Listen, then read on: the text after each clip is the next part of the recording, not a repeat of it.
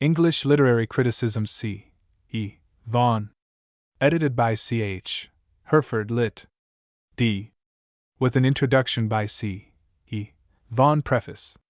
In the following pages, my aim has been to sketch the development of criticism, and particularly of critical method, in England, and to illustrate each phase of its growth by one or two samples taken from the most typical writers.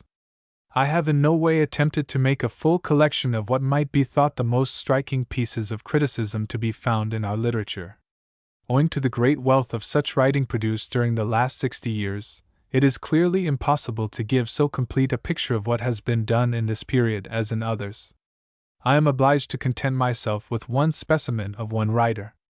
But that is the writer who, in the opinion of many, is the most remarkable of all English critics. For the permission, so kindly granted, to include the essay on Sandro Botticelli, I desire to offer my sincerest thanks to Messrs. Macmillan and to the other representatives of the late Mr. Pater. It may seem strange to close a volume of literary criticism with a study on the work and temperament of a painter. I have been led to do so for more than one reason. A noticeable tendency of modern criticism, from the time of Burke and Lessing, has been to break down the barrier between poetry and the kindred arts, and it is perhaps well that this tendency should find expression in the following selection. But a further reason is that Mr. Pater was never so much himself, was never so entirely master of his craft, as when interpreting the secrets of form and color. Most of all was this the case when he had chosen for his theme one who, like Botticelli, is before all things a poetical painter. C. E. Vaughan. Introduction. Sir Philip Sidney. I. An Apology for Poetry. John Dryden. 2. Preface to the Fables. Samuel Johnson. 3. On the Metaphysical Poets. Samuel Taylor Coleridge. 4. On Poetic Genius and Poetic Diction. William Hazlitt. V. On Poetry in General. Charles Lamb. 6. On the Artificial Comedy of the Last Century. 7. On Webster's Duchess of Malfi. 8. On Ford's Broken Heart. Percy Bysshe Shelley. 9. A Defense of Poetry. Thomas Carlyle.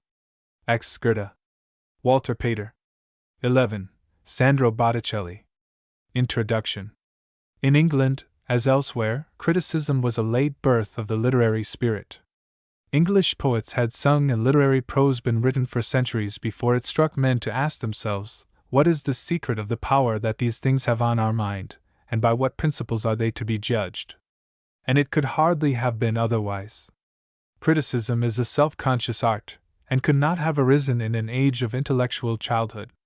It is a derivative art, and could scarcely have come into being without a large body of literature to suggest canons of judgment, and to furnish instances of their application. The age of Chaucer might have been expected to bring with it a new departure. It was an age of self-scrutiny and of bold experiment. A new world of thought and imagination had dawned upon it, and a new literature, that of Italy, was spread before it. Yet who shall say that the facts answer to these expectations? In the writings of Chaucer himself a keen eye, it is true, may discern the faint beginnings of the critical spirit. No poet has written with more nicely calculated art, none has passed a cooler judgment upon the popular taste of his generation. We know that Chaucer despised the false gallop of chivalrous verse. We know that he had small respect for the marvels of Arthurian romance. And his admiration is at least as frank as his contempt. What poet has felt and avowed a deeper reverence for the great Latins? What poet has been so alert to recognize the master spirits of his own time and his fathers? De Monge and grandson among the French, Dante, Petrarch and Boccaccio of the Italians, each comes in for his share of praise from Chaucer, or of the princely borrowings which are still more eloquent than praise. Yet, for all this, Chaucer is far indeed from founding the art of criticism. His business was to create, and not to criticize. And, had he set himself to do so, there is no warrant that his success would have been great. In many ways he was still in bondage to the mediaeval, and wholly uncritical, tradition. One classic, we may almost say, was as good to him as another. He seems to have placed Ovid on a line with Virgil, and the company in his house of fame is undeniably mixed. His judgments have the healthy instinct of the consummate artist. They do not show, as those of his master, Petrarch, unquestionably do, the discrimination and the tact of the born critic. For this, or for any approach to it, English literature had to wait for yet 2 centuries more.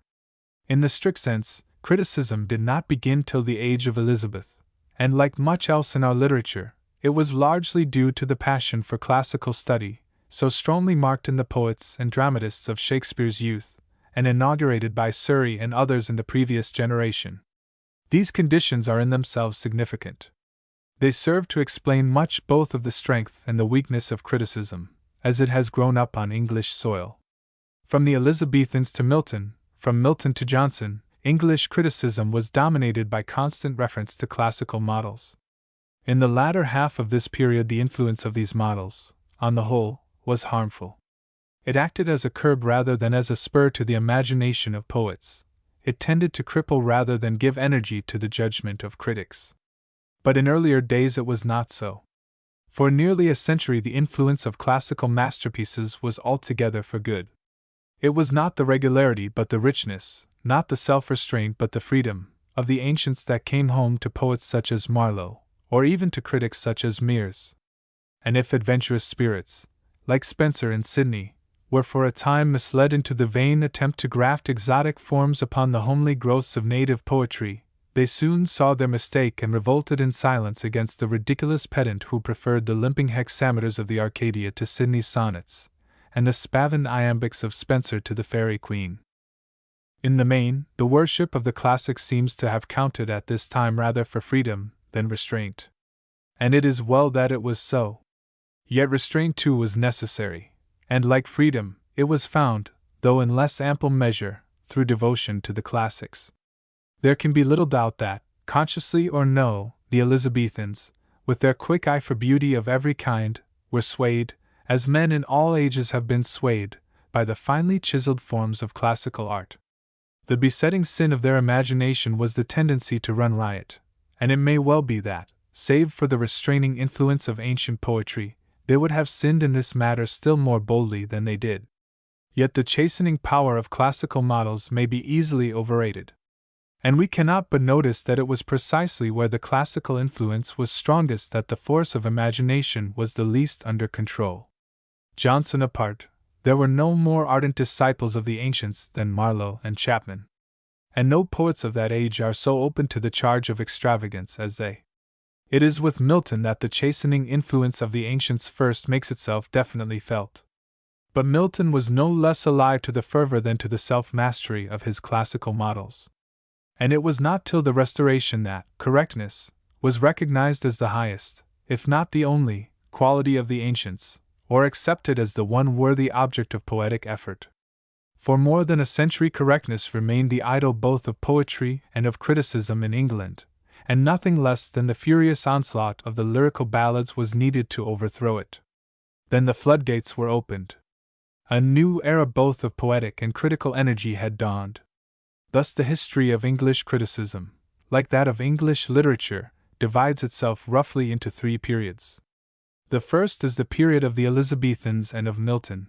The second is from the Restoration to the French Revolution, the third from the Revolution to the present day. The typical critic of the first period is Sidney. Dryden opens and Johnson closes the second. The third, a period of far more varied tendencies than either of the others, is perhaps most fitly represented by Lamb, Hazlitt, and Carlyle. It will be the aim of the following pages to sketch the broader outlines of the course that critical inquiry has taken in each. The first thing that strikes us in the early attempts of criticism is that its problems are to a large extent remote from those which have engrossed critics of more recent times. There is little attempt to appraise accurately the worth of individual authors, still less, to find out the secret of their power, or to lay bare the hidden lines of thought on which their imagination had set itself to work. The first aim both of Puttenham and of Webby, the pioneers of Elizabethan criticism, was either to classify writers according to the subjects they treated and the literary form that each had made his own, or to analyze the meter and other more technical elements of their poetry. But this, after all, was the natural course in the infancy of the study. All science begins with classification, and all classification with the external and the obvious. The Greek critics could take no step forward until they had classified all poems as either lyric, epic, or dramatic. And how necessary that division was may be seen from the length at which Plato discusses the nature of the distinction in the second book of the Republic. Even Aristotle, in this as in other things the master of those who know, devotes no inconsiderable space of the poetics to technical matters such as the analysis of vocal sounds, and the aptness of different meters to different forms of poetic thought. There is another matter in which the methods of Elizabethan critics run side by side with those of the early Greeks. In Plato and Aristotle we are not seldom startled by the sudden transition from questions of form to the deepest problems suggested by imaginative art. The same is true of the Elizabethan critics. It is doubtless true that the latter give a proportionally larger space to the more technical sides of the subject than their Greek forerunners. They could not reasonably be expected to write with the width of view that all the world has admired in Aristotle and Plato. Moreover, they were from the first confronted with a practical difficulty from which the Greek critics were so fortunate as to be free. Was rhyme a brutish form of verse? And if so, was its place to be taken by the alliterative rhythm, so dear to the older poets, or by an importation of classical meters, such as was attempted by Sidney and Spenser, and enforced by the unwearied lectures of Harvey and of Webby? This, however technical, was a fundamental question, and until it was settled, there was but little use in debating the weightier matters of the law. The discussion, which might have raged forever among the critics, was happily cut short by the healthy instinct of the poets. Against alliteration the question had already been given by default. Revived, after long disuse, by Langland and other poets of the West Midlands in the 14th century, it had soon again been swept out of fashion by the irresistible charm of the genius of Chaucer. The tale of Game Lynn, dating apparently from the first quarter of the 15th century, is probably the last poem of note in which the once universal meter is even partially employed. And what could prove more clearly that the old metrical form was dead? The rough rhythm of early English poetry, it is true, is kept, but alliteration is dropped, and its place is taken by rhyme. Nor were the efforts to impose classical measures on English poetry more blessed in their results. The very men on whom the literary Romanizers had fixed their hopes were the first to abandon the enterprise in despair. If any genius was equal to the task of naturalizing hexameters in a language where strict quantity is unknown, it was the genius of Spenser. But Spenser soon ranged himself heart and soul with the champions of rhyme.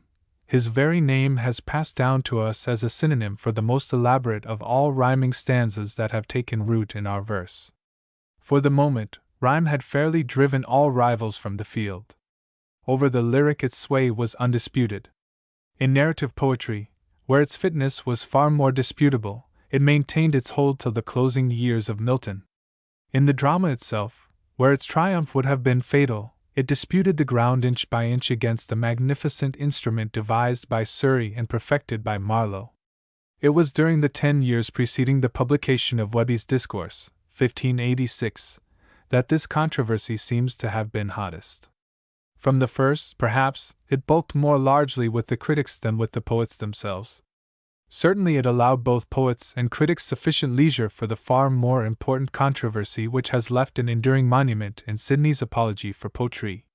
Footnote: the most important pieces of Elizabethan criticism are Gosson's School of Abuse, 1579, Lodge's Defense of Poetry, Music, and Stage Plays, 1579, Sidney's Apology for Poetry, 1580, Webby's Discourse of English Poetry, 1586, Puttenham's Arte of English Poesy, 1589, Harrington's Apology of Poetry, 1591, Mere's Pilatus Timea, 1598, Kempion's Observations in the Arte of English Poesy, 1602, Daniel's Defense of Rhyme, 1603. The historical bearing of Sidney's treatise has been too commonly overlooked. It forms, in truth, one move in the long struggle which ended only with the restoration of Charles II, or, to speak more accurately, which has lasted, in a milder form, to the present day. In its immediate object it was a reply to the Puritan assaults upon the theatre; in its ultimate scope, a defense of imaginative art against the suspicions with which men of high but narrow purpose have always, consciously or unconsciously, tended to regard it. It is a noble plea for liberty, directed no less against the unwilling scruples of idealists, such as Plato or Rousseau, than against the ruthless bigotry of practical moralists and religious partisans. From the first dawn of the Elizabethan drama, the stricter Protestants had declared war upon the stage. Entrenched within the city, they were at once able to drive the theaters beyond the walls, 1575, just as 70 years later, when it had seized the reins of central government, the same party, embittered by 1,000 insults and brutalities, hastened to close the theaters altogether. It would be an evident mistake to suppose that this was merely a municipal prejudice, or to forget that the city council was backed by a large body of serious opinion throughout the country. A proof of this, if proof were needed, is to be found in the circumstances that gave rise to the Apology of Sidney. The attack on the stage had been opened by the corporation and the clergy. It was soon joined by the men of letters. And the essay of Sidney was an answer neither to a town councillor, nor to a preacher, but to a former dramatist and actor. This was Stephen Gosson, author of The School of Abuse. The style of Gosson's pamphlet is nothing if not literary. It is full of the glittering conceits, and the fluent rhetoric which the ready talent of Lilly had just brought into currency. It is euphuism of the purest water, with all the merits and all the drawbacks of the euphuistic manner. For that very reason the blow was felt the more keenly. It was violently resented as treason by the playwrights and journalists who still professed to reckon Gosson among their ranks. Footnote: Lodge writes, "I should blush from a player to become an envious preacher." Ancient Critical Essays, edition Hazelwood, 2. 7. A war of pamphlets followed, conducted with the usual fury of literary men. Gosson on the one side, Lodge, the dramatist, upon the other, exchanged compliments with an energy which showed that one at least of them had not in vain graduated in the school of abuse. Raw devices, hutter-mutter, guts and garbage. Such are the phrases hurled by Gosson at the arguments and style of his opponents. Body charms, the very butchery of Christian souls, are samples of the names fastened by him upon the cause which they defended. Footnote: Lodge, in his defense of poetry, music, and stage plays, 1579 or 1580, is hardly less scurrilous. There came into my hand lately a little, would God, a witty pamphlet. Being by me advisedly weighed, I find it the offscum of imperfections, the writer fuller of words than judgment, the matter certainly as ridiculous as serious. In Ancient Critical Essays 2. 5. From this war of words Sidney turned loftily aside. Pointedly challenged at the outset, for the first and second pamphlets of Gosson had, without permission, been dedicated to the right noble gentleman, Maester Philip Sidney. He seldom alludes to the arguments, and never once mentions the name of Gosson. He wrote to satisfy his own mind, and not to win glory in the world of letters. And thus his apology, though it seems to have been composed while the controversy was still fresh in men's memory, was not published until nearly 10 years after his death, 1595. It was not written for controversy, but for truth. From the first page it rises into the atmosphere of calm, in which alone great questions can be profitably discussed. The Apology of Sidney is, in truth, what would now be called a philosophy of poetry. It is philosophy taken from the side of the moralist, for that was the side to which the disputants had confined themselves, and in which, altogether apart from the example of others, the interest of Sidney, as man of action, inevitably lay. It is philosophy as conceived by the mind of a poet.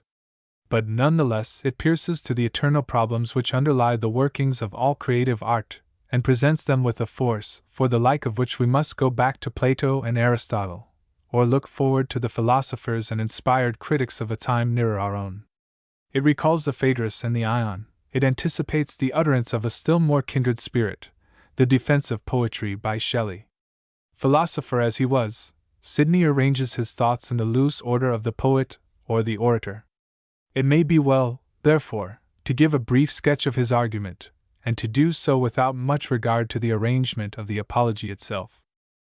The main argument of the apology may indeed be called a commentary on the saying of Aristotle, cited by Sidney himself, that poetry is more philosophical and more studiously serious than history, That is, as Sidney interprets it, than the scientific fact of any kind, or again, on that yet more pregnant saying of Shelley, that poets are the unacknowledged legislators of the world. Gosson had denounced poetry as the vizard of vanity, wantonness, and folly, or, in Sidney's paraphrase, as the mother of lies and the nurse of abuse. Sidney replies by urging that of all arts poetry is the most true and the most necessary to men. All learning, he pleads, and all culture begin with poetry. Philosophy, religion, and history herself speak through the lips of poetry. There is indeed a sense in which poetry stands on higher ground than any science.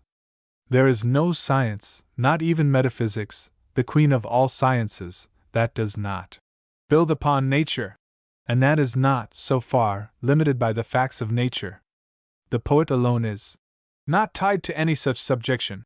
He alone freely ranges within the zodiac of his own wit. This, no doubt, is dangerous ground, and it is enforced by still more dangerous illustrations.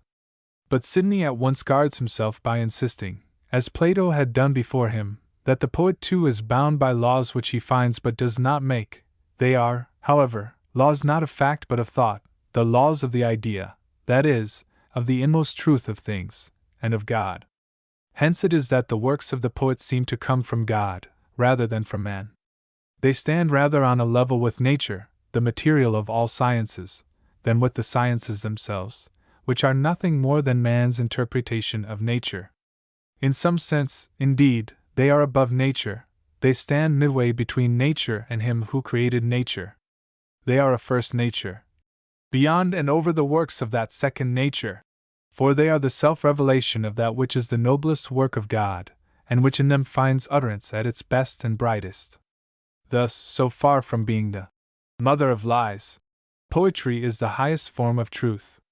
Avowedly so, in what men have always recognized to be the noblest poetry, the psalms and parables and other writings that do imitate the inconceivable excellences of God. To a less degree, but still avowedly, in that poetry whose theme is philosophy or history. And so essentially, however men may overlook it, in that poetry which, professedly dealing with human life as we know it, does not content itself with reproducing the character of this man or that, but, reined only with learned discretion, ranges into the divine consideration of what may be and should be, of the universal and complete rather than the individual and imperfect. But if truth be the essence of the poet's work, the right describing note to know a poet by, it would seem that the outward form of it, the meter and the ornament, are of little moment. There have been many most excellent poets that never versified, and verse is nothing more than a means, and not the only means, of securing a fitting raiment for their matter and suiting their manner, according to the dignity of their subject. In this suggestion, that harmonious prose may, for certain forms of poetic thought, be hardly less suitable than verse, Sidney is at one with Shelley. And neither critic must be taken to disparage verse, or to mean more than that the matter, the conception, is the soul of poetry, and that the form is only of moment so far as it aids, as undoubtedly it does aid, to reveal the soul within. It is rather as a witness to the whole scope of their argument than as a particular doctrine, to be left or taken, that the suggestion is most profitably regarded. Having settled the speculative base of poetry, Sidney turns to a yet more cherished theme, its influence upon character and action. The highest end of all knowledge, he urges, is the knowledge of a man's self, with the end of well-doing and not of well-knowing only. Now by no artist is this end served so perfectly as by the poet. His only serious rivals are the moral philosopher and the historian. But neither of these flies so straight to his mark as the poet. The one gives precepts that fire no heart to action, the other gives examples without the precepts that should interpret and control them. The one lives in the world of ideas, the other in the world of hard and literal fact. Neither, therefore, has power to bridge the gulf that parts thought from action. Either can hope to take hold of beings in whose life, by its very nature, thought and action are indissolubly interwoven. Now doth the peerless poet perform both. For whatsoever the philosopher saith should be done, he giveth a perfect picture of it in some one, by whom he presupposeth it was done, so as he coupleth the general notion with the particular example. Therein of all sciences is our poet the monarch. Once more we feel that Sidney is treading upon dangerous ground. But once more he saves himself by giving a wider definition both to thought and action, both to well-knowing and to well-doing, than is common with moralists. By the former most moralists are apt to understand the bare precept, thought as crystallized in its immediate bearing upon action. By the latter they commonly mean the passive rather than the active virtues, temperance and self-restraint rather than energy and resolve. From both these limitations Sidney, on the whole, is nobly free. To him the delight which is all the good fellow poet seemeth to promise, the words set in delightful proportion and prepared for the well-enchanting skill of music, the tale which holdeth children from play and old men from the chimney corner, all these, its indefinable and purely artistic elements, are an inseparable part of the wisdom which poetry has to offer. In other words, it is the frame of mind produced by poetry, the thought hardly to be packed into the narrow act, no less than the prompting to this action or to that, which Sidney values in the work of the poet. And if this be true, none but the most fanatical champion of art for art's sake will dispute the justice of his demands on poetry. None but such will deny that, whether by attuning the mind to beauty and nobleness, or by means yet more direct and obvious, art must have some bearing upon the life of man and on the habitual temper of his soul. No doubt, we might have wished that, in widening the scope of poetry as a moral influence, Sidney had been yet more explicit than in fact he is. We cannot but regret that, however unjustly, he should have laid himself open to the charge of desiring to turn poetry into sermons. But it is bare justice to point out that such a charge cannot fairly be brought against him, or that it can only be brought with such qualifications as rob it of its sting. On the other matter the record of Sidney is yet clearer. By well-doing, he does not mean, as is too often meant, mere abstinence from evil, but the active pursuit of whatsoever things are manly, noble, and of good report. It is not only the temperance of Diomedes, though temperance too may be conceived as an active virtue, but the wisdom of Ulysses, the patriotism of Aeneas, the soon repenting pride of Agamemnon, the valor of Achilles. It is courage, above all courage, that stirs his soul in the great works of ancient poetry. It is the same quality that moves him in the ballads and romances of the moderns. Certainly I must confess my own barbarousness. I never heard the old song of Percy and Douglas that I found not my heart moved more than with a trumpet. And again, truly I have known men that, even with reading Amadis de Gaul, which, God knoweth, wanteth much of a perfect poesy, have found their hearts moved to the exercise of courtesy, liberality, and especially courage. The man who wrote these words had no starved conception of what poetry should be. Once again, Sidney has small patience with those who would limit art by the banishment of all that recalls the baser side of life. Now, as in geometry, the oblique must be known as well as the right, so in the actions of our life, who seeth not the filthiness of evil, wanteth a great foil to perceive the beauty of virtue. This doth the comedy handle so, as with hearing it we get, as it were, an experience. So that the right use of comedy will, I think, by no body be blamed. No doubt, the moral aspect of comedy is here marked with what must be called a moderate stress. Here, too, as when he deals with the kindred side of tragedy, Sidney demands that the poet shall, in his villains, show you nothing that is not to be shunned. In other words, that, so far as it paints evil, comedy shall take the form of satire. But even with this restriction, it must be allowed that Sidney takes a wider view than might appear at a hasty reading, wider, it is probable, than was at all common among the men of his generation.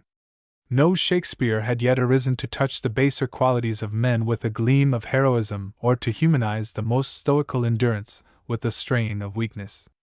And even Shakespeare, in turning from the practice to the theory of his art, could find no words very different from those of Sidney. To him, as to Sidney, the aim of the drama is to show virtue her own image and scorn her own feature. Though by a saving clause, which Sidney perhaps would hardly have accepted, it is further defined as being to show the very age and body of the time his form and pressure. Yet it must be remembered that Sidney is loud in praise of so unflinching a portraiture of life, base and noble, as Chaucer's Troilus and Cressida. And on the whole it remains true that the limitations of Sidney are the limitations of his age, while his generosity is his own. The remainder of the apology is necessarily of slighter texture. Apart from the examination of Plato's banishment of the poets, a theme on which Harrington also discourses, though with less weight than Sidney, it is concerned mainly with two subjects: an assertion that each form of poetry has its peculiar moral import, and a lament over the decay into which English poetry had fallen in the 16th century. Such a lament sounds strangely to us, accustomed as we are to regard the age of Elizabeth, already half ended when Sidney wrote, as the most fruitful period of our literature. But when the apology was composed, no one of the authors by whose fame the Elizabethan age is now commonly known, Sidney himself and Spenser alone excepted, had begun to write. English poetry was about to wake from the long night that lies between the age of Chaucer and the age of Shakespeare. But it was not yet fully awakened. And the want of a full and free life in creative art goes far to account for the shortcomings of Elizabethan criticism. Vague the Elizabethan critics undeniably are. They tend to lose themselves either in far-fetched analogies or in generalities that have but a slight bearing upon the distinctive problems of literary appreciation. When not vague, they are apt to fritter their strength on technical details which, important to them, have long lost their significance for the student of literature. But both technicalities and vagueness may be largely traced to the uncertain practice of the poets upon whom, in the first instance, their criticism was based. The work of Surrey and of Sackville was tentative, that of Webby and Puttenham was necessarily the same. It is the more honor to Sidney that, shackled as he was by conditions from which no man could escape altogether, he should have struck a note at once so deep and so strong as is sounded in the Apology. 2. In turning from Sidney to Dryden we pass into a different world. The philosophy, the moral fervor, the prophetic strain of the Elizabethan critic have vanished. Their place is taken by qualities less stirring in themselves, but more akin to those that modern times have been apt to associate with criticism. In fact, whatever qualities we now demand from a critic may be found at least foreshadowed, and commonly much more than foreshadowed, in Dryden. Dryden is master of comparative criticism. He has something of the historical method. He is unrivaled in the art of seizing the distinctive qualities of his author and of setting them before us with the lightest touch. His very style, so pointed yet so easy, is enough in itself to mark the gulf that lies between the age of Elizabeth and the age of the Restoration. All the Elizabethan critics, Sidney himself hardly excepted, bore some trace of the schoolmaster. Dryden was the first to meet his readers entirely as an equal, and talk to them as a friend with friends. It is Dryden, and not Sainte Beuve, who is the true father of the literary causerie, and he still remains its unequaled master. There may be other methods of striking the right note in literary criticism. Lamb showed that there may be, so did Mr. Pater. But few indeed are the critics who have known how to attune the mind of the reader to a subject, which beyond all others cries out for harmonious treatment, so skillfully as Dryden. That the first great critic should come with the Restoration was only to be expected. The age of Elizabeth was essentially a creative age. The imagination of men was too busy to leave room for self-scrutiny. Their thoughts took shape so rapidly that there was no time to think about the manner of their coming. Not indeed that there is, as has sometimes been urged, any inherent strife between the creative and the critical spirit. A great poet, we can learn from Goethe and Coleridge, may also be a great critic. More than that, without some touch of poetry in himself, no man can hope to do more than hackwork as a critic of others. Yet it may safely be said that, if no critical tradition exists in a nation, it is not an age of passionate creation, such as was that of Marlowe and Shakespeare, that will found it. With all their alertness, with all their wide outlook, with all their zeal for classical models, the men of that time were too much of children, too much beneath the spell of their own genius, to be critics. Compare them with the great writers of other ages, and we feel instinctively that, in spite of their surroundings, they have far more of vital kindred with Homer or the creators of the medieval epic than with the Greek dramatists, Aeschylus excepted, or with Dante or with Goethe. The freshness of the early world is still upon them. Either they nor their contemporaries were born to the task of weighing and pondering, which is the birthright of the critic. It was far otherwise with the men of the Restoration. The creative impulse of a century had at length spent its force. For the first time since Wyatt and Surrey, England deserted the great themes of literature, the heroic passions of Tamburlaine and Faustus, of Lear and Othello, for the trivial round of social portraiture and didactic discourse, for essays on satire and on translated verse, for the tea-table of the Spectator, for dreary exercises on the pleasures of the imagination and the art of preserving health. A new era had opened. It was the day of small things. Yet it would be wrong to regard the new movement as merely negative. Had that been all, it would be impossible to account for the passionate enthusiasm it aroused in those who came beneath its spell, an enthusiasm which lived long after the movement itself was spent, and which, except in so far as it led to absurd comparisons with the Elizabethans, was abundantly justified by the genius of Butler and Dryden, of Congreve and Swift and Pope. Negative, on one side, the ideal of Restoration and Augustan poetry undoubtedly was. It was a reaction against the unchartered freedom, the real or fancied extravagances, of the Elizabethan poets. But on the higher side, it was no less positive, though doubtless far less noble, than the ideal it displaced. The great writers of the 80 years following the Restoration were consumed by a passion for observation of the men and things that lay immediately around them. They may have seen but little, but what they did see, they grasped with surprising force and clearness. They may not have gone far beneath the surface, but so far as they went, their work was a model of acuteness and precision. This was the secret of their power. To this may be traced their victory in the various tasks that they undertook. Hence, on the one hand, their success in painting the manners of their own day, a task from which, with some notable exceptions, the greatest of the Elizabethans had been apt to shrink, as from something alien to their genius, and on the other hand, the range and keenness of their satire. Hence, finally, the originality of their work in criticism, and their new departure in philosophy. The energies of these men were diverse, but all sprang from the same root, from their invincible resolve to see and understand their world, to probe life, as they knew it, to the bottom. Thus the new turn given to criticism by Dryden was part of a far-reaching intellectual movement, a movement no less positive and self-contained than, in another aspect, it was negative and reactionary. And it is only when taken as part of that movement, as side by side with the philosophy of Locke and the satire of Swift or Pope, that its true meaning can be understood. Nor is it the least important, or the least attractive of Dryden's qualities, as a critic, that both the positive and the negative elements of the prevailing tendency, both the determination to understand and the wish to bring all things under rule, should make themselves felt so strongly and, on the whole, so harmoniously in his essays. No man could have felt more keenly the shortcomings of the Elizabethan writers. No man could have set greater store by that art of writing easily, which was the chief pride of the Restoration poets.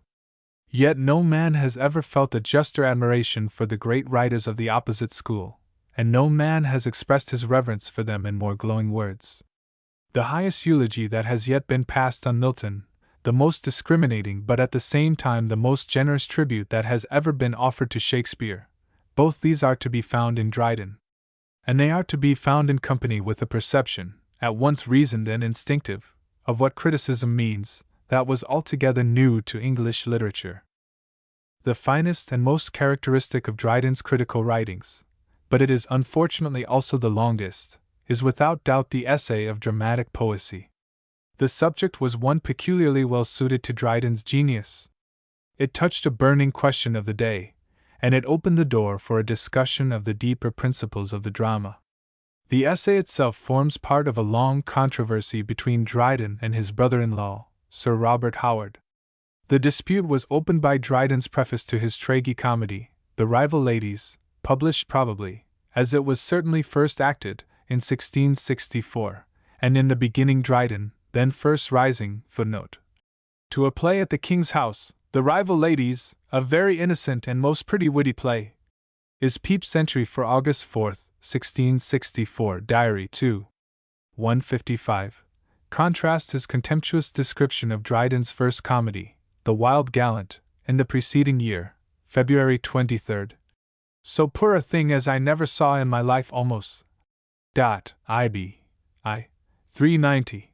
Into fame as a dramatist, confines himself to pleading the cause of rhyme against blank verse in dramatic writing. Footnote: tragedy alone is mentioned by name, English Garner, in 491. But from the general drift of the argument, it seems probable that Dryden was speaking of the drama in general. At a later stage of the dispute, however, he distinguishes between tragedy and comedy, and allows that the arguments in favor of rhyme apply only to the former, a curious inversion of the truth, as it would appear to the modern mind. IB. Pages 561, 566. Howard, who, it may reasonably be guessed, had had some brushes with Dryden over their joint tragedy, The Indian Queen, at once took up the cudgels. He had written rhyme plays himself, it is true. The 4 plays, to which his attack on rhyme was prefixed, were such, but he saw a chance of paying off old scores against his brother-in-law, and he could not resist it. Dryden began his reply at once, but 3 years passed before it was published, and the world has no reason to regret his tardiness. There are few writings of which we can say with greater certainty, as Dryden himself said of a more questionable achievement. Tea is not the hasty product of a day, but the well-ripened fruit of wise delay. The very form of the essay bears witness to the spirit in which it is written. It is cast as a dialogue, related, as Dryden truly says, without passion or interest, and leaving the reader to decide in favor of which part he shall judge most reasonable. The balance between opposing views is held as evenly as may be. It is a search for truth, carried out in the rude and undigested manner of a friendly conversation. Roughly speaking, the subjects of the essay are 2. The first, and the more slightly treated, is the quarrel of rhyme against blank verse. The second is the far more important question: how far is the dramatist bound by conventional restrictions? The former, a revival under a new form of a dispute already waged by the Elizabethans, leads Dryden to sift the claims of the heroic drama, and his treatment of it has the special charm belonging to an author's defense of his artistic hearth and home. The latter is a theme which, under some shape or other, will be with us wherever the stage itself has a place in our life. This is not the place to discuss at length the origin or the historical justification of the heroic drama. There is perhaps no form of art that so clearly marks the transition from the Elizabethan age to that of the Restoration.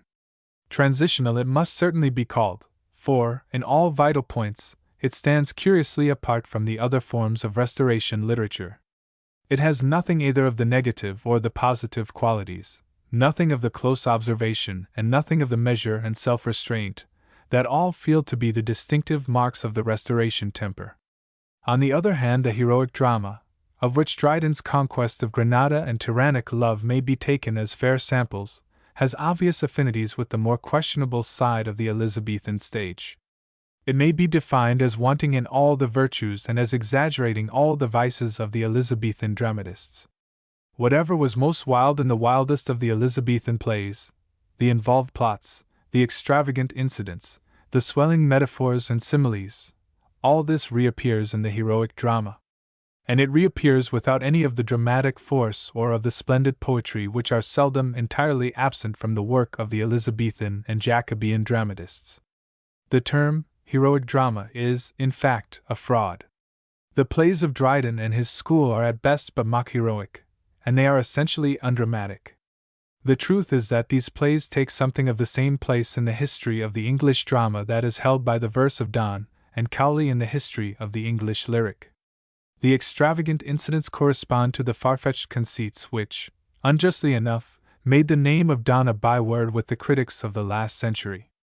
The metaphors and similes are as abundant and overcharged, though assuredly not so rich in imagination, as those of the metaphysical poets. And Dryden, if we may accept the admission of Bayes, loved argument in verse, a confession that Donne and Cowley would heartily have echoed. The exaggerations of the heroic drama are the exaggerations of the metaphysical poets transferred from the study to the stage, with the extravagance deepened, as was natural, by the glare of their new surroundings. And, just as the extravagance of the metaphysicians, led to the reaction that for 100 years stifled the lyric note in English song, so the extravagance of the heroic drama gave the death blow to English tragedy. Against this parallel the objection may be raised that it takes no reckoning of the enormous gulf that, when all is said, separates even the weakest of the Elizabethan plays from the rant and fustian of Dryden, a gulf wider, it must be admitted, than that which parts the metaphysical poets from the singing birds of the Elizabethan era. And so far as we have yet gone, the objection undoubtedly has force. It is only to be met if we can find some connecting link, if we can point to some author who, on the one hand, retains something of the dramatic instinct, the grace and flexibility of the Elizabethans, and on the other hand, anticipates the metallic ring, the declamation and the theatrical conventions of Dryden. Such an author is to be found in Shirley, as he became in his later years, at the time, for instance, when he wrote The Cardinal, 1641. The Cardinal is, in many respects, a powerful play. It is unmistakably written under the influence of Webster, and of Webster at his most somber and his best, the Webster of the Duchess of Malfi. But it is no less unmistakably wanting in the subtle strength, the dramatic grip and profound poetry, of its model. The villainy of the Cardinal is mere mechanism beside the satanic, yet horribly human, iniquity of Ferdinand and Basolo. And, at least in one scene, Shirley sinks, it is true, in the person of a subordinate character, to a foul-mouthed vulgarity which recalls the shameless bombast of the heroes and heroines of Dryden. Footnote: I would this soldier had the Cardinal upon a promontory, with what a spring the churchman would leap down! It were a spectacle most rare to see him topple from the precipice, and souse in the salt water with a noise to stun the fishes. And if he fell into a net, what wonder would the simple seagulls have to draw up the o'ergrown lobster, so ready boiled? He shall have my good wishes. The Cardinal, Act V, Sc. 2. Yet, with all his shortcomings, Shirley preserves in the main the great tradition of the Elizabethans. A further step downwards, a more deadly stage in the history of decadence, is marked by Sir William Davenant. That arch-impostor, as is well known, had the effrontery to call himself the son of Shakespeare, a phrase which the unwary have taken in the physical sense, but which was undoubtedly intended to mark his literary kinship with the Elizabethans in general and with the greatest of Elizabethan dramatists in particular. So far as dates go, indeed, the work of Davenant may be admitted to fall within what we loosely call the Elizabethan period, or, more strictly, within the last stage of the period that began with Elizabeth and continued throughout the reigns of her two successors. His first tragedy, Albovine, King of the Lombards, was brought out in 1629, and his earlier work was therefore contemporary with that of Massinger and Ford. But much beyond this his relation to the Elizabethans can hardly claim to go. Charity may allow him some faint and occasional traces of the dramatic power which is their peculiar glory, and this is perhaps more strongly marked in his earliest play than in any of its successors. What strikes us most forcibly, however, and that, even in his more youthful work, is the obvious anticipation of much that we associate only with the Restoration period. The historical plot, the metallic ring of the verse. Footnote: I take two instances from Albovine. 1. Let all glad hymns in one mixed concord sound, and make the echoing heavens your mirth rebound. Act 1. 2. I am the broom of heaven, when the world grows foul, I'll sweep the nations into the sea, like dust. Act 2. It is noticeable that both passages are spoken by Albovine himself, a very creditable elder brother of Dryden's Maximin and Almanzor.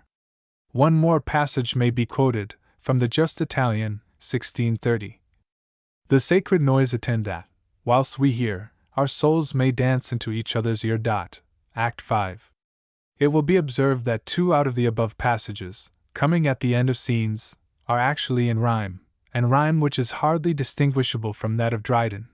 The fustian and the bombast, we have here every mark, save one, of what afterwards came to be known as the heroic drama. The rhymed couplet alone is wanting, and that was added by Davenant himself at a later stage of his career. It was in the Siege of Rhodes, of which the first part was published in 1656, that the heroic couplet, after an interval of about 60 years, made its first reappearance on the English stage. It was garnished, no doubt, with much of what then passed for Pindaric lyric. It was eked out with music. But the fashion was set, and within 10 years the heroic couplet and the heroic drama had swept everything before them. Footnote: a few lines may be quoted to make good the above description of the siege of Rhodes. What various voices do mine ears invade, and have a concert of confusion made! The shrillet trumpet and tempestuous drum, the deafening clamor from the cannon's womb.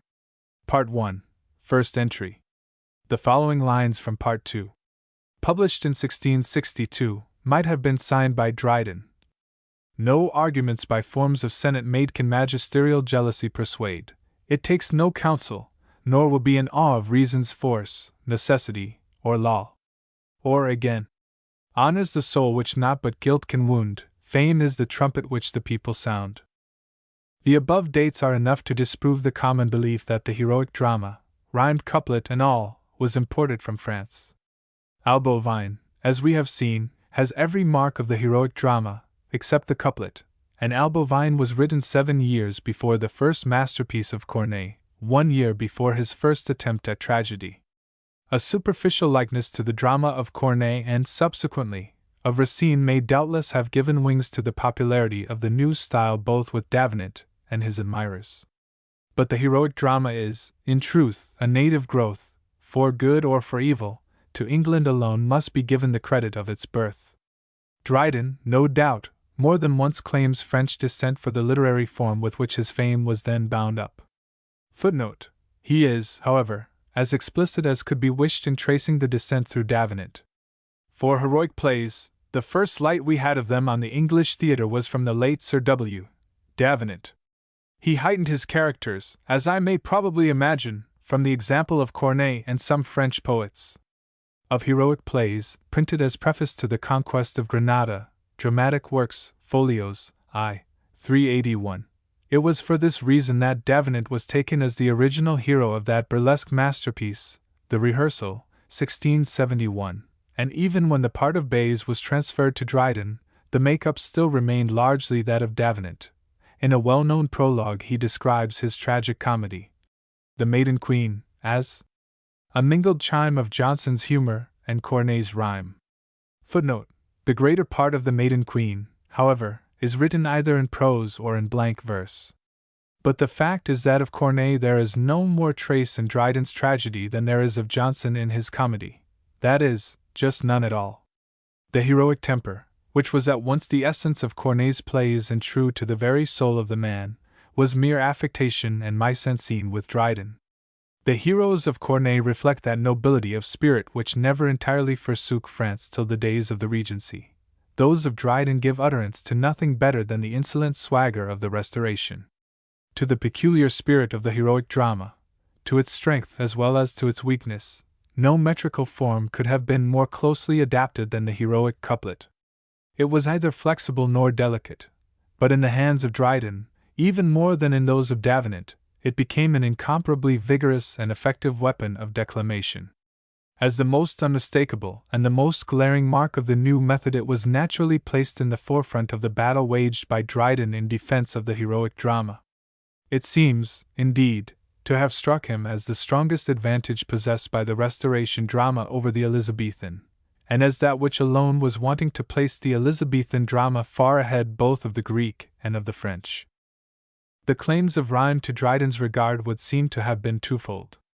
On the one hand, he thought that it served to bound and circumscribe the luxuriance of the poet's fancy.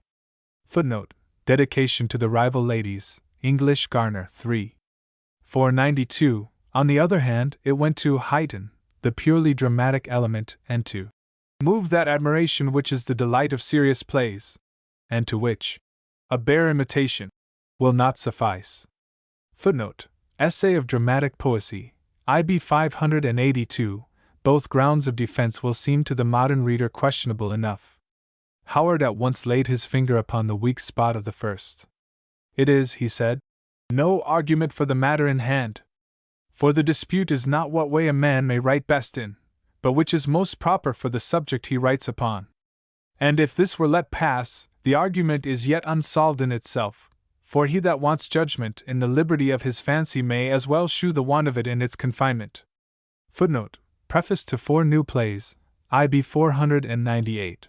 Besides, he adds an effect on the next page, so far from confining the fancy, rhyme is apt to lead to turgid and stilted writing. The second argument stands on higher ground. It amounts to a plea for the need of idealization, and so far may serve to remind us that the extravagances of the heroic drama had their stronger, as well as their weaker, side. No one, however, will now be willing to admit that the cause of dramatic idealization is indeed bound up with the heroic couplet, and a moment's thought will show the fallacy of Dryden's assumption that it is. In the first place, he takes for granted that, the further the language of the drama is removed from that of actual life, the nearer the spirit of it will approach to the ideal. An unwarrantable assumption, if there ever was one, and an assumption, as will be seen, that contains the seeds of the whole 18th century theory of poetic diction. In the second place, but this is, in truth, only the deeper aspect of the former plea, Dryden comes perilously near to an acceptance of the doctrine that idealization in a work of art depends purely on the outward form and has little or nothing to do with the conception or the spirit. The bond between form and matter would, according to this view, be purely arbitrary. By a mere turn of the hand, by the substitution of rhyme for prose, or for blank verse, which is on more than measured, or harmonious prose, the baldest presentment of life could be converted into a dramatic poem. From the grosser forms of this fallacy Dryden's fine sense was enough to save him. Indeed, in the remarks on Jonson's comedies that immediately follow, he expressly rejects them, and seldom does he show a more nicely balanced judgment than in what he there says on the limits of imitation in the field of art. But in the passage before us, in his assertion that the converse must be heightened with all the arts and ornaments of poetry, it is hard to resist a vision of the dramatist first writing his dialogue in bald and skimble-scamble prose, and then wringing his brains to adorn it with all the arts of the dramatic greatest.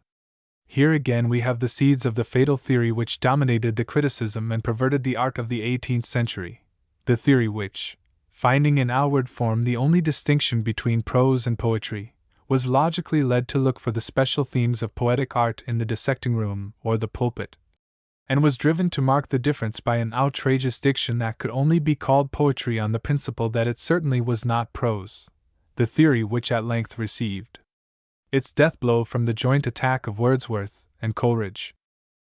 It remains only to note the practical issue of the battle of the meters.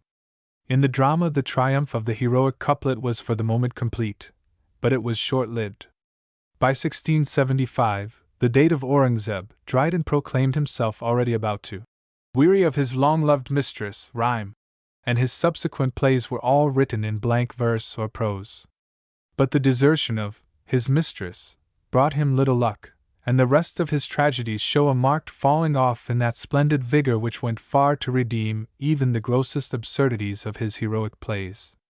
A more sensitive, though a weaker, genius joined him in the rejection of rhyme, and the example of Otway, whose 2 crucial plays belong to 1680 and 1682, did perhaps more than that of Dryden himself, more even than the assaults of the rehearsal, to discredit the heroic drama. With the appearance of Venice preserved, rhyme ceased to play any part in English tragedy.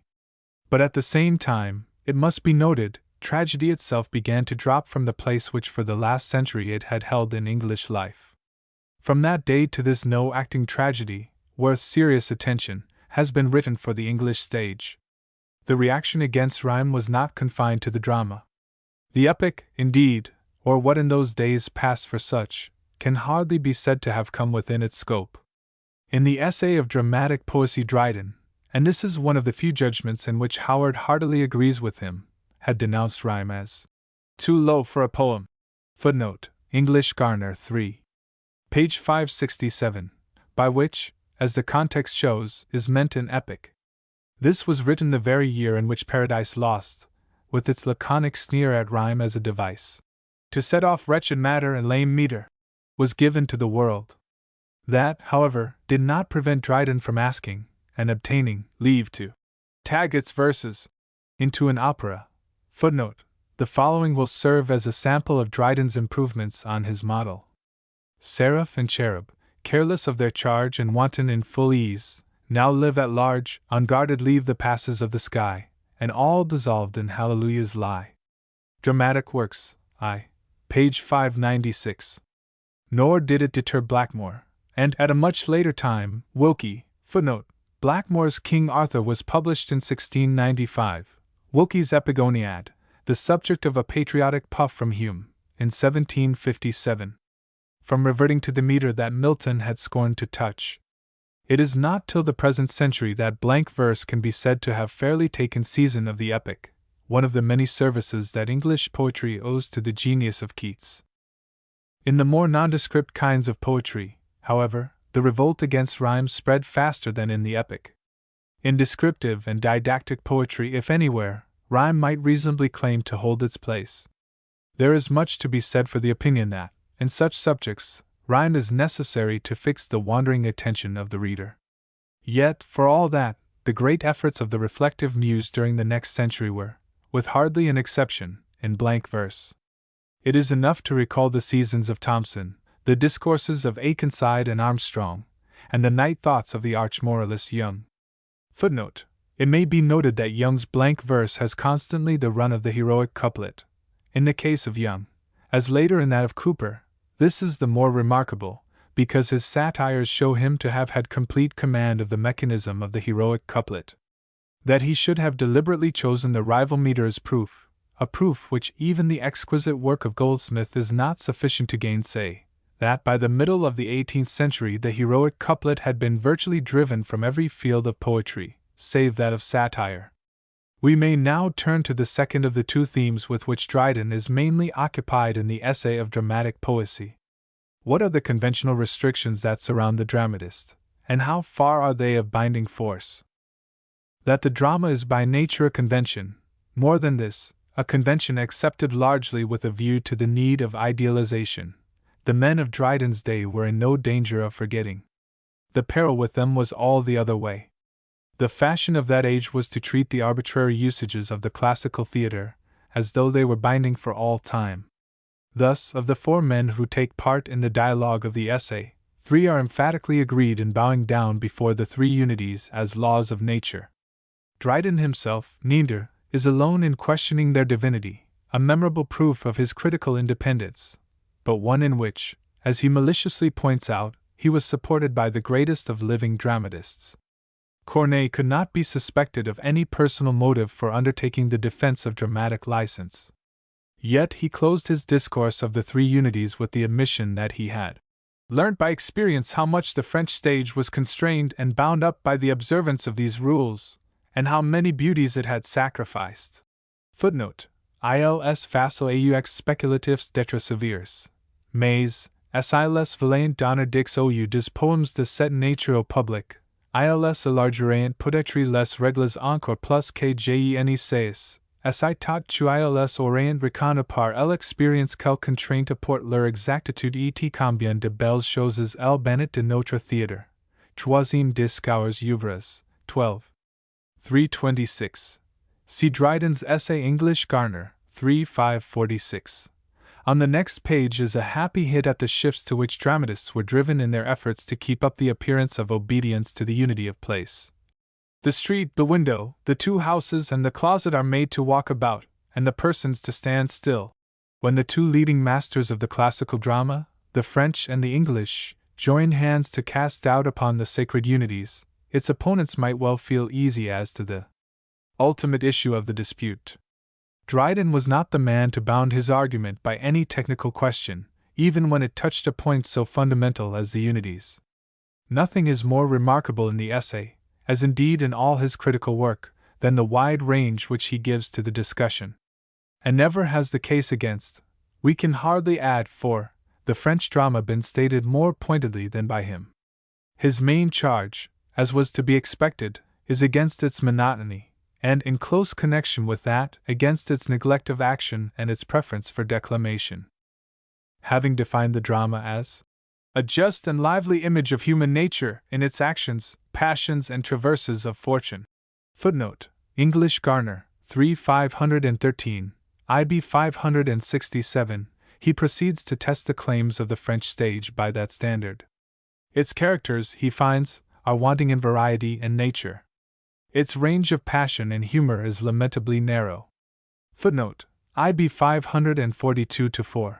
Its declamations tire us with their length, so that, instead of grieving for their imaginary heroes, we are concerned for our own trouble, as we are in the tedious visits of bad company. We are in pain till they are gone. Footnote: English Garner, IL 542. The best tragedies of the French, Cinna and Pompey, are not so properly to be called plays as long discourses of reason of state. Footnote: IB 543. Upon their avoidance of action he is hardly less severe. If we are to be blamed for showing too much of the action, one is involuntarily reminded of the closing scene of tyrannic love and of the jibes in the rehearsal. The French are as faulty for discovering too little of it. Footnote: IB 545. Finally, on a comparison between the French dramatists and the Elizabethans, Dryden concludes that, in most of the irregular plays of Shakespeare or Fletcher, there is a more masculine fancy and greater spirit in all the writing than there is in any of the French. Footnote: IB 548. Given the definition with which he starts, but it is a definition that no Frenchman of the 17th or 18th century would have admitted, it is hard to see how Dryden could have reached a substantially different result. Nor, if comparisons of this sort are to be made at all, is there much, so far, at least, as Shakespeare is concerned, to find fault within the verdict with which he closes. Yet it is impossible not to regret that Dryden should have failed to recognize the finer spirit and essence of French tragedy, as conceived by Corneille, the strong-tempered heroism of soul, the keen sense of honor, the consuming fire of religion, to which it gives utterance. The truth is that Dryden stood at once too near, and too far from, the ideals of Corneille to appreciate them altogether at their just value. Too near because he instinctively associated them with the heroic drama, which at the bottom of his heart he knew to be no better than an organized trick, done daily with a view to elevate and surprise. Too far, because, in spite of his own candid and generous temper, it was well nigh impossible for the laureate of the Restoration to comprehend the highly strung nature of a man like Corneille, and his intense realization of the ideal. But if Dryden is blind to the essential qualities of Corneille, he is at least keenly alive to those of Shakespeare. It is a memorable thing that the most splendid tribute ever offered to the Prince of Elizabethans should have come from the leading spirit of the Restoration. It has often been quoted, but it will bear quoting once again. Shakespeare was the man who, of all modern and perhaps ancient poets, had the largest and most comprehensive soul. All the images of nature were still present to him, and he drew them not laboriously, but luckily. When he describes anything, you more than see it, you feel it too. Those who accuse him to have wanted learning give him the great commendation. He was naturally learned. He needed not the spectacles of books to read nature. He looked inwards and found her there. I cannot say he is everywhere alike. Were he so, I should do him injury to compare him with the greatest of mankind. He is many times flat, insipid, his comic wit degenerating into clenches, his serious swelling into bombast. But he is always great when some great occasion is presented to him. No man can say he ever had a fit subject for his wit, and did not then raise himself as high above the rest of poets. Quantum lenta solent inter viburna cupressi. Footnote: Essay of Dramatic Poesy. English Garner 3. 549. The same keenness of appreciation is found in Dryden's estimate of other writers who might have seemed to lie beyond the field of his immediate vision. Of Milton he is recorded to have said, "He cuts us all out, and the ancients too." Footnote: The anecdote is recorded by Richardson, who says the above words were written on the copy of Paradise Lost sent by Dorset to Milton. Dryden, Poetic Works, page 161, Comte Dramatic Works, I. 590, Discourse on Satire, page 386. On Chaucer he is yet more explicit. As he is the father of English poetry, so I hold him in the same degree of veneration as the Grecians held Homer, or the Romans Virgil. He is a perpetual fountain of good sense, learned in all sciences, and therefore speaks properly on all subjects. As he knew what to say, so he knows also when to leave off, a continence which is practiced by few writers, and scarcely by any of the ancients, excepting Virgil and Horace. Chaucer followed nature everywhere, but was never so bold to go beyond her. Footnote: see preface to Fables below. This points to what was undoubtedly the most shining quality of Dryden, as a critic, his absolute freedom from preconceived notions, his readiness to follow nature, and to welcome nature in whatever form she might appear. That was the more remarkable because it ran directly counter both to the general spirit of the period to which he belonged and to the prevailing practice of the critics who surrounded him. The spirit of the Restoration age was critical in the invidious, no less than in the nobler, sense of the word. It was an age of narrow ideals and of little ability to look beyond them. In particular, it was an age of carping and of fault-finding, an age within measurable distance of the pedantic system perfected in France by Boileau. Footnote: Boileau's Art Poétique was published in 1674. A translation made by Somme, with the aid of Dryden, was published in 1683, and warmly adopted by a long line of English critics from Roscommon and Buckinghamshire to the monthly reviewers and to Johnson. Such writers might always have nature on their lips, but it was nature seen through the windows of the lecture room or down the vista of a street. With Dryden it was not so. With him we never failed to get an unbiased judgment, the judgment of one who did not crave for nature, to advantage dressed, but trusted to the instinctive freshness of a mind, one of the most alert and open that ever gave themselves to literature. It is this that puts an impassable barrier between Dryden and the men of his own day, or for a century to come. It is this that gives him a place among the great critics of modern literature, and makes the passage from him to the schoolmen of the next century so dreary a descent. Dryden's openness of mind was his own secret. The comparative method was, in some measure, the common property of his generation. This, in fact, was the chief conquest of the Restoration and Augustan critics. It is the mark that serves to distinguish them most clearly from those of the Elizabethan age. Not that the Elizabethans are without comparisons, but that the parallels they saw were commonly of the simplest, not to say of the most childish, cast. Every sentence of Mere's critical effort, or, to be rigorously exact, every sentence but one, is built on, as and so, but it reads like a parody, a schoolmaster's parody, of Touchstone's improvement on Orlando's verses in praise of Rosalind. Shakespeare is brought into line with Ovid, Elizabeth with Achilles, and Homer with William Warner. This, no doubt, is an extreme instance, but it is typical of the artless methods dear to the infancy of criticism. In Johnson's discoveries, such comparisons as there are have indisputable point, but they are few, and for the most part, they are limited to the minuter matters of style. It is with the Restoration that the comparative method first made its way into English criticism, and that both in its lawful and less lawful use. The distinction must be jealously made, for there are few matters that lend themselves so readily to confusion and misapprehension as this. Between two men, or two forms of art, a comparison may be run either for the sake of placing the one above the head of the other, or for the sake of drawing out the essential differences between the one and the other. The latter method is indispensable to the work of the critic. Without reference, express or implied, to other types of genius or to other ways of treatment, it is impossible for criticism to take a single step in definition either of an author, or a movement, or a form of art. In a vague and haphazard fashion, even the Elizabethans were comparative. Meres was so in his endless stream of classical parallels, Sidney, after a loftier strain, in his defense of harmonious prose as a form of poetry. And it is the highest achievement of modern criticism to have brought science and order into the comparative method, and largely to have widened its scope. In this sense, comparison is criticism, and to compare with increased intelligence, with a clearer consciousness of the end in view, is to reform criticism itself, to make it a keener weapon and more effective for its purpose. A comparison of qualities, however, is one thing, and a comparison between different degrees of merit is quite another.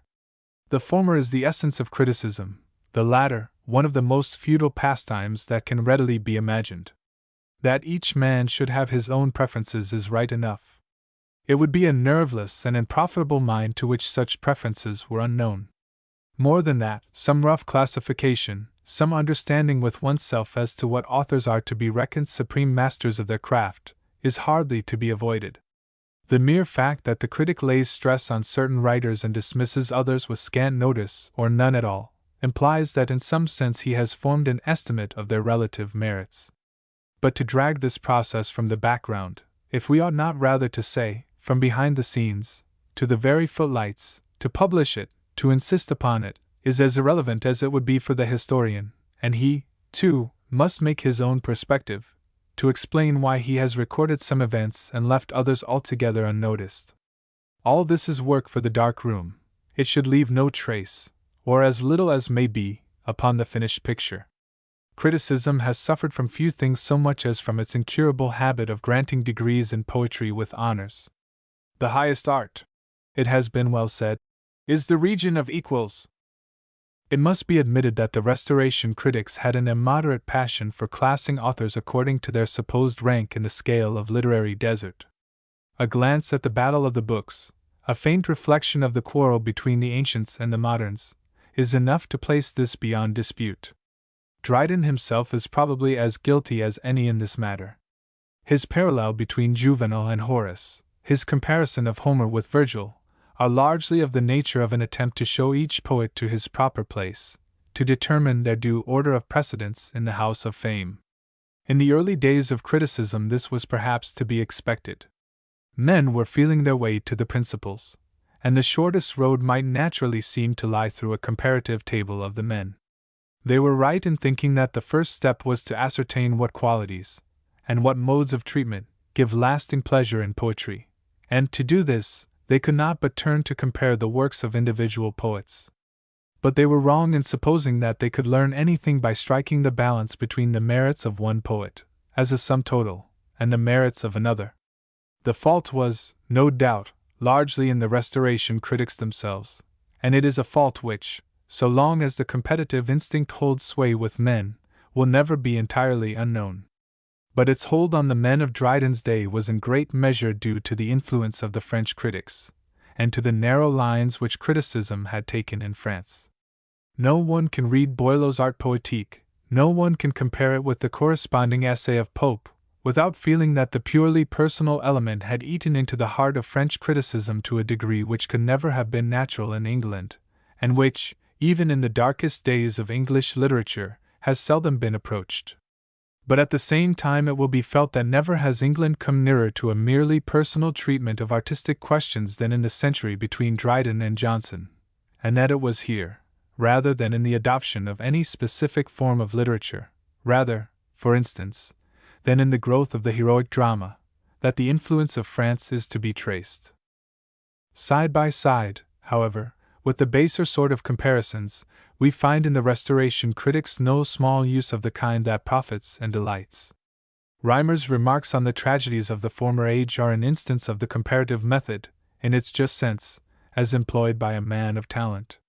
The essays of Dryden abound in passages of this nature, that could only have been written by a man of genius. They may have a touch of the desire to set one form of art, or one particular poet, in array against another. But when all abatements have been made, they remain unrivaled samples of the manner in which the comparative vein can be worked by a master spirit.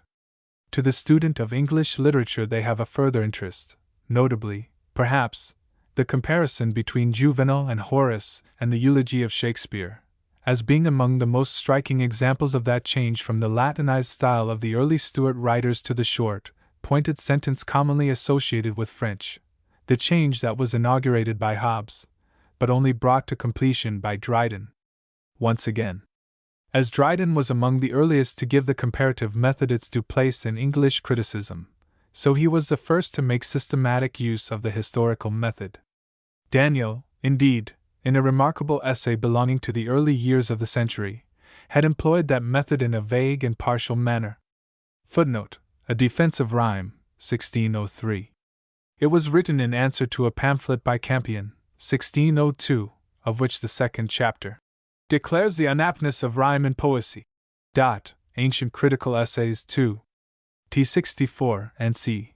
He had defended rhyme on the score of its popularity with all ages and all nations. Celts, Slavs, and Huns, Parthians and Medes and Elamites, are all pressed into the service. Footnote: the Turks, Slavonians, Arabians, Muscovites, Polacks, Hungarians use no other harmony of words. The Irish, Britons, Scots, Danes, Saxons, English, and all the inhabitants of this island either have hither brought, or here found the same in use. IB page 198. That is, perhaps, the first instance in which English criticism can be said to have attempted tracing a literary form through the various stages of its growth. But Daniel wrote without system and without accuracy. It was reserved for Dryden, avowedly following in the steps of the French critic Dacier, to introduce the order and the fullness of knowledge, in Dryden's case, it must be admitted, a knowledge at second hand, which are indispensable to a fruitful use of the historical method. In this sense, too, as in his use of the comparative method, as in the singular grace and aptness of his style, Dryden was a pioneer in the field of English criticism. 3. Over the century that parts Dryden from Johnson it is not well to linger. During that time criticism must be said, on the whole, to have gone back rather than to have advanced. With some reservations to be noticed later, the critics of the 18th century are a depressing study. Their conception of the art they professed was barren, their judgments of men and things were lamentably narrow. The more valuable elements traceable in the work of Dryden, the comparative and the historical treatment, disappear or fall into the background. We are left with little but the futile exaltation of one poet at the expense of his rivals, or the still more futile insistence upon faults, shortcomings, and absurdities. The Dunciad, the most marked critical work of the period, may be defended on the ground that it is the Dunciad, a war waged by genius upon the fool, the pedant, and the fribble. But none the less, it had a disastrous influence upon English criticism and English taste. It gave sanction to the habit of indiscriminate abuse. It encouraged the purely personal treatment of critical discussions. Its effects may be traced on writers even of such force as Smollett, of such genius and natural kindliness as Goldsmith.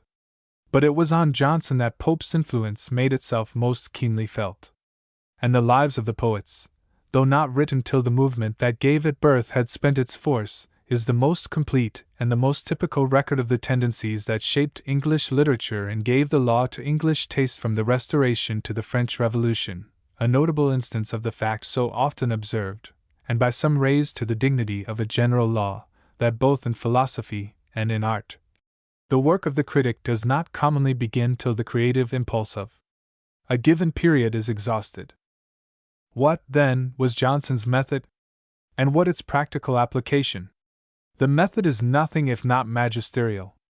It takes for granted certain fixed laws, whether the laws formulated by Aristotle, or by Horace, or the French critics, is for the moment beside the question, and passes sentence on every work of art according as it conforms to the critical decalogue or transgresses it. The fault of this method is not, as is sometimes supposed, that it assumes principles in a subject where none are to be sought, but that its principles are built on a miserably narrow and perverted basis. That there are principles of criticism, that the artist's search for beauty must be guided by some idea, is obvious enough. It can be questioned only by those who are prepared to deny the very possibility of criticism, who would reduce the task both of critic and of artist to a mere record of individual impressions. It need hardly be said that the very men who are most ready to profess such a doctrine with their lips, persistently, and rightly, give the lie to it in their deeds. No creative work, no critical judgment, either is or can be put forward as a mere impression. It is the impression of a trained mind, that is, of a mind which, instinctively or as a conscious process, is guided by principles or ideas. So far, then, as he may be held to have borne witness to the need of ideas, Johnson was clearly in the right. It was when he came to ask, what is the nature of those ideas, and how does the artist or the critic arrive at them, that he began to go astray. Throughout he assumes that the principles of art, and that, not only in their general bearing, proportion, harmony, and the like, but in their minuter details are fixed and invariable. To him they form a kind of case law, which is to be extracted by the learned from the works of a certain number of correct writers, ancient and modern, and which, once established, is binding for all time both on the critic and on those he summons to his bar. In effect, this was to declare that beauty can be conceived in no other way than as it presented itself, say, to Virgil, or to Pope. It was to lay the dead hand of the past upon the present and the future. More than this, the models that lent themselves to be models, after the kind desired by Johnson, were inevitably just those it was most cramping and least inspiring to follow. They were the men who themselves wrote, to some degree by rule, in whom correctness was stronger than inspiration, who, however admirable in their own achievement, were lacking in the nobler and subtler qualities of the poet. They were not the Greeks, not even, at first hand, the Latins, though the names both of Greek and Latin were often on Johnson's lips. They were rather the Latins as filtered through the English poets of the preceding century, the Latins in so far as they had appealed to the writers of the Augustan age, but no further, the Latins, as masters of satire, of declamation, and of the lighter kinds of verse.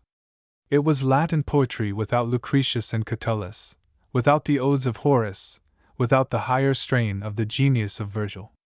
In other words, it was poetry as conceived by Boileau or Addison or Mr. Smith. Footnote: see Johnson's extravagant eulogy of this obscure writer in the Lives of the Poets. Works XI. Yet again, in the hands of Johnson, and it was a necessary consequence of his critical method, poetry becomes more and more a mere matter of mechanism. Once admit that the greatness of a poet depends upon his success in following certain models, and it is but a short step, if indeed it be a step, further to say that he must attempt no task that has not been set him by the example of his forerunners. It is doubtless true that Johnson did not, in so many words, commit himself to this absurdity. But it is equally true that any poet, who overstepped the bounds laid down by previous writers, was likely to meet with but little mercy at his hands. Milton, Cowley, Gray, for all had the audacity to take an untrodden path, and poetry one after another are dragged up for execution. It is clear that by example, if not by precept, Johnson was prepared to make poetry a mere mechanic art, and Cooper was right in saying that it had become so with Pope's successors. Indeed, Johnson himself, in closing his estimate of Pope, seems half regretfully to anticipate Cooper's verdict. By perusing the works of Dryden, he discovered the most perfect fabric of English verse, and habituated himself to that only which he found the best. New sentiments and new images others may produce, but to attempt any further improvement of versification will be dangerous. Art and diligence have now done their best, and what shall be added will be the effort of tedious toil and needless curiosity. Footnote: Life of Pope. Johnson's Works, 11. pp. 194, 195. But Johnson failed to see that his own view of poetry led inevitably to this lame and impotent conclusion. To adopt Johnson's method is, in truth, to misconceive the whole nature of poetry and of poetic imagination. The ideas that have shaped the work of one poet may act as guide and spur, but can never be a rule, far less a law, to the imagination of another. The idea, as it comes to an artist, is not a law imposing itself from without, it is a seed of life and energy springing from within. This, however, was a truth entirely hidden from the eyes of Johnson and the Augustan critics. To assert it both by word and deed, both as critics and as poets, was the task of Coleridge, and of those who joined hands with Coleridge, in the succeeding generation. Apart from the undying beauty of their work as artists, this was the memorable service they rendered to poetry in England. It remains to illustrate the method of Johnson by its practical application. As has already been said, Johnson is nothing if not a hanging judge, and it is just where originality is most striking that his sentences are the most severe. If there was one writer who might have been expected to win his favor, it was Pope, and if there is any work that bears witness to the originality of Pope's genius, it is the Imitations of Horace. These are dismissed in a disparaging sentence. There is no adequate recognition of Congreve's brilliance as a dramatist, none of Swift's amazing powers as a satirist. Yet all these were men who lived more or less within the range of ideas and tendencies by which Johnson's own mind was molded and inspired. The case is still worse when we turn to writers of a different school. Take the poets from the Restoration to the closing years of the American War, and it is not too much to say that, with the exception of Thomson, save perhaps by his glossy, unfeeling diction, there is not one of them who overstepped the bounds marked out for literary effort by the prevailing taste of the Augustan age, in its narrowest sense, without paying the price for his temerity in the sneers or reprobation of Johnson. Collins, it is true, escapes more lightly than the rest, but that is probably due to the affection and pity of his critic. Yet even Collins, perhaps the most truly poetic spirit of the century between Milton and Burns, is blamed for a diction often harsh, unskillfully labored, and injudiciously selected. 4. Lines commonly of slow motion. 4. Poetry that may sometimes extort praise, when it gives little pleasure. Footnote: Johnson's Works, 11. 270. The poems of Gray, an exception must be made, to Johnson's honor, in favor of the elegy. Footnote: in the bosom of the club, the exception dwindled to 2 stanzas. Boswell's Life, 2. 300. Are slaughtered in detail. Footnote: Johnson's Works, 11. 372 to 378. Johnson is peculiarly sarcastic on the bard and the progress of poetry. The man himself is given dog's burial with the compendious epitaph: a dull fellow, sir, dull in company, dull in his closet, dull everywhere. Footnote: Boswell's Life, 2. 300. Comp. in. 435. But most astonishing of all, as is well known, is the treatment bestowed on Milton. Of all Milton's works, Paradise Lost seems to have been the only one that Johnson genuinely admired. That he praises with as little of reservation as was in the nature of so stern a critic. On Paradise Regained he is more guarded, on Samson, more guarded yet. Footnote: the 2 papers devoted to Samson in the Rambler are not entitled even to this slender commendation. This is the tragedy that ignorance has admired and bigotry applauded. Johnson's Works, v. 436. But it is in speaking of the earlier poems that Johnson shows his hand most plainly. Comus is a drama in the epic style, inelegantly splendid and tediously instructive. Footnote: Johnson's Works, 9. 153, of Lycidas. The diction is harsh, the rhymes uncertain, and the numbers unpleasing. Footnote: IB 159. As for the sonnets, they deserve not any particular criticism. For of the best it can only be said that they are not bad, and perhaps only the 8th and 21st are truly entitled to this slender commendation. These little pieces may be dismissed without much anxiety. Footnote: IB 160. The 2 sonnets are those written when the assault was intended to the city, and on his blindness. It would be hardly worth while to record these ill-tempered judgments if they were not the natural outcome of a method which held unquestioned sway over English taste for a full century, in France for nearly 2, and which, during that time, if we except Gray and his friends, was not seriously disputed by a single man of mark. The one author in whose favor the rules of correct writing were commonly set aside was Shakespeare, and perhaps there is no testimony to his greatness so convincing as the unwilling homage it extorted from the contemporaries of Pope, of Johnson, and of Hume. Johnson's own notes and introductions to the separate plays are at times trifling enough. Footnote: compare the Assault on the Mean Expressions, of Shakespeare, Rambler, No. 168. But his general preface is a solid and manly piece of work. It contrasts strangely not only with the verdicts given above, but with his jeers at Chevy Chase. Footnote: IBX 139. A dull and lifeless imbecility. At the non-press tale, and at the Knight's Tale. Footnote: IB 9. 432. One more instance, and we may leave this depressing study in critical perversity. Among the great writers of Johnson's day there was none who showed a truer originality than Fielding, no man who broke more markedly with the literary superstitions of the time, none who took his own road with more sturdiness and self-reliance. This was enough for Johnson, who persistently depreciated both the man and his work. Something of this should doubtless be set down to disapproval of the free speech and readiness to allow for human frailty, which could not but give offense to a moralist so unbending as Johnson. But that will hardly account for the assertion that Harry Fielding knew nothing but the outer shell of life. still less for the petulant ruling that he was a barren rascal. Boswell's Life 2. 169. Diary and Letters of Madame D'Arblay, I. 91. The truth is, and Johnson felt it instinctively, that the novel, as conceived by Fielding, the novel that gloried in painting all sides of life, and above all in drawing out the humor of its lower spheres, dealt a fatal blow not only at the pompous canons which the Rambler was pleased to call the indispensable laws of Aristotelian criticism. Johnson's works v. 431, but also at the view which found human life to be a state where much is to be endured and little to be enjoyed. It would be hard to say whether Johnson found more in Fielding to affront him, as pessimist or as critic. And it would be equally hard to say in which of the two characters lay the greater barrier to literary insight. Even Richardson, no less revolutionary, though in a different way, than Fielding, was only saved so as by fire, by the undying hatred which he shared with Johnson for his terrible rival.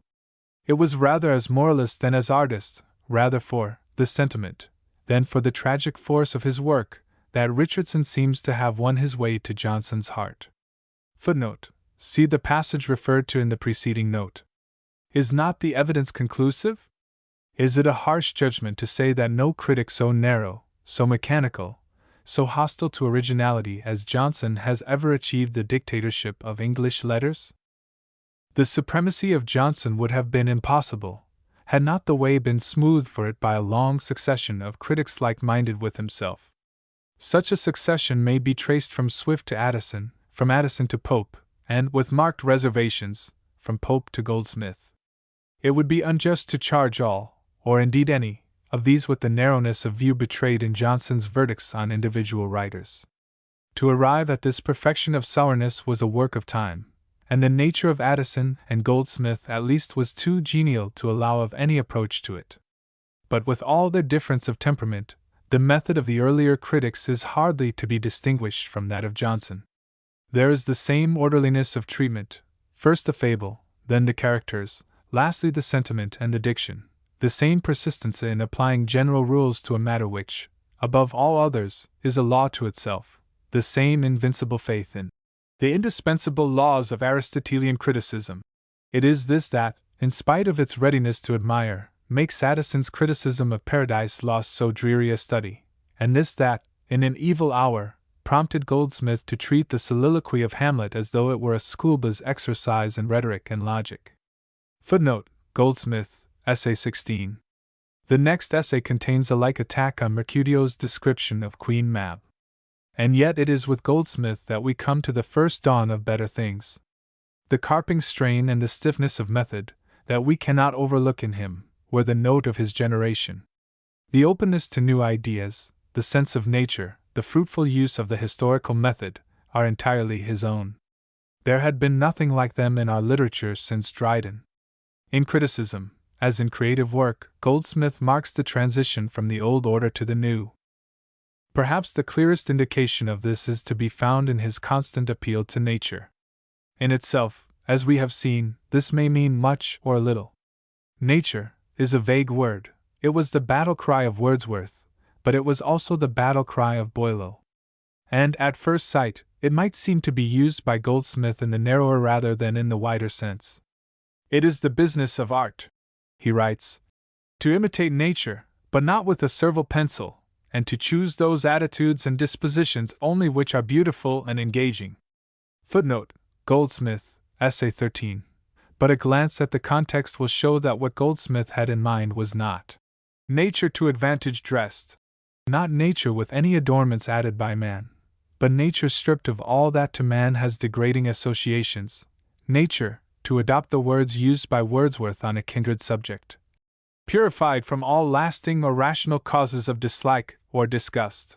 It may well be that Goldsmith gave undue weight to this reservation. It may well be that he did not throw himself on nature with the unwavering constancy of Wordsworth.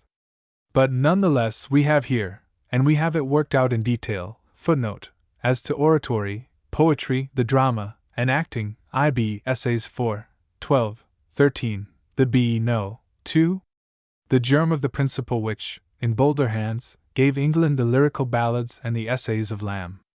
In an essay not commonly reprinted, Goldsmith, laying his finger on the one weak spot in the genius of Gray, gives the poet the memorable advice to study the people. And throughout his own critical work, as in his novel, his comedies, and his poems, there is an abiding sense that, without this, there is no salvation for poetry. That in itself is enough to fix an impassable barrier between Goldsmith and the official criticism of his day. The other main service rendered by Goldsmith was his return to the historical method. It is true that his knowledge is no more at first hand, and is set out with still less system than that of Dryden a century before. But it is also true that he has a far keener sense of the strength which art may draw from history than his great forerunner. Dryden confines himself to the history of certain forms of art. Goldsmith includes the history of nations also in his view. With Dryden, the past is little more than an antiquarian study. With Goldsmith, it is a living fountain of inspiration for the present. The art of the past, the poetry, say, of Teutonic or Celtic antiquity, is to him an undying record of the days when man still walked hand in hand with nature. The history of the past is at once a storehouse of stirring themes ready to the hand of the artist, and the surest safeguard against both flatness and exaggeration in his work. Footnote: see Essays 13, 14, XX. Present State of Polite Learning, in particular, Chapter 11. It offers, moreover, the truest schooling of the heart, and insensibly enlists the passions on the side of humanity. Poetry, Byron said, is the feeling of a former world and future. Footnote: Moore's Life, page 483, and to the first half of the statement Goldsmith would have heartily subscribed. For the historical method in his hands is but another aspect of the counsel he gave to Gray. Study the people. It is an anticipation, vague, no doubt, but still unmistakable, of the spirit which, both in France and England, gave birth to the Romantic movement a generation or two later. That zeal for the literature of the past was in the air when Goldsmith wrote is proved by works so different as those of Gray and Percy, of Chatterton and Macpherson, of Mallet and Warton. Footnote: Percy's Relics were published in 1765, Chatterton's Rowley Poems written in 1769, Macpherson's Ossian, first installment, in 1760, Mallet's Northern Antiquities in 1755, and Warton's History of English Poetry, a book to the learning and importance of which scant justice has been done, from 1772 to 1778. To these should be added a work, whose fine scholarship and profound learning is now universally admitted, Tyrwhitt's Chaucer, 1775 to 78. It will be noticed that all these works fall within the space of 20 years, 1755 to 1775, but it may be doubted whether any one of them, Gray excepted, saw the true bearing of the movement more clearly than Goldsmith, or did more to open fresh springs of thought and beauty for the poetry of the next age, if not of his own. It would be unpardonable to turn from the writers of the 18th century with no notice of a book which, seldom now read, is nevertheless perhaps the most solid piece of work that modern Europe had as yet to show in any branch of literary criticism. This is Burke's treatise on the sublime and the beautiful. Few will now be prepared to accept the material basis which Burke finds for the ideas of the imagination. Footnote: Burke traces our ideas of the sublime to the sense of physical pain, our ideas of the beautiful to that of physical pleasure, identifying the former with a contraction or tension, and the latter with a relaxation of the muscles. Against this theory two main objections may be urged. 1. As, on Burke's own showing, the objects of the imagination, at least as far as poetry is concerned, are, and must be, presented first to the mind, it is, in the strictest sense of the term, preposterous to attribute their power over us to a purely muscular operation. 2. The argument, taken by itself, is barely relevant to the matter in hand. Even where a physical basis can be proved, as it can in the case of music, painting, and sculpture, and of poetry, so far as rhythm and harmony are an essential element of it, it is extravagant to maintain that the physiologist or the psychophysicist can explain the whole, or even the greater part, of what has to be explained beyond the fraction of information that purely physical facts can give us. A vast field must be left to intellectual and imaginative association. And that is the province not of physiology but of psychology, and of what the Germans call aesthetic. This province, however, is but seldom entered by Burke. What, then, was it that drove Burke to a position so markedly at variance with the idealism of his later years? In all probability it was his rooted suspicion of reasoning as a deliberate and conscious process. Other writers of the century, Addison, for instance, had spoken as if men reasoned from certain abstract ideas, proportion, fitness, and the like, to individual instances of beauty, deciding a thing to have beauty or no, according as it squared or failed to square with the general notion. This, as Burke points out, is more than questionable in itself, and it was certain to affront a man who, even thus early, had shown an almost morbid hatred of abstractions. In his later years, as is well known, he sought refuge from them in instinct, in prejudice, in the unconscious working of the permanent reason of man. In earlier days, he was still well under 30. He found escape by the grosser aid of a materialist explanation. Burke's treatise was published in 1756, De Laocoon of Lessing, a work which may be compared with that of Burke and which was very probably suggested by it, appeared in 1766. But none can deny the skill with which he works out his theory, nor the easy mastery with which each part is fitted into its place. The speculative power of the book, and the light it throws on the deeper springs of the imagination, are alike memorable. The first is not unworthy of the reflections or the appeal from the new to the old Whigs. The second shows that fruitful study of the Bible and the poets, English and classical, to which his later writings and speeches bear witness on every page. If the originality and depth of Burke's treatise is to be justly measured, it should be set side by side with those papers of Addison which Akenside expanded in his Dismal Pleasures of the Imagination. The performance of Addison, grateful though one must be to him for attempting it, is thin and lifeless. That of Burke is massive and full of suggestion. At every turn it betrays the hand of the craftsman who works with his eye upon his tools. The speculative side of criticism has never been a popular study with Englishmen, and it is no accident that one of the few attempts to deal seriously with it should have been made at the only time when philosophy was a living power among us, and when the desire to get behind the outward shows of things was keener than it has ever been before or since. But for Burke's treatise, a wide gap would have been left both in the philosophy and the criticism of the 18th century, and it is to be wished that later times had done more to work the vein which he so skillfully explored. As it is, the writers both of France and Germany, above all, Hegel in his Aesthetic, have labored with incomparably more effect than his own countrymen, Mr. Ruskin excepted, upon the foundations that he laid. 4. Johnson's Lives of the Poets was the last word of the school which the Restoration had enthroned, the final verdict of the Supreme Court which gave the law to English letters from the accession of and to the French Revolution. Save in the splenetic outbursts of Byron, and they are not to be taken too seriously, the indispensable laws of Aristotelian criticism fell silent at Johnson's death. A time of anarchy followed, anarchy plus the policeman's truncheon of the Edinburgh and the Quarterly. Footnote: the first number of the Edinburgh appeared in 1802, the Quarterly was started in a counterblast in 1809. The ill fame of these reviews, as they were in their pride of youth, is now so great that doubts may sometimes suggest themselves whether it can possibly be deserved. No one who feels such doubts can do better than turn to the earlier numbers. He will be forced to the conclusion that, whatever their services as the journeymen of letters and of party politics, few critics could have been so incompetent to judge of genius as the men who enlisted under the standard of Geoffrey or of Gifford. There is not, doubtless, in either review the same iron wall of reason prejudice that has been noted in Johnson, but there is a plentiful lack of the clear vision and the openness to new impressions which are the first necessity of the critic. What Carlyle says of Geoffrey and the Edinburgh may be taken as the substantial truth also about Gifford and the Quarterly, and it is the most pregnant judgment that has yet been passed upon them. Geoffrey may be said to have begun the rash, reckless style of criticizing everything in heaven and earth by appeal to Moliere's maid. Do you like it? Don't you like it? A style which, in hands more and more inferior to that sound-hearted old lady in him, has since grown gradually to such immeasurable length among us, and he himself is one of the first that suffers by it.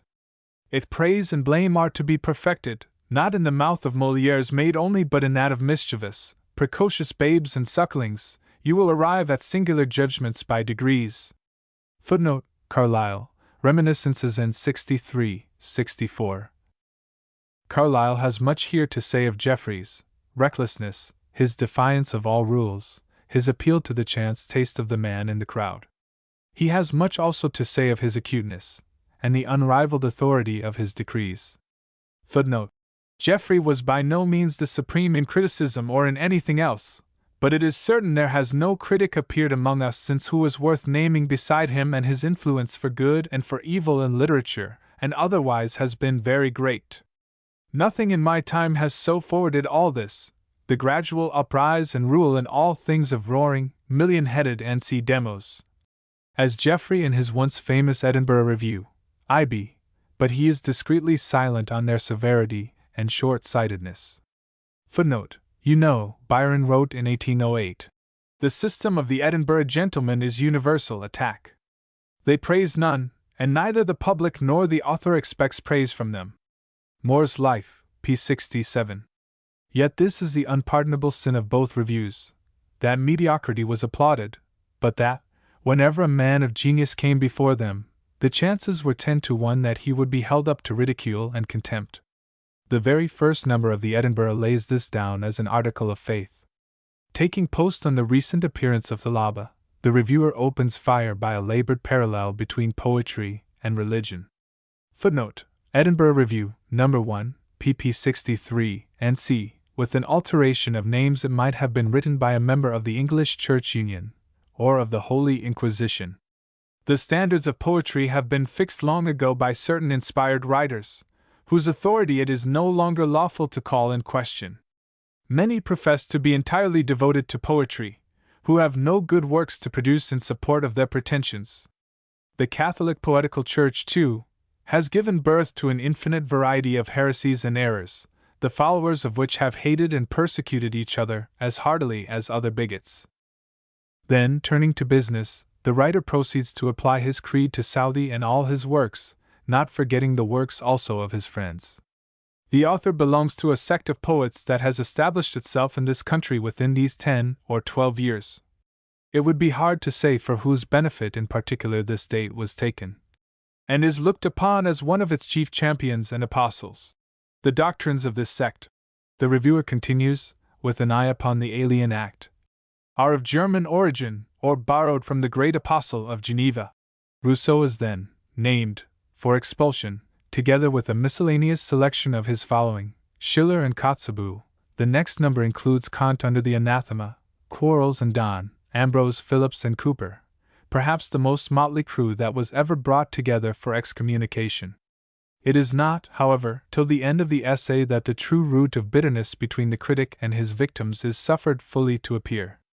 A splenetic and idle discontent with the existing institutions of society seems to be at the bottom of all their serious and peculiar sentiments. In other words, the Edinburgh takes up the work of the anti-Jacobin.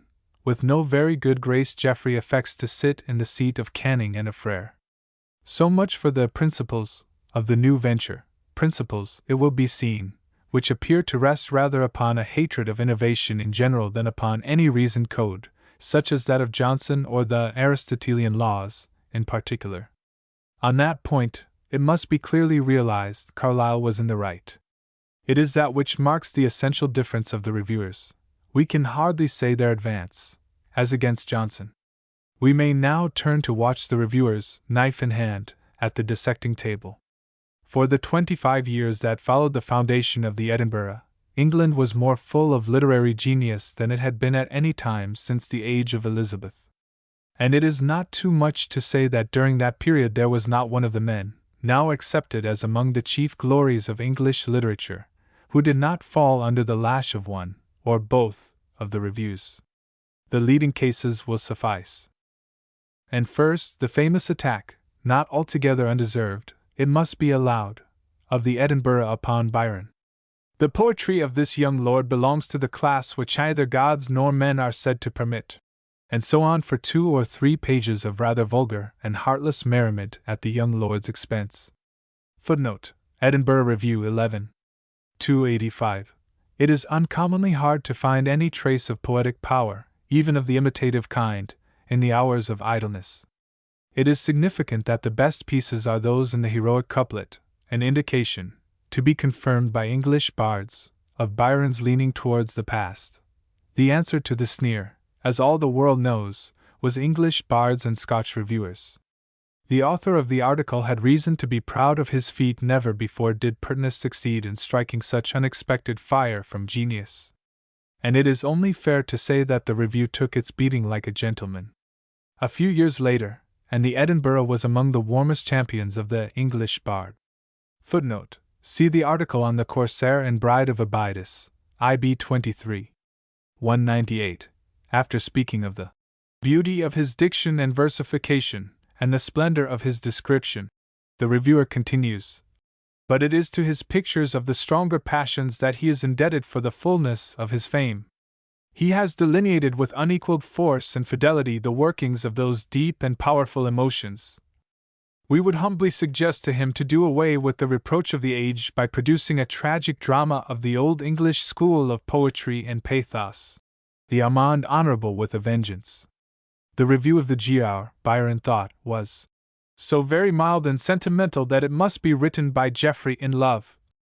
Moore's Life, page 191. It was reserved for Southey, a pillar of the Quarterly, to rank him as the Goliath of the Satanic school. Let us now turn to the Quarterly upon Keats.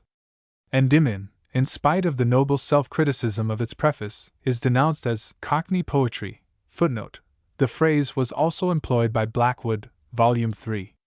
519 to 524, a stupid and pointless vulgarism, and is branded as clothing the most incongruous ideas in the most uncouth language. The author is dismissed with the following amenities. Being bitten by Leigh Hunt's insane criticism, he more than rivals the insanity of his poetry. And we are half surprised not to find him told, as he was by Blackwood, to go back to the shop, Mr. John, back to the plasters, pills, and ointment boxes. Footnote: Quarterly Review 19. 204. See Blackwood, Volume 3. 524, where the reviewer sneers at the calm, settled, imperturbable, driveling idiocy of Endymion. With this insolence it is satisfactory to contrast the verdict of the Edinburgh. We have been exceedingly struck with the genius these poems, Endymion, Lamia, Isabella, the Eve of St. Agnes, and C. display, and the spirit of poetry which breathes through all their extravagance. They are at least as full of genius as absurdity. Of Hyperion the reviewer says, an original character and distinct individuality is bestowed upon the poet's mythological persons. We cannot advise its completion. For, though there are passages of some force and grandeur, it is sufficiently obvious that the subject is too far removed from all the sources of human interest to be successfully treated by any modern author. Footnote: Edinburgh Review 34. 203. A blundering criticism, which, however, may be pardoned in virtue of the discernment, not to say the generosity, of the foregoing estimate. It would have been well had the Edinburgh always written in this vein. But Wordsworth was a sure stumbling block to the sagacity of his critics, and he certainly never failed to call forth the insolence and flippancy of Geoffrey. 2 articles upon him remain as monuments to the incompetence of the Edinburgh, the first prompted by the poems of 1807, the second by the Excursion. The former pronounces sentence roundly at the very start. Mr. Wordsworth's diction has nowhere any pretense to elegance or dignity, and he has scarcely ever condescended to give the grace of correctness or dignity to his versification. From this sweeping condemnation 4 poems, Brougham Castle, and the sonnets on Venice, Milton, and Bonaparte, are generously accepted. But, as though astonished at his own moderation, the reviewer quickly proceeds to deal slaughter among the rest. Of the closing lines of Resolution and Independence he writes, we defy Mr. Wordsworth's bitterest enemy to produce anything at all parallel to this from any collection of English poetry, or even from the specimens of his friend Mr. Southey. Of the stanzas to the Sons of Burns, never was anything more miserable. Alice Fell is trash, Yarrow unvisited, tedious and affected. The lines from the Ode to Duty. Thou dost preserve the stars from wrong, and the most ancient heavens through thee are fresh and strong, are utterly without meaning. The poem on the Cuckoo is absurd. The Ode on Immortality is the most illegible and unintelligible part of the whole publication. We venture to hope that there is now an end of this folly. Footnote: Edinburgh Review 11. 217 and c. But the hope is doomed to disappointment.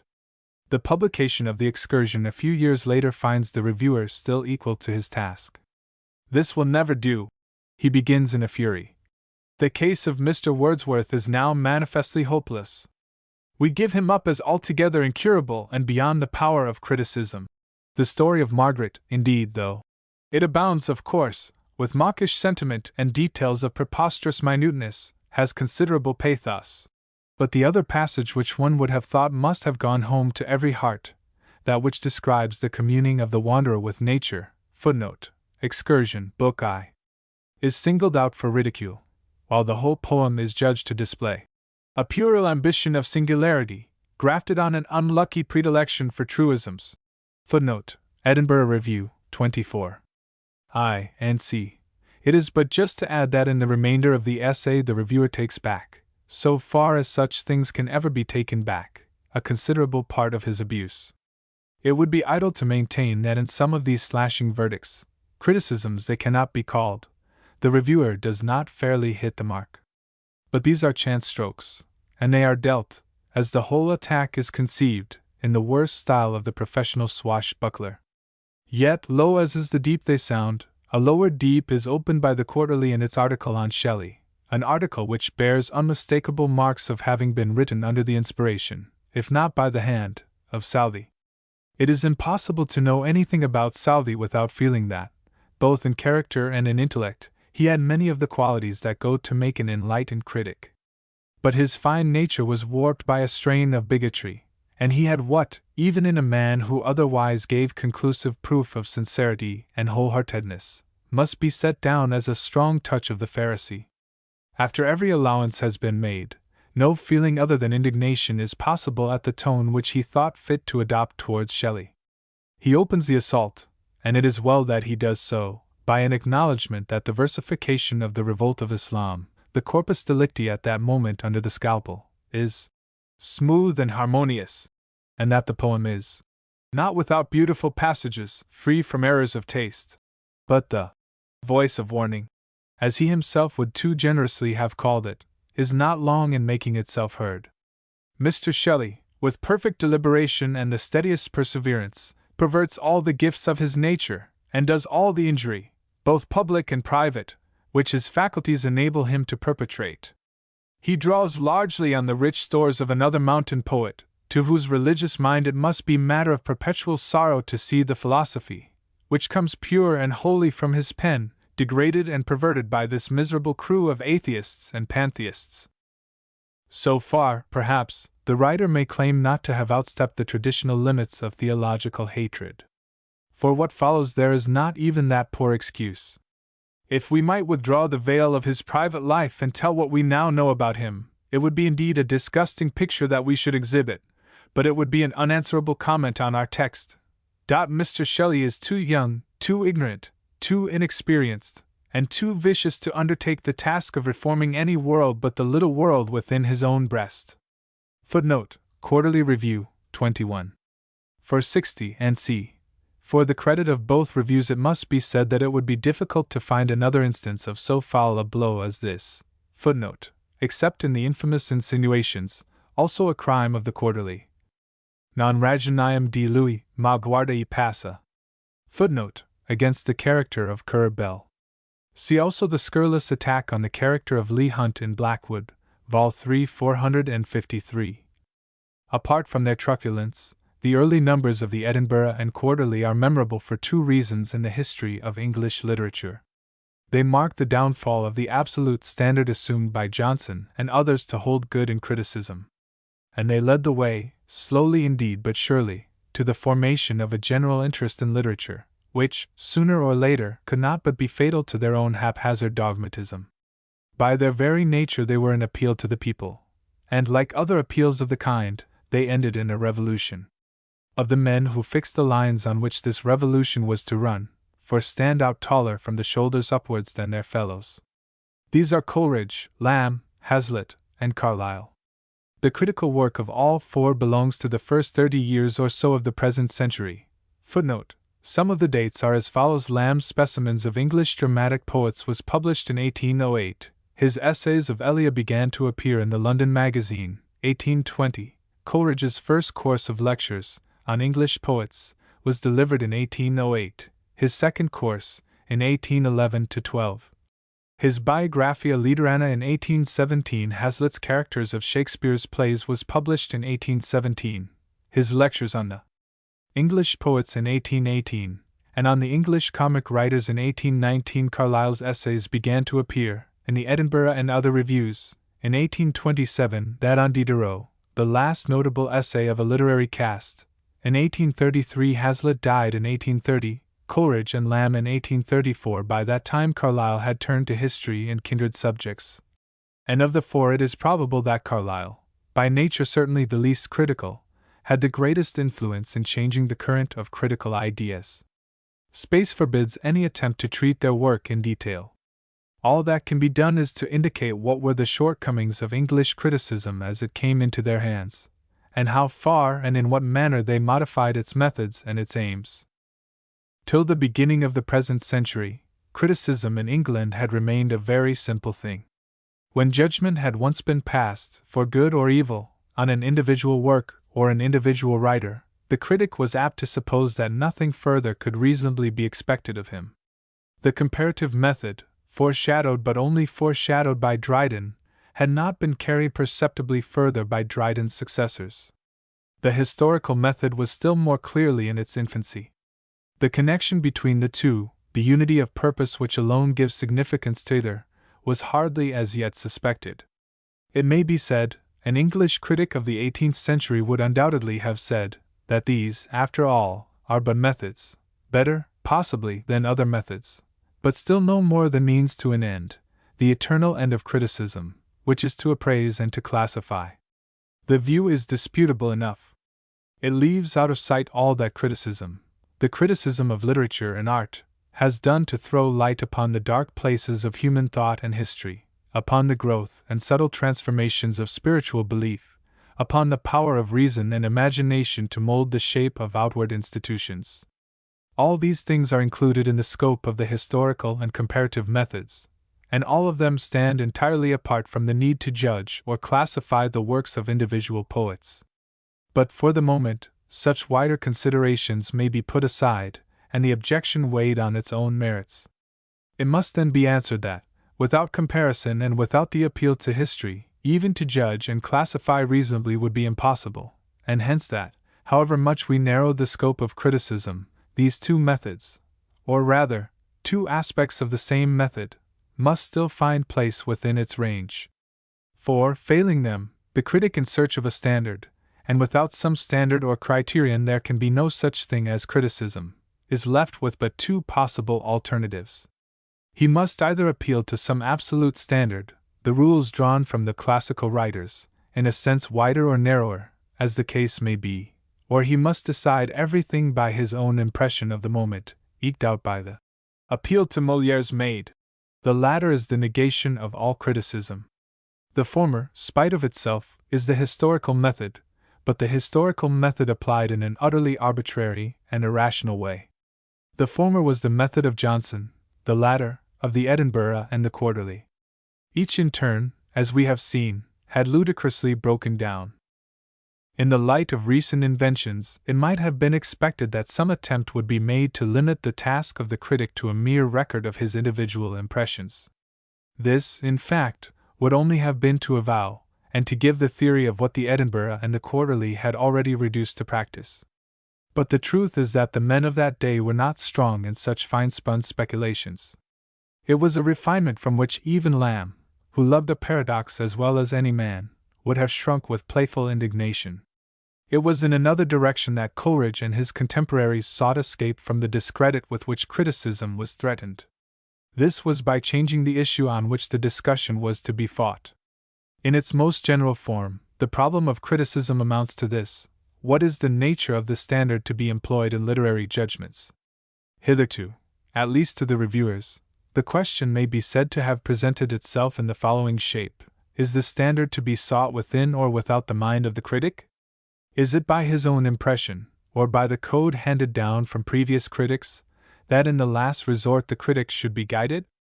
In the hands of Coleridge and others, this was replaced by the question, is the touchstone of excellence to be found within the work of the poet, or outside of it? Are we to judge of a given work merely by asking, is it clearly conceived and consistently carried out? Or are we bound to consider the further question, is the original conception just and capable of artistic treatment, and is the workmanship true to the vital principles of poetry? The change is significant. It makes the poet, not the critic, master of the situation. It implies that the critic is no longer to give the law to the poet, but that, in some sense more or less complete, he must begin, if not by putting himself in the place of the individual writer as he was when at work on the individual poem, at least by taking upon himself, by making his own, as far as may be, what he may conceive to be the essential temperament of the poet. This, indeed, is one of the first things to strike us in passing from the old criticism to the new. The Edinburgh and Quarterly plunged straight into the business of the moment. From the first instant, with "This will never do," the reviewer poses as the critic, or rather as the accuser. Not so Coleridge and Hazlitt. Like the Edinburgh and Quarterly, they undertake to discourse on individual poets. Unlike them, each opens his inquiry with the previous question, a question that seems to have found no lodgment in the mind of the reviewers. What is poetry? Further than this, Hazlitt, in a passage of incomparably greater force than any recorded utterance of Coleridge, makes it his task to trace poetry to the deepest and most universal springs of human nature, asserts boldly that it is poetry which, in the strictest sense, is the life of all of us, and calls on each one of us to assert his birthright by enjoying it. It is in virtue of the poet latent in him that the plain man has the power to become a critic. Starting then from the question as just stated, is it within the mind of the individual poet, or without it, that the standard of judgment should be sought, neither Coleridge nor Hazlitt could have any doubt as to the answer. It is not, they would tell us, in the individual work but in the nature of poetry as written large in the common instincts of all men no less than in the particular achievement of exceptional artists, that the test of poetic beauty must be discovered. The opposite view, doubtless, finds some countenance in the precepts, if not the example, of Goethe. But when pressed to extremes, it is either more nor less than the impressionist conception of criticism transferred to the creative faculty, and, like its counterpart, is liable to the objection that the impression of one poet, so long as it is sincerely rendered, is as good as the impression of another. It is the abdication of art, as the other is the abdication of criticism. Yet Hazlitt also, for, leaving Coleridge, we may now confine ourselves to him, is open to attack. His fine critical powers were marred by the strain of bitterness in his nature. And the result is that his judgment on many poets, and notably the poets of his own day, too often sounds like an intelligent version of the Edinburgh or the Quarterly. Or, to speak more accurately, he betrays some tendency to return to principles which, though assuredly applied in a more generous spirit, are at bottom hardly to be distinguished from the principles of Johnson. He too has his indispensable laws, or something very like them. He too has his bills of exclusion and his list of proscriptions. The poetry of earth, he more than suspects, is forever dead. After Milton, no claimant is admitted to anything more substantial than a courtesy title. This, no doubt, was in part due to his morose temper, but it was partly also the result of the imperfect method with which he started. The fault of his conception, and it was that which determined his method, is to be too absolute. It allows too much room to poetry in the abstract, too little to the ever-varying temperament of the individual poet. And even that is perhaps too favorable a statement of the case. His idea of poetry may in part be drawn, and its strength is to have been partly drawn, direct from life and nature. But it is also taken, as from the nature of the case it must be with all of us, from the works of particular poets. And in spite of his appeal to Dante and the Bible, it is clear that, in framing it, he was guided too exclusively by his loving study of the earlier English writers, from Chaucer to Milton. The model, so framed, is laid with heavy hand upon all other writers, who naturally fare ill in the comparison. Is it possible to account otherwise for his disparagement of Molière, or his grudging praise of Wordsworth and of Coleridge? It was here that Carlyle came in to redress the balance. From interests, in their origin perhaps less purely literary than have moved any man who has exercised a profound influence on literature, Carlyle was led to quicken the sense of poetic beauty, and by consequence to widen the scope of criticism, more than any writer of his day. He may have sought German literature more for its matter than for its artistic beauty. Here, too, he brought a new, if in some ways a dangerous, element into criticism, but neither he nor his readers could study it, least of all could they study the work of Goethe, without awakening to a whole world of imagination and beauty, to which England had hitherto been dead. With all its shortcomings, the discovery of German literature was a greater revelation than any made to Europe since the classical Renaissance. The shock, for it was nothing less, came at a singularly happy moment. The blow, given by Carlyle as critic, was closely followed up by the French Romantiques, as creative artists. Nothing could well have been more alien to English taste, as understood by the Edinburgh and Quarterly, than the early works, or indeed any works, of Hugo and those who owned him for chief, if it were not the works of Goethe and the countrymen of Goethe. Different as these were from each other, they held common ground in uniting the most opposite prejudices of Englishmen against them. The sarcasms of Thackeray on the French writers speak to this no less eloquently than the fluent flippancies of De Quincey upon the Germans. Footnote: see Thackeray's Paris sketch book, especially the chapters on Madame Sand and the New Apocalypse and French dramas and melodramas. See also De Quincey's review of Carlyle's translation of Wilhelm Meister. Works, Volume 12. Yet, in the one case as in the other, thanks, in no small measure, to Matthew Arnold and Mr. Swinburne, genius, in the long run, carried the day. And the same history has been repeated, as the literatures of Russia and of Scandinavia have each in turn been brought within our ken. These discoveries have all fallen within little more than half a century since Carlyle, by the irony of fate, reviewed Richter and the state of German literature in the pages of the Edinburgh. And their result has been to modify the standards of taste and criticism in 1,000 ways. They have opened our eyes to aspects of poetry that we should never otherwise have suspected, and unveiled to us fields of thought, as well as methods of artistic treatment which, save by our own fault, must both have widened and deepened our conception of poetry. That is the true meaning of the historical method. The more we broaden our vision, the less is our danger of confounding poetry, which is the divine genius of the whole world, with the imperfect, if not misshapen idols of the tribe, the marketplace, and the cave. Of this conquest Carlyle must in justice be reckoned as the pioneer. For many years he stood almost single-handed as the champion of German thought and German art against the scorn or neglect of his countrymen. But he knew that he was right, and was fully conscious whither the path he had chosen was to lead. Aware that much in the work of Goethe would seem faulty to many, he forestalls the objection at the outset. To see rightly into this matter, to determine with any infallibility whether what we call a fault is in very deed a fault, we must previously have settled 2 points, either of which may be so readily settled. First, we must have made plain to ourselves what the poet's aim really and truly was, how the task he had to do stood before his own eye, and how far, with such means as it afforded him, he has fulfilled it. Secondly, we must have decided whether and how far this aim, this task of his accorded, not with us and our individual crotchets, and the crotchets of our little Senate where we give or take the law, but with human nature and the nature of things at large, with the universal principles of poetic beauty, not as they stand written in our textbooks, but in the hearts and imaginations of all men.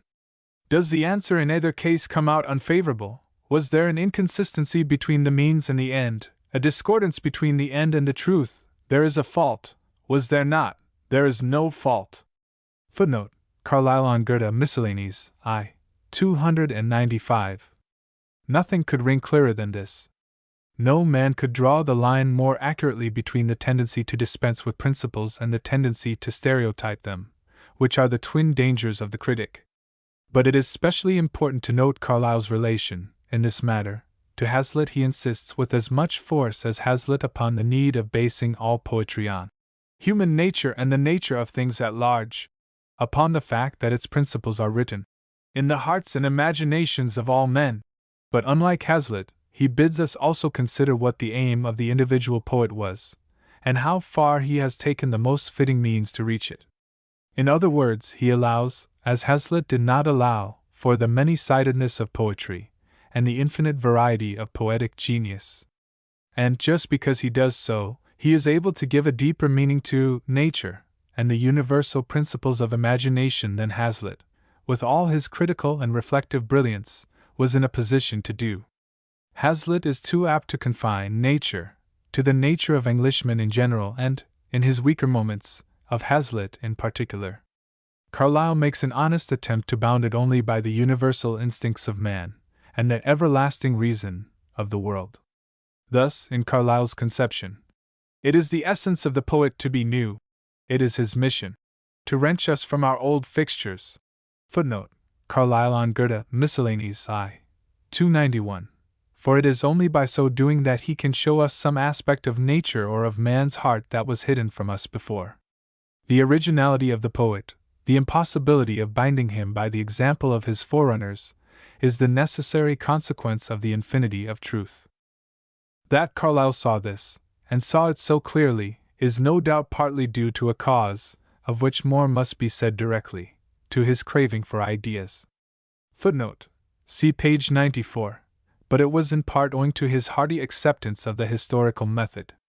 Both as critic and as historian, he knew, at that time, no man so well, that each nation has its own genius, and justly pronounced the conduct of that nation which isolates itself from foreign influence, regards its own modes as so many laws of nature, and rejects all that is different as unworthy even of examination, to be pedantry.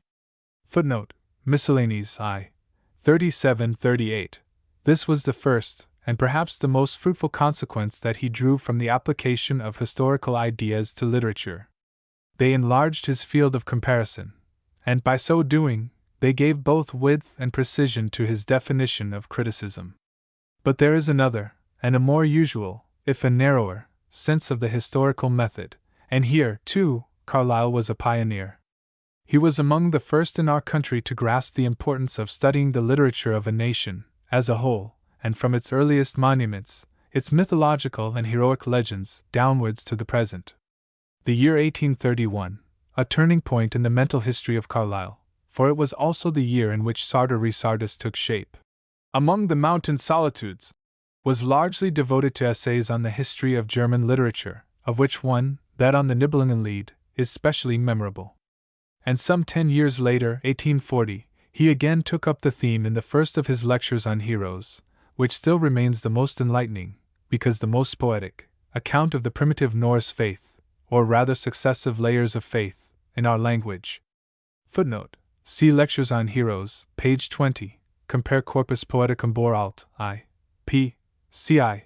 But what mainly concerns us here is that Carlyle, in this matter as in others, had clearly realized and as clearly defines the goal which the student, in this case the student of literary history, should set before his eyes. A history of any national poetry would form, taken in its complete sense, one of the most arduous enterprises any writer could engage in. Poetry, were it the rudest, so it be sincere, is the attempt which man makes to render his existence harmonious, the utmost he can do for that end. It springs, therefore, from his whole feelings, opinions, activity, and takes its character from these.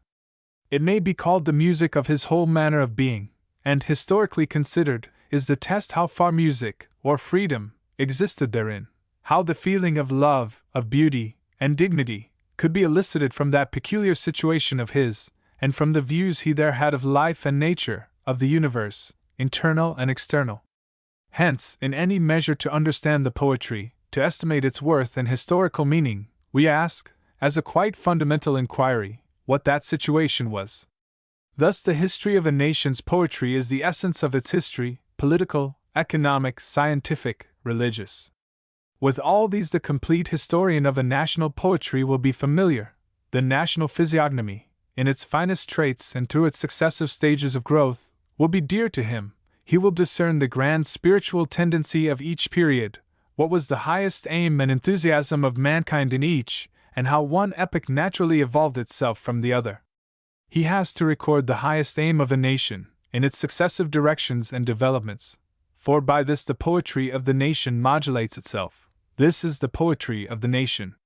Footnote: Carlyle, Miscellanies 3. 292-293. Never has the task of the literary historian been more accurately defined than in this passage, and never do we feel so bitterly the gulf between the ideal and the actual performance, at which more than one man of talent has since tried his hand, as when we read it. It strikes perhaps the first note of Carlyle's lifelong war against dry as dust. But it contains at least two other points on which it is well for us to pause. The first is the inseparable bond which Carlyle saw to exist between the poetry of a nation and its history, the connection which inevitably follows from the fact that both one and the other are the expression of its character. This is a vein of thought that was first struck by Vico and by Montesquieu, but it was left for the German philosophers, in particular Fichte and Hegel, to see its full significance, and Carlyle was the earliest writer in this country to make it his own. It is manifest that the connection between the literature and the history of a nation may be taken from either side. We may illustrate its literature from its history, or its history from its literature. It is on the necessity of the former study that Carlyle dwells in the above. And in the light of later exaggerations, notably those of Taine, it is well to remember, what Carlyle himself would have been the last man to forget, that no man of genius is the creature of his time or his surroundings, and consequently, that when we have mastered all the circumstances, in Carlyle's phrase the whole situation of the poet, we are still only at the beginning of our task. We have still to learn what his genius made out of its surroundings, and what the eye of the poet discovered in the world of traditional belief. In other words, what it was that made him a poet, what it was that he saw and to which all the rest were blind. We have studied the soil. We have yet to study the tree that grew from it and overshadows it. Footnote: perhaps the most striking instances of this kind of criticism, both on its strong and its weak side, are to be found in the writings of Mazzini. See Opere 2 and 4. In reversing the relation, in reading history by the light of literature, the danger is not so great. The man of genius may, and does, see deeper than his contemporaries, but for that very reason, he is a surer guide to the tendencies of his time than they. He is above and beyond his time, but just in so far as he is so, he sees over it and through it. As Shakespeare defined it, his end, both at the first and now, was and is, to show the very age and body of the time his form and pressure. Some allowance must doubtless be made for the individuality of the poet, for the qualities in which he stands aloof from his time, and in which, therefore, he must not be taken to reflect it. But to make such allowance is a task not beyond the skill of the practiced critic, and many instances suggest themselves in which it has, more or less successfully, been done. Witness not a few passages in Michelet's Histoire de France, and some to be found in the various works of Ranke. Footnote: as instances may be cited, Michelet's remarks on Rabelais, Tome 8. 428-440, and on Molière, Tome 13. 51-85, or again Ranke's Pabst, I. 486-503, on Tasso and the artistic tendencies of the middle of the 16th century Französische Geschichte, 3. 345-368, the age of Louis XIV. Witness, again, Hegel's illustration of the Greek conception of the family from the Antigone and the Oedipus of Sophocles, or, if we may pass to a somewhat different field, his construction of the French Revolution from the religious and metaphysical ideas of Rousseau. Footnote: Hegel, Phenomenologie des Geists, pages 323-348, and pages 426-436. So far as it employs literature to give the key to the outward history of a nation or to the growth of its spiritual faith, it is clear that the historical method ceases to be, in the strict sense of the word, a literary instrument. It implies certainly that a literary judgment has been passed, but once passed, that judgment is used for ends that lie altogether apart from the interests of literature. But it is idle to consider that literature loses caste by lending itself to such a purpose. It would be wiser to say that it gains by anything that may add to its fruitfulness, and instructiveness. In any case, and whether it pleases us or no, this is one of the things that the historical method has done for literature, and neither Carlyle, nor any other thinker of the century, would have been minded to disavow it. This brings us to the second point that calls for remark in the foregoing quotation from Carlyle. Throughout he assumes that the matter of the poet is no less important than his manner. And here again he dwells on an aspect of literature that previous, and later, critics have tended to throw into the shade. That Carlyle should have been led to assert, and even at times to exaggerate, the claims of thought and imaginative work was inevitable, and that, not only from his temperament, but from those principles of his teaching that we have already noticed. If the poetry of a nation be indeed the expression of its spiritual aims, then it is clear that among those aims must be numbered its craving to make the world intelligible to itself, and to comprehend the working of God both within man and around him. Not that Carlyle shows any disposition to limit thought to its more abstract forms. On the contrary, it is on the sense of music, love, and beauty that he specially insists. What he does demand is that these shall be not merely outward adornments, but the instinctive utterance of a deeper harmony within, that they shall be such as not merely to furnish a languid mind with fantastic shows and indolent emotions, but to incorporate the everlasting reason of man in forms visible to his sense, and suitable to it. Footnote: Miscellanies I. 297. The reason is no less necessary to poetry than its sensible form, and whether its utterance be direct or indirect, that is a matter for the genius of the individual poet to decide. Got you in die Welt, we may be sure Carlyle would have said, is poetry as legitimate as Der Erlkönig or the songs of Mignon. In this connection he more than once appeals to the doctrine of Fichte, one of the few writers whom he was willing to recognize as his teachers. According to Fichte, there is a divine idea pervading the visible universe, which visible universe is indeed but its symbol and sensible manifestation, having in itself no meaning, or even true existence independent of it. To the mass of men this divine idea of the world lies hidden, yet to discern it, to seize it, and live wholly in it, is the condition of all genuine virtue, knowledge, freedom, and the end, therefore, of all spiritual effort in every age. Literary men are the appointed interpreters of this divine idea, a perpetual priesthood, we might say, standing forth, generation after generation, as the dispensers and living types of God's everlasting wisdom, to show it in their writings and actions, in such particular form as their own particular times require it in. For each age, by the law of its nature, is different from every other age, and demands a different representation of the divine idea, the essence of which is the same in all, so that the literary man of one century is only by mediation and reinterpretation applicable to the wants of another. Footnote: IB, page 69. There is a similar passage in the Lectures on Heroes, LEC. V, page 145. In each case the reference is to Fichte's Lectures über das Wesen des Gelehrten, 1805, especially to Lectures I, 2, and X, Fichte's Werke 6.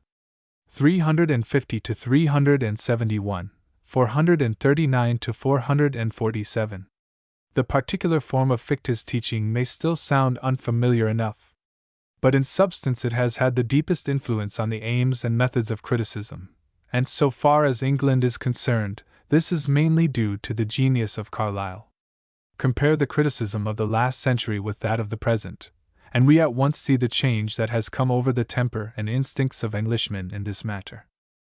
When Johnson, or the reviewers of the next generation, quitted, as they seldom did quit, the ground of external form and regularity and logical coherence, it was only to ask, is this work, this poem or this novel, in conformity with the traditional conventions of respectability, is it such as can be put into the hands of boys and girls? To them this was the one ground on which the matter of literature, as apart from the beggarly elements of its form, could come under the cognizance of the critic. And this narrowness, a narrowness which belonged at least in equal measure to the official criticism of the French, naturally begot a reaction almost as narrow as itself. The cry of art for art's sake, a cry raised in France at the moment when Carlyle was beginning his work in England, must be regarded as a protest against the moralizing bigotry of the classical school no less than against its antiquated formalities. The men who raised it were themselves not free from the charge of formalism, but the forms they worshipped were at least those inspired by the spontaneous genius of the artist, not the mechanical rules inherited from the traditions of the past. Nor, whatever may be the case with those who have taken it up in our own day, must the cry be pressed too rigorously against the men of 1830. The very man on whom it was commonly fathered was known to disavow it, and certainly in his own works, in their burning humanity and their passion for reforming the world, was the first to set it at defiance. Footnote: see Hugo's William Shakespeare, page 288. The moralist and the formalist still make their voice heard, and will always do so. But since Carlyle wrote, it is certain that a wider, a more fruitful, view of criticism has gained ground among us. And if it be asked where lies the precise difference between such a view and that which satisfied the critics of an earlier day, the answer must be that we are no longer contented to rest upon the outward form of a work of art, still less upon its conventional morality. We demand to learn what is the idea, of which the outward form is the harmonious utterance, and which, just because the form is individual, must itself too have more or less of originality and power. We are resolved to know what is the artist's peculiar fashion of conceiving life, what is his insight, that which he has to teach us of God and man and nature. Poetry, said Wordsworth, is the breath and finer spirit of all knowledge, it is the impassioned expression which is in the countenance of all science. Footnote: Preface to Lyrical Ballads by Wordsworth, Works 6. 328, and Wordsworth is echoed by Shelley. Footnote: Poetry is indeed something divine. It is at once the center and circumference of knowledge, it is that which comprehends all science, and that to which all science must be referred. Shelley, Defense of Poetry, page 33. But it is again to Carlyle that we must turn for the explicit application of these ideas to criticism.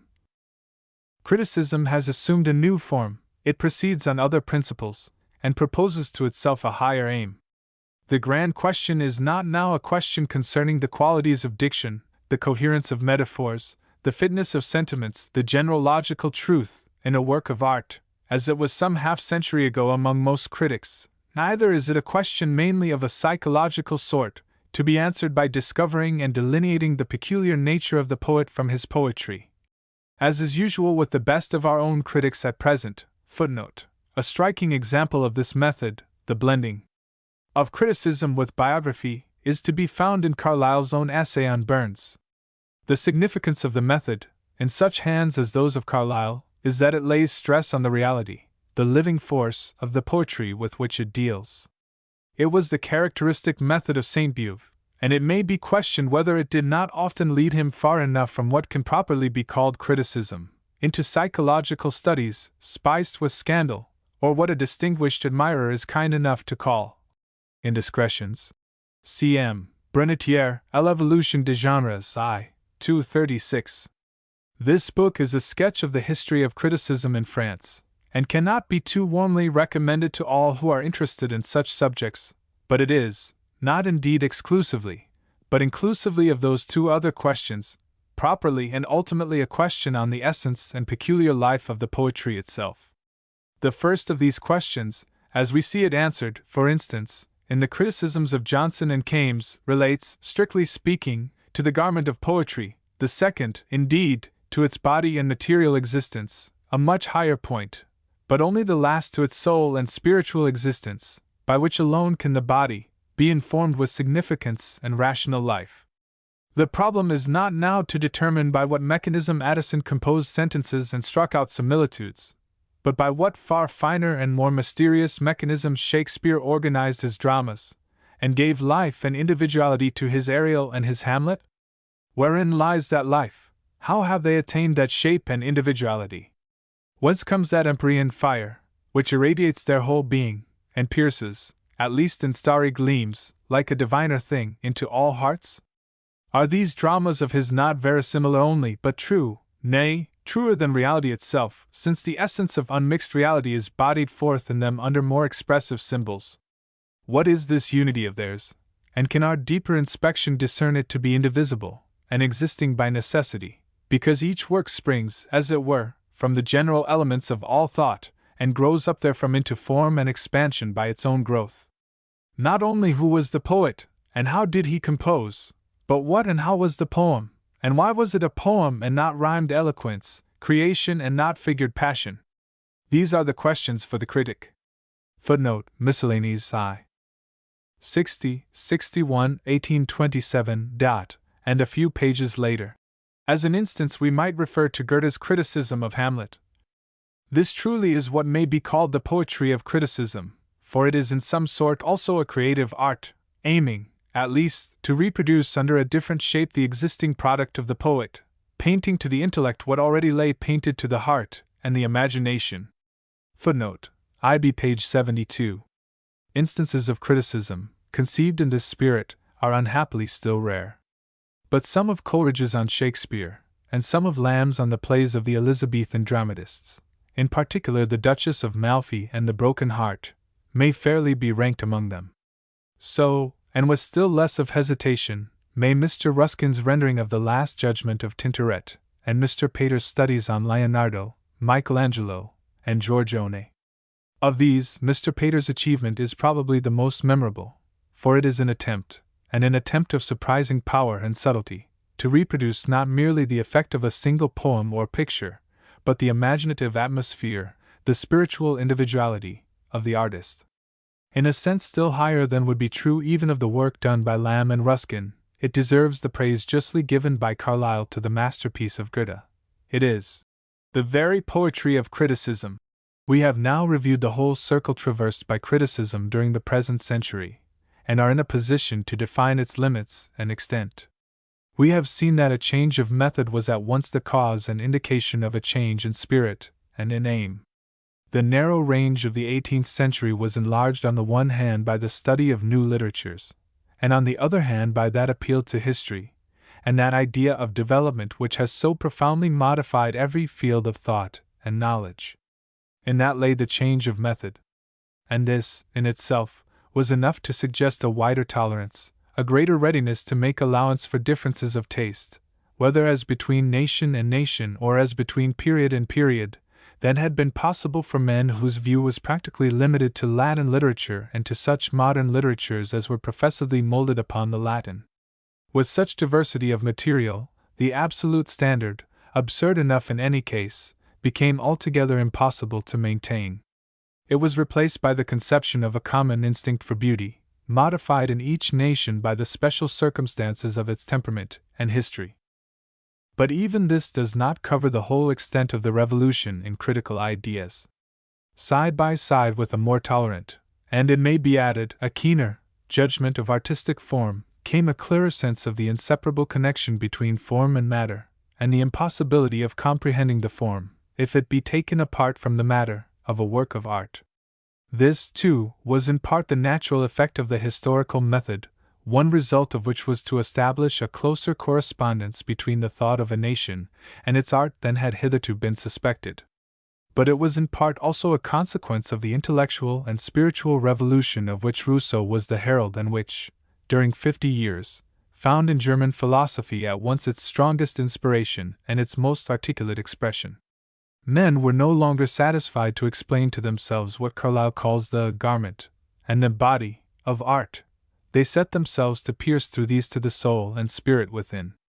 They instinctively felt that the art which lives is the art that gives man something to live by, and that, just because its form is more significant than other of man's utterances, it must have a deeper significance also in substance and in purport. Of this purport criticism of life, the phrase suggested by one who was at once a poet and a critic, is doubtless an unhappy, because a pedantic definition, and it is rather creation of life, than the criticism of it, that art has to offer. But it must be life in all its fullness and variety, as thought, no less than as action, as energy, no less than as beauty, as power, as love, as influencing soul. This is the mission of art, and to unfold its working in the art of all times and of all nations, to set it forth by intuition, by patient reason, by every means at his command, is the function of the critic. To have seen this, and to have marked out the way for its performance, is not the least among the services rendered by Carlyle to his own generation and to ours. Later critics can hardly be said to have yet filled up the design that he laid. They have certainly not gone beyond it. English Literary Criticism. Sir Philip Sidney. 1554–1586. An Apology for Poetry. The apology was probably written about 1580, Gosson's pamphlet, which clearly suggested it, having appeared in 1579. Nothing need here be added to what has been said in the introduction.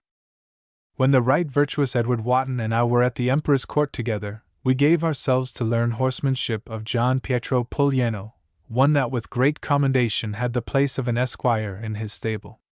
And he, according to the fertileness of the Italian wit, did not only afford us the demonstration of his practice, but sought to enrich our minds with the contemplations therein, which he thought most precious.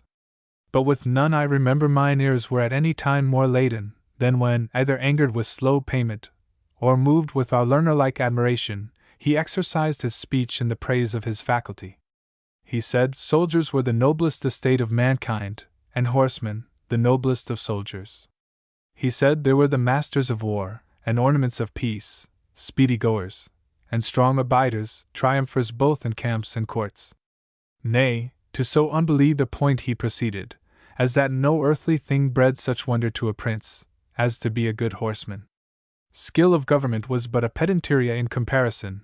Then would he add certain praises, by telling what a peerless beast a horse was. The only serviceable courtier without flattery, the beast of most beauty, faithfulness, courage, and such more, that, if I had not been a piece of a logician before I came to him, I think he would have persuaded me to have wished myself a horse. But thus much at least with his no few words he drove into me, that self-love is better than any gilding to make that seem gorgeous, wherein ourselves are parties. Wherein, if Puglieno his strong affection and weak arguments will not satisfy you, I will give you a nearer example of myself, who I know not by what mischance, in these my not old years and idlest times, having slipped into the title of a poet, am provoked to say something unto you in the defense of that my unelected vocation, which if I handle with more good will than good reasons, bear with me. Sith the scholar is to be pardoned that followeth the steps of his master.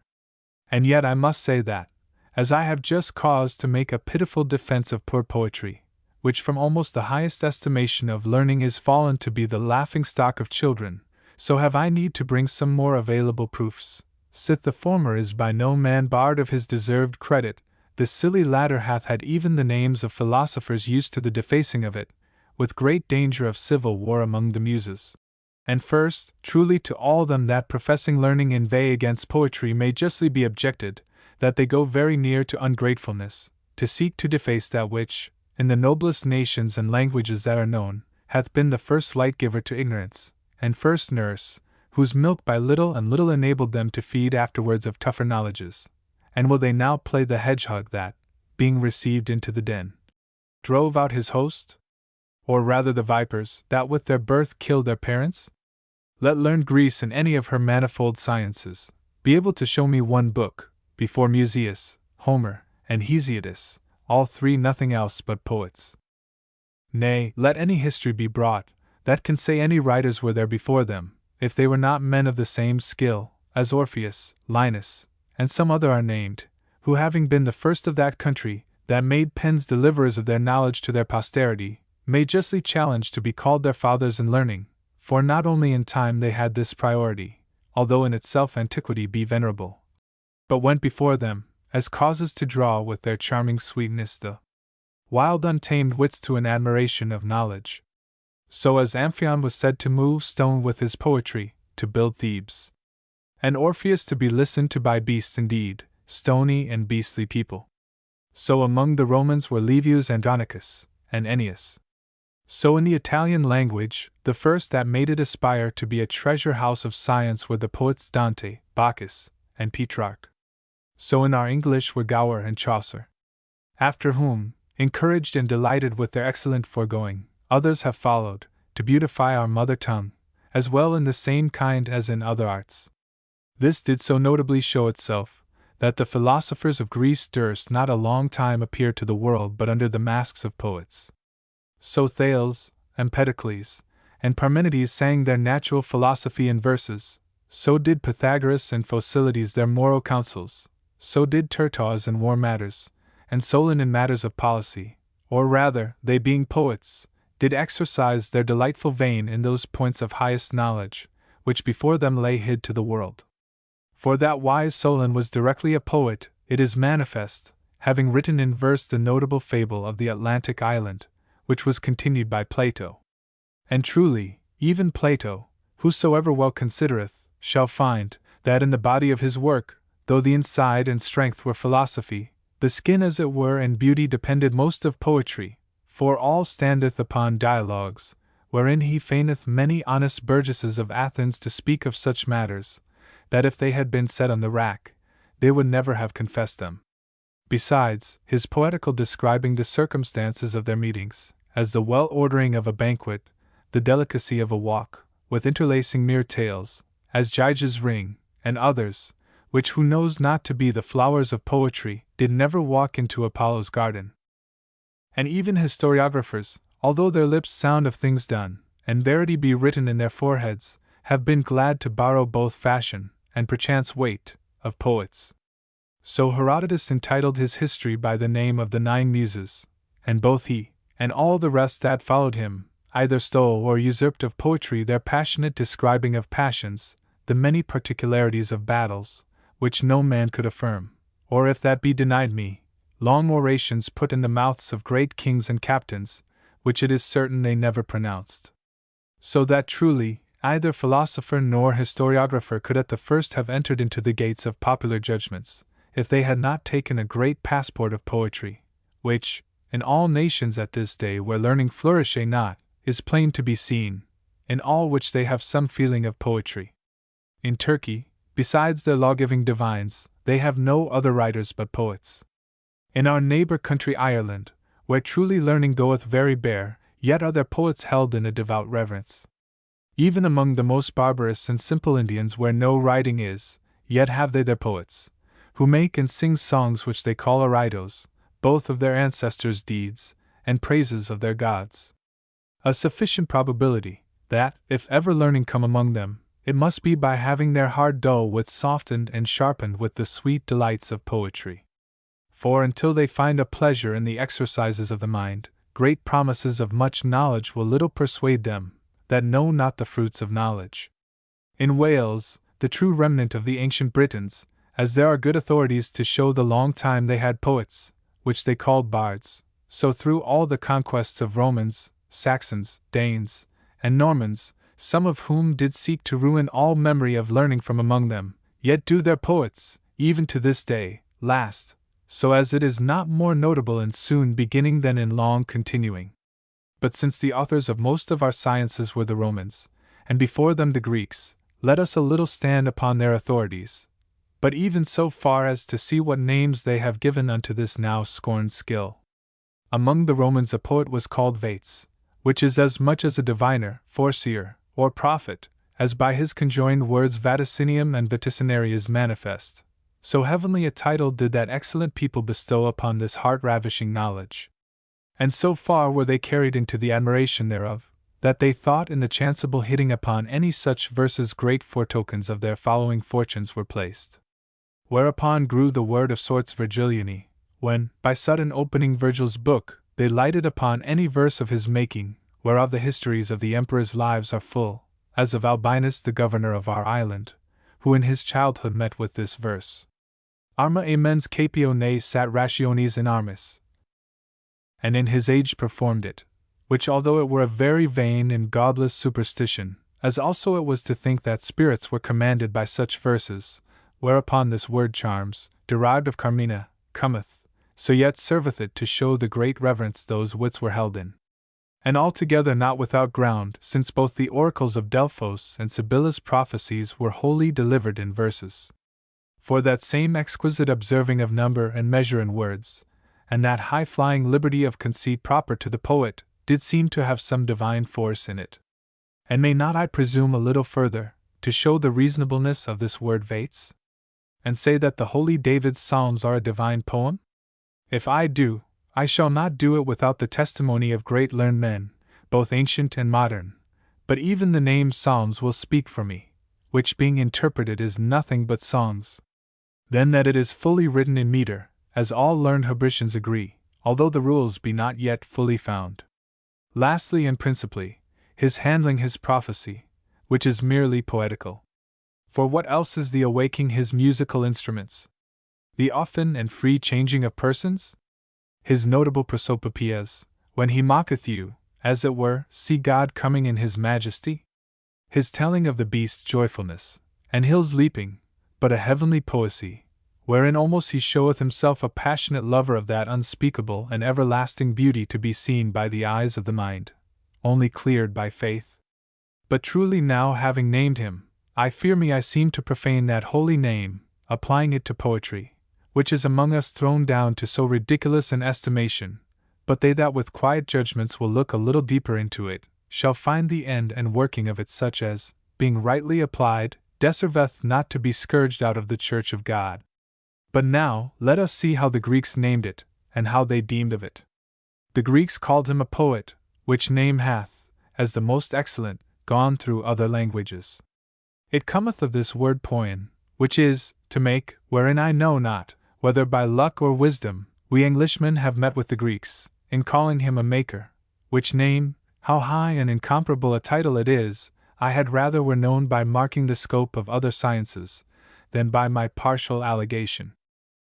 There is no art delivered to mankind, that hath not the works of nature for his principal object, without which they could not consist, and on which they so depend, as they become actors and players, as it were, of what nature will have set forth. So doth the astronomer look upon the stars, and by that he seeth, setteth down what order nature hath taken therein. So do the geometrician and arithmetician, in their diverse sorts of quantities. So doth the musician, in times, tell you which by nature agree, which not. The natural philosopher thereon hath his name, and the moral philosopher standeth upon the natural virtues, vices, and passions of man, and follow nature, saith he, therein, and thou shalt not err. The lawyer saith what men have determined. The historian what men have done. The grammarian speaketh only of the rules of speech, and the rhetorician and logician, considering what in nature will soonest prove and persuade, thereon give artificial rules, which still are compassed within the circle of a question, according to the proposed matter. The physician weigheth the nature of a man's body, and the nature of things helpful or hurtful unto it.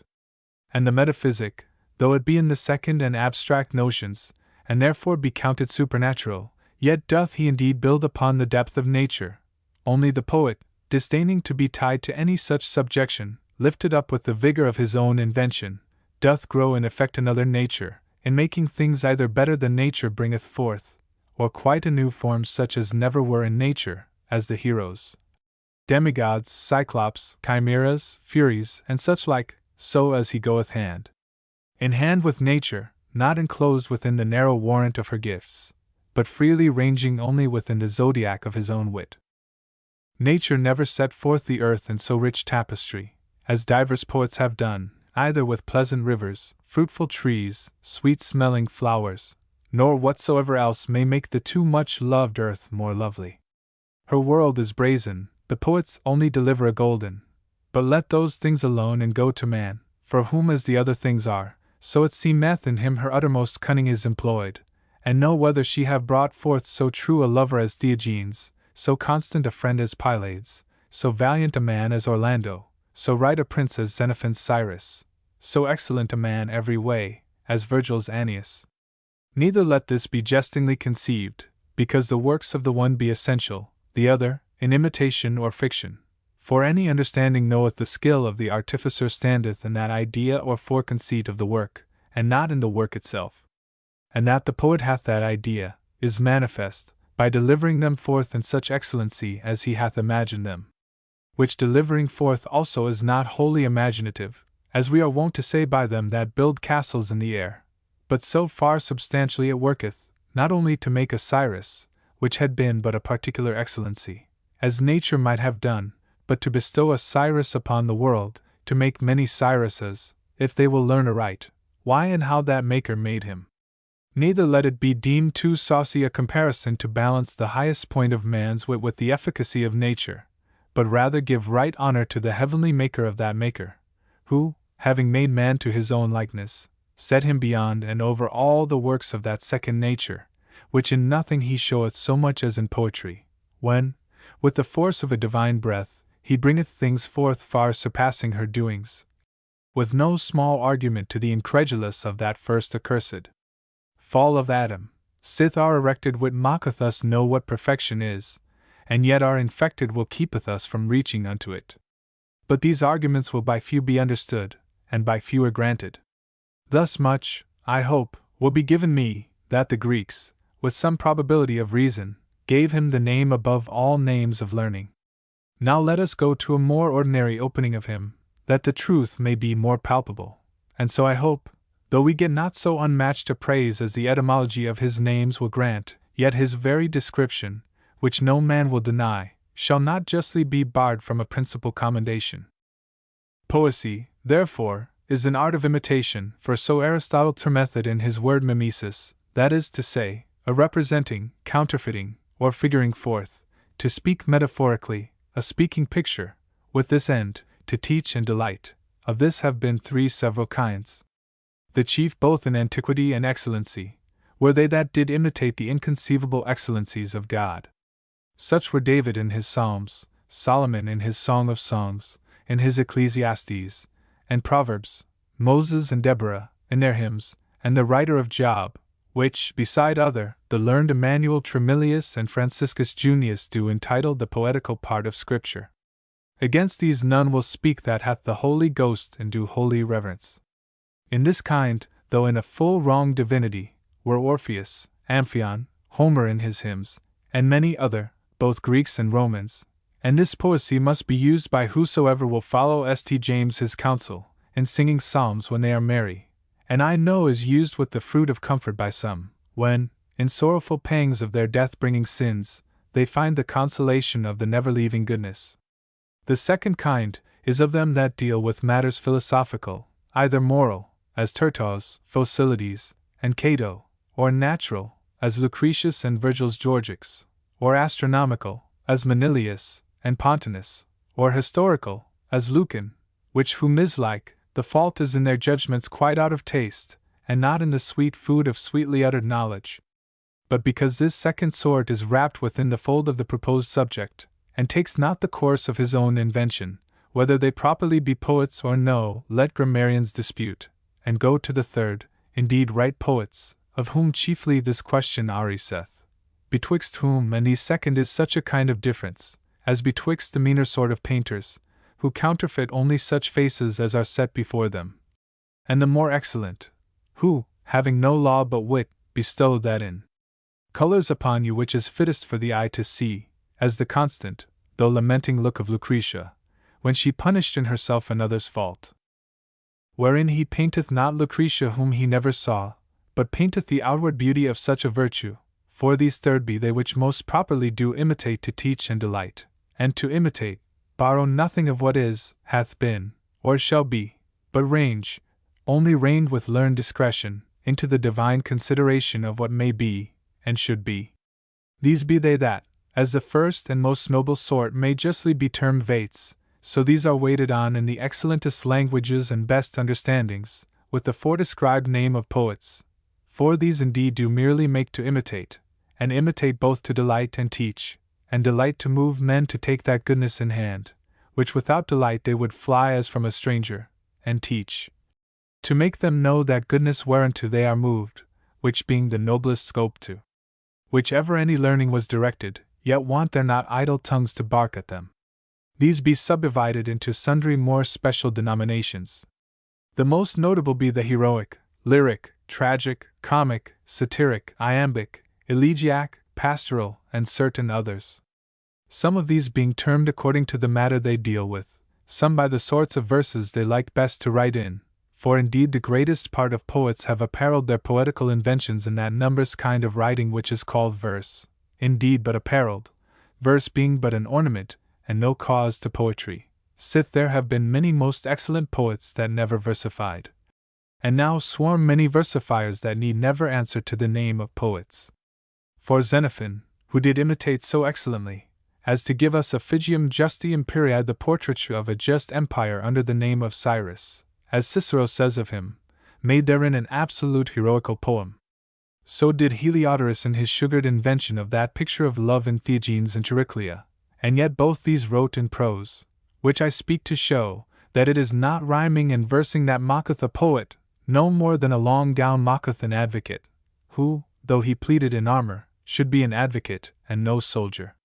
But it is that feigning notable images of virtues, vices, or what else, with that delightful teaching which must be the right describing note to know a poet by, although, indeed, the senate of poets hath chosen verse as their fittest raiment, meaning, as in matter they passed all in all, so in manner to go beyond them, not speaking, table talk fashion, or like men in a dream, words as they chanceably fall from the mouth, but pacing.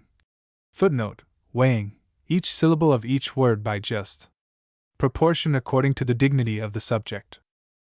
Now, therefore, it shall not be amiss first to weigh this latter sort of poetry by his works, and then by his parts, and if in either of these anatomies he be condemnable, I hope we shall obtain a more favorable sentence.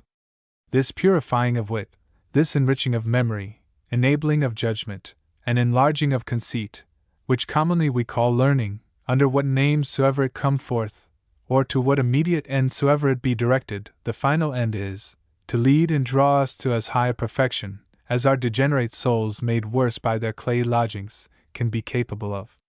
This, according to the inclination of the man, bred many formed impressions, for some that thought this felicity principally to be gotten by knowledge, and no knowledge to be so high and heavenly as acquaintance with the stars, gave themselves to astronomy. Others, persuading themselves to be demigods if they knew the causes of things, became natural and supernatural philosophers. Some an admirable delight drew to music, and some the certainty of demonstration to the mathematics. But all, one and other, having this scope to know, and by knowledge to lift up the mind from the dungeon of the body, to the enjoying his own divine essence. But when by the balance of experience it was found, that the astronomer looking to the stars might fall into a ditch, that the inquiring philosopher might be blind in himself, and the mathematician might draw forth a straight line with a crooked heart, then lo, did proof the overruler of opinions make manifest that all these are but serving sciences, which, as they have each a private end in themselves, so yet are they all directed to the highest end of the mistress knowledge, by the Greeks called architectonic, which stands, as I think, in the knowledge of a man's self, in the ethic and politic consideration, with the end of well-doing, and not of well-knowing only, even as the saddler's next end is to make a good saddle, but his farther end, to serve a nobler faculty, which is horsemanship, so the horseman's to soldiery, and the soldier not only to have the skill, but to perform the practice of a soldier, so that the ending end of all earthly learning, being virtuous action, those skills that most serve to bring forth that, have a most just title to be princes over all the rest. Wherein if we can show the poet's nobleness, by setting him before his other competitors, among whom as principal challengers step forth the moral philosophers, whom methinketh I see coming towards me with a sullen gravity, as though they could not abide vice by daylight, rudely clothed for to witness outwardly their contempt of outward things, with books in their hands against glory, whereto they set their names, sophistically speaking against subtlety, and angry with any man in whom they see the foul fault of anger, these men casting largesse as they go, of definitions, divisions, and distinctions, with a scornful interrogative, do soberly ask, whether it be possible to find any path, so ready to lead a man to virtue, as that which teacheth what virtue is? And teacheth it not only by delivering forth his very being, his causes, and effects, but also, by making known his enemy vice, which must be destroyed, and his cumbersome servant passion, which must be mastered by showing the generalities that contain it, and the specialties that are derived from it, lastly, by plain setting down, how it extendeth itself out of the limits of a man's own little world, to the government of families and maintaining of public societies. A principal clause, it will be well, or some equivalent, is unhappily lacking to this long sentence. The historian scarcely giveth leisure to the moralist to say so much, but that he, laden with old mouse-eaten records, authorizing himself, for the most part, upon other histories, whose greatest authorities are built upon the notable foundation of hearsay, having much ado to accord differing writers, and to pick truth out of partiality, better acquainted with 1,000 years ago than with the present age, and yet better knowing how this world goeth than how his own wit runneth, curious for antiquities and inquisitive of novelties, a wonder to young folks, and a tyrant in table talk, beneath in a great chafe that any man, for teaching of virtue and virtuous actions, is comparable to him. I am lux vitae, tempora magistra, vita memoriae, nuntia vetestatis, and c. The philosopher, saith he, teacheth the disputative virtue, but I do an active. His virtue is excellent in the dangerous academy of Plato, but mine showeth forth her honorable face in the battles of Marathon, Pharsalia, Poitiers, and Agincourt. He teacheth virtue by certain abstract considerations, but I only bid you follow the footing of them that have gone before you. Old-aged experience goeth beyond the fine-witted philosopher, but I give the experience of many ages. Lastly, if he make the songbook, I put the learner's hand to the lute, and if he be the guide, I am the light. Then would he allege you innumerable examples, conferring story by story, how much the wisest senators and princes have been directed by the credit of history, as Brutus, Alphonsus of Aragon, and who not, if need be. At length the long line of their disputation mocketh a point in this, that the one giveth the precept, and the other the example. Now whom shall we find, sith the question standeth for the highest form in the school of learning, to be moderator? Truly, as meseemeth, the poet, and if not a moderator, even the man that ought to carry the title from them both, and much more from all other serving sciences. Therefore compare we the poet with the historian and with the moral philosopher, and, if he go beyond them both, no other human skill can match him. For as for the divine, with all reverence it is ever to be accepted, not only for having his scope as far beyond any of these, as eternity exceedeth a moment, but even for passing each of these in themselves. And for the lawyer, though just be the daughter of justice, and justice the chief of virtues, yet because he seeketh to make men good, rather formidine poeni than virtutis amore, or to say writer, doth not endeavor to make men good, but that their evil hurt not others, having no care, so he be a good citizen, how bad a man he be. Therefore, as our wickedness mocketh him necessary, and necessity mocketh him honorable, so is he not in the deepest truth to stand in rank with these, who all endeavor to take naughtiness away, and plant goodness even in the secretest cabinet of our souls. And these four are all that any way deal in that consideration of men's manners, which being the supreme knowledge, they that best breed it deserve the best commendation. The philosopher therefore and the historian are they which would win the goal, the one by precept, the other by example. But both not having both, do both halt. For the philosopher, setting down with thorny argument the bare rule, is so hard of utterance, and so misty to be conceived, that one that hath no other guide but him shall wade in him till he be old before he shall find sufficient cause to be honest, for his knowledge standeth so upon the abstract and general, that happy is that man who may understand him, and more happy that can apply what he doth understand. On the other side, the historian wanting the precept is so tied, not to what should be, but to what is, to the particular truth of things, and not to the general reason of things, that his example draweth no necessary consequence, and therefore a less fruitful doctrine. Now doth the peerless poet perform both, for whatsoever the philosopher saith should be done, he giveth a perfect picture of it in some one, by whom he presupposeth it was done, so as he coupleth the general notion with the particular example. A perfect picture, I say, for he yieldeth to the powers of the mind an image of that whereof the philosopher bestoweth but a wordish description, which doth neither strike, pierce, nor possess the sight of the soul so much as that other doth. For as in outward things, to a man that had never seen an elephant or a rhinoceros, who should tell him most exquisitely all their shapes, color, bigness, and particular marks, or of a gorgeous palace, the architecture, with declaring the full beauties, might well make the hearer able to repeat, as it were by rote, all he had heard, yet should never satisfy his inward conceits, with being witness to itself of a true lively knowledge.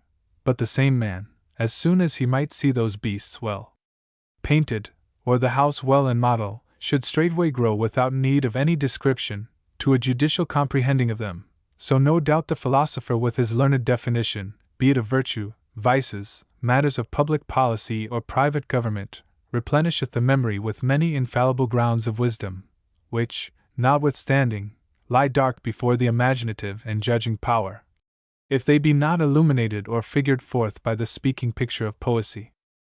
Tully taketh much pains, and many times not without poetical helps, to make us know the force love of our country hath in us. Let us but hear old Anchises speaking in the midst of Troy's flames, or see Ulysses, in the fullness of all Calypso's delights, bewail his absence from barren and beggarly Ithaca. Anger, the Stoics say, was a short madness. Let but Sophocles bring you Ajax on a stage, killing and whipping sheep and oxen, thinking them the army of Greeks, with their chieftains Agamemnon and Menelaus, and tell me if you have not a more familiar insight into anger than finding in the schoolmen his genus and difference. See whether wisdom and temperance in Ulysses and Diomedes, valor in Achilles, friendship in Nisus and Euryalus, even to an ignorant man, carry not an apparent shining, and contrarily, the remorse of conscience in Oedipus, the soon repenting pride of Agamemnon, the self-devouring cruelty in his father Atreus, the violence of ambition in the two Theban brothers, the sour sweetness of revenge in Medea. And to fall lower, the Terentian Gnatho and our Chaucer's Pander, so expressed that we now use their names to signify their trades. And finally, all virtues, vices, and passions so in their own natural seats laid to the view, that we seem not to hear of them, but clearly to see through them. But even in the most excellent determination of goodness, what philosopher's counsel can so readily detect a prince, as the feigned Cyrus and Xenophon? Or a virtuous man in all fortunes, as Annius and Virgil? Or a whole commonwealth, as the way of Sir Thomas More's Utopia? I say the way, because where Sir Thomas More erred, it was the fault of the man and not of the poet, for that way of patterning a commonwealth was most absolute, though he perchance hath not so absolutely performed it, for the question is, whether the feigned image of poesy, or the regular instruction of philosophy, hath the more force in teaching. Wherein if the philosophers have more rightly showed themselves philosophers than the poets have obtained to the high top of their profession, as in truth, mediocribus esse potes, non homines, non concessora columna. It is, I say again, not the fault of the art, but that by few men that art can be accomplished. Certainly, even our Saviour Christ could as well have given the moral commonplaces of uncharitableness and humbleness, as the divine narration of Dives and Lazarus, or of disobedience and mercy, as that heavenly discourse of the lost child and the gracious Father, but that his through-searching wisdom knew the estate of Dives burning in hell, and of Lazarus being in Abraham's bosom, would more constantly, as it were, inhabit both the memory and judgment. Truly, for myself, meseems I see before my eyes the lost child's disdainful prodigality, turned to envy a swine's dinner, which by the learned divines are thought not historical acts, but instructing parables.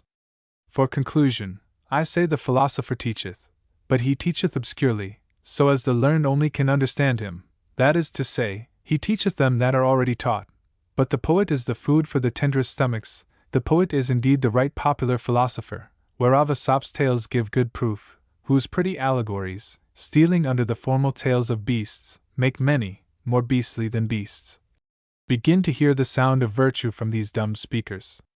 But now may it be alleged that, if this imagining of matters be so fit for the imagination, then must the historian needs surpass, who bringeth you images of true matters, such as indeed were done, and not such as fantastically or falsely may be suggested to have been done. Truly Aristotle himself in his Discourse of Poesy, plainly determineth this question, saying that poetry is philosophateron and spoudateron, that is to say, it is more philosophical, and more studiously serious, than history. His reason is, because poesy dealeth with cathalu, that is to say, with the universal consideration, and the history with kathekaston, the particular. Now saith he, the universal weighs what is fit to be said or done, either in likelihood or necessity, which the poesy considereth in his imposed names, and the particular only marks, whether Alcibiades did, or suffered, this or that. Thus far Aristotle, which reason of his, as all his, is most full of reason. For indeed, if the question were whether it were better to have a particular act truly or falsely set down, there is no doubt which is to be chosen, no more than whether you had rather have Vespasian's picture right as he was, or at the painter's pleasure nothing resembling. But if the question be for your own use and learning, whether it be better to have it set down as it should be, or as it was, then certainly is more doctrinable the feigned Cyrus of Xenophon than the true Cyrus in Justin, and the feigned Aeneas in Virgil, than the right Aeneas in Dares Phrygius. As to a lady that desired to fashion her countenance to the best grace, a painter should more benefit her to portrait a most sweet face, writing Canidia upon it, than to paint Canidia as she was, who, Horace sweareth, was foul and ill-favoured. If the poet do his part aright, he will show you in Tantalus, Atrus, and such like, nothing that is not to be shunned. In Cyrus, Aeneas, Ulysses, each thing to be followed, where the historian, bound to tell things as things were, cannot be liberal, without he will be poetical, of a perfect pattern, but as in Alexander or Scipio himself, show doings, some to be liked, some to be misliked. And then how will you discern what to follow but by your own discretion, which you had without reading Quintus Curtius?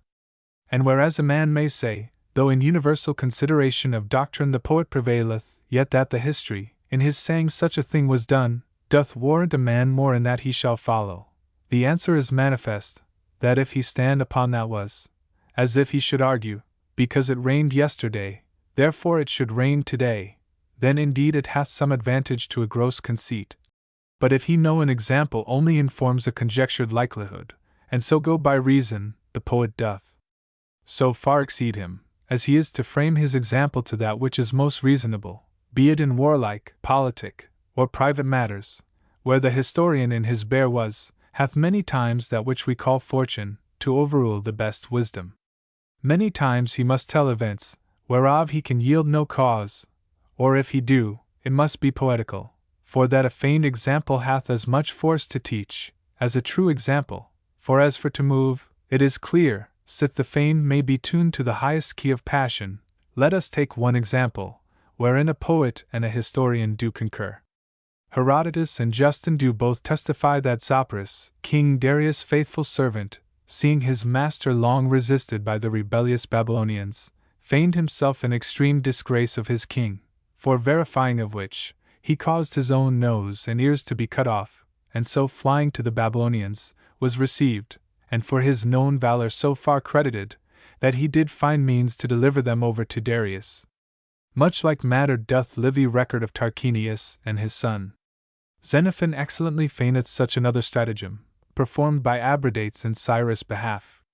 Now would I fain know, if occasion be presented unto you, to serve your prince by such an honest dissimulation, why you do not as well learn it of Xenophon's fiction, as of the other's verity, and truly so much the better, as you shall save your nose by the bargain, for Abradates did not counterfeit so far. So then the best of the historian is subject to the poet, for whatsoever action or faction, whatsoever counsel, policy or war stratagem, the historian is bound to recite, that may the poet, if he list, with his imitation make his own, beautifying it both for further teaching, and more delighting, as it pleaseth him, having all, from Dante his heaven, to his hell, under the authority of his pen. Which if I be asked what poets have done so, as I might well name some, yet say I, and say again, I speak of the art, and not of the artificer.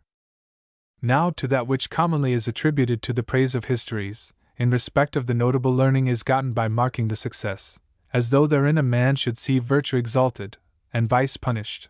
Truly that commendation is peculiar to poetry, and far off from history. For indeed poetry ever setteth virtue so out in her best colours, making fortune her well-waiting handmaid, that one must needs be enamoured of her. Well may you see Ulysses in a storm and in other hard plights, but they are but exercises of patience and magnanimity, to make them shine the more in the near following prosperity.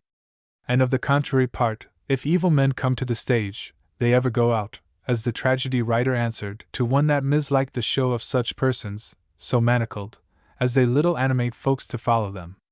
But the historian, being captive to the truth of a foolish world, is many times a terror from well-doing, and an encouragement to unbridled wickedness. For see we not valiant Miltiades rot in his fetters? The just Phocion and the accomplished Socrates put to death like traitors? The cruel Severus lived prosperously? The excellent Severus miserably murdered? Footnote: of the two Severi, the earlier, who persecuted the Christians, was Emperor 194 to 210, the later, Alexander, who favored them, 222 to 235, Sulla and Marius dying in their beds. Pompey and Cicero slain then, when they would have thought exile a happiness. See we not virtuous Cato driven to kill himself? And rebel Caesar so advanced, that his name yet after 1600 years, lasteth in the highest honor? And mark but even Caesar's own words of the forenamed Sulla, who in that only did honestly, to put down his dishonest tyranny, lit iras nescivit, as if want of learning caused him to do well.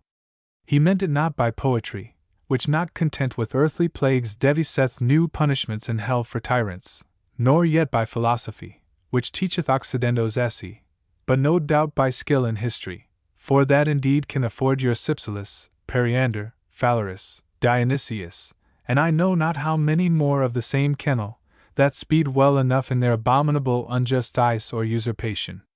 I conclude therefore that he excelleth history, not only in furnishing the mind with knowledge, but in setting it forward, to that which deserveth to be called and accounted good, which setting forward, and moving to well-doing, indeed setteth the laurel crown upon the poet as victorious, not only of the historian, but over the philosopher, howsoever in teaching it may be questionable.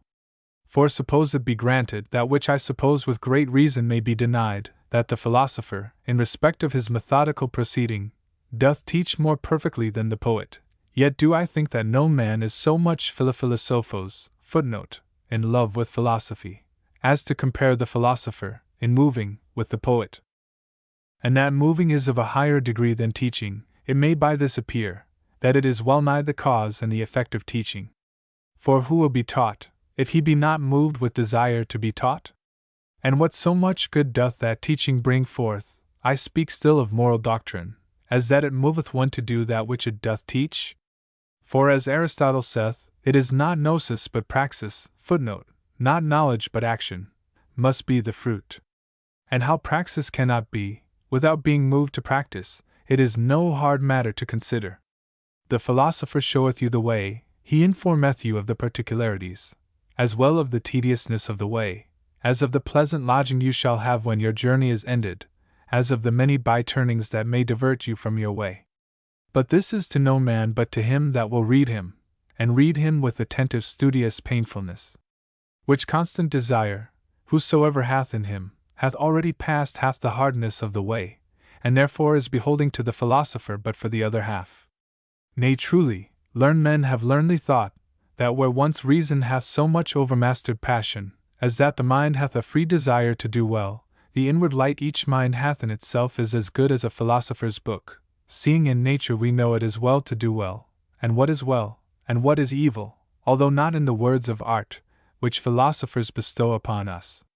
For out of natural conceit the philosophers drew it, but to be moved to do that which we know, or to be moved with desire to know, hoc opus, hic labor est.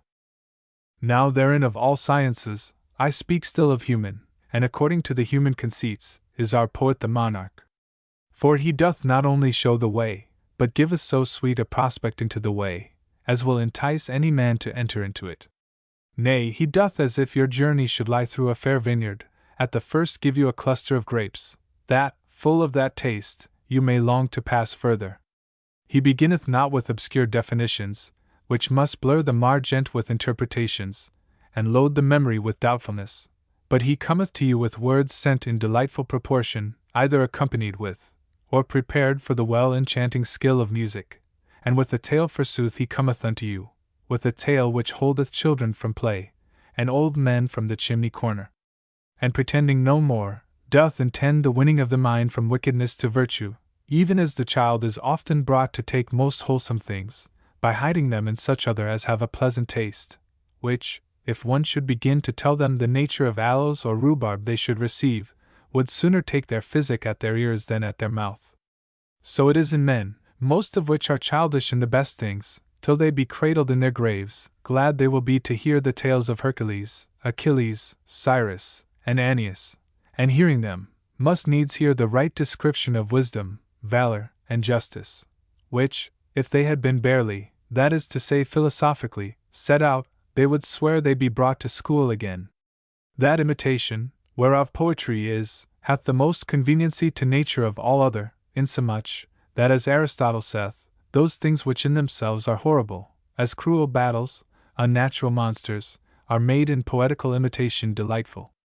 Truly I have known men that, even with reading Amadis de Gaul, which God knoweth wanteth much of a perfect poesy, have found their hearts moved to the exercise of courtesy, liberality, and especially courage.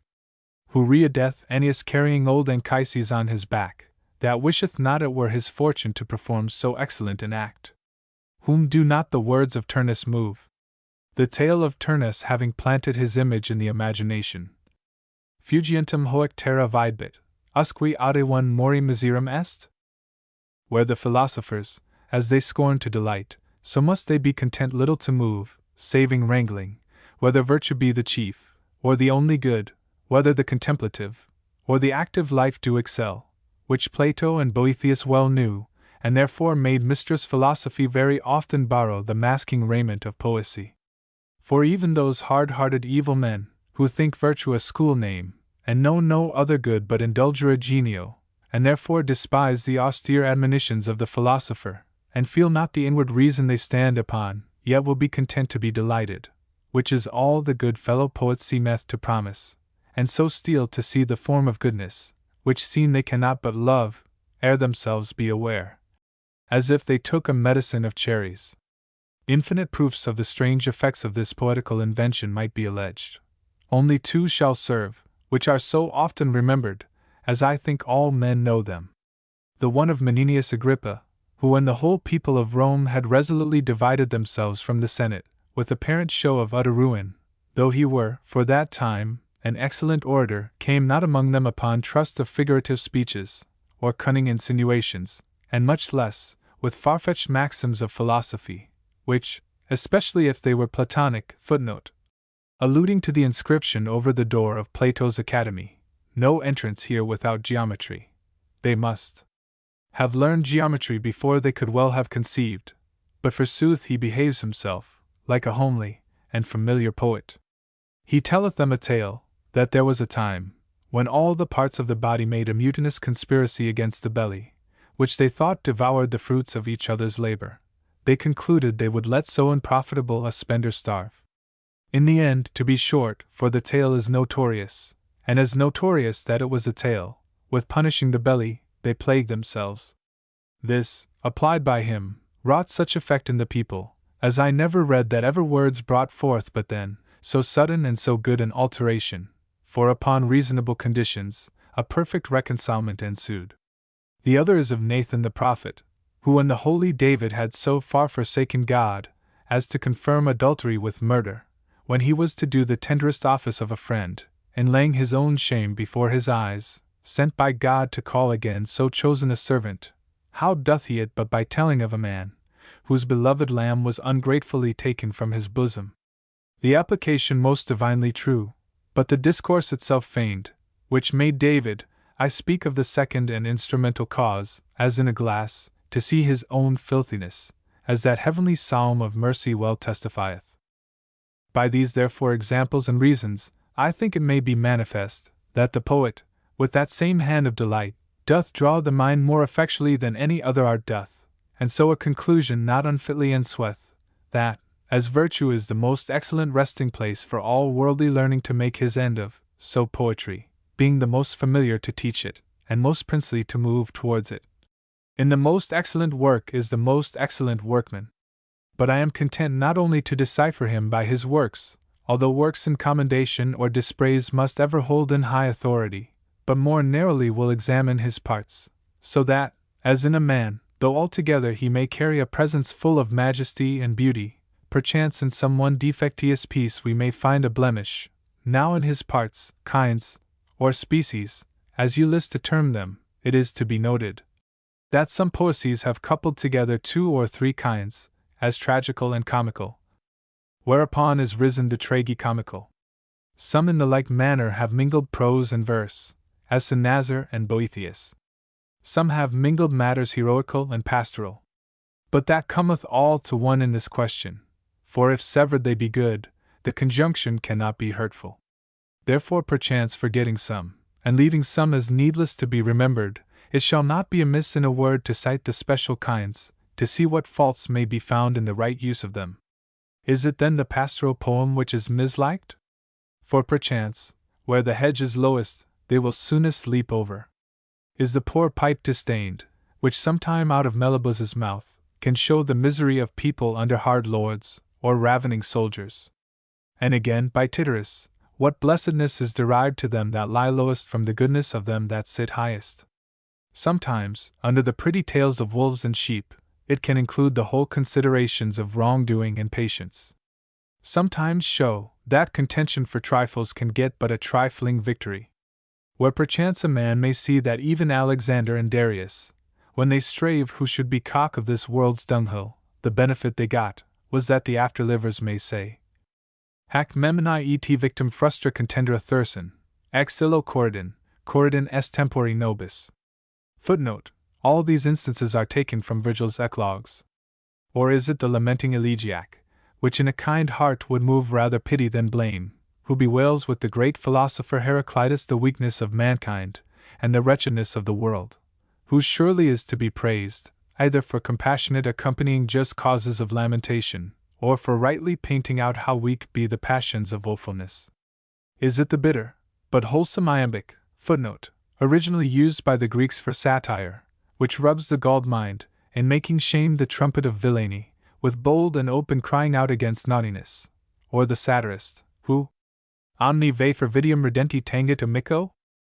Who sportingly never leaveth, until he make a man laugh at folly, and at length ashamed, to laugh at himself, which he cannot avoid, without avoiding the folly.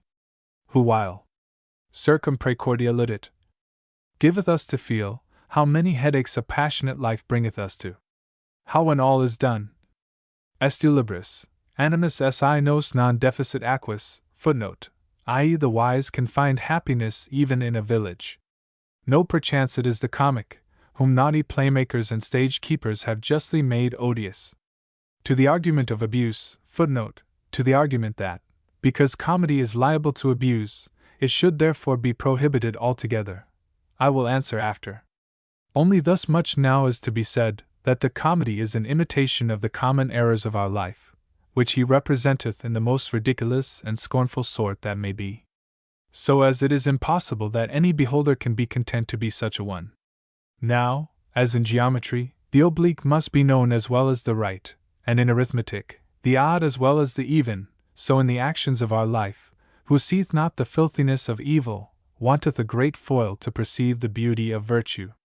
This doth the comedy handle so in our private and domestical matters, as with hearing it we get as it were an experience, what is to be looked for of a niggardly Demi, of a crafty Davus, of a flattering Gnatho, of a vainglorious Thraso, footnote, all characters in the plays of Terence, and not only to know what effects are to be expected, but to know who be such, by the signifying badge given them by the comedian. And little reason hath any man to say that men learn evil by seeing it so set out, sith, as I said before, there is no man living but by the force truth hath in nature, no sooner seeth these men play their parts, but wisheth them in pastrinum, footnote, the treadmill, although perchance the sack of his own faults lie so behind his back, that he seeth not himself dance the same measure, whereto yet nothing can more open his eyes, than to find his own actions contemptibly set forth. So that the right use of comedy will, I think, by nobody be blamed, and much less of the high and excellent tragedy, that openeth the greatest wounds, and showeth forth the vices, footnote, sinners, that are covered with tissue, that mocketh kings fear to be tyrants, and tyrants manifest their tyrannical humours, that, withstirring the effects of admiration and commiseration, teacheth the uncertainty of this world, and upon how weak foundations golden roofs are builded, that mocketh us no. Caceptra civis duro imperio regit, timit timentes, metus and octorem redit. But how much it can move, Plutarch yieldeth a notable testimony, of the abominable tyrant, Alexander Pharos, from whose eyes, a tragedy well made and represented drew abundance of tears, who, without all pity, had murdered infinite numbers, and some of his own blood. So as he, that was not ashamed to make matters for tragedies, yet could not resist the sweet violence of a tragedy. And if it wrought no further good in him, it was, that he in despite of himself withdrew himself from hearkening to that, which might mollify his hardened heart. But it is not the tragedy they do mislike, for it were too absurd to cast out so excellent a representation of whatsoever is most worthy to be learned. Is it the lyric that most displeaseth, who with his tuned lyre, and well-accorded voice, giveth praise, the reward of virtue, to virtuous acts? Who gives moral precepts and natural problems, who sometimes riseth up his voice to the height of the heavens, in singing the lauds of the immortal God? Certainly I must confess my own barbarousness. I never heard the old song of Percy and Douglas, that I found not my heart moved more than with a trumpet, and yet is it sung but by some blind crowder, fiddler, with no rougher voice than rude style, which being so evil apparelled in the dust and cobwebs of that uncivil age, what would it work trimmed in the gorgeous eloquence of Pindar? In Hungary I have seen it the manner at all feasts and other such meetings, to have songs of their ancestors' valor, which that right soldier-like nation think the chiefest kindlers of brave courage. The incomparable Lacedaemonians did not only carry that kind of music ever with them to the field, but even at home, as such songs were made, so were they all content to be the singers of them, when the lusty men were to tell what they did, the old men what they had done, and the young men what they would do. And where a man may say that Pindar many times praiseth highly victories of small moment, matters rather of sport than virtue, as it may be answered, it was the fault of the poet, and not of the poetry. So indeed, the chief fault was in the time and custom of the Greeks, who set those toys at so high a price, that Philip of Macedon reckoned a horse race won at Olympus, among his 3 fearful felicities. But as the inimitable Pindar often did, so is that kind most capable and most fit to awake the thoughts from the sleep of idleness, to embrace honorable enterprises.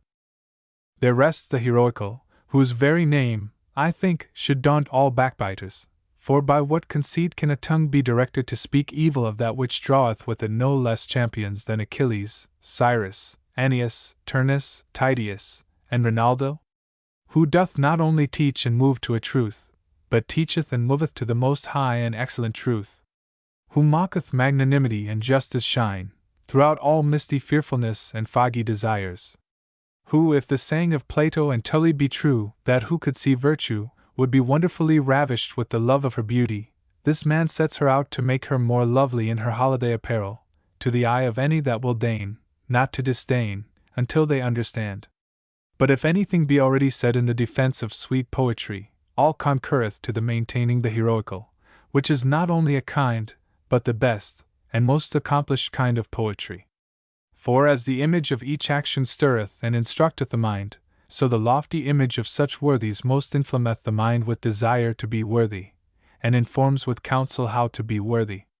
Only let Aeneas be worn in the tablet of your memory, how he governeth himself in the ruin of his country, in the preserving his old father, and carrying away his religious ceremonies, sacred vessels and household gods, in obeying the god's commandment to leave Dido, though not only all passionate kindness, but even the humane consideration of virtuous gratefulness, would have craved other of him.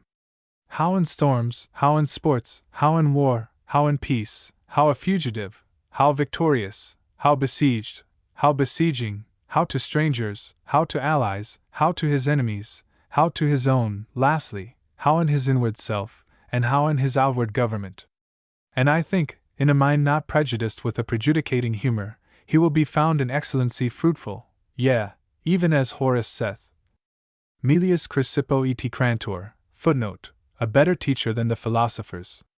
But truly I imagine, it falleth out with these poet-whippers, as with some good women, who often are sick, but in faith they cannot tell where. So the name of poetry is odious to them, but neither his cause, nor effects, neither the sum that contains him, nor the particularities descending from him, give any fast handle to their carping dispraise. Sith then poetry is of all human learning the most ancient, and of most fatherly antiquity, as from whence other learnings have taken their beginnings, sith it is so universal, that no learned nation doth despise it, nor no barbarous nation is without it, sith both Roman and Greek gave divine names unto it, the one of prophesying, the other of making, and that indeed that name of making is fit for him, considering that whereas other arts retain themselves within their subject, and receive, as it were, their being from it, the poet only bringeth his own stuff, and doth not learn a conceit out of a matter, but mocketh matter for a conceit, sith neither his description, nor his end, containeth any evil, the thing described cannot be evil, sith his effects be so good as to teach goodness and to delight the learners, sith therein, namely, in moral doctrine, the chief of all knowledges, he doth not only far pass the historian, but for instructing is well nigh comparable to the philosopher, and for moving, leaves him behind him, sith the Holy Scripture, wherein there is no uncleanness, hath whole parts in it poetical, and that even our Saviour Christ vouchsafed to use the flowers of it, sith all his kinds are not only in their united forms, but in their severed dissections fully commendable, I think, and think I think rightly, the laurel crown, appointed for triumphing captains, doth worthily of all other learnings honor the poet's triumph. But because we have ears as well as tongues, and that the lightest reasons that may be, will seem to weigh greatly, if nothing be put in the counterbalance, let us hear, and as well as we can ponder, what objections may be made against this art, which may be worthy, either of yielding or answering. First, truly I note, not only in these my somus poet haters, but in all that kind of people, who seek a praise by dispraising others, that they do prodigally spend a great many wandering words, in quips and scoffs, carping and taunting at each thing, which, by stirring the spleen, may stay the brain from a through beholding the worthiness of the subject. Those kind of objections, as they are full of very idle easiness, sith there is nothing of so sacred a majesty, but that an itching tongue may rub itself upon it, so deserve they no other answer, but instead of laughing at the jest, to laugh at the jester. We know a playing wit can praise the discretion of an ass, the comfortableness of being in debt, and the jolly commodity of being sick of the plague. So of the contrary side, if we will turn Ovid's verse, ut latit virtus proximitate mali, that good lie hid in nearness of the evil, Agrippa will be as merry in showing the vanity of science, as Erasmus was in commending of folly. Neither shall any man or matter escape some touch of these smiling railers. But for Erasmus and Agrippa, they had another foundation than the superficial part would promise. Marry, these other pleasant fault-finders, who will correct the verb, before they understand the noun, and confute others' knowledge before they confirm their own, I would have them only remember, that scoffing cometh not of wisdom. So as the best title in true English they get with their merriments is to be called good fools, for so have our grave forefathers ever termed that humorous kind of jesters. But that which giveth greatest scope to their scorning humours is rhyming and versing. It is already said, and as I think truly said, it is not rhyming and versing that mocketh poesy. One may be a poet without versing, and a versifier without poetry. But yet presuppose it were inseparable, as indeed it seemeth Scaliger judgeth, truly it were an inseparable commendation. For if oratio next to ratio, speech next to reason, be the greatest gift bestowed upon mortality, that cannot be praiseless, which doth most polish that blessing of speech, which considers each word, not only, as a man may say, by his forcible quality, but by his best measured quantity, carrying even in themselves a harmony, without, perchance, number, measure, order, proportion, be in our time grown odious. But lay aside the just praise it hath, by being the only fit speech for music, I say, the most divine striker of the senses. Thus much is undoubtedly true, that if reading be foolish, without remembering, memory being the only treasure of knowledge, those words which are fittest for memory, are likewise most convenient for knowledge.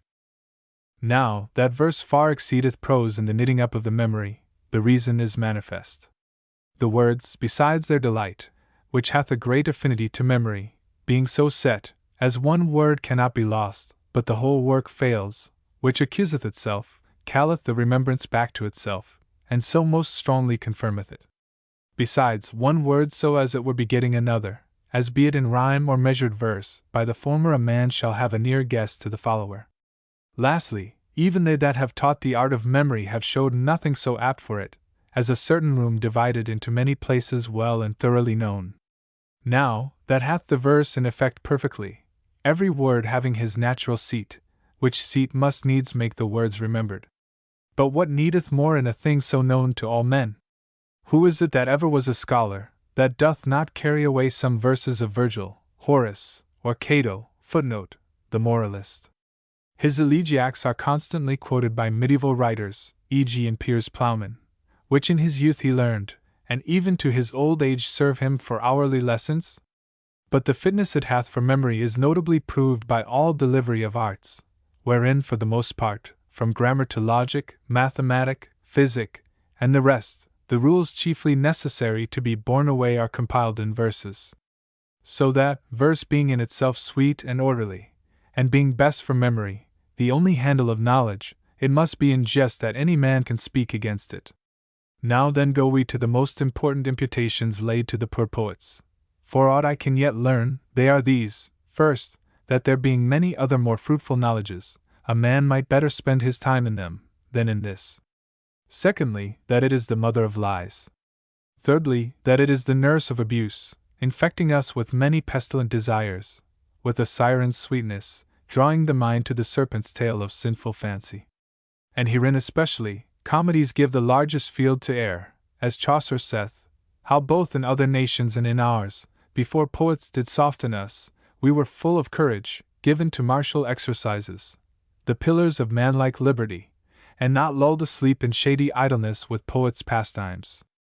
And lastly, and chiefly, they cry out with an open mouth, as if they outshot Robin Hood, that Plato banished them out of his commonwealth.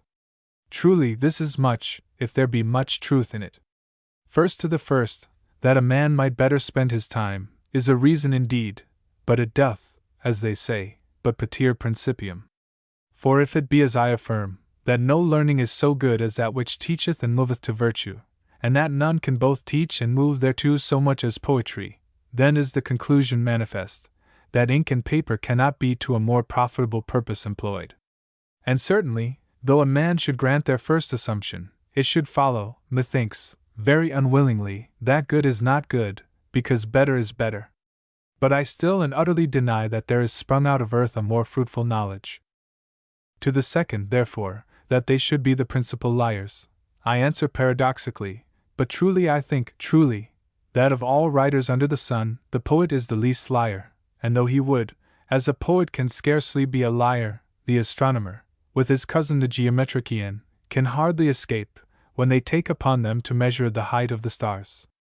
How often, think you, do the physicians lie, when they aver things good for sicknesses, which afterwards send Charon a great number of souls drowned in a potion before they come to his fairy? And no less of the rest, which take upon them to affirm. Now, for the poet, he nothing affirms, and therefore never lieth. For, as I take it, to lie is to affirm that to be true which is false. So as the other artists, and especially the historian, affirming many things, can in the cloudy knowledge of mankind hardly escape from many lies. But the poet, as I said before, never affirmeth. The poet never mocketh any circles about your imagination, to conjure you to believe for true what he writes. He sitteth not authorities of other histories, but even for his entry calleth the sweet muses to inspire into him a good invention, in truth, not laboring to tell you what is or is not, but what should or should not be, and therefore, though he recount things not true, yet because he telleth them not for true, he lieth not, without we will say that Nathan lied in his speech, before alleged, to David. Which as a wicked man durst scarce say, so think I, none so simple would say, that Aesop lied in the tales of his beasts. For who thinks that Aesop wrote it for actually true, were well worthy to have his name chronicled among the beasts he writeth of? What child is there, that coming to a play, and seeing Thebes written in great letters upon an old door, doth believe that it is Thebes? If then a man can arrive, at that child's age, to know that the poet's persons and doings are but pictures what should be, and not stories what have been, they will never give the lie to things not affirmatively, but allegorically and figuratively, written. And therefore as in history, looking for truth, they go away full fraught with falsehood, so in poesy, looking for fiction, they shall use the narration but as an imaginative ground plot of a profitable invention. But here too is replied that the poets give names to men they write of, which argueth a conceit of an actual truth, and so, not being true, proves a falsehood. And doth the lawyer lie, then, when under the names of John a Style and John a Noakes, he puts his case? But that is easily answered. Their naming of men is but to make their picture the more lively, and not to build any history. Painting men, they cannot leave men nameless. We see we cannot play at chess, but that we must give names to our chessmen, and yet methinks he were a very partial champion of truth that would say we lied for giving a piece of wood the reverend title of a bishop. The poet nameth Cyrus or Annius no other way than to show what men of their fames, fortunes, and estates should do. Their third is, how much it obseth men's wit, training it to wanton sinfulness and lustful love, for indeed that is the principal, if not the only abuse I can hear alleged. They say the comedies rather teach than reprehend amorous conceits. They say the lyric is larded with passionate sonnets. The elegiac weeps the want of his mistress. And that even to the heroical, Cupid hath ambitiously climbed. Alas, love! I would thou couldst as well defend thyself as thou canst offend others. I would those on whom thou dost attend could either put thee away or yield good reason why they keep thee. But grant love of beauty to be a beastly fault, although it be very hard, sith only man and no beast hath that gift, to discern beauty. Grant that lovely name of love to deserve all hateful reproaches, although even some of my masters the philosophers spent a good deal of their lamp oil in setting forth the excellency of it. Grant, I say, whatsoever they will have granted, that not only love, but lust, but vanity, but if they list scurrility, possesseth many leaves of the poet's books, yet think I, when this is granted, they will find their sentence may with good manners put the last words foremost, and not say that poetry obuseth man's wit, but that man's wit obuseth poetry. For I will not deny but that man's wit may make poesy, which should be eikistike, which some learned have defined, figuring forth good things, to be fantastic, which doth contrariwise infect the fancy with unworthy objects. As the painter, that should give to the eye either some excellent perspective or some fine picture fit for building or fortification, or containing in it some notable example, as Abraham sacrificing his son Isaac, Judith killing Holofernes, David fighting with Goliath, may leave those and please and ill-pleased eye with wanton shows of better hidden matters. But what shall the abuse of a thing make the right use odious? Nay, truly, though I yield that poesy may not only be abused, but that, being abused by the reason of his sweet charming force, it can do more hurt than any other army of words, yet shall it be so far from concluding that the abused should give reproach to the abused, that contrariwise it is a good reason that whatsoever being abused, doth most harm, being rightly used, and upon the right use each thing conceiveth his title, doth most good. Do we not see the skill of physic, the best rampire to our often assaulted bodies, being abused, teach poison the most violent destroyer? Doth not knowledge of law, whose end is to even and right all things, being abused, grow the crooked fosterer of horrible injuries? Doth not, to go to the highest, God's word abused breed heresy? And his name abused become blasphemy? Truly a needle cannot do much hurt, and as truly, with leave of ladies be it spoken, it cannot do much good. With a sword thou mayest kill thy father, and with a sword thou mayest defend thy prince and country. So that, as in their calling poets the fathers of lies they say nothing, so in this their argument of abuse they prove the commendation. They allege herewith that, before poets began to be in price, our nation hath set their heart's delight upon action and not upon imagination, rather doing things worthy to be written than writing things fit to be done. What that before time was, I think scarcely Sphinx can tell, sith no memory is so ancient that hath the precedence of poetry. And certain it is that, in our plainest homeliness, yet never was the Albion nation without poetry. Marry, this argument, though it be levelled against poetry, yet is it indeed a chain shot against all learning, or bookishness, as they commonly term it. Of such mind were certain Goths, of whom it is written that, having in the spoils of a famous city taken a fair library, one hangman, belike fit to execute the fruits of their wits, who had murdered a great number of bodies, would have set fire on it. No, said another very gravely, take heed what you do, for while they are busy about these toys, we shall with more leisure conquer their countries. This indeed is the ordinary doctrine of ignorance, and many words sometimes I have heard spent in it, but because this reason is generally against all learning, as well as poetry, or rather, all learning but poetry, because it were too large a digression to handle, or at least too superfluous, sith it is manifest that all government of action is to be gotten by knowledge, and knowledge best by gathering many knowledges, which is, reading I only with Horace, to him that is of that opinion. Jubeo stultum esse libenter. For as for poetry itself, it is the freest from this objection. For poetry is the companion of the camps. I dare undertake, Orlando Furioso or honest King Arthur will never displease a soldier, but the quiddity of ends and prima materia will hardly agree with a corslet, and therefore, as I said in the beginning, even Turks and Tartars are delighted with poets.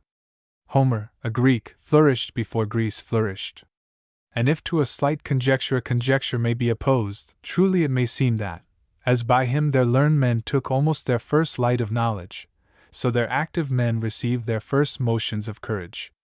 Only Alexander's example may serve, who by Plutarch is accounted of such virtue that fortune was not his guide but his footstool, whose acts speak for him, though Plutarch did not, indeed, the phoenix of warlike princes.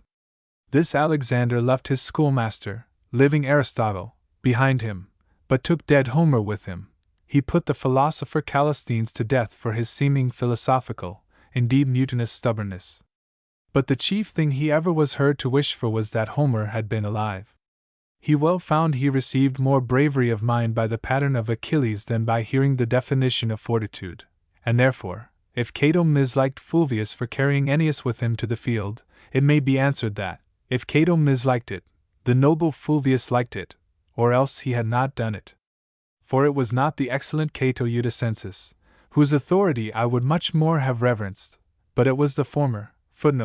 Cato the censor, in truth, a bitter punisher of faults, but else a man that had never well sacrificed to the graces. He misliked and cried out upon all Greek learning, and yet, being 80 years old, began to learn it. Belike, fearing that Pluto understood not Latin. Indeed, the Roman laws allowed no person to be carried to the wars but he that was in the soldier's roll, and therefore, though Cato misliked his unmustered person, he misliked not his work. And if he had, Scipio Nausicaa, judged by common consent the best Roman, loved him. Both the other Scipio brothers, who had by their virtues no less surnames than of Asia and Afric, so loved him that they caused his body to be buried in their sepulchre. So as Cato, his authority being but against his person, and that answered was so far greater than himself, is herein of no validity. But now, indeed, my burden is great, now Plato his name is laid upon me, whom I must confess, of all philosophers I have ever esteemed most worthy of reverence, and with great reason, sith of all philosophers he is the most poetical. Yet if he will defile the fountain, out of which his flowing streams have proceeded, let us boldly examine with what reasons he did it. First, truly, a man might maliciously object that Plato, being a philosopher, was a natural enemy of poets, for, indeed, after the philosophers had picked out of the sweet mysteries of poetry the right discerning true points of knowledge, they forthwith putting it in method, and making a school art of that which the poets did only teach by a divine delightfulness, beginning to spurn at their guides like ungrateful prentices, were not content to set up shops for themselves, but sought by all means to discredit their masters. Which by the force of delight being barred them, the less they could overthrow them, the more they hated them. For, indeed, they found for Homer 7 cities strove who should have him for their citizen, where many cities banished philosophers, as not fit members to live among them. For only repeating certain of Euripides' verses, many Athenians had their lives saved of the Syracusans. The story is told in Balastian's Adventure, when the Athenians themselves thought many philosophers unworthy to live. Certain poets, as Simonides and Pindarus, had so prevailed with Hiero I, that of a tyrant they made him a just king, where Plato could do so little with Dionysius, that he himself, of a philosopher, was made a slave. But who should do thus, I confess, should requite the objections made against poets, with like cavillation against philosophers, as likewise one should do, that should bid one read Phaedrus or Symposium in Plato, or the Discourse of Love in Plutarch, and see whether any poet do authorize abominable filthiness, as they do. Again, A man might ask, out of what commonwealth Plato did banish them? In sooth, thence where he himself alloweth community of women, so as, belike, this banishment grew not for effeminate wantonness, sith little should poetical sonnets be hurtful, when a man might have what woman he listed. But I honor philosophical instructions, and bless the wits which bred them, so as they be not abused, which is likewise stretched to poetry.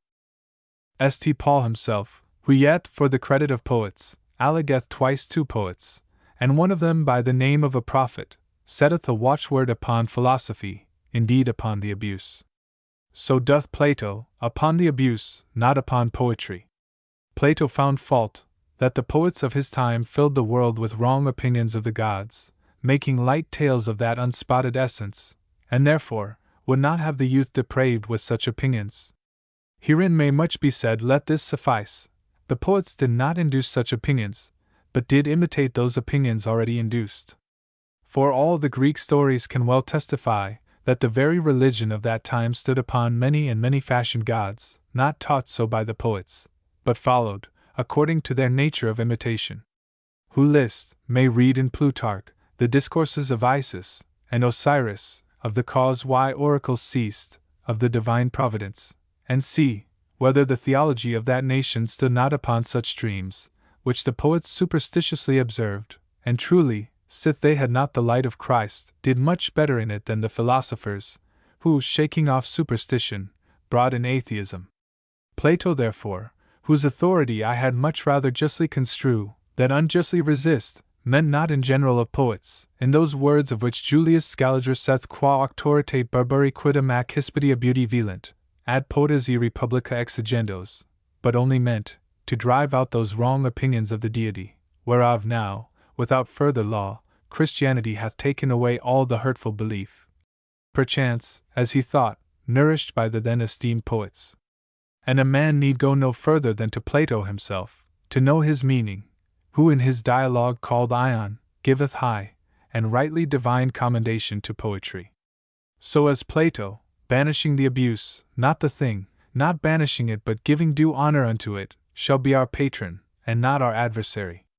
For indeed I had much rather, sith truly I may do it, show their mistaking of Plato, under whose lion's skin they would make an ass-like braying against poesy, than go about to overthrow his authority, whom the wiser a man is, the more just cause he shall find to have an admiration, especially, sith he attributeth unto poesy more than myself do, namely to be a very inspiring of a divine force, far above man's wit.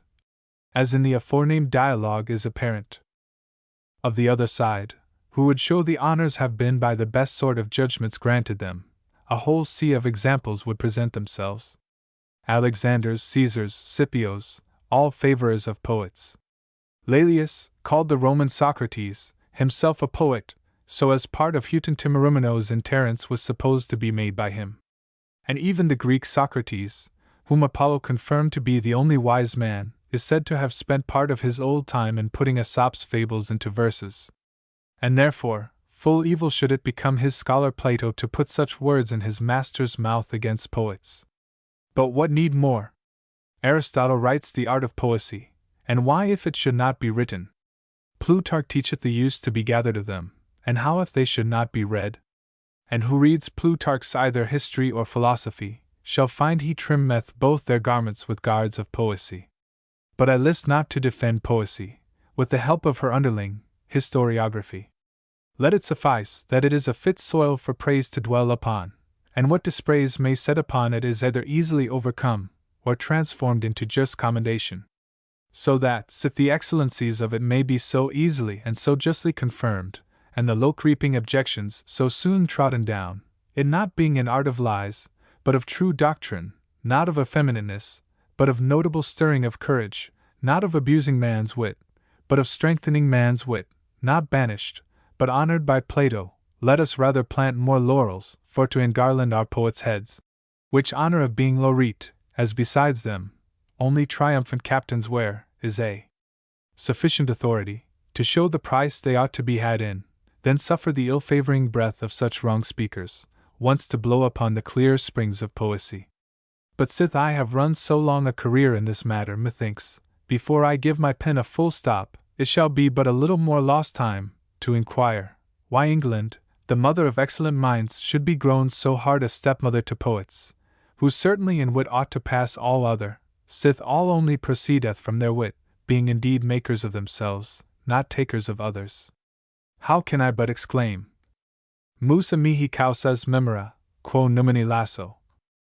Sweet poesy, that hath anciently had kings, emperors, senators, great captains, such as, besides 1,000 others, David, Adrian, Sophocles, Germanicus, not only to favor poets, but to be poets, and of our nearer times, can present for her patrons, a Robert, King of Sicily, the great King Francis of France, King James of Scotland, such cardinals as Bembus and Bibiena, such famous preachers and teachers as Beza and Melanchthon, so learned philosophers as Fracastorius and Scaliger, so great orators as Pontanus and Meritus, so piercing wits as George Buchanan, so grave counselors as besides many, but before all, that Hospital, Michel de L. Hospital, Chancellor of France 1560 to 1568, and the noble champion of tolerance in the evil days of Charles IX. He narrowly escaped with his life at the massacre of S. Bartholomew, and died a few months later, of France, than whom, I think, that real me never brought forth a more accomplished judgment, more firmly builded upon virtue. I say these, with numbers of others, not only to read others' poesies, but to poetize for others' reading, that poesy thus embraced in all other places, should only find, in our time, a hard welcome in England. I think the very earth lamenteth it, and therefore decketh our soil with fewer laurels than it was accustomed, for heretofore, poets have in England also flourished, and which is to be noted, even in those times, when the trumpet of Mars did sound loudest. And now, that an overfaint quietness should seem to strew the house, pave the way. For poets, they are almost in as good reputation as the mountebanks at Venice. Truly even that, as of the one side it giveth great praise to poesy, which like Venus, but to better purpose, hath rather be troubled in the net with Mars, than enjoy the homely quiet of Vulcan, so serves it for a piece of a reason, why they are less grateful to idle England, which now can scarce endure the pain of a pen. Upon this necessarily followeth, that base men with servile wits undertake it, who think it enough, if they can be rewarded of the printer. And so as Epaminondas is said, with the honor of his virtue, to have made an office, by his exercising it, which before was contemptible, to become highly respected, so these, no more but setting their names to it, by their own disgracefulness, disgrace the most graceful poesy.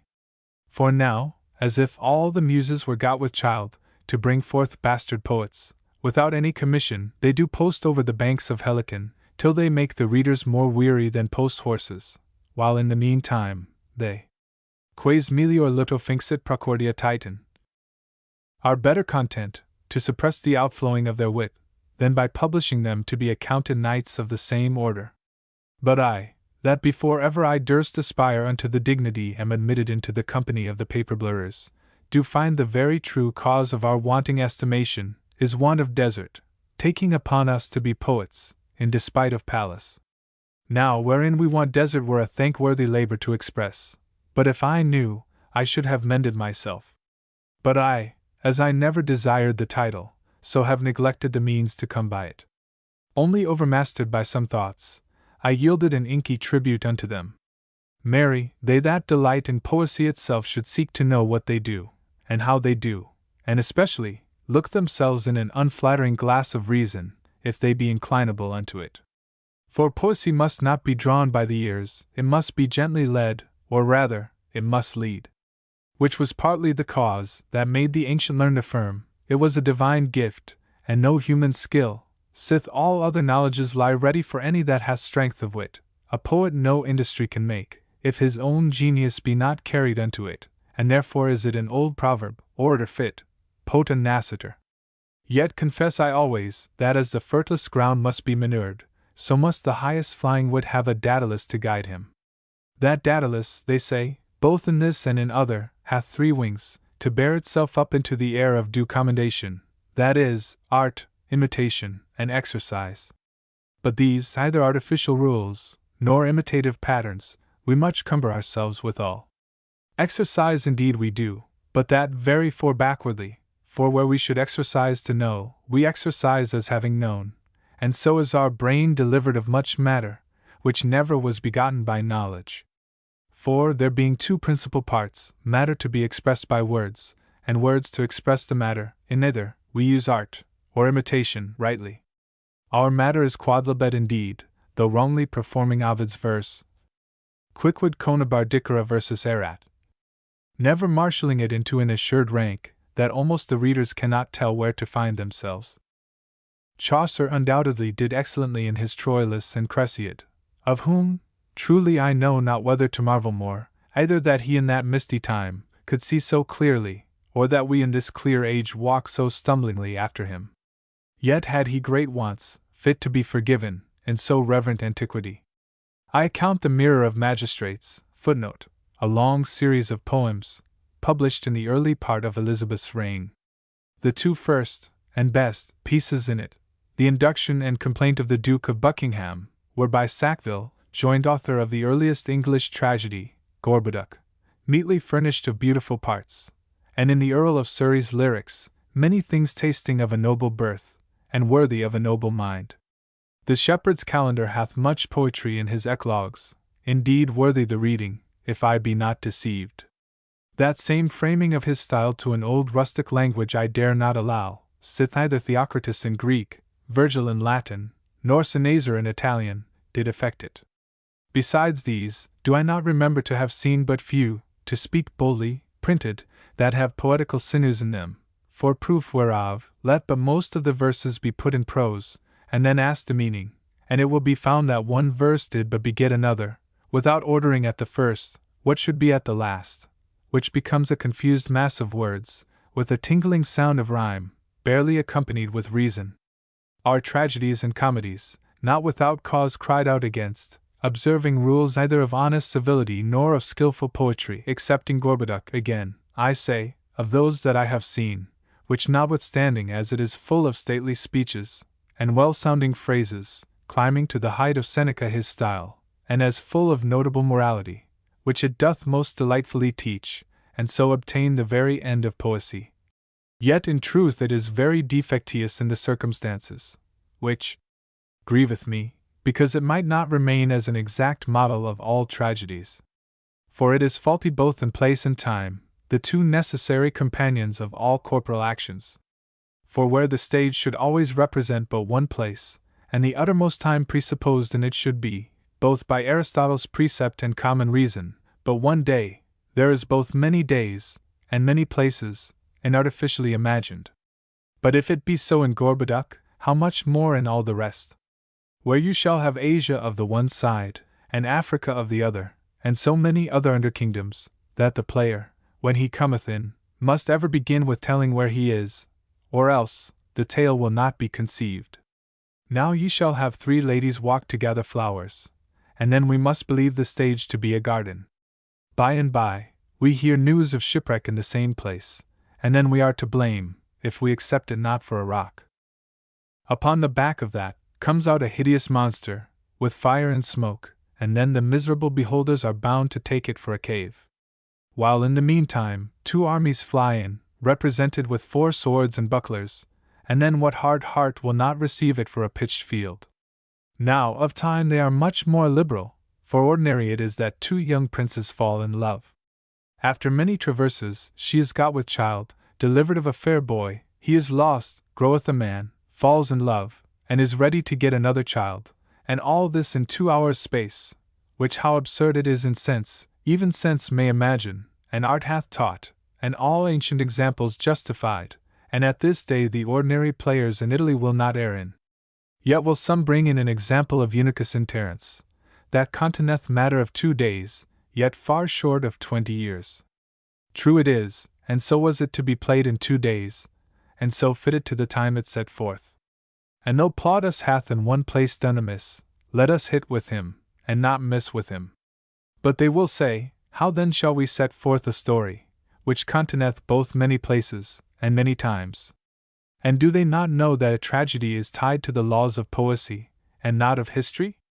Not bound to follow the story, but having liberty, either to feign a quite new matter, or to frame the history to the most tragical convenience.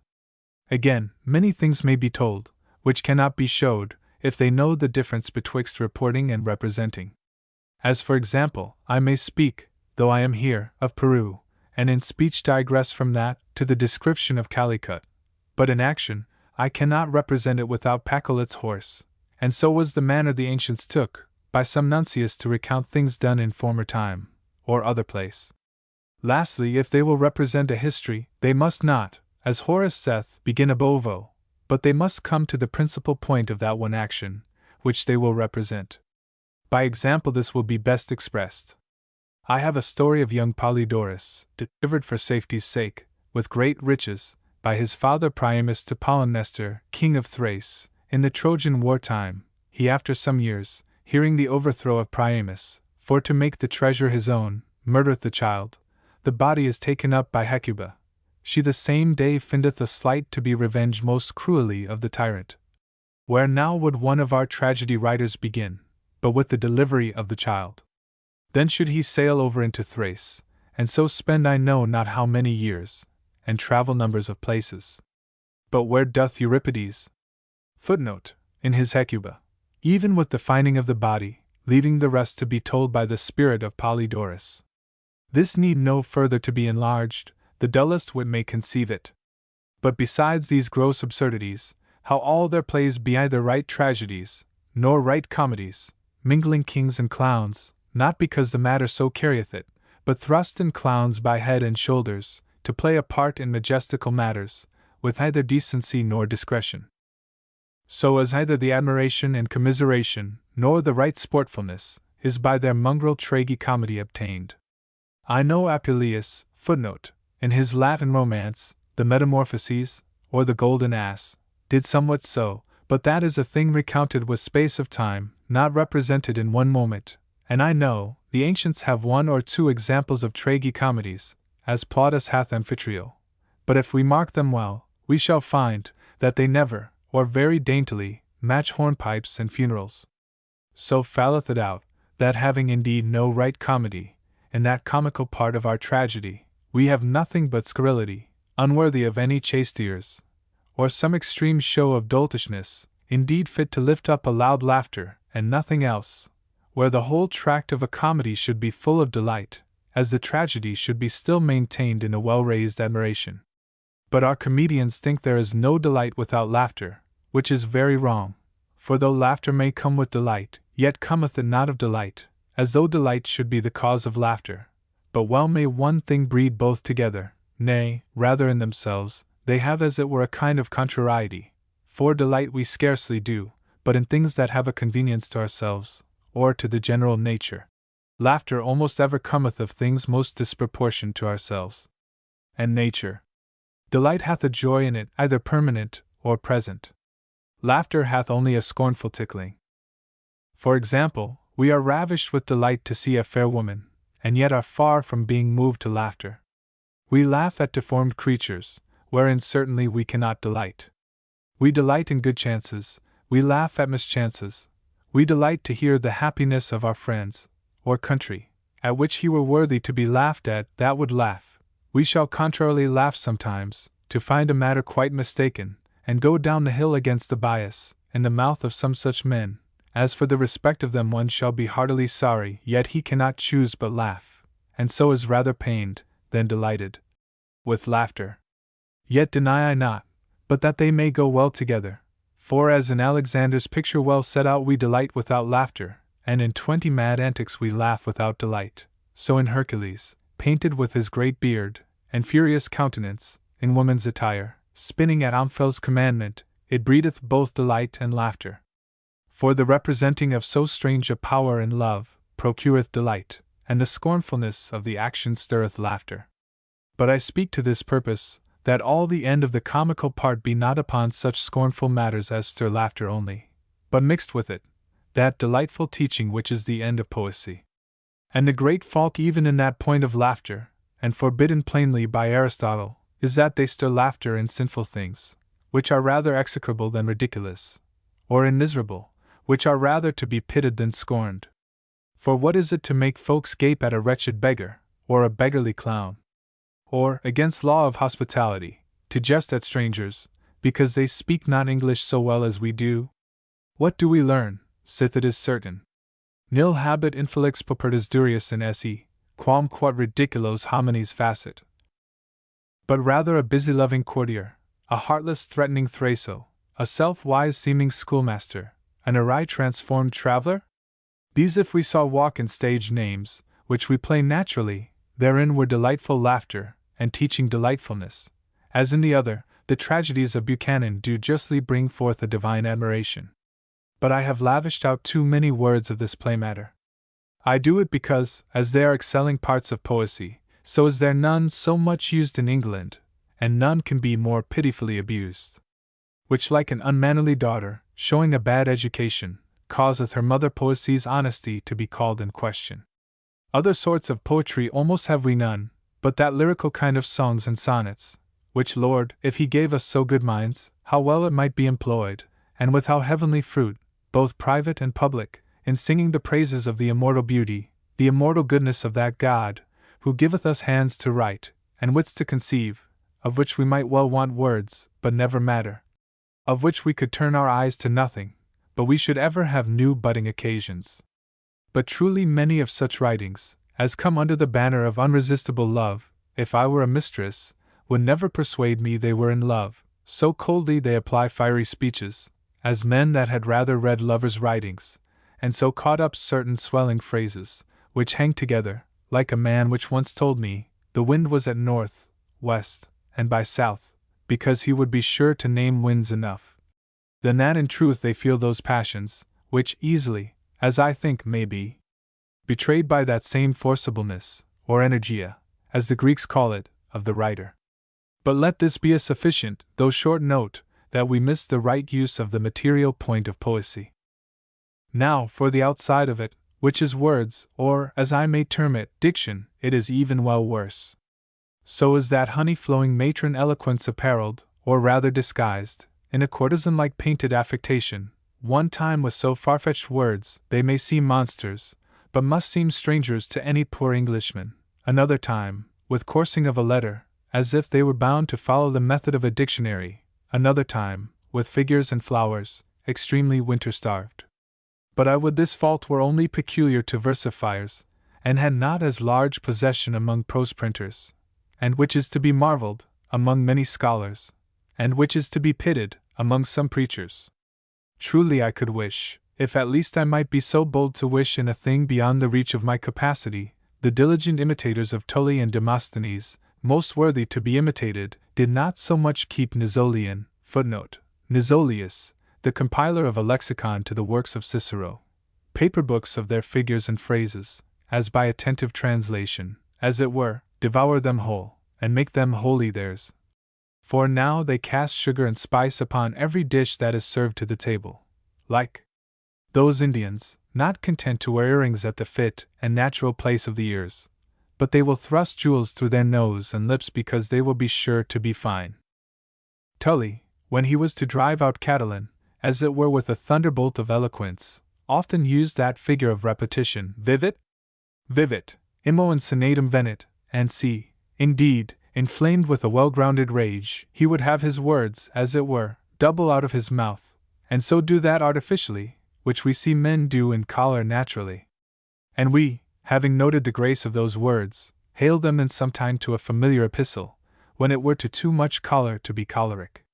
Now for similitudes, in certain printed discourses, I think all herborists, all stories of beasts, fowls, and fishes, are rifled up, that they come in multitudes, to wait upon any of our conceits, footnote, an allusion to the style of Lilly and the Euphuists, which certainly is as absurd a surfeit to the ears as is possible, for the force of a similitude, not being to prove anything to a contrary disputer, but only to explain to a willing hearer. When that is done, the rest is a most tedious prattling, rather overswaying the memory from the purpose whereto they were applied, than any wit informing the judgment, already either satisfied, or by similitudes not to be satisfied.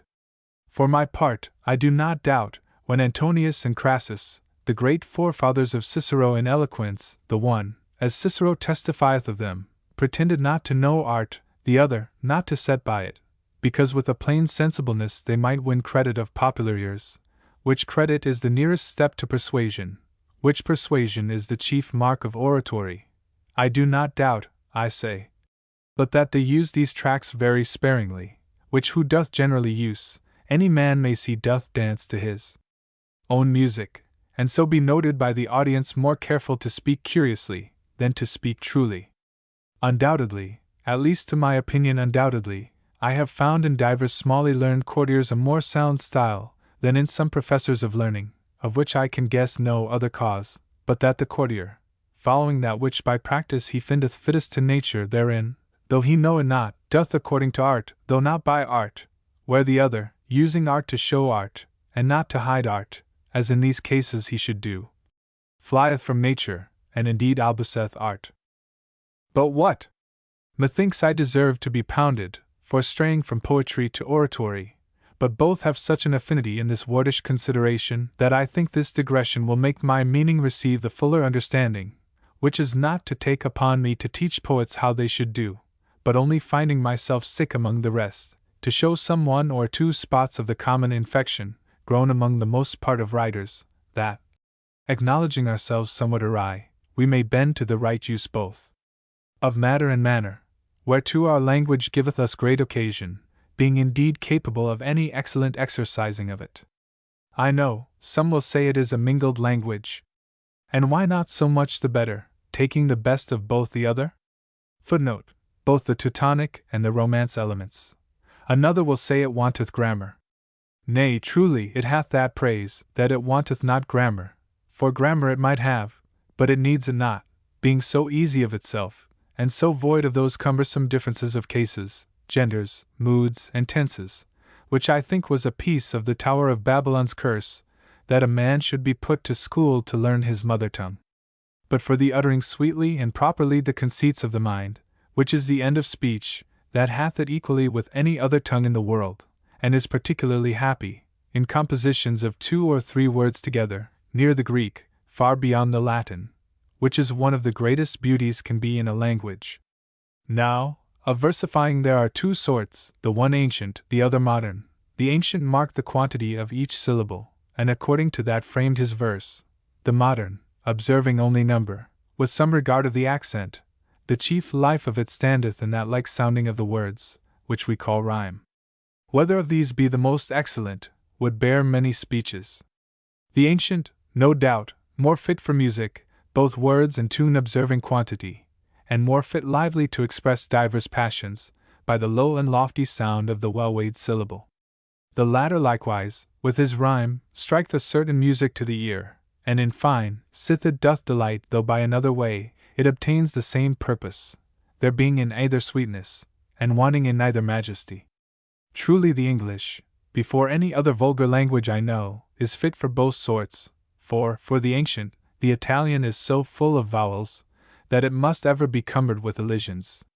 The Dutch, footnote, Sydney probably means what we should call German, so of the other side with consonants, that they cannot yield the sweet sliding fit for a verse. The French, in his whole language, hath not one word, that hath his accent in the last syllable saving 2, called antepenultima, and little more hath the Spanish, and therefore, very gracelessly may they use dactyls. The English is subject to none of these defects. Now for the rhyme, though we do not observe quantity, yet we observe the accent very precisely, which other languages either cannot do, or will not do so absolutely. That caesura, or breathing place in the midst of the verse, neither Italian nor Spanish have, the French, and we, never almost fail of. Lastly, even the very rhyme itself, the Italian cannot put in the last syllable, by the French named the masculine rhyme, but still in the next to the last, which the French call the female, or the next before that, which the Italians termed stracchiola. Footnote: hence the Italian verse is always of 11, not 10, syllables. The example of the former is buono, suono, of the stracchiola, femina, semina. The French, on the other side, hath both the male, as bon, son, and the female, as plays, tes. But the stracchiola he hath not, where English hath all 3, as do true, father, rather, motion, potion with much more which might be said, but that I find already, the triflingness of this discourse is much too much enlarged. So that sith the ever-praiseworthy poesy is full of virtue-breeding delightfulness, and void of no gift, that ought to be in the noble name of learning, sith the blames laid against it are either false, or feeble, sith the cause why it is not esteemed in England, is the fault of poet-apes, not poets, sith lastly, our tongue is most fit to honor poesy, and to be honored by poesy, I conjure you all, that have had the evil luck to read this ink-wasting toy of mine, even in the name of the 9 Muses, no more to scorn the sacred mysteries of poesy, no more to laugh at the name of poets, as though they were next inheritors to fools, no more to jest at the reverend title of a rhymer, but to believe with Aristotle, that they were the ancient treasures of the Grecians' divinity. To believe with Bembus, that they were first bringers in of all civility. To believe with Scaliger, that no philosopher's precepts can sooner make you an honest man than the reading of Virgil. To believe with Clausurus, the translator of Cornutus, that it pleased the heavenly deity, by Hesiod and Homer, under the veil of fables, to give us all knowledge, logic, rhetoric, philosophy, natural and moral, and quid non. To believe with me, that there are many mysteries contained in poetry, which of purpose were written darkly, lest by profane wits it should be abused. To believe with Landon, that they are so beloved of the gods, that whatsoever they write proceeds of a divine fury. Lastly, to believe themselves, when they tell you they will make you immortal, by their verses. Thus doing, your name shall flourish in the printers' shops. Thus doing, you shall be of kin to many a poetical preface. Thus doing, you shall be most fair, most rich, most wise, most all, you shall dwell upon superlatives. Thus doing, though you be libertino paternatus, you shall suddenly grow Hercules proles. Si quid mea carmina passant. Thus doing, your soul shall be placed with Dante's Beatrix, or Virgil's Anchises.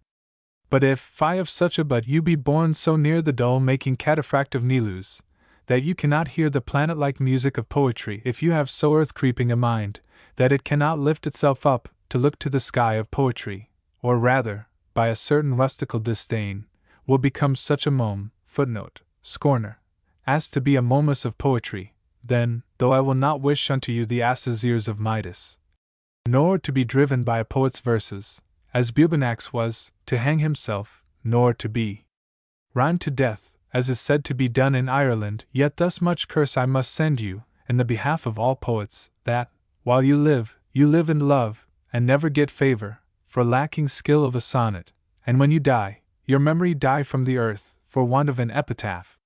John Dryden. 1631 to 1700. 2. Preface to the Fables. The following preface belongs to the last few months of Dryden's life, 1700, and introduces the collection, mainly of translations and adaptations, to which he gave the title of Fables apart from Alexander's Feast, written in 1697. The most notable pieces in this collection were the versions of Chaucer's Knight's Tale and Non-Pressed Tale, and of 3 stories to be found in Boccaccio, Sigismunda and Guiscardo, Simon and Iphigenia, Theodore and Honoria. The preface is memorable for its critical judgments on Homer, Virgil, and Ovid, still more memorable for its glowing praise of Chaucer. It closes as it was fitting that the last work of Dryden should close, with an apology, full of manliness and dignity, for the licentiousness of his comedies. For his shortcomings in this matter he had lately been attacked by Collier, and in his reply he more than wins back any esteem that he may have lost by his transgression. It is with a poet, as with a man who designs to build, and is very exact, as he supposes, in casting up the costs beforehand, but generally speaking, he is mistaken in his account, and reckons short in the expense he first intended. He alters his mind as the work proceeds, and will have this or that convenience more, of which he had not thought when he began. So has it happened to me. I have built a house, where I intended but a lodge, yet with better success than a certain nobleman, who, beginning with a dog kennel, never lived to finish the palace he had contrived. From translating the first of Homer's Iliads, which I intended as an essay to the whole work, I proceeded to the translation of the 12th book of Ovid's Metamorphoses, because it contains, among other things, the causes, the beginning, an ending of the Trojan War. Here I ought in reason to have stopped, but the speeches of Ajax and Ulysses lying next in my way, I could not balk them. When I had compassed them, I was so taken with the former part of the 15th book, which is the masterpiece of the whole Metamorphoses, that I enjoined myself the pleasing task of rendering it into English.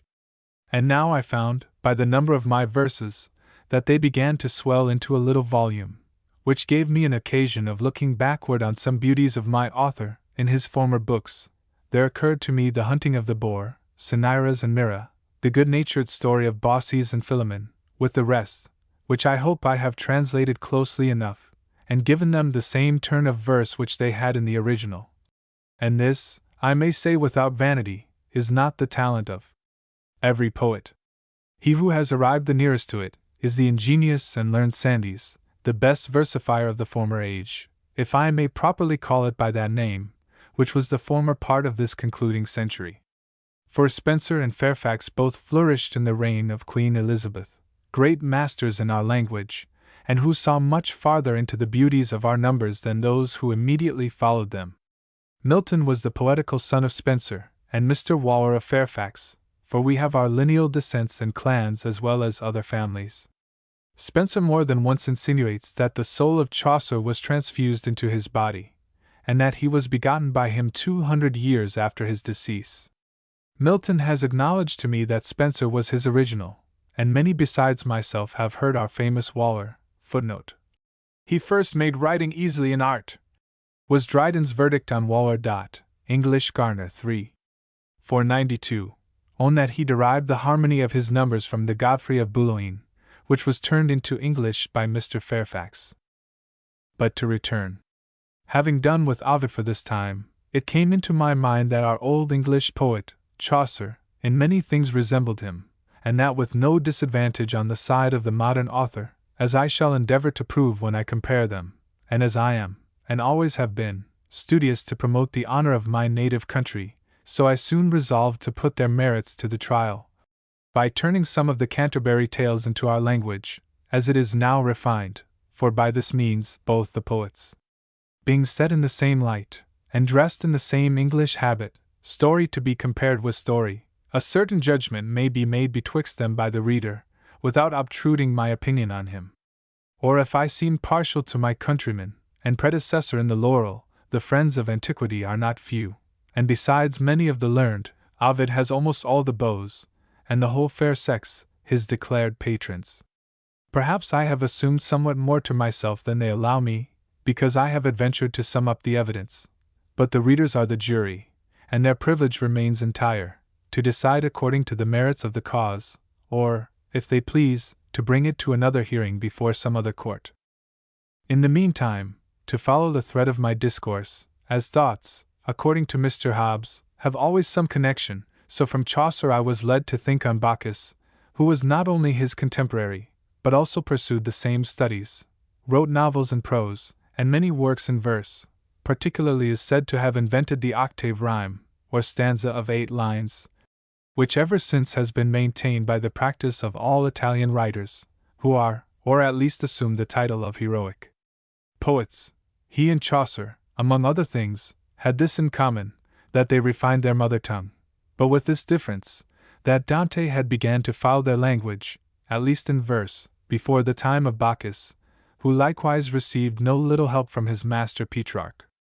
But the reformation of their prose was wholly owing to Bacchus himself, who is yet the standard of purity in the Italian tongue, though many of his phrases are become obsolete, as in process of time it must needs happen. Chaucer, as you have formerly been told by our learned Mr. Rymer, first adorned and amplified our barren tongue from the Provençal. Footnote: no one now believes this. An excellent discussion of the subject will be found in Professor Lounsbury's Studies in Chaucer, 2. 429 to 458, which was then the most polished of all the modern languages. But this subject has been copiously treated by that great critic, who deserves no little commendation from us, his countrymen.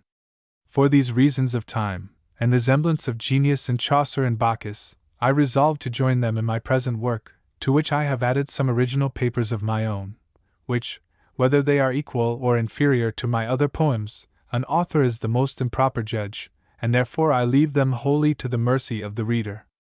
I will hope the best, that they will not be condemned.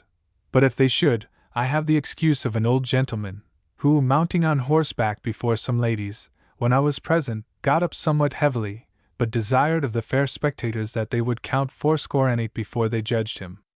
By the mercy of God, I am already come within 20 years of his number, a cripple in my limbs. But what decays are in my mind, the reader must determine. I think myself as vigorous as ever in the faculties of my soul, excepting only my memory, which is not impaired to any great degree, and if I lose not more of it, I have no great reason to complain. What judgment I had, increases rather than diminishes, and thoughts, such as they are, come crowding in so fast upon me, that my only difficulty is to choose or to reject, to run them into verse, or to give them the other harmony of prose. I have so long studied and practiced both, that they are grown into a habit, and become familiar to me. In short, though I may lawfully plead some part of the old gentleman's excuse, yet I will reserve it till I think I have greater need, and ask no grains of allowance for the faults of this my present work, but those which are given of course to human frailty. I will not trouble my reader with the shortness of time in which I writ it, or the several intervals of sickness.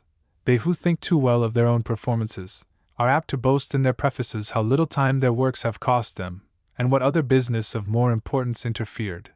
But the reader will be as apt to ask the question, why they allowed not a longer time to make their works more perfect, and why they had so despicable an opinion of their judges, as to thrust their indigested stuff upon them, as if they deserved no better.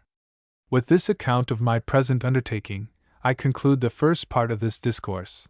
In the second part, as at a second sitting, though I alter not the draught, I must touch the same features over again, and change the dead coloring of the whole.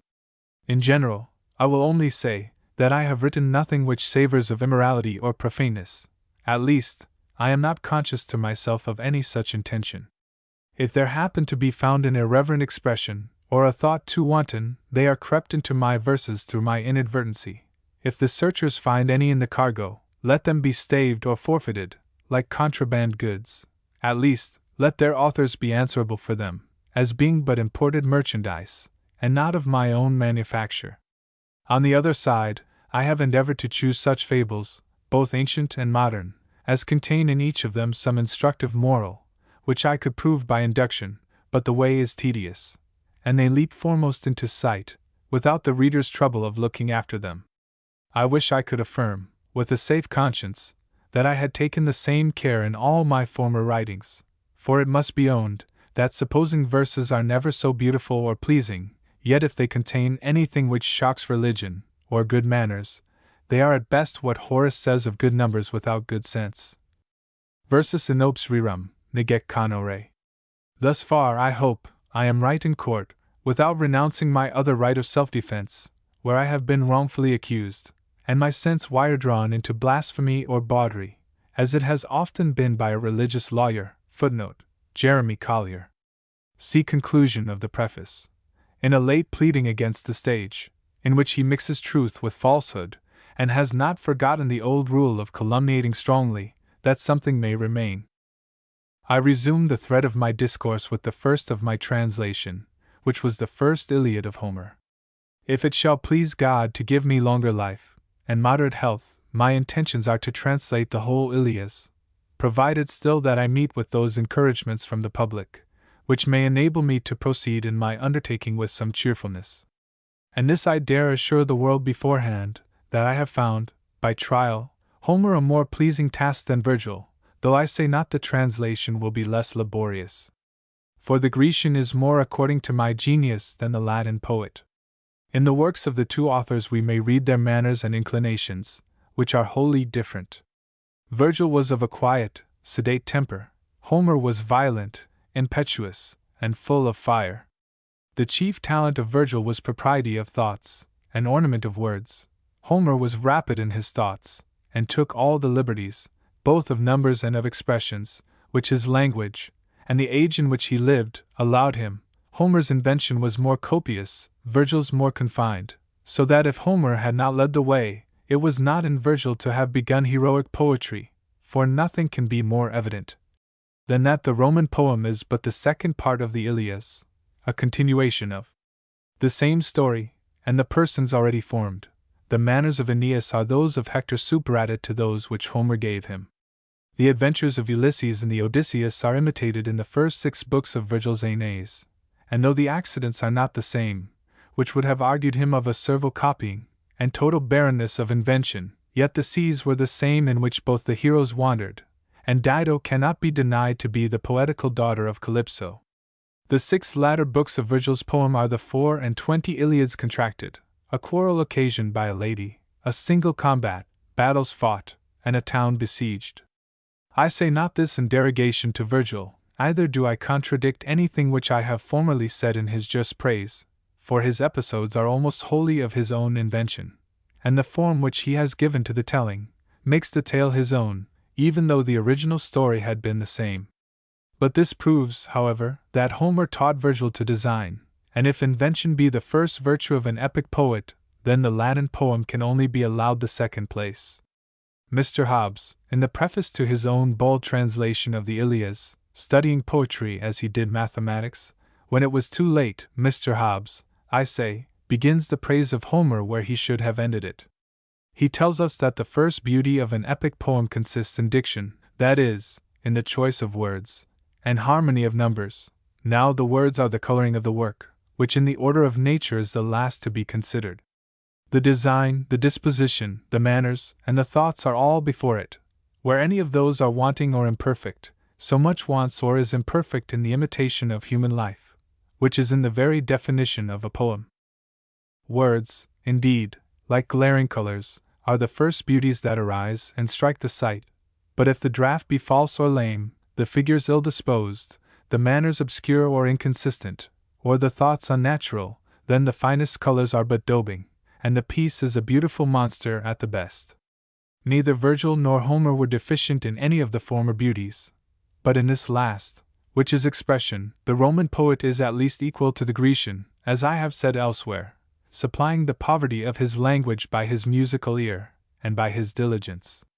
But to return, our 2 great poets, being so different in their tempers, one choleric and sanguine, the other phlegmatic and melancholic, that which makes them excel in their several ways is, that each of them has followed his own natural inclination, as well in forming the design, as in the execution of it. The very heroes show their authors. Achilles is hot, impatient, revengeful, impiger, iracundus, inexorabilis, acer, and c. Aeneas patient, considerate, careful of his people, and merciful to his enemies, ever submissive to the will of heaven, quo fata trahunt, retrahunc, sequamer. I could please myself with enlarging on this subject, but am forced to defer it to a fitter time. From all I have said I will only draw this inference, that the action of Homer being more full of vigor than that of Virgil, according to the temper of the writer, is of consequence more pleasing to the reader. One warms you by degrees, the other sets you on fire all at once, and never intermits his heat. 'Tis the same difference which Longinus makes betwixt the effects of eloquence in Demosthenes and Tully. One persuades, the other commands. You never cool while you read Homer, even not in the second book, a graceful flattery to his countrymen, but he hastens from the ships, and concludes not that book till he has made you an amends by the violent playing of a new machine. From thence he hurries on his action with variety of events, and ends it in less compass than 2 months. This vehemence of his, I confess, is more suitable to my temper, and therefore I have translated his first book with greater pleasure than any part of Virgil. But it was not a pleasure without pains.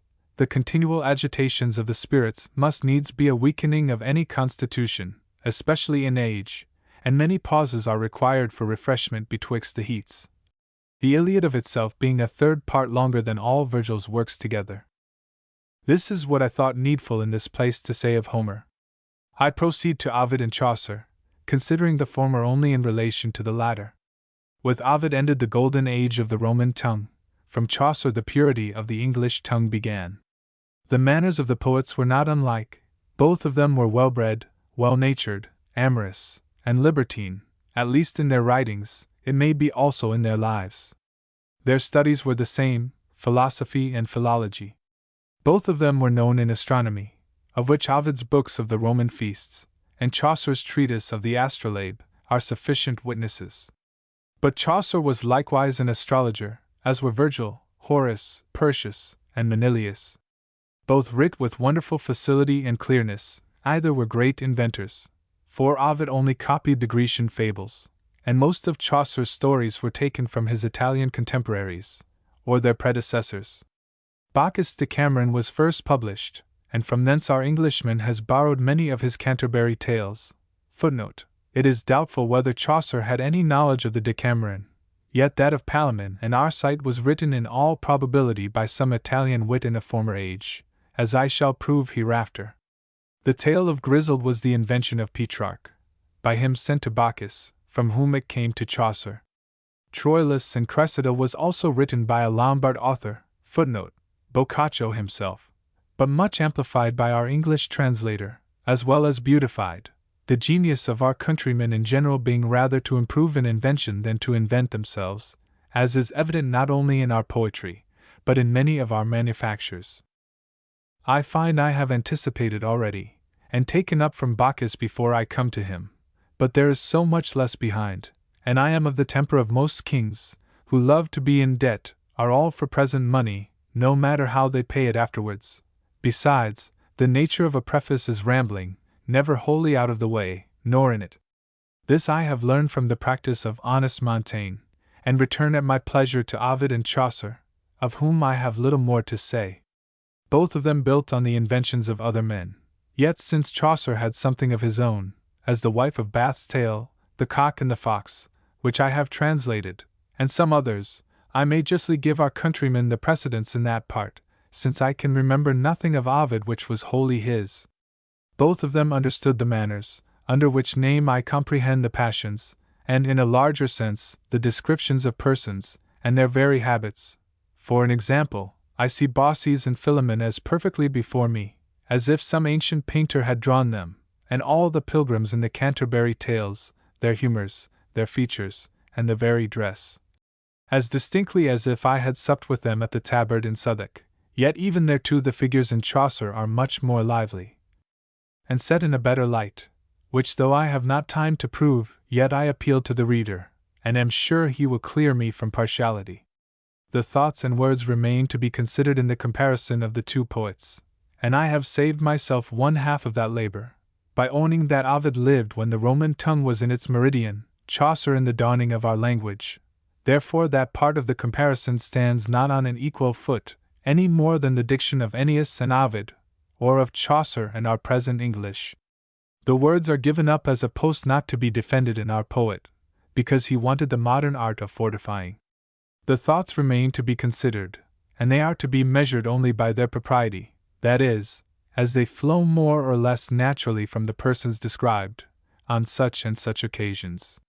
The vulgar judges, which are 9 parts in 10 of all nations, who call conceits and jingles wit, who see Ovid full of them, and Chaucer altogether without them, will think me little less than mad, for preferring the Englishman to the Roman. Yet, with their leave, I must presume to say, that the things they admire are only glittering trifles, and so far from being witty, that in a serious poem they are nauseous, because they are unnatural. Would any man, who is ready to die for love, describe his passion like Narcissus? Would he think of Inipem me copia fecit, and a dozen more of such expressions, poured on the neck of one another, and signifying all the same thing? If this were wit, was this a time to be witty, when the poor wretch was in the agony of death? This is just John Littlewit in Bartholomew Fair, footnote, Johnson's play of that name, Act I, Sci, who had a conceit, as he tells you, left him in his misery, a miserable conceit. On these occasions the poet should endeavor to raise pity, but instead of this, Ovid is tickling you to laugh. Virgil never made use of such machines. When he was moving you to commiserate the death of Dido, he would not destroy what he was building. Chaucer makes Arcite violent in his love, and unjust in the pursuit of it, yet when he came to die, he made him think more reasonably. He repents not of his love, for that had altered his character, but acknowledges the injustice of his proceedings, and resigns Emilia to Palamon. What would Ovid have done on this occasion? He would certainly have made Arcite witty on his deathbed. He had complained he was farther off from possession by being so near, and 1,000 such boyisms, which Chaucer rejected as below the dignity of the subject. They, who think otherwise, would by the same reason prefer Lucan and Ovid to Homer and Virgil, and Martial to all four of them. As for the turn of words, in which Ovid particularly excels all poets, they are sometimes a fault, and sometimes a beauty, as they are used properly or improperly, but in strong passions always to be shunned, because passions are serious, and will admit no playing. The French have a high value for them, and I confess they are often what they call delicate, when they are introduced with judgment, but Chaucer writ with more simplicity, and followed nature more closely, than to use them. I have thus far, to the best of my knowledge, been an upright judge betwixt the parties in competition, not meddling with the design nor the disposition of it, because the design was not their own, and in the disposing of it they were equal. It remains that I say somewhat of Chaucer in particular.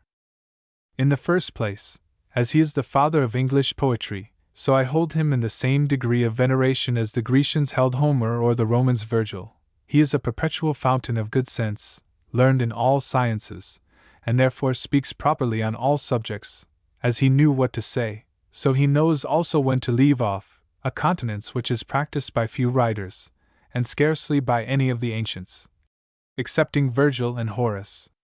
One of our late great poets is sunk in his reputation, because he could never forgive any conceit which came in his way, but swept like a drag net great and small. Footnote: Cowley. See Johnson's criticism of the metaphysical poets. There was plenty enough, but the dishes were ill-sorted, whole pyramids of sweetmeats for boys and women, but little of solid meat for men. All this proceeded not from any want of knowledge, but of judgment. Either did he want that in discerning the beauties and faults of other poets, but only indulged himself in the luxury of writing, and perhaps knew it was a fault, but hoped the reader would not find it.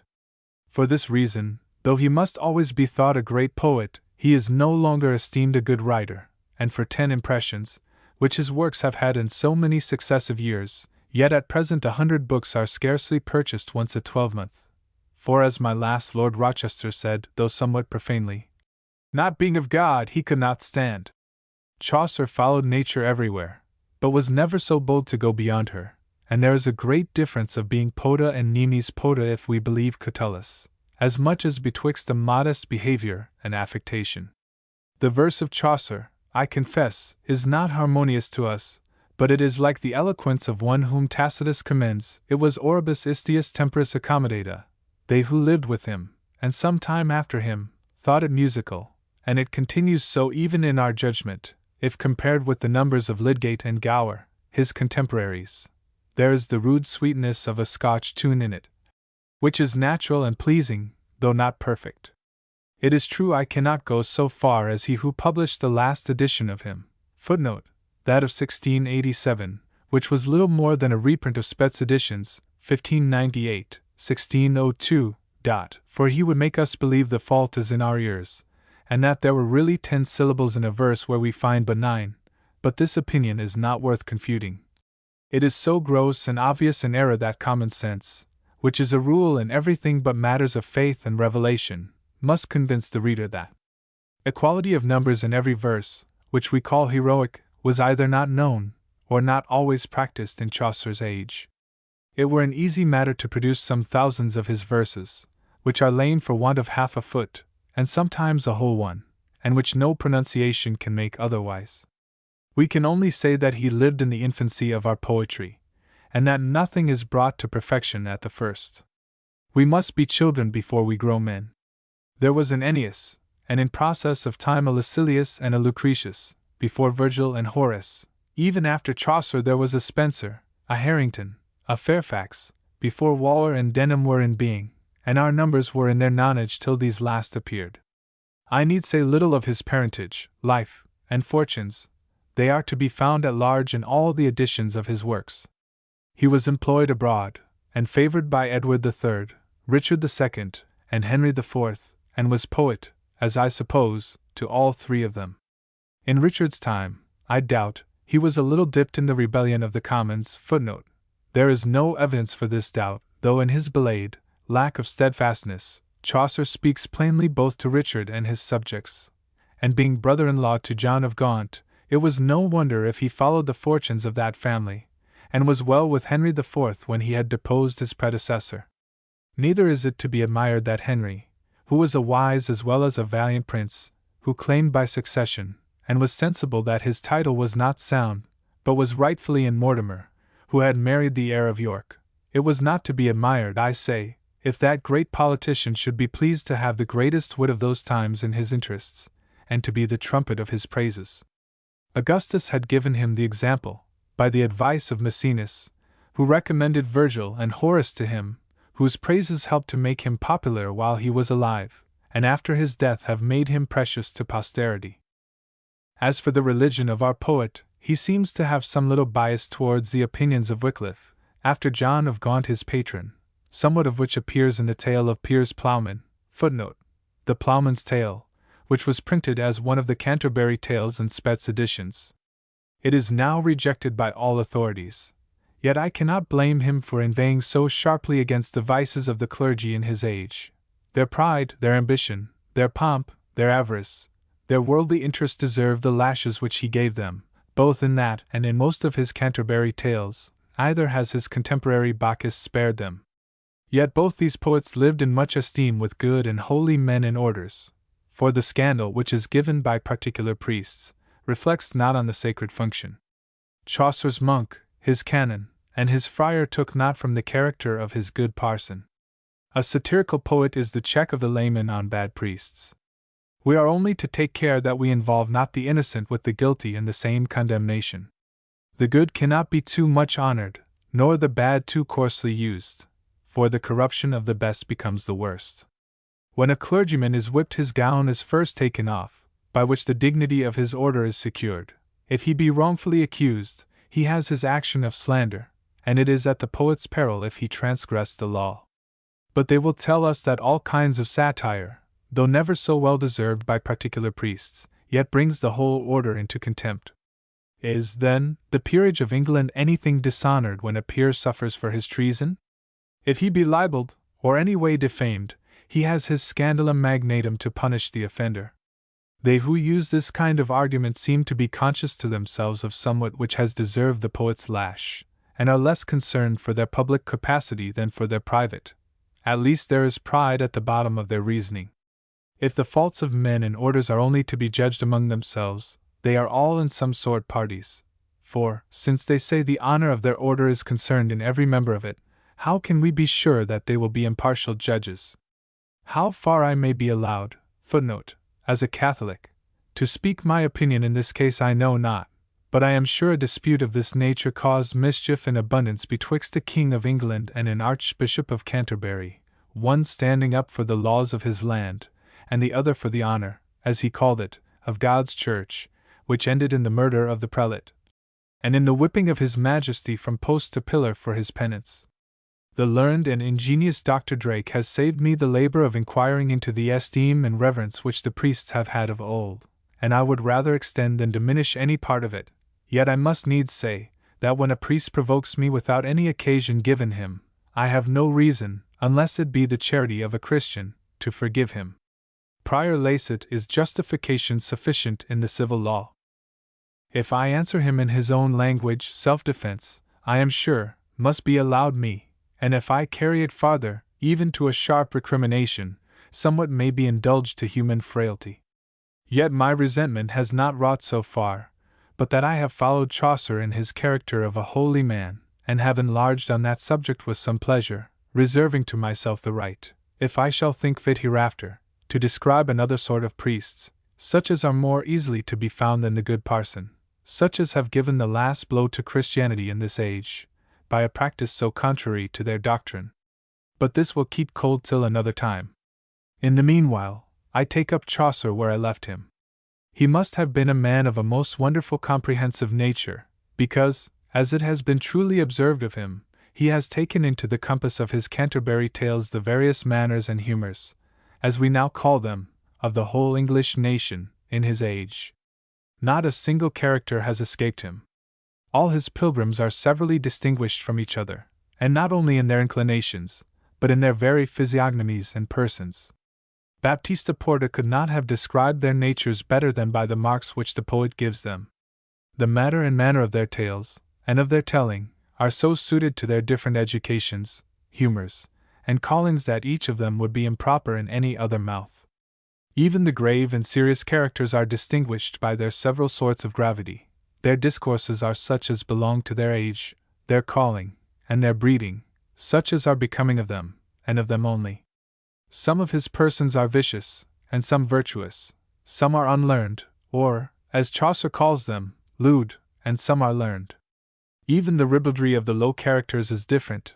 The reeve, the miller, and the cook are several men, and distinguished from each other, as much as the mincing lady prioress, and the broad-speaking gap-toothed wife of Bath. But enough of this. There is such a variety of games springing up before me, that I am distracted in my choice, and know not which to follow. 'Tis sufficient to say, according to the proverb, that here is God's plenty. We have our forefathers and great-granddames all before us, as they were in Chaucer's days.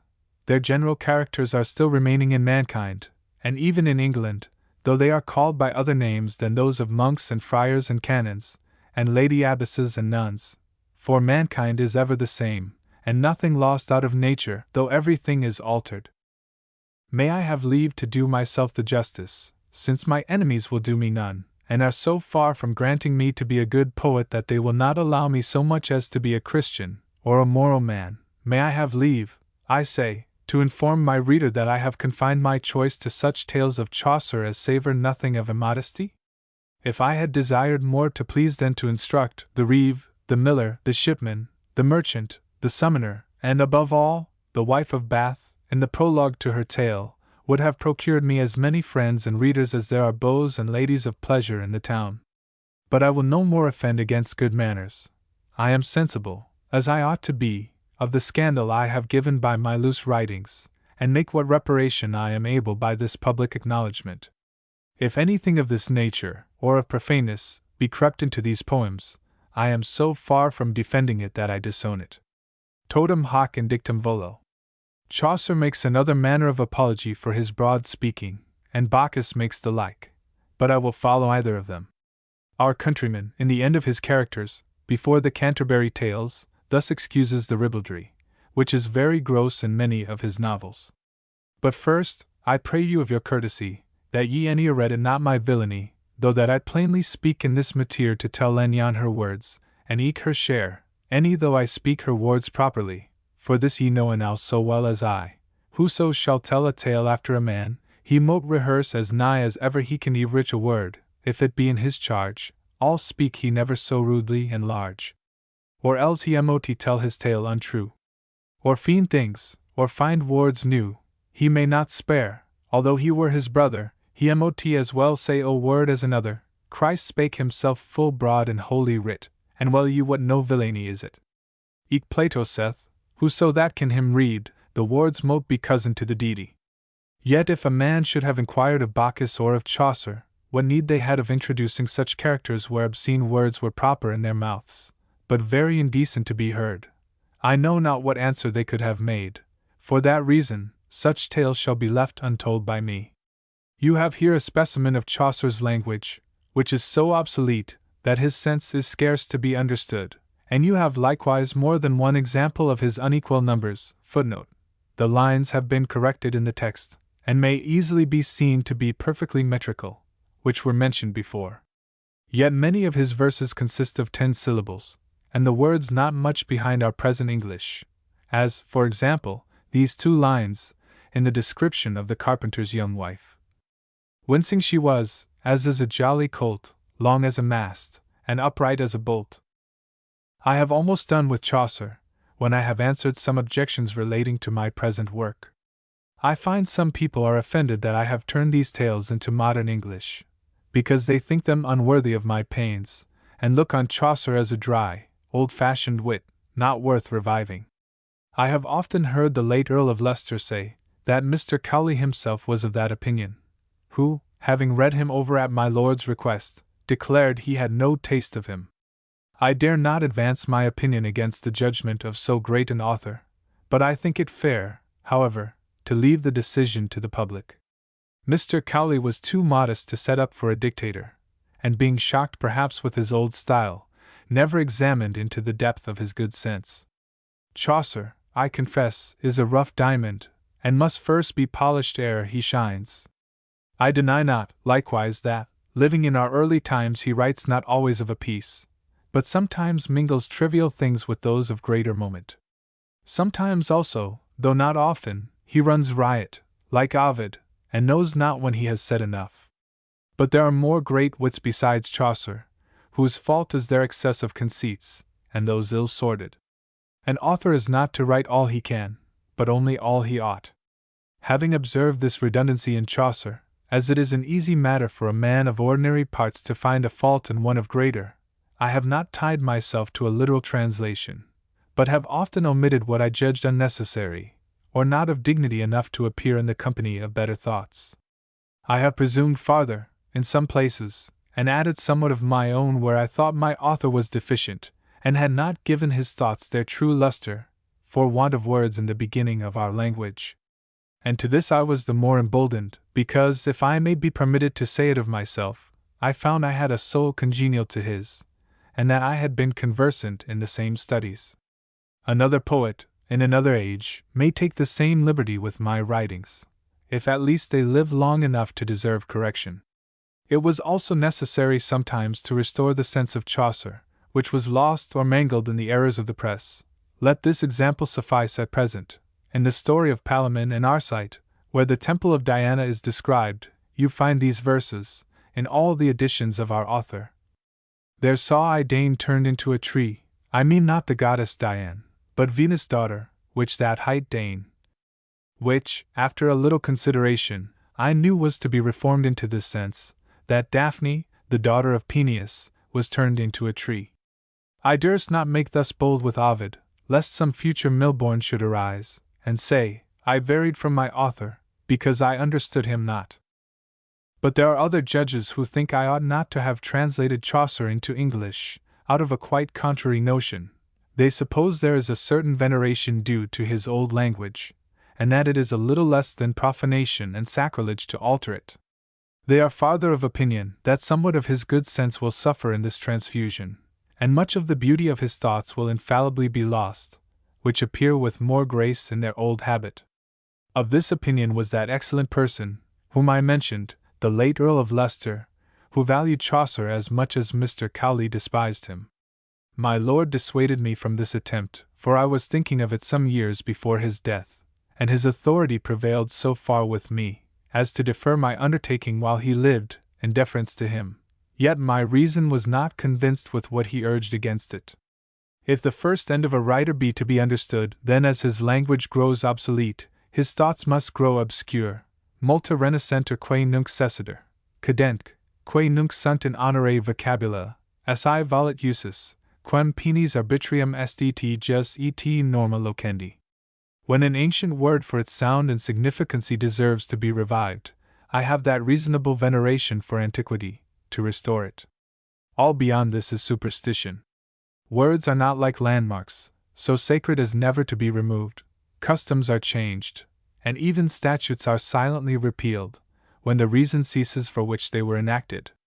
As for the other part of the argument, that his thoughts will lose of their original beauty, by the innovation of words, in the first place, not only their beauty, but their being is lost where they are no longer understood, which is the present case. I grant that something must be lost in all transfusion, that is, in all translations, but the sense will remain, which would otherwise be lost, or at least be maimed, when it is scarce intelligible, and that but to a few. How few are there who can read Chaucer, so as to understand him perfectly? And if imperfectly, then with less profit and no pleasure. 'Tis not for the use of some old Saxon friends that I have taken these pains with him. Let them neglect my version because they have no need of it. I made it for their sakes who understand sense and poetry as well as they, when that poetry and sense is put into words which they understand. I will go farther, and dare to add, that what beauties I lose in some places, I give to others which had them not originally. But in this I may be partial to myself. Let the reader judge, and I submit to his decision. Yet I think I have just occasion to complain of them, who, because they understand Chaucer, would deprive the greater part of their countrymen of the same advantage, and hoard him up, as misers do their grandam gold, only to look on it themselves, and hinder others from making use of it. In sum, I seriously protest that no man ever had, or can have, a greater veneration for Chaucer than myself. I have translated some part of his works, only that I might perpetuate his memory, or at least refresh it, amongst my countrymen.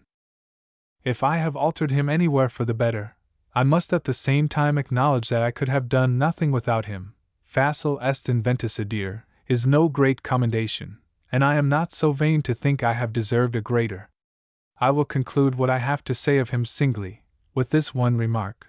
A lady of my acquaintance, who keeps a kind of correspondence with some authors of the fair sex in France, has been informed by them that Mademoiselle de Scudéry, who is as old as Sibyl, and inspired like her by the same god of poetry, is at this time translating Chaucer into modern French.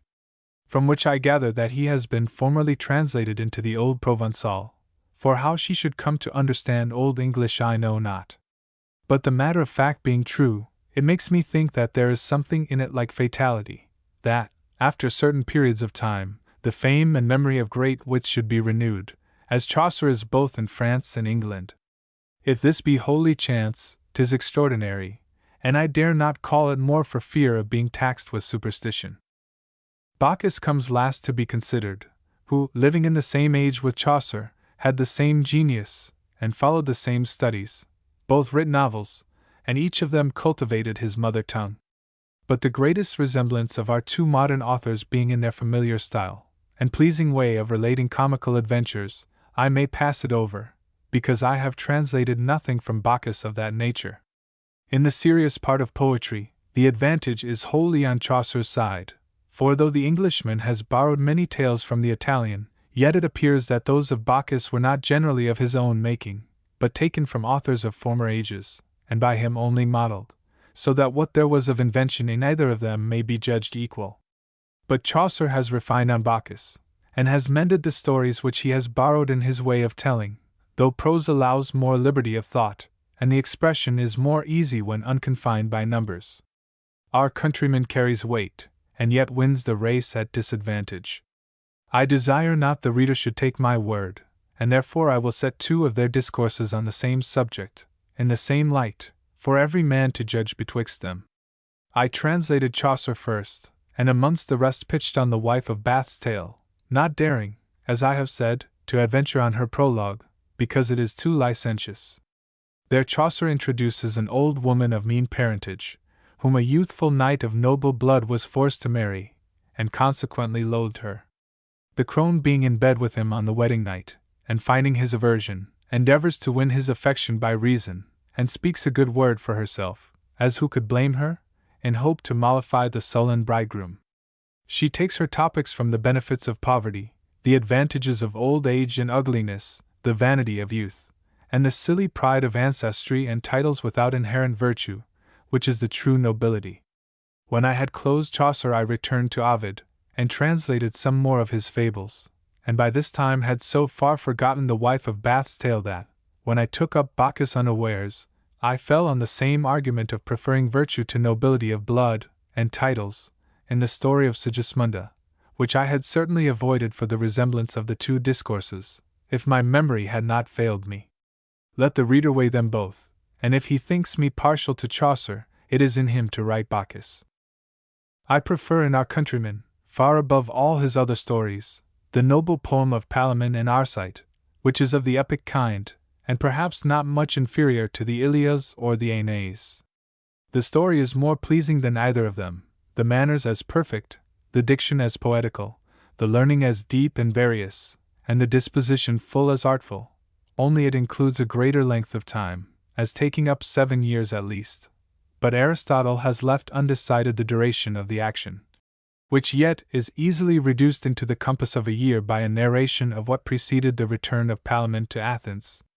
I had thought for the honor of our nation, and more particularly for his whose laurel, though unworthy, I have worn after him, that this story was of English growth and Chaucer's own. But I was undeceived by Bacchus, for casually looking on the end of his 7th Jornada, I found Dioneo, under which name he shadows himself, and Fiammetta, who represents his mistress, the natural daughter of Robert, King of Naples, of whom these words are spoken, Dionio e la Fiammetta gran pezza cantarono insieme.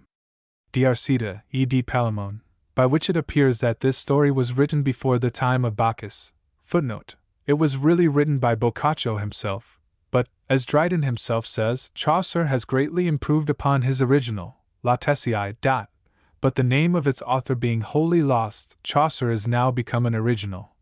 And I question not but the poem has received many beauties by passing through his noble hands. Besides this tale, there is another of his own invention, after the manner of the Provençals, called The Flower and the Leaf, with which I was so particularly pleased, both for the invention and the moral, that I cannot hinder myself from recommending it to the reader. As a corollary to this preface, in which I have done justice to others, I owe somewhat to myself, not that I think it worth my time to enter the lists with one Milbourne and one Blackmore, but barely to take notice that such men there are who have written scurrilously against me without any provocation. Milbourne, who is in orders, pretends amongst the rest this quarrel to me, that I have fallen foul on priesthood. If I have, I am only to ask pardon of good priests, and am afraid his part of the reparation will come to little. Let him be satisfied that he shall not be able to force himself upon me for an adversary. I contemn him too much to enter into competition with him. His own translations of Virgil have answered his criticisms on mine. If, as they say he has declared in print, he prefers the version of Ogilby to mine, the world has made him the same compliment, for it is agreed on all hands that he writes even below Ogilby. That, you will say, is not easily to be done, but what cannot Milbourne bring about? I am satisfied, however, that while he and I live together, I shall not be thought the worst poet of the age. It looks as if I had desired him underhand to write so ill against me, but upon my honest word, I have not bribed him to do me this service, and am wholly guiltless of his pamphlet. 'Tis true, I should be glad if I could persuade him to continue his good offices, and write such another critique on anything of mine, for I find by experience he has a great stroke with the reader, when he condemns any of my poems, to make the world have a better opinion of them. He has taken some pains with my poetry, but nobody will be persuaded to take the same with his. If I had taken to the church, as he affirms, but which was never in my thoughts, I should have had more sense, if not more grace, than to have turned myself out of my benefice by writing libels on my parishioners. But his account of my manners and my principles are of a piece with his cavils and his poetry, and so I have done with him forever. As for the city bard, or night physician, I hear his quarrel to me is, that I was the author of Absalom and Achitophel, which he thinks was a little hard on his fanatic patrons in London. But I will deal the more civilly with his two poems, because nothing ill is to be spoken of the dead, and therefore peace be to the manes of his authors. I will only say that it was not for this noble knight that I drew the plan of an epic poem on King Arthur in my preface to the translation of Juvenal. The guardian angels of kingdoms were machines too ponderous for him to manage, and therefore he rejected them, as Dares did the whirlbats of Eryx, when they were thrown before him by Entellus. Yet from that preface he plainly took his hint, for he began immediately upon his story, though he had the baseness not to acknowledge his benefactor, but instead of it, to traduce me in a libel. I shall say the less of Mr. Collier. Footnote: his short view of the immorality and profaneness of the English stage, 1698, was largely directed against Dryden. See the account of it given in Macaulay's Comic Dramatists of the Restoration, because in many things he has taxed me justly, and I have pleaded guilty to all thoughts and expressions of mine which can be truly argued of obscenity, profaneness, or immorality, and retract them. If he be my enemy, let him triumph; if he be my friend, as I have given him no personal occasion to be otherwise, he will be glad of my repentance. It becomes me not to draw my pen in the defense of a bad cause when I have so often drawn it for a good one. Yet it were not difficult to prove that in many places he has perverted my meaning by his glosses, and interpreted my words into blasphemy and bawdry, of which they were not guilty, besides that he is too much given to horseplay in his raillery, and comes to battle like a dictator from the plough. I will not say the zeal of God's house has eaten him up, but I am sure it has devoured some part of his good manners and civility. It might also be doubted whether it were altogether zeal which prompted him to this rough manner of proceeding. Perhaps it became not one of his function to rake into the rubbish of ancient and modern plays. A divine might have employed his pains to better purpose than in the nastiness of Plautus and Aristophanes, whose examples, as they excuse not me, so it might be possibly supposed that he read them not without some pleasure. They who have written commentaries on those poets, or on Horace, Juvenal, and Martial, have explained some vices which, without their interpretation, had been unknown to modern times. Neither has he judged impartially betwixt the former age and us. There is more bawdry in one play of Fletcher's, called The Custom of the Country, than in all ours together. Yet this has been often acted on the stage in my remembrance. Are the times so much more reformed now than they were 25 years ago? If they are, I congratulate the amendment of our morals. But I am not to prejudice the cause of my fellow poets, though I abandon my own defense. They have some of them answered for themselves, and neither they nor I can think Mr. Collier so formidable an enemy that we should shun him. He has lost ground at the latter end of the day by pursuing his point too far, like the Prince of Condé at the Battle of Senef, from immoral plays to no plays, ab abusu ad usum, non vale consequentia. Footnote: from the fact that there are immoral plays to the inference that there should be no plays the argument does not follow. But being a party, I am not to erect myself into a judge.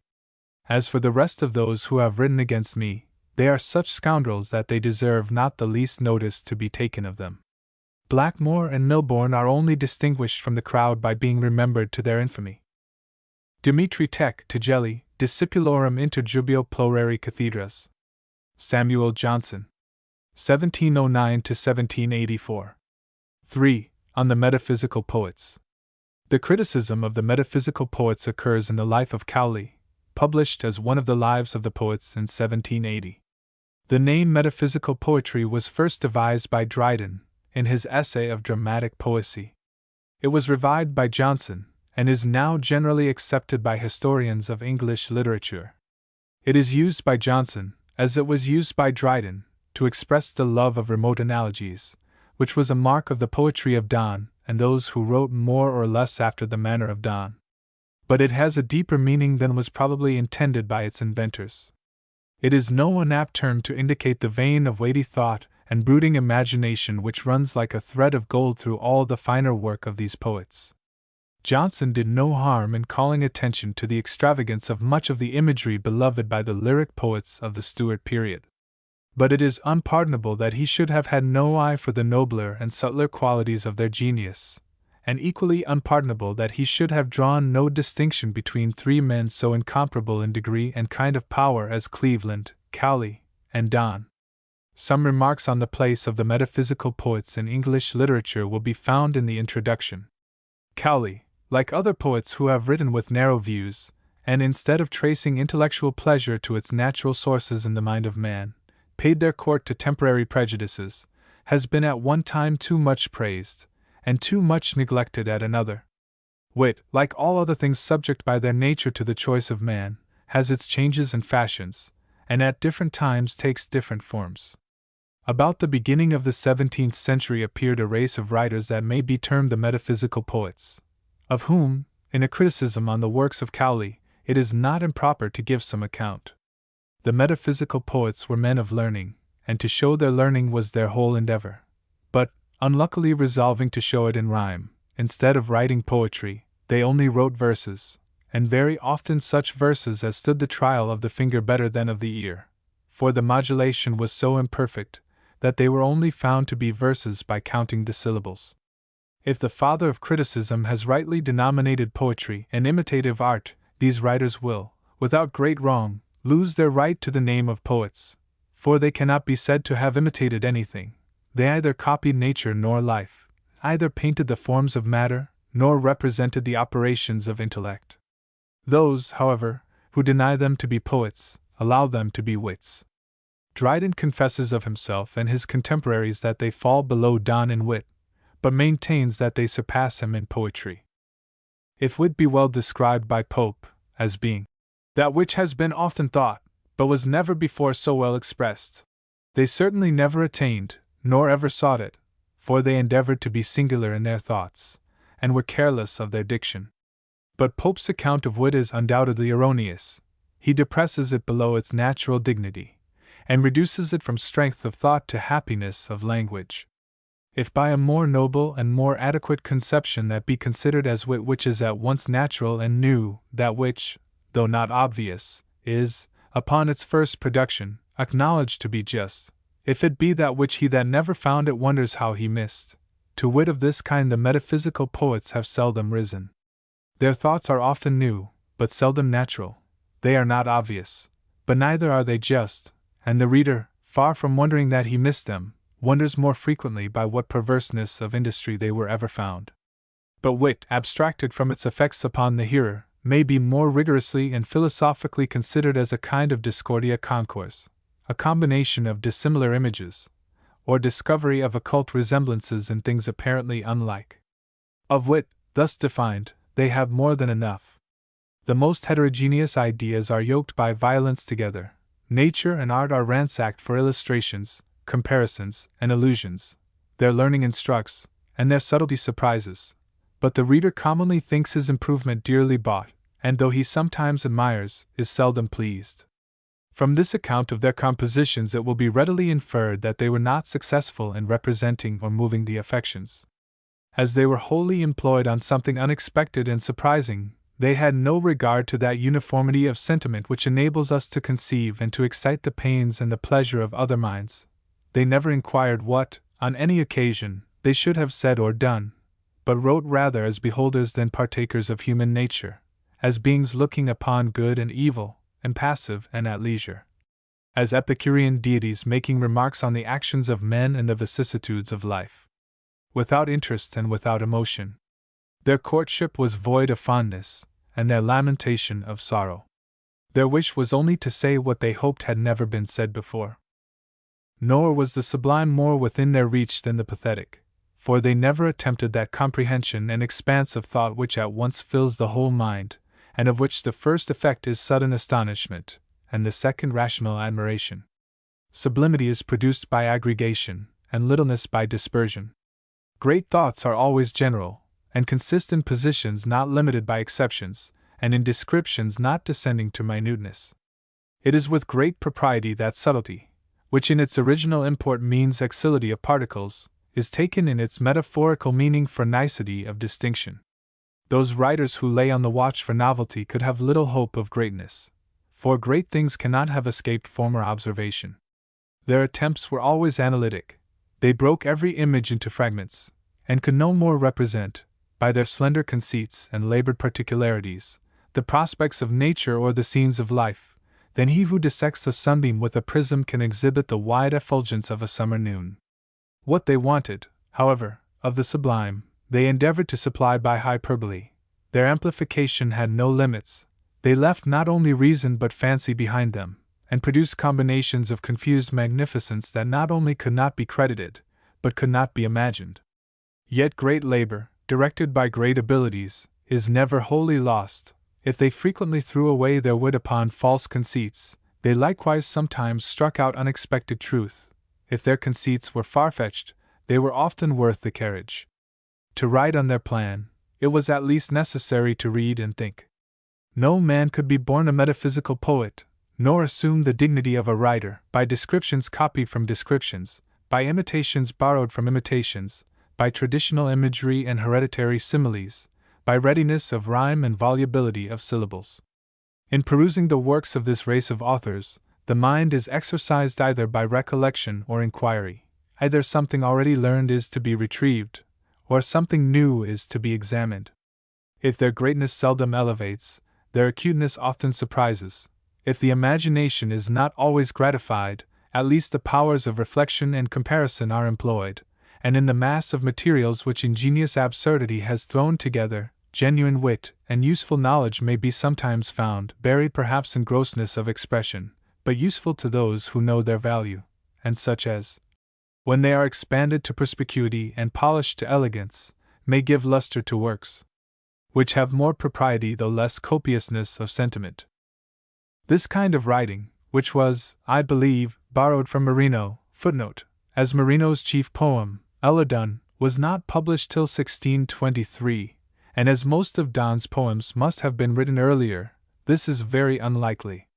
Besides, the resemblance is more apparent than real. Metaphysical poetry was a native product. See Introduction. And his followers had been recommended by the example of Donne, a man of very extensive and various knowledge, and by Johnson, whose manner resembled that of Donne more in the ruggedness of his lines than in the cast of his sentiments. When their reputation was high, they had undoubtedly more imitators than time has left behind. Their immediate successors, of whom any remembrance can be said to remain, were Suckling, Waller, Denham, Cowley, Cleveland, and Milton. Denham and Waller sought another way to fame, by improving the harmony of our numbers. Milton tried the metaphysic style only in his lines upon Hobson the Carrier. Cowley adopted it, and excelled his predecessors, having as much sentiment and more music. Suckling neither improved versification, nor abounded in conceits. The fashionable style remained chiefly with Cowley. Suckling could not reach it, and Milton disdained it. Critical remarks are not easily understood without examples, and I have therefore collected instances of the modes of writing by which this species of poets, for poets they were called by themselves and their admirers, was eminently distinguished. As the authors of this race were perhaps more desirous of being admired than understood, they sometimes drew their conceits from recesses of learning not very much frequented by common readers of poetry. Thus Cowley on knowledge. The sacred tree midst the fair orchard grew, the phoenix truth did on it rest, and built his perfumed nest, that right Porphyrian tree which did true logic shew. Each leaf did learn notions give, and apples were demonstrative, so clear their colour and divine, the very shade they cast did other lights outshine. On Anacreon continuing a lover in his old age. Love was with thy life entwined, close as heat with fire is joined, a powerful brand prescribed the date of thine, like Meleager's fate. The antiperistasis of age more inflamed thy amorous rage. In the following verses we have an allusion to a rabbinical opinion concerning manna. Variety I ask not, give me one to live perpetually upon. The person loved does to us fit, like manna, has the taste of all in it. Thus Donne shows his medicinal knowledge in some encomiastic verses. In everything there naturally grows a balsamum to keep it fresh and new, if 'twere not injured by extrinsic blows. Your youth and beauty are this balm in you. But you, of learning and religion, and virtue and such ingredients, have made a Mithridate, whose operation keeps off, or cures what can be done or said. Though the following lines of Donne, on the last night of the year, have something in them too scholastic, they are not inelegant. This twilight of 2 years, not past nor next, some emblem is of me, or I of this, who, meteor-like, of stuff and form perplexed, whose what and where, in disputation is, if I should call me anything, should miss. I sum the years in me, and find me not debtor to th old, nor creditor to th new, that cannot say, my thanks I have forgot, nor trust I this with hopes, and yet scarce true this bravery is, since these times shoot me you. Donne.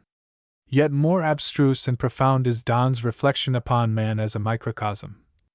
If men be worlds, there is in every one something to answer in some proportion all the world's riches, and in good men, this virtue, our form's form, and our soul's soul is. Of thoughts so far-fetched as to be not only unexpected but unnatural, all their books are full. To a lady, who wrote poesies for rings. They, who above do various circles find, say, like a ring aquat or heaven does bind. When heaven shall be adorned by thee, which then more heaven than is, will be, is thou must write the poesy there, for it wanteth one as yet, though the sun pass through twice a year, the sun, which is esteemed the god of wit. Cowley. The difficulties which have been raised about identity in philosophy are by Cowley, with still more perplexity, applied to love. 5 years ago, says Story, I loved you, for which you call me most inconstant now. Pardon me, madam, you mistake the man, for I am not the same that I was then, no flesh is now the same it was then in me. And that my mind is charmed yourself may see. The same thoughts to retain still, and intense, were more inconstant far, for accidents must of all things most strangely inconstant prove, if from one subject they t another move, my members then, the father members were from whence these take their birth, which now are here. If then this body love what t each other did, t were incest, which by nature is forbid. The love of different women is, in geographical poetry, compared to travels through different countries. Hast thou not found each woman's breast, the land where thou hast traveled, either by savages posseist, or wild, and uninhabited? What joy couldst take, or what repose, in countries so uncivilized as those? Lust, the scorching dog-star, here rages with a moderate heat, whilst pride, the rugged northern bear, in others makes the cold too great. And when these are temperate known, the soil's all barren sand, or rocky stone. Cowley. A lover, burned up by his affections, is compared to Egypt. The fate of Egypt I sustain, and never feel the dew of rain from clouds which in the head appear, but all my too much moisture owe to overflowings of the heart below. Cowley. The lover supposes his lady acquainted with the ancient laws of augury and rites of sacrifice. And yet this death of mine, I fear, will ominous to her appear, when found in every other part, her sacrifice is found without an heart. For the last tempest of my death shall sigh out that too, with my breath. That the chaos was harmonized, has been recited of old, but whence the different sounds arose remained for a modern to discover. Th ungoverned parts no correspondence knew, and artless war from thwarting motions grew, till they to number and fixed rules were brought. Water and air he for the tenor chose. Earth made the bass, the treble flame arose. Cowley. The tears of lovers are always of great poetical account, but Donne has extended them into worlds. If the lines are not easily understood, they may be read again. On a round ball a workman, that hath copies by, can lay in Europe, Afric, and in Asia, and quickly make that, which was nothing, all. So doth each tear, which thee doth wear, a globe, yea world, by that impression grow, till thy tears mixed with mine do overflow this world, by waters sent from thee my heaven dissolved so. On reading the following lines, the reader may perhaps cry out, confusion worse confounded! Here lies a she-sun, and a he-moon here, she gives the best light to his sphere, or each is both, and all, and so they unto one another nothing owe. Donne. Who but Donne would have thought that a good man is a telescope? Though God be our true glass, through which we see all, since the being of all things is he, yet are the trunks, which do to us derive things, in proportion fit, by prospective deeds of good men, for by their living here, virtues, indeed remote, seem to be near. Who would imagine it possible that in a very few lines so many remote ideas could be brought together? Since 'tis my doom, love's undershrieve, why this reprieve? Why doth my she advowson fly incumbency? To sell thyself dost thou intend by candle's end, and hold the contrast thus in doubt, life's taper out? Think but how soon the market fails, your sex lives faster than the males. As if to measure age's span, the sober Julian were th account of man, whilst you live by the fleet Gregorian. Cleveland. Of enormous and disgusting hyperboles, these may be examples. By every wind that comes this way, send me at least a sigh or two, such and so many I'll repay as shall themselves make winds to get to you. Cowley. In tears I'll waste these eyes, by love so vainly fed, so lust of old the deluge punished. Cowley. All armed in brass the richest dress of war, a dismal glorious sight, he shone afar. The sun himself started with sudden fright, to see his beams return so dismal bright. Cowley. An universal consternation. His bloody eyes he hurls round, his sharp paws tear up the ground, then runs he wild about, lashing his angry tail and roaring out. Beasts creep into their dens, and tremble there. Trees, though no wind is stirring, shake with fear. Silence and horror fill the place around, echo itself dares scarce repeat the sound. Cowley. Their fictions were often violent and unnatural. Of his mistress bathing. The fish around her crowded, as they do to the false light that treacherous fishers shew, and all with as much ease might taken be, as she at first took me, for ne'er did light so clear among the waves appear, though every night the sun himself set there. Cowley. The poetical effect of a lover's name upon glass.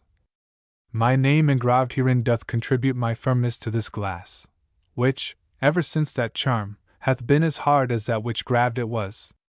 Don. Their conceits were sometimes slight and trifling. On an inconstant woman. He enjoys thy calmy sunshine now, and no breath stirring hears, in the clear heaven of thy brow, no smallest cloud appears. He sees thee gentle, fair and gay, and trusts the faithless April of thy May. Cowley. Upon a paper written with the juice of lemon, and read by the fire. Nothing yet in thee is seen, but when a genial heat warms thee within, a new-born wood of various lines there grows, here buds an L, and there a B, here sprouts a V, and there a T, and all the flourishing letters stand in rows. Cowley. As they sought only for novelty, they did not much inquire whether their allusions were to things high or low, elegant or gross, whether they compared the little to the great, or the great to the little. Physic and chirurgery for a lover. Gently, gently, madam, touch the wound, which you yourself have made, that pain must needs be very much, which makes me of your hand afraid. Cordials of pity give me now, for I too weak for purgings grow. Cowley. The world and a clock. Mahal, th inferior world's fantastic face, through all the turns of matter's maze did trace. Great nature's well-set clock in pieces took, on all the springs and smallest wheels did look of life and motion, and with equal art made up again the whole of every part. Cowley. A culprit has not often found its poet, but that it may not want its due honor, Cleveland has paralleled it with the sun. The moderate value of our guiltless or makes no man atheist, and no woman whore, yet why should hallowed Vestal's sacred shrine deserve more honor than a flaming mine? These pregnant wombs of heat would fitter be than a few embers for a deity. Had he our pits, the Persian would admire no sun, but warms devotion at our fire. He'd leave the trotting whipster, and prefer our profound Vulcan bow that wagoner. For wants he heat or light? Or would have store of both? 'Tis here, and what can suns give more? Nay, what's the sun but, in a different name, a coal pit rampant, or a mine on flame? Then let this truth reciprocally run the sun's heaven's colliery, and coals our sun. Death a voyage. No family e'er rigged a soul for heaven's discovery, with whom more venturers might boldly dare venture their stakes, with him in joy to share. Don. Their thoughts and expressions were sometimes grossly absurd, and such as no figures or license can reconcile to the understanding. A lover neither dead nor alive. Then down I laid my head, down on cold earth, and for a while was dead, and my freed soul to a strange somewhere fled. Ah, sottish soul, said I, when back to its cage again I saw it fly, fool to resume her broken chain, and row her galley here again. Fool, to that body to return where it condemned and destined is to burn. Once dead, how can it be, death should a thing so pleasant seem to thee, that thou shouldst come to live it o'er again in me? Cowley. A lover's heart a hand grenado. What to her stubborn heart, if once mine come into the self-same room, 'T will tear and blow up all within, like a grenado shot into a magazine. Then shall love keep the ashes, and torn parts, of both our broken hearts, shall out of both one new one make, from hers thla, from mine, the metal take. Cowley. The poetical propagation of light. The prince's favor is diffused o'er all, from which all fortunes, names, and natures fall. Then from those wombs of stars, the bride's bright eyes, at every glance a constellation flies, and sows the court with stars, and doth prevent in light and power, the all-wide firmament. First her eye kindles other ladies' eyes, then from their beams their jewels' lustres rise, and from their jewels torches do take fire, and all is warmth, and light, and good desire. Don. They were in very little care to clothe their notions with elegance of dress, and therefore missed the notice and the praise which are often gained by those who think less, but are more diligent to adorn their thoughts. That a mistress beloved is fairer in idea than in reality is by Cowley thus expressed.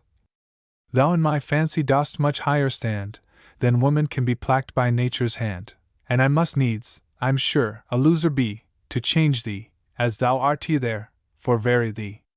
That prayer and labor should cooperate are thus taught by Don. In none but us are such mixed engines found, as hands of double office, for the ground we till with them, and them to heaven we raise, who prayerless labors, or without this praise doth but one half that's none. By the same author, a common topic, the danger of procrastination, is thus illustrated. That which I should have begun in my youth's morning, now late must be done, and I, as giddy travelers must do, which stray or sleep all day, and having lost light and strength, dark and tiered must then ride post. All that man has to do is to live and die. The sum of humanity is comprehended by Donne in the following lines. Think in how poor a prison thou didst lie, after, enabled but to suck and cry. Think, when was grown to most, 't was a poor inn, a province packed up in 2 yards of skin, and that usurped, or threatened with a rage of sicknesses, or their true mother, age. But think that death hath now enfranchised thee, thou hast thy expansion now, and liberty. Think, that a rusty piece discharged is flown in pieces, and the bullet is his own, and freely flies. This to thy soul allow, think thy shell broke, think thy soul hatched but now. They were sometimes indelicate and disgusting.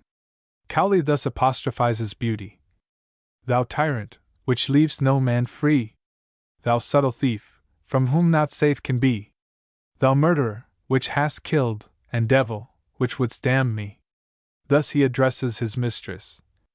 Thou who, in many a propriety, so truly art the son to me. Add one more likeness, which I'm sure you can, and let me and my son beget a man. Thus he represents the meditations of a lover. Though in thy thoughts scarce any tracks have been so much as of original sin, such charms thy beauty wears as might desires and dying Confiist saints excite. Thou with strange adultery dost in each breast a brothel keep. Awake, all men do lust for thee, and some enjoy thee when they sleep. The true taste of tears. Hither with crystal vials, lovers, come, and take my tears, which are love's wine, and try your mistress' tears at home, for all are false, that taste not just like mine. Donne. This is yet more indelicate. As the sweet sweat of roses in a still as that which from chaffed musk cats pours doth trill, as th almighty balm of th early east, such are the sweet drops of my mistress' breast. And on her neck her skin such lustre sets, they seem no sweat drops, but pearl coronets, rank sweaty froth thy mistress' brow defile. Donne. Their expressions sometimes raise horror, when they intend perhaps to be pathetic. As men in hell are from diseases free, so from all other ills am I, free from their known formality, but all pains eminently lie in thee. Cowley. They were not always strictly curious, whether the opinions from which they drew their illustrations were true. It was enough that they were popular. Bacon remarks that some falsehoods are continued by tradition, because they supply commodious illusions. It gave a piteous groan, and so it broke. In vain it something would have spoke, the love within too strong for it was, like poison put into a Venice glass. Cowley. In forming descriptions, they looked out, not for images, but for conceits. Night has been a common subject, which poets have contended to adorn. Dryden's Night is well known. Donne's is as follows. Thou sayest me here at midnight, now all rest, time's dead low water, when all minds divest tomorrow's business, when the laborers have such rest in bed, that their last churchyard grave, subject to change, will scarce be a type of this, now when the client, whose last hearing is tomorrow, sleeps, when the condemned man, who when he opens his eyes, must shut them then again by death, although sad watch he keep, doth practice dying by a little sleep. Thou at this midnight sayest me. It must be, however, confessed of these writers that if they are upon common subjects often unnecessarily and unpoetically subtle, yet where scholastic speculation can be properly admitted, their copiousness and acuteness may justly be admired. What Cowley has written upon hope shows an unequaled fertility of invention. Hope, whose wreak being ruined is, alike if it succeed, and if it miss, whom good or ill does equally confound, and both the horns of fate's dilemma wound. Vain shadow, which dost vanish quite, both at full noon and perfect night. The stars have not a possibility of blessing thee. If things then from their end we happy call, 'tis hope is the most hopeless thing of all. Hope, thou bold taster of delight, who, whilst thou shouldst but taste, devourest it quite. Thou bring'st us an estate, yet leav'st us poor, by clogging it with legacies before. The joys, which we entire should wed, come deflowered virgins to our bed, good fortune without gain imported be, such mighty customs paid to thee, for joy, like wine, kept close does better taste, if it take air before, its spirits waste. To the following comparison of a man that travels and his wife that stays at home, with a pair of compasses, it may be doubted whether absurdity or ingenuity has the better claim. Our two souls therefore, which are one, though I must go, endure not yet a breach, but an expansion, like gold to airy thinness beat. If they be two, they are two so as stiff twin compasses are two. Thy soul, the fixed foot, makes no show to move, but doth, if to each other do. And though it in the centre sit, yet when the other far doth roam, it leans, and hearkens after it, and grows erect, as that comes home. Such wilt thou be to me, who must like to each other foot, obliquely run. Thy firmness makes my circle just, and makes me end where I begun. Don. In all these examples it is apparent that whatever is improper or vicious is produced by a voluntary deviation from nature in pursuit of something new and strange, and that the writers fail to give delight by their desire of exciting admiration. Samuel Taylor Coleridge, 1772–1834. 4. On Poetic Genius and Poetic Diction. The following passage forms chapters 14 and 15 of Coleridge's Biographia Literaria.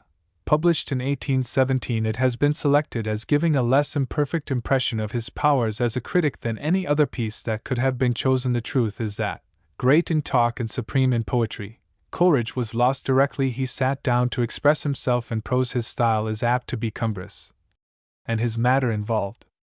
We feel that the critic himself was greater than any criticism recorded either in his writings or his lectures. The present extract may be defined as an attempt, and an attempt less inadequate than was common with Coleridge, to state his poetic creed, and to illustrate it by reference to his own poetry and to that of Wordsworth and of Shakespeare. In what he says of Shakespeare he is at his best.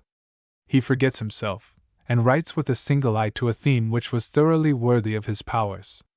In the earlier part of the piece, and indeed indirectly throughout, he has in mind Wordsworth's famous preface to the Lyrical Ballads, which is to be found in any complete edition of Wordsworth's poems, or in his Poise writings, as edited by Dr. Grosart.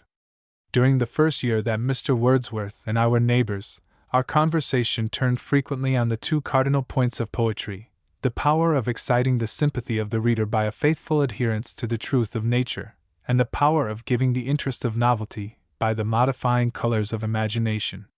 The sudden charm, which accidents of light and shade, which moonlight or sunset, diffused over a known and familiar landscape, appeared to represent the practicability of combining both. These are the poetry of nature. The thought suggested itself, to which of us I do not recollect, that a series of poems might be composed of two sorts. In the one, the incidents and agents were to be, in part at least, supernatural, and the excellence aimed at was to consist in the interesting of the affections by the dramatic truth of such emotions as would naturally accompany such situations, supposing them real. And real in this sense they have been to every human being who, from whatever source of delusion, has at any time believed himself under supernatural agency. For the second class, subjects were to be chosen from ordinary life. The characters and incidents were to be such as will be found in every village and its vicinity where there is a meditative and feeling mind to seek after them, or to notice them when they present themselves.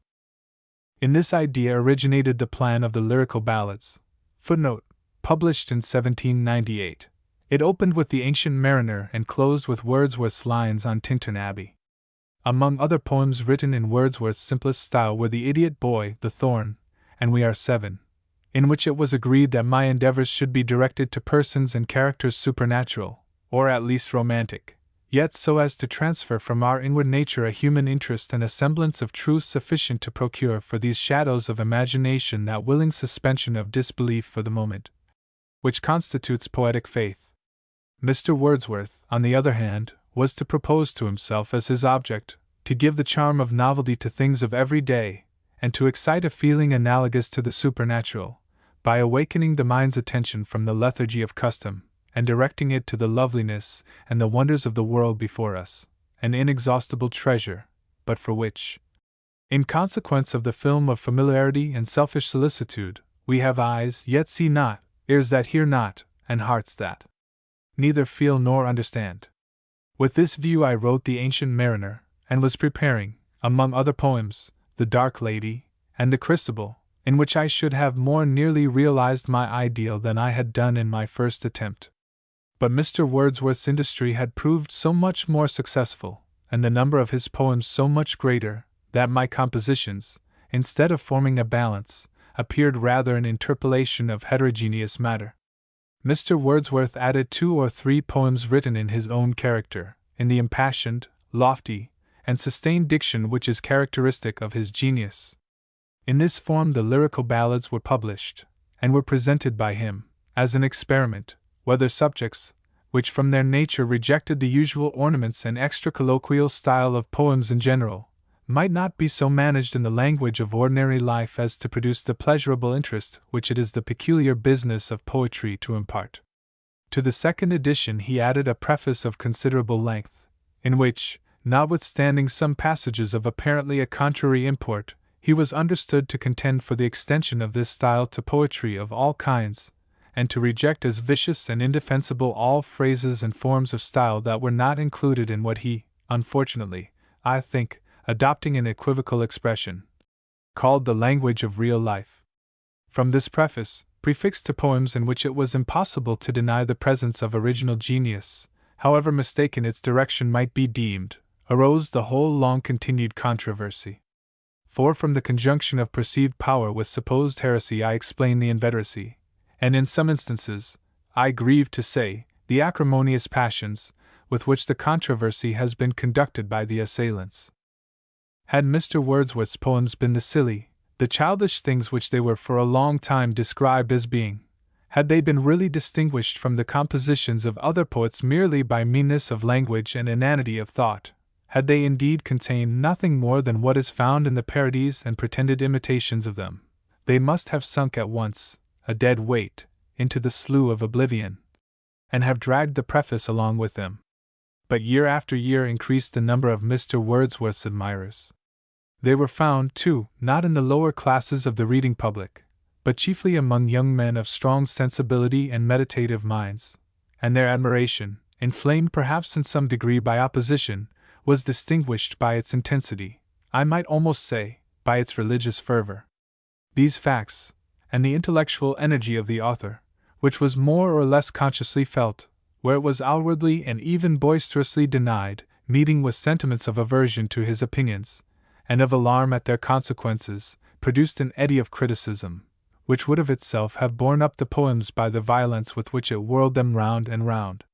With many parts of this preface, in the sense attributed to them, and which the words undoubtedly seem to authorize, I never concurred, but, on the contrary, objected to them as erroneous in principle, and as contradictory, in appearance at least, both to other parts of the same preface and to the author's own practice in the greater number of the poems themselves. Mr. Wordsworth, in his recent collection, has, I find, degraded this prefatory disquisition to the end of his second volume, to be read or not at the reader's choice. But he has not, as far as I can discover, announced any change in his poetic creed. At all events, considering it as the source of a controversy, in which I have been honored more than I deserve by the frequent conjunction of my name with his, I think it expedient to declare, once for all, in what points I coincide with his opinions, and in what points I altogether differ. But in order to render myself intelligible, I must previously, in as few words as possible, explain my ideas, first, of a poem, and secondly, of poetry itself, in kind and in essence. The office of philosophical disquisition consists in just distinction, while it is the privilege of the philosopher to preserve himself constantly aware that distinction is not division. In order to obtain adequate notions of any truth, we must intellectually separate its distinguishable parts, and this is the technical process of philosophy. But having so done, we must then restore them in our conceptions to the unity in which they actually coexist, and this is the result of philosophy. A poem contains the same elements as a prose composition. The difference, therefore, must consist in a different combination of them, in consequence of a different object proposed. According to the difference of the object will be the difference of the combination. It is possible that the object may be merely to facilitate the recollection of any given facts or observations by artificial arrangement, and the composition will be a poem, merely because it is distinguished from prose by meter, or by rhyme, or by both conjointly. In this, the lowest sense, a man might attribute the name of a poem to the well-known enumeration of the days in the several months. 30 days has September, April, June, and November, and and others of the same class and purpose. And as a particular pleasure is found in anticipating the recurrence of sounds and quantities, all compositions that have this charm superadded, whatever be their contents, may be entitled poems. So much for the superficial form. A difference of object and contents supplies an additional ground of distinction. The immediate purpose may be the communication of truths, either of truth absolute and demonstrable, as in works of science, or of facts experienced and recorded, as in history. Pleasure, and that of the highest and most permanent kind, may result from the attainment of the end, but it is not itself the immediate end. In other works the communication of pleasure may be the immediate purpose, and though truth, either moral or intellectual, ought to be the ultimate end, yet this will distinguish the character of the author, not the class to which the work belongs. Blessed indeed is that state of society, in which the immediate purpose would be baffled by the perversion of the proper ultimate end, in which no charm of diction or imagery could exempt the Bathyllus even of an Anacreon, or the Alexis of Virgil, from disgust and aversion. But the communication of pleasure may be the immediate object of a work not metrically composed, and that object may have been in a high degree attained, as in novels and romances. Would then the mere superaddition of meter, with or without rhyme, entitle these to the name of poems? The answer is, that nothing can permanently please which does not contain in itself the reason why it is so, and not otherwise. If meter be superadded, all other parts must be made consonant with it. They must be such as to justify the perpetual and distinct attention to each part, which an exact correspondent recurrence of accent and sound are calculated to excite. The final definition, then, so deduced, may be thus worded. A poem is that species of composition which is opposed to works of science, by proposing for its immediate object pleasure, not truth, and from all other species, having this object in common with it, it is discriminated by proposing to itself such delight from the whole as is compatible with a distinct gratification from each component part. Controversy is not seldom excited in consequence of the disputants attaching each a different meaning to the same word, and in few instances has this been more striking than in disputes concerning the present subject. If a man chooses to call every composition a poem which is rhyme, or measure, or both, I must leave his opinion uncontroverted. The distinction is at least competent to characterize the writer's intention. If it were subjoined that the whole is likewise entertaining or affecting, as a tale, or as a series of interesting reflections, I of course admit this as another fit ingredient of a poem, and an additional merit. But if the definition sought for be that of a legitimate poem, I answer, it must be one the parts of which mutually support and explain each other, all in their proportion harmonizing with, and supporting the purpose and known influences of metrical arrangement. The philosophic critics of all ages coincide with the ultimate judgment of all countries, in equally denying the praises of a just poem, on the one hand to a series of striking lines or distichs, each of which, absorbing the whole attention of the reader to itself, disjoins it from its context, and makes it a separate whole, instead of a harmonizing part, and on the other hand, to an unsustained composition, from which the reader collects rapidly the general result unattracted by the component parts. The reader should be carried forward, not merely or chiefly by the mechanical impulse of curiosity, or by a restless desire to arrive at the final solution, but by the pleasurable activity of mind excited by the attractions of the journey itself. Like the motion of a serpent, which the Egyptians made the emblem of intellectual power, or like the path of sound through the air, at every step he pauses and half recedes, and from the retrogressive movement collects the force which again carries him onward. Precipitandus est liber spiritus, says Petronius Arbiter most happily. The epithet liber here balances the preceding verb, and it is not easy to conceive more meaning condensed in fewer words. But if this should be admitted as a satisfactory character of a poem, we have still to seek for a definition of poetry. The writings of Plato and Bishop Taylor, and the Theoria Sacra of Burnet, furnish undeniable proofs that poetry of the highest kind may exist without meter, and even without the contradistinguishing objects of a poem. The first chapter of Isaiah, indeed a very large proportion of the whole book, is poetry in the most emphatic sense, yet it would be not less irrational than strange to assert that pleasure, and not truth, was the immediate object of the prophet. In short, whatever specific import we attach to the word poetry, there will be found involved in it, as a necessary consequence, that a poem of any length neither can be, nor ought to be, all poetry. Yet if a harmonious whole is to be produced, the remaining parts must be preserved in keeping with the poetry, and this can be no otherwise effected than by such a studied selection and artificial arrangement as will partake of one, though not a peculiar, property of poetry. And this again can be no other than the property of exciting a more continuous and equal attention than the language of prose aims at, whether colloquial or written. My own conclusions on the nature of poetry, in the strictest use of the word, have been in part anticipated in the preceding disquisition on the fancy and imagination. What is poetry? Is so nearly the same question with, what is a poet? That the answer to the one is involved in the solution of the other. For it is a distinction resulting from the poetic genius itself, which sustains and modifies the images, thoughts, and emotions of the poet's own mind. The poet, described in ideal perfection, brings the whole soul of man into activity, with the subordination of its faculties to each other, according to their relative worth and dignity. He diffuses a tone and spirit of unity that blends, and as it were fuses, each into each, by that synthetic and magical power to which we have exclusively appropriated the name of imagination.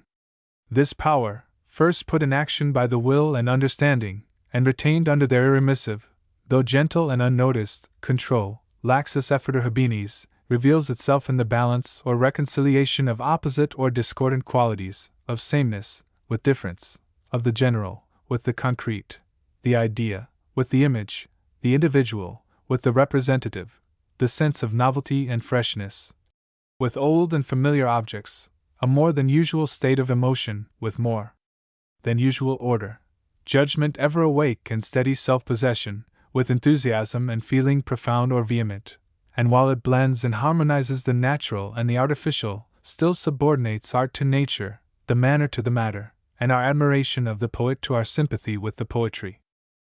Doubtless, as Sir John Davies observes of the soul, and his words may with slight alteration be applied, and even more appropriately, to the poetic imagination. Doubtless this could not be, but that she turns bodies to spirit by sublimation strange, as fire converts to fire the things it burns, as we our food into our nature change. From their gross matter she abstracts their forms, and draws a kind of quintessence from things, which to her proper nature she transforms to bear them light on her celestial wings. Thus does she, when from individual states she doth abstract the universal kinds, which then reclothed in divers names and fates steal access through our senses to our minds. Finally, good sense is the body of poetic genius, fancy its drapery, motion its life, and imagination the soul that is everywhere, and in each, and forms all into one graceful and intelligent whole. In the application of these principles to purposes of practical criticism as employed in the appraisal of works more or less imperfect, I have endeavored to discover what the qualities in a poem are, which may be deemed promises and specific symptoms of poetic power, as distinguished from general talent determined to poetic composition by accidental motives, by an act of the will, rather than by the inspiration of a genial and productive nature. In this investigation, I could not, I thought, do better than keep before me the earliest work of the greatest genius that perhaps human nature has yet produced, our myriad-minded Shakespeare.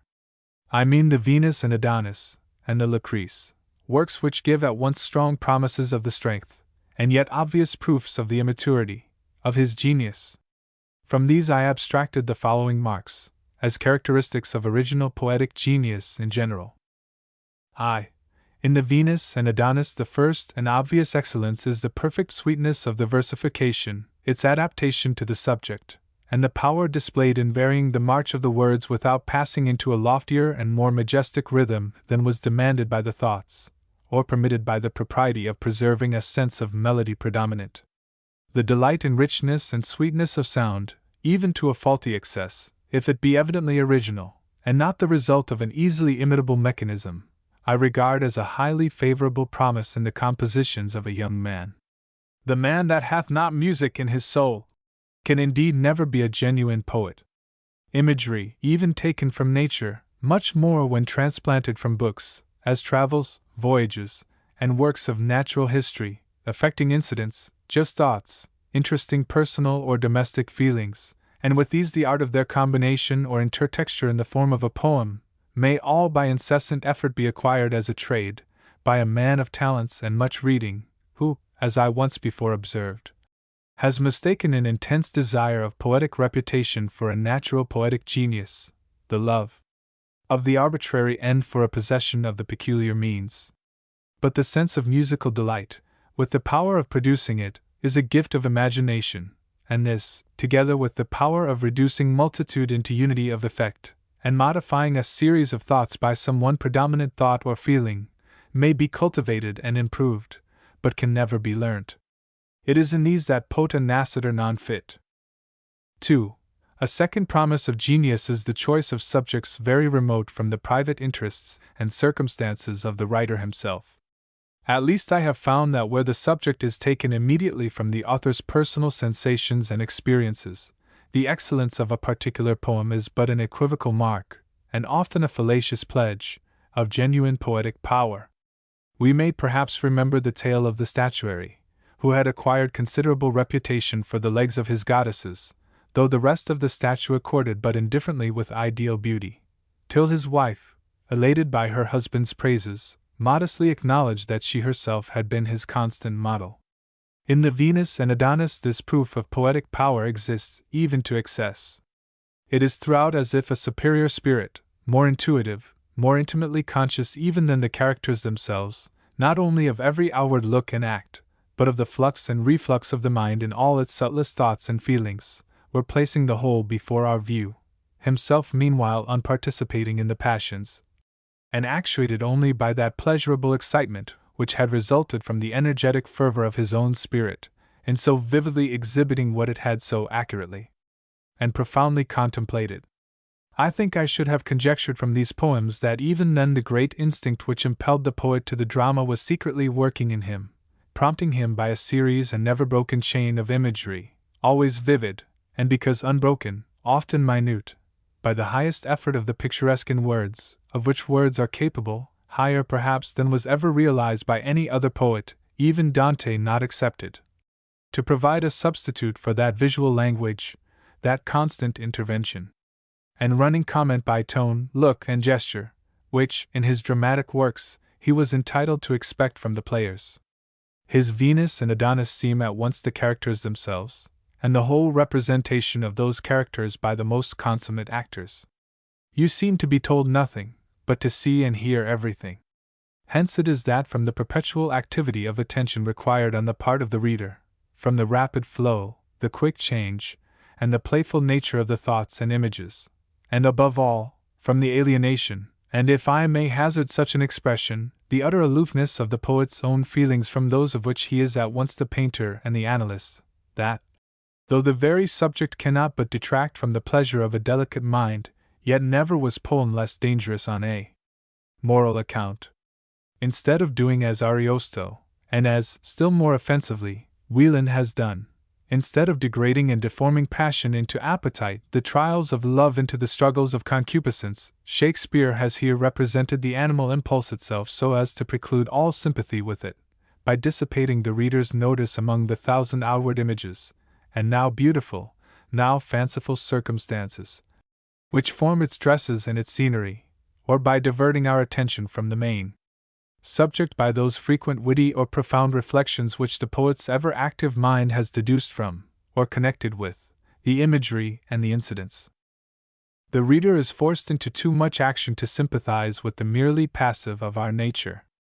As little can a mind thus roused and awakened be brooded on by mean and instinct emotion, as the low, lazy mist can creep upon the surface of a lake while a strong gale is driving it onward in waves and billows.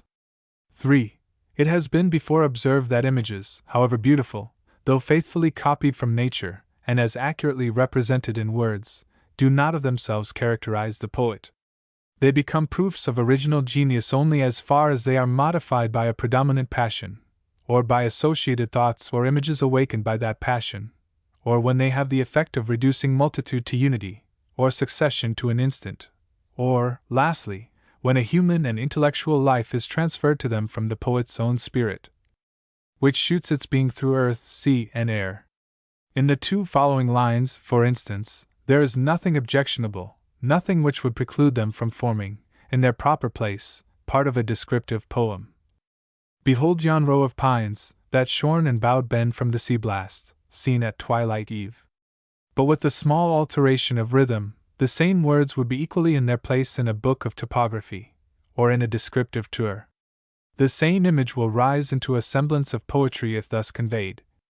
Yon row of bleak and visionary pines, by twilight glimpse discerned, mark how they flee from the fierce sea blast, all their tresses wild streaming before them. I have given this as an illustration, by no means as an instance, of that particular excellence which I had in view, and in which Shakespeare, even in his earliest as in his latest works, surpasses all other poets. It is by this that he still gives a dignity and a passion to the objects which he presents. Unaided by any previous excitement, they burst upon us at once in life and in power. Full many a glorious morning have I seen flatter the mountain tops with sovereign eye. Sonnet 33. Not mine own fears, nor the prophetic soul of the wide world dreaming on things to come, can yet the lease of my true love control, supposed as forfeit to a confined doom. The mortal moon hath her eclipse endured, and the sad augurs mock their own presage. Incertainties now crown themselves assured, and peace proclaims olives of endless age. Now with the drops of this most balmy time my love looks fresh, and death to me subscribes, since, spite of him, I'll live in this poor rhyme, while he insults o'er dull and speechless tribes. And thou in this shalt find thy monument, when tyrants' crests and tombs of brass are spent. Sonnet 107. As of higher worth, so doubtless still more characteristic of poetic genius does the imagery become, when it molds and colors itself to the circumstances, passion, or character, present and foremost in the mind.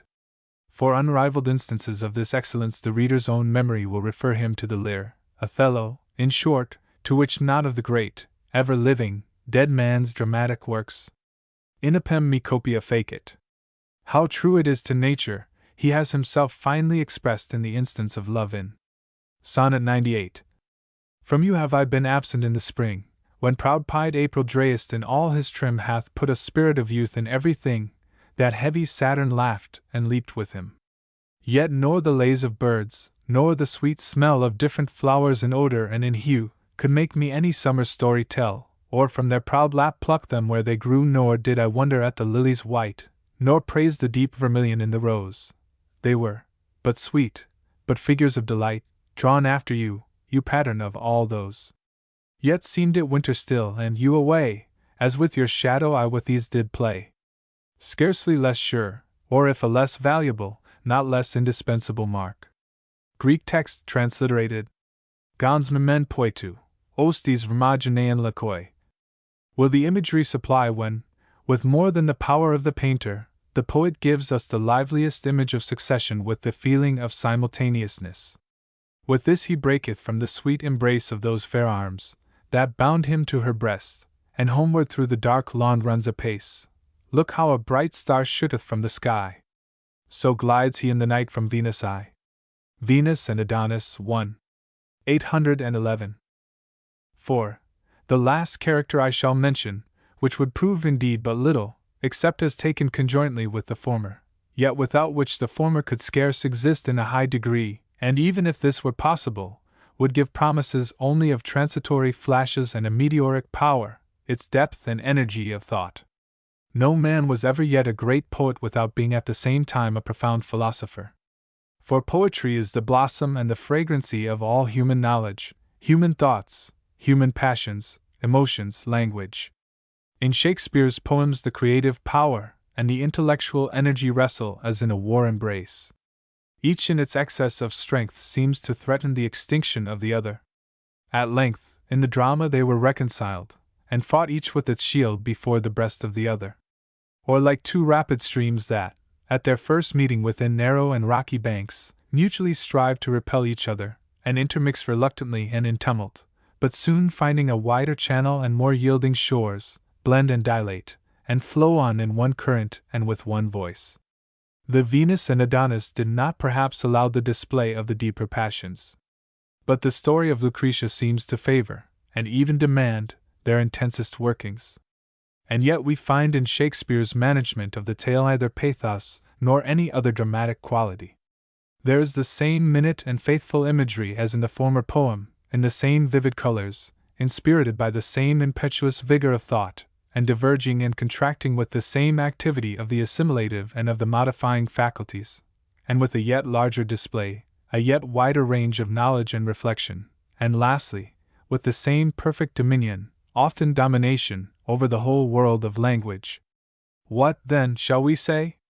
Even this, that Shakespeare, no mere child of nature, no automaton of genius, no passive vehicle of inspiration possessed by the Spirit, not possessing it, first studied patiently, meditated deeply, understood minutely, till knowledge, become habitual and intuitive, wedded itself to his habitual feelings, and at length gave birth to that stupendous power, by which he stands alone, with no equal or second in his own class, to that power which seated him on one of the two glory-smitten summits of the poetic mountain, with Milton as his compeer, not rival. While the former darts himself forth, and passes into all the forms of human character and passion, the one Proteus of the fire and the flood, the other attracts all forms and things to himself, into the unity of his own ideal. All things and modes of action shape themselves anew in the being of Milton, while Shakespeare becomes all things, yet forever remaining himself. Oh, what great men hast thou not produced, England, my country! Truly, indeed. Must we be free or die, who speak the tongue which Shakespeare spake, the faith and morals hold, which Milton held? In everything we are sprung of earth's first blood, have titles manifold. William Hazlitt. 1778–1830. V. On Poetry in General. This was the first of a series of lectures on English poets, delivered in 1818, and published in the same year. It has been reprinted in the collected edition of Hazlitt's works, Bone. It is a striking sample of Hazlitt's brilliance as a writer, and it is free from the faults of temper, and consequent errors of judgment, which, especially when he is dealing with modern authors, must be held in some degree to mar his greatness as a critic. It has been chosen partly for these reasons, partly also for those assigned in the introduction. There is perhaps no other passage in the long roll of his writings that so clearly marks his place in the development of English criticism. The best general notion which I can give of poetry is, that it is the natural impression of any object or event, by its vividness exciting an involuntary movement of imagination and passion, and producing, by sympathy, a certain modulation of the voice, or sounds expressing it. In treating of poetry, I shall speak first of the subject matter of it, next of the forms of expression to which it gives birth, and afterwards of its connection with harmony of sound. Poetry is the language of the imagination and the passions. It relates to whatever gives immediate pleasure or pain to the human mind. It comes home to the bosoms and businesses of men, for nothing but what so comes home to them in the most general and intelligible shape can be a subject for poetry. Poetry is the universal language which the heart holds with nature and itself. He who has a contempt for poetry cannot have much respect for himself, or for anything else. It is not a mere frivolous accomplishment, as some persons have been led to imagine, the trifling amusement of a few idle readers or leisure hours. It has been the study and delight of mankind in all ages. Many people suppose that poetry is something to be found only in books, contained in lines of 10 syllables with like endings, but wherever there is a sense of beauty, or power, or harmony, as in the motion of a wave of the sea, in the growth of a flower that spreads its sweet leaves to the air, and dedicates its beauty to the sun, there is poetry in its birth. If history is a grave study, poetry may be said to be a graver. Its materials lie deeper, and are spread wider. History treats, for the most part, of the cumbrous and unwieldy masses of things, the empty cases in which the affairs of the world are packed, under the heads of intrigue or war, in different states, and from century to century. But there is no thought or feeling that can have entered into the mind of man, which he would be eager to communicate to others, or which they would listen to with delight. That is not a fit subject for poetry. It is not a branch of authorship, it is the stuff of which our life is made. The rest is mere oblivion, a dead letter, for all that is worth remembering in life is the poetry of it. Fear is poetry, hope is poetry, love is poetry, hatred is poetry, contempt, jealousy, remorse, admiration, wonder, pity, despair, or madness, are all poetry. Poetry is that fine particle within us, that expands, rarefies, refines, raises our whole being. Without it, man's life is poor as beasts. Man is a poetical animal, and those of us who do not study the principles of poetry, act upon them all our lives, like Molière's bourgeois gentilhomme, who had always spoken prose without knowing it.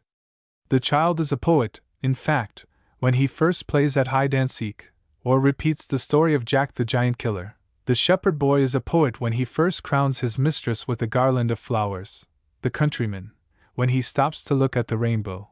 The city apprentice, when he gazes after the Lord Mayor's show. The miser, when he hugs his gold. The courtier, who builds his hopes upon a smile. The savage, who paints his idol with blood. The slave, who worships a tyrant, or the tyrant, who fancies himself a god. The vain, the ambitious, the proud, the choleric man, the hero and the coward, the beggar and the king, the rich and the poor, the young and the old, all live in a world of their own making, and the poet does no more than describe what all the others think and act. If his art is folly and madness, it is folly and madness at second hand. There is warrant for it. Poets alone have not such seething brains, such shaping fantasies, that apprehend more than cooler reason can. The lunatic, the lover, and the poet are of imagination all compact. One sees more devils than vast hell can hold, that is, the madman, the lover, all as frantic, sees Helen's beauty in a brow of Egypt. The poet's eye, in a fine frenzy rolling, doth glance from heaven to earth, from earth to heaven, and, as imagination bodies forth the forms of things unknown, the poet's pen turns them to shape, and gives to airy nothing a local habitation and a name. Such tricks hath strong imagination. If poetry is a dream, the business of life is much the same. If it is a fiction made up of what we wish things to be, and fancy that they are, because we wish them so, there is no other nor better reality. Ariosto has described the loves of Angelica and Medoro, but was not Medoro, who carved the name of his mistress on the barks of trees, as much enamored of her charms as he. Homer has celebrated the anger of Achilles, but was not the hero as mad as the poet? Plato banished the poets from his commonwealth, lest their descriptions of the natural man should spoil his mathematical man, who was to be without passions and affections, who was either to laugh nor weep, to feel sorrow nor anger, to be cast down nor elated by anything. This was a chimera, however, which never existed but in the brain of the inventor, and Homer's poetical world has outlived Plato's philosophical republic. Poetry then is an imitation of nature, but the imagination and the passions are a part of man's nature. We shape things according to our wishes and fancies, without poetry, but poetry is the most emphatical language that can be found for those creations of the mind, which ecstasy is very cunning in. Neither a mere description of natural objects, nor a mere delineation of natural feelings, however distinct or forcible, constitutes the ultimate end and aim of poetry, without the heightenings of the imagination. The light of poetry is not only a direct but also a reflective light, that while it shows us the object, throws a sparkling radiance on all around it. The flame of the passions, communicated to the imagination, reveals to us, as with a flash of lightning, the inmost recesses of thought, and penetrates our whole being. Poetry represents forms chiefly as they suggest other forms, feelings, as they suggest forms or other feelings. Poetry puts a spirit of life and motion into the universe. It describes the flowing, not the fixed. It does not define the limits of sense, or analyze the distinctions of the understanding, but signifies the excess of the imagination beyond the actual or ordinary impression of any object or feeling. The poetical impression of any object is that uneasy, exquisite sense of beauty or power that cannot be contained within itself, that is impatient of all limit, that, as flame bends to flame, strives to link itself to some other image of kindred beauty or grandeur, to enshrine itself, as it were, in the highest forms of fancy, and to relieve the aching sense of pleasure by expressing it in the boldest manner, and by the most striking examples of the same quality in other instances. Poetry, according to Lord Bacon, for this reason, has something divine in it, because it raises the mind and hurries it into sublimity, by conforming the shows of things to the desires of the soul, instead of subjecting the soul to external things, as reason and history do. It is strictly the language of the imagination, and the imagination is that faculty which represents objects, not as they are in themselves, but as they are molded by other thoughts and feelings, into an infinite variety of shapes and combinations of power. This language is not the less true to nature, because it is false in point of fact, but so much the more true and natural, if it conveys the impression which the object under the influence of passion makes on the mind.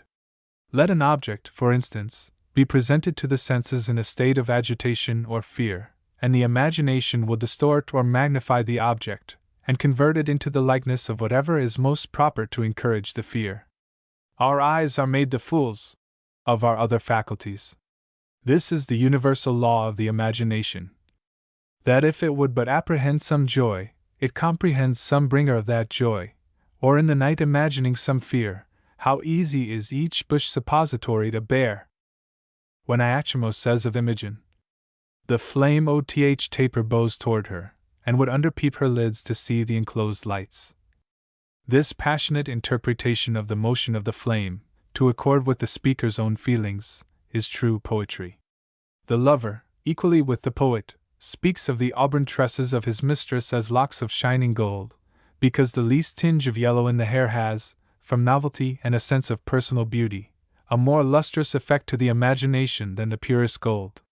We compare a man of gigantic stature to a tower, not that he is anything like so large, but because the excess of his size beyond what we are accustomed to expect, or the usual size of things of the same class, produces by contrast a greater feeling of magnitude and ponderous strength than another object of 10 times the same dimensions.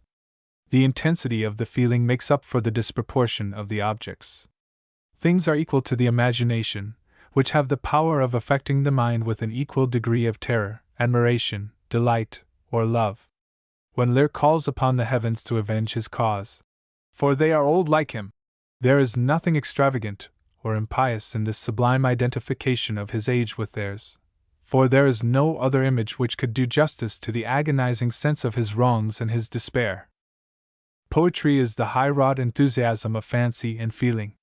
As in describing natural objects, it impregnates sensible impressions with the forms of fancy, so it describes the feelings of pleasure or pain, by blending them with the strongest movements of passion, and the most striking forms of nature.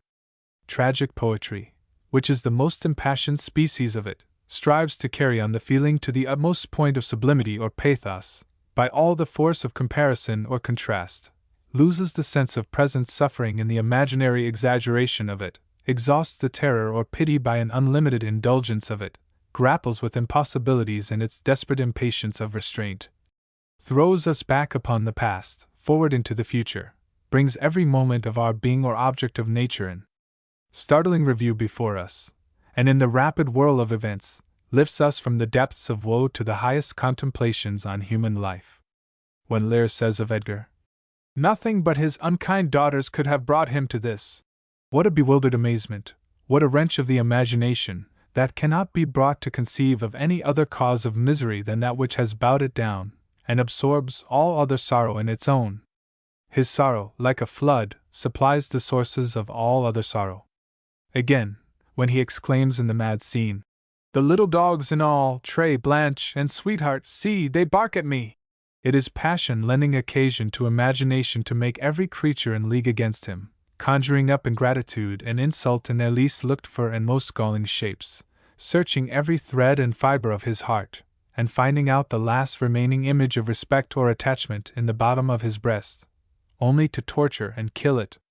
In like manner the "So I am" of Cordelia gushes from her heart like a torrent of tears, relieving it of a weight of love and of supposed ingratitude, which had pressed upon it for years. What a fine return of the passion upon itself is that in Othello! With what a mingled agony of regret and despair he clings to the last traces of departed happiness, when he exclaims, "Oh, now, forever, farewell the tranquil mind, farewell content! Farewell the plumed troop, and the big wars, that make ambition virtue! Oh, farewell! Farewell the neighing steed, and the shrill trump, the spirit-stirring drum, the ear-piercing fife, the royal banner, and all quality, pride, pomp, and circumstance of glorious war! And O you mortal engines, whose rude throats immortal Jove's dread clamors counterfeit, farewell! Othello's occupation's gone. How his passion lashes itself up and swells and rages like a tide in its sounding course, when, in answer to the doubts expressed of his returning love, he says, "Never, Iago! Like to the Pontic sea, whose icy current and compulsive course ne'er feels retiring ebb, but keeps due on to the Propontic and the Hellespont, even so my bloody thoughts, with violent pace, shall ne'er look back, ne'er ebb to humble love, till that a capable and wide revenge swallow them up." The climax of his expostulation afterwards with Desdemona is at that passage. "But there where I have garnered up my heart, to be discarded thence." One mode in which the dramatic exhibition of passion excites our sympathy without raising our disgust is that, in proportion as it sharpens the edge of calamity and disappointment, it strengthens the desire of good. It enhances our consciousness of the blessing, by making us sensible of the magnitude of the loss. The storm of passion lays bare and shows us the rich depths of the human soul, the whole of our existence, the sum total of our passions and pursuits, of that which we desire and that which we dread, is brought before us by contrast. The action and reaction are equal. The keenness of immediate suffering only gives us a more intense aspiration after, and a more intimate participation with the antagonist world of good. Makes us drink deeper of the cup of human life, tugs at the heartstrings, loosens the pressure about them, and calls the springs of thought and feeling into play with tenfold force. Impassioned poetry is an emanation of the moral and intellectual part of our nature, as well as of the sensitive, of the desire to know, the will to act, and the power to feel, and ought to appeal to these different parts of our constitution, in order to be perfect. The domestic or prose tragedy, which is thought to be the most natural, is in this sense the least so, because it appeals almost exclusively to one of these faculties, our sensibility. The tragedies of Moore and Lillo, for instance, The Gamester and George Barnwell, they are to be found respectively in volumes 14 and 11 of the British Theatre. For this reason, however affecting at the time, oppress and lie like a dead weight upon the mind, a load of misery which it is unable to throw off. The tragedy of Shakespeare, which is true poetry, stirs our inmost affections, abstracts evil from itself by combining it with all the forms of imagination, and with the deepest workings of the heart, and rouses the whole man within us.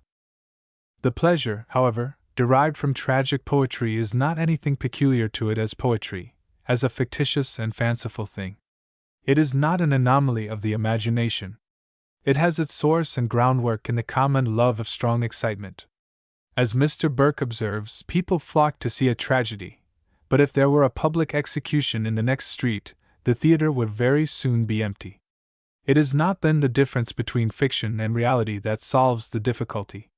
Children are satisfied with the stories of ghosts and witches in plain prose, nor do the hawkers of full, true, and particular accounts of murders and executions about the streets find it necessary to have them turned into penny ballads, before they can dispose of these interesting and authentic documents. The grave politician drives a thriving trade of abuse and calumnies poured out against those whom he makes his enemies for no other end than that he may live by them. The popular preacher makes less frequent mention of heaven than of hell. Oaths and nicknames are only a more vulgar sort of poetry or rhetoric. We are as fond of indulging our violent passions as of reading a description of those of others. We are as prone to make a torment of our fears, as to luxuriate in our hopes of good.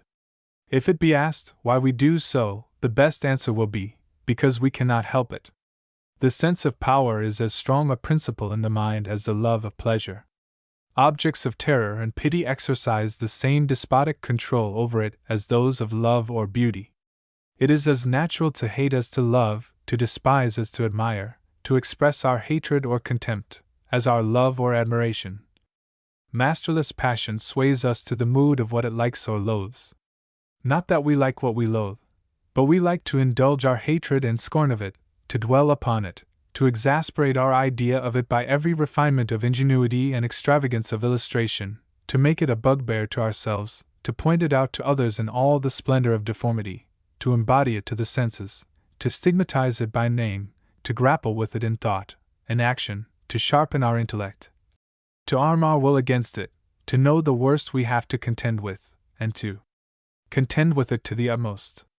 Poetry is only the highest eloquence of passion, the most vivid form of expression that can be given to our conception of anything, whether pleasurable or painful, mean or dignified, delightful or distressing.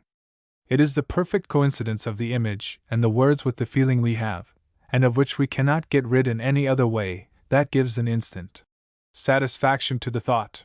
This is equally the origin of wit and fancy, of comedy and tragedy, of the sublime and pathetic. When Pope says of the Lord Mayor's show, "Now night descending, the proud scene is o'er, but lives and settles numbers one day more." When Collins makes danger, with limbs of giant mold, throw him on the steep of some loose hanging rock asleep.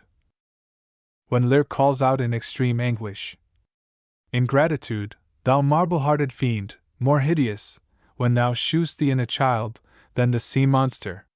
The passion of contempt in the one case, of terror in the other, and of indignation in the last, is perfectly satisfied. We see the thing ourselves, and show it to others as we feel it to exist, and as, in spite of ourselves, we are compelled to think of it. The imagination, by thus embodying and turning them to shape, gives an obvious relief to the indistinct and importunate cravings of the will. We do not wish the thing to be so, but we wish it to appear such as it is. For knowledge is conscious power, and the mind is no longer in this case the dupe, though it may be the victim, of vice or folly. Poetry is in all its shapes the language of the imagination and the passions, of fancy and will. Nothing, therefore, can be more absurd than the outcry which has been sometimes raised by frigid and pedantic critics for reducing the language of poetry to the standard of common sense and reason, for the end and use of poetry, both at the first and now, was and is to hold the mirror up to nature, seen through the medium of passion and imagination, not divested of that medium by means of literal truth or abstract reason. The painter of history might as well be required to represent the face of a person who has just trod upon a serpent with the still life expression of a common portrait, as the poet to describe the most striking and vivid impressions which things can be supposed to make upon the mind, in the language of common conversation. Let who will strip nature of the colors and the shapes of fancy, the poet is not bound to do so. The impressions of common sense and strong imagination, that is, of passion and indifference, cannot be the same, and they must have a separate language to do justice thither. Objects must strike differently upon the mind, independently of what they are in themselves, as long as we have a different interest in them, as we see them in a different point of view, nearer or at a greater distance, morally or physically speaking, from novelty, from old acquaintance, from our ignorance of them, from our fear of their consequences, from contrast, from unexpected likeness. We can no more take away the faculty of the imagination than we can see all objects without light or shade. Some things must dazzle us by their preternatural light, others must hold us in suspense, and tempt our curiosity to explore their obscurity. Those who would dispel these various illusions, to give us their drab-colored creation in their stead, are not very wise. Let the naturalist, if he will, catch the glowworm, carry it home with him in a box, and find it next morning nothing but a little grey worm. Let the poet or the lover of poetry visit it at evening, when beneath the scented hawthorn and the crescent moon it has built itself a palace of emerald light. This is also one part of nature, one appearance which the glowworm presents, and that not the least interesting. So poetry is one part of the history of the human mind, though it is neither science nor philosophy. It cannot be concealed, however, that the progress of knowledge and refinement has a tendency to circumscribe the limits of the imagination, and to clip the wings of poetry. The province of the imagination is principally visionary, the unknown and undefined, the understanding restores things to their natural boundaries, and strips them of their fanciful pretensions. Hence the history of religious and poetical enthusiasm is much the same, and both have received a sensible shock from the progress of experimental philosophy. It is the undefined and uncommon that gives birth and scope to the imagination. We can only fancy what we do not know. As in looking into the mazes of a tangled wood we fill them with what shapes we please, with ravenous beasts, with caverns vast, and drear enchantments, so in our ignorance of the world about us, we make gods or devils of the first object we see, and set no bounds to the wilful suggestions of our hopes and fears. And visions, as poetic eyes avow, hang on each leaf and cling to every bough. There can never be another Jacob's dream. Since that time, the heavens have gone farther off, and grown astronomical. They have become averse to the imagination, nor will they return to us on the squares of the distances, or on Dr. Chalmers's discourses. Rembrandt's picture brings the matter nearer to us. It is not only the progress of mechanical knowledge, but the necessary advances of civilization, that are unfavorable to the spirit of poetry. We not only stand in less awe of the preternatural world, but we can calculate more surely, and look with more indifference, upon the regular routine of this. The heroes of the fabulous ages rid the world of monsters and giants. At present we are less exposed to the vicissitudes of good or evil, to the incursions of wild beasts or bandit fierce, or to the unmitigated fury of the elements. The time has been that our fell of hair would at a dismal treatise rouse, and stir as life were in it. But the police spoils all, and we now hardly so much as dream of a midnight murder. Macbeth is only tolerated in this country for the sake of the music, and in the United States of America, where the philosophical principles of government are carried still further in theory and practice, we find that the beggar's opera is hooted from the stage. Society, by degrees, is constructed into a machine that carries us safely and insipidly from one end of life to the other, in a very comfortable prose style. Obscurity her curtain round them drew, and Siren's sloth a dull quietus sung.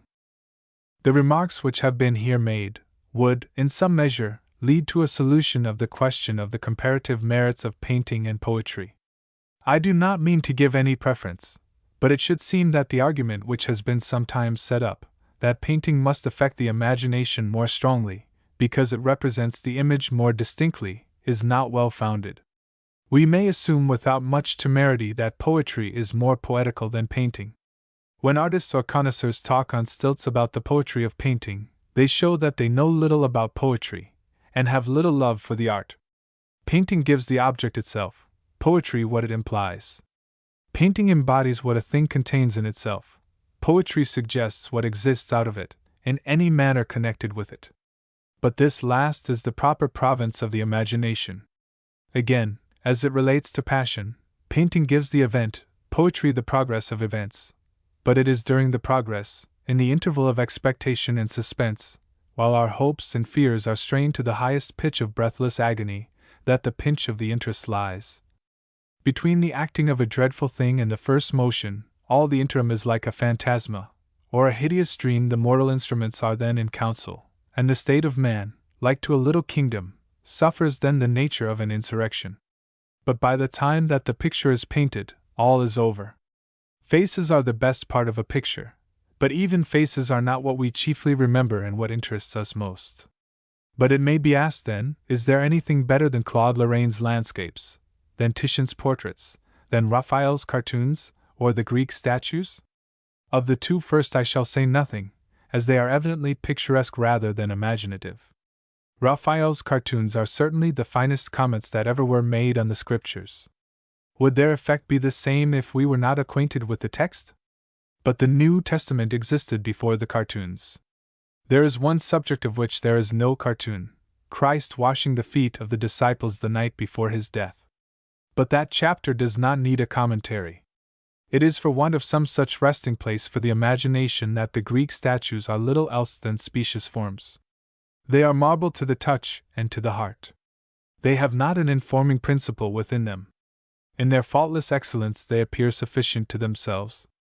By their beauty they are raised above the frailties of passion or suffering. By their beauty they are deified. But they are not objects of religious faith to us, and their forms are a reproach to common humanity. They seem to have no sympathy with us, and not to want our admiration. Poetry in its matter and form is natural imagery or feeling, combined with passion and fancy. In its mode of conveyance, it combines the ordinary use of language with musical expression. There is a question of long standing in what the essence of poetry consists, or what it is that determines why one set of ideas should be expressed in prose, another in verse. Milton has told us his idea of poetry in a single line: thoughts that voluntarily move harmonious numbers. As there are certain sounds that excite certain movements, and the song and dance go together, so there are, no doubt, certain thoughts that lead to certain tones of voice, or modulations of sound, and change the words of Mercury into the songs of Apollo. There is a striking instance of this adaptation of the movement of sound and rhythm to the subject, in Spenser's description of the satyrs accompanying Una to the cave of Sylvanus. So from the ground she fearless doth arise, and walketh forth without suspect of crime. They, all as glad as birds of joyous prime, thence lead her forth, about her dancing round, shouting and singing all a shepherd's rhyme, and with green branches strewing all the ground, do worship her as queen with olive garland crown. And all the way their merry pipes they sound, that all the woods and doubled echoes ring, and with their horned feet do wear the ground, leaping like wanton kids in pleasant spring. So towards old Sylvanus they her bring, who with the noise awaked, cometh out. On the contrary, there is nothing either musical or natural in the ordinary construction of language. It is a thing altogether arbitrary and conventional. Neither in the sounds themselves, which are the voluntary signs of certain ideas, nor in their grammatical arrangements in common speech, is there any principle of natural imitation, or correspondence to the individual ideas or to the tone of feeling with which they are conveyed to others. The jerks, the breaks, the inequalities and harshnesses of prose are fatal to the flow of a poetical imagination, as a jolting road or a stumbling horse disturbs the reverie of an absent man. But poetry makes these odds all even. It is the music of language, answering to the music of the mind, untying, as it were, the secret soul of harmony. Wherever any object takes such a hold of the mind as to make us dwell upon it, and brood over it, melting the heart in tenderness, or kindling it to a sentiment of enthusiasm, wherever a movement of imagination or passion is impressed on the mind, by which it seeks to prolong and repeat the emotion, to bring all other objects into accord with it, and to give the same movement of harmony, sustained and continuous, or gradually varied, according to the occasion, to the sounds that express it, this is poetry. The musical in sound is the sustained and continuous. The musical in thought is the sustained and continuous also. There is a near connection between music and deep-rooted passion. Mad people sing. As often as articulation passes naturally into intonation, their poetry begins. Where one idea gives a tone and color to others, where one feeling melts others into it, there can be no reason why the same principle should not be extended to the sounds by which the voice utters these emotions of the soul, and blends syllables and lines into each other. It is to supply the inherent defect of harmony in the customary mechanism of language, to make the sound an echo to the sense, when the sense becomes a sort of echo to itself, to mingle the tide of verse, the golden cadences of poetry, with the tide of feeling, flowing and murmuring as it flows, in short, to take the language of the imagination from off the ground, and enable it to spread its wings where it may indulge its own impulses, sailing with supreme dominion through the azure deep of air, without being stopped, or fretted, or diverted with the abruptnesses and petty obstacles, and discordant flats and sharps of prose, that poetry was invented. It is to common language what springs are to a carriage, or wings to feet. In ordinary speech we arrive at a certain harmony by the modulations of the voice. In poetry the same thing is done systematically by a regular collocation of syllables. It has been well observed that every one who declaims warmly, or grows intent upon a subject, rises into a sort of blank verse or measured prose. The merchant, as described in Chaucer, went on his way, sounding always the increase of his winning. Every prose writer has more or less of rhythmical adaptation, except poets who, when deprived of the regular mechanism of verse, seem to have no principle of modulation left in their writings. An excuse might be made for rhyme in the same manner.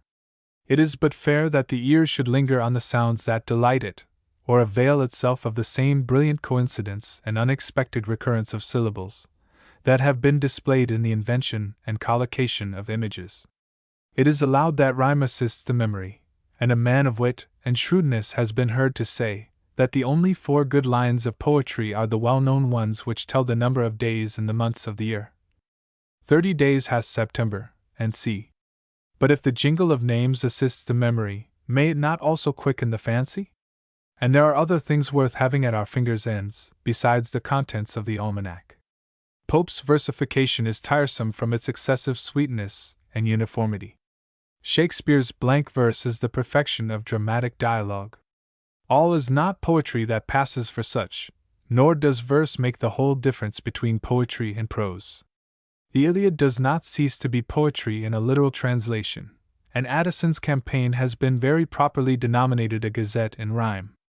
Common prose differs from poetry, as treating for the most part either of such trite, familiar, and irksome matters of fact, as convey no extraordinary impulse to the imagination, or else of such difficult and laborious processes of the understanding, as do not admit of the wayward or violent movements either of the imagination or the passions.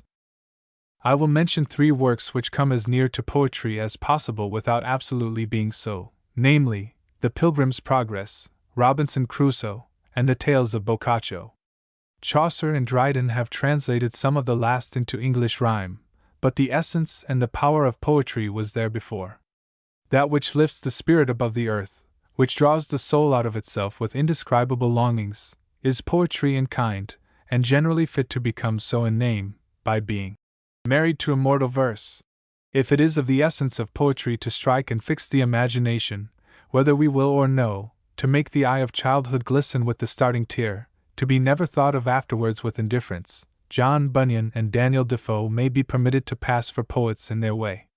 The mixture of fancy and reality in The Pilgrim's Progress was never equaled in any allegory. His pilgrims walk above the earth, and yet are on it. What zeal, what beauty, what truth of fiction! What deep feeling in the description of Christians swimming across the water at last, and in the picture of the shining ones within the gates, with wings at their backs and garlands on their heads, who are to wipe all tears from his eyes. The writer's genius, though not dipped in dews of Castaly, was baptized with the Holy Spirit and with fire. The prints in this book are no small part of it. If the confinement of Philoctetes in the island of Lemnos was a subject for the most beautiful of all the Greek tragedies, what shall we say to Robinson Crusoe in his? Take the speech of the Greek hero on leaving his cave, beautiful as it is, and compare it with the reflections of the English adventurer in his solitary place of confinement. The thoughts of home, and of all from which he is forever cut off, swell and press against his bosom, as the heaving ocean rolls its ceaseless tide against the rocky shore, and the very beatings of his heart become audible in the eternal silence that surrounds him.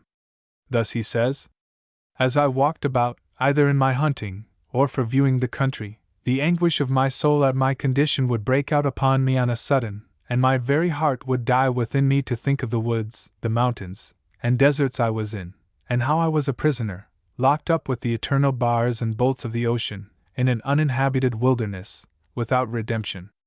In the midst of the greatest composures of my mind, this would break out upon me like a storm, and make me wring my hands, and weep like a child. Sometimes it would take me in the middle of my work, and I would immediately sit down and sigh, and look upon the ground for an hour or 2 together, and this was still worse to me, for if I could burst into tears or vent myself in words, it would go off, and the grief having exhausted itself would abate." The story of his adventures would not make a poem like the Odyssey, it is true, but the relator had the true genius of a poet. It has been made a question whether Richardson's romances are poetry, and the answer perhaps is that they are not poetry, because they are not romance. The interest is worked up to an inconceivable height, but it is by an infinite number of little things, by incessant labor and calls upon the attention, by a repetition of blows that have no rebound in them. The sympathy excited is not a voluntary contribution, but a tax. Nothing is unforced and spontaneous. There is a want of elasticity and motion. The story does not Give an echo to the seat where love is throned. The heart does not answer of itself like a chord in music. The fancy does not run on before the writer with breathless expectation, but is dragged along with an infinite number of pins and wheels, like those with which the Lilliputians dragged Gulliver Pinion to the royal palace. Sir Charles Grandison is a coxcomb. What sort of a figure would he cut, translated into an epic poem, by the side of Achilles? Clarissa, the divine Clarissa, is too interesting by half. She is interesting in her ruffles, in her gloves, her samplers, her aunts and uncles. She is interesting in all that is uninteresting. Such things, however intensely they may be brought home to us, are not conductors to the imagination.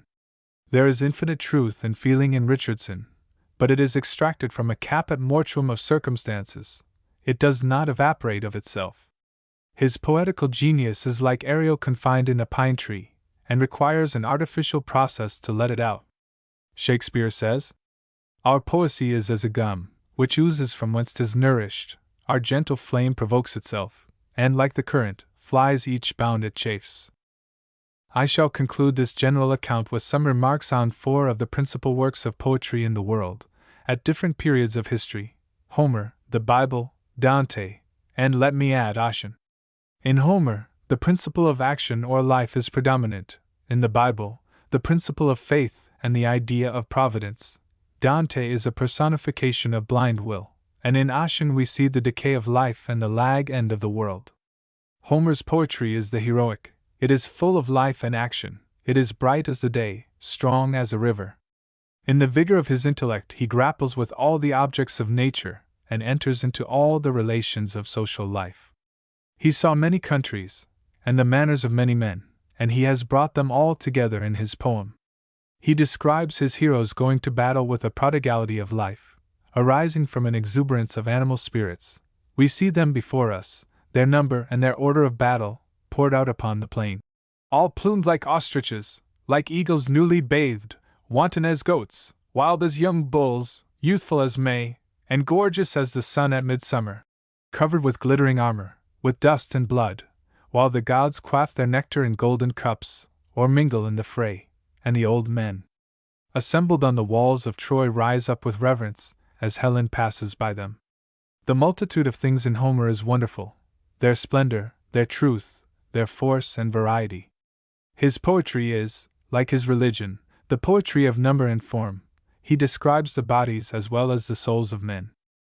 The poetry of the Bible is that of imagination and of faith. It is abstract and disembodied. It is not the poetry of form, but of power, not of multitude, but of immensity. It does not divide into many, but aggrandizes into one. Its ideas of nature are like its ideas of God.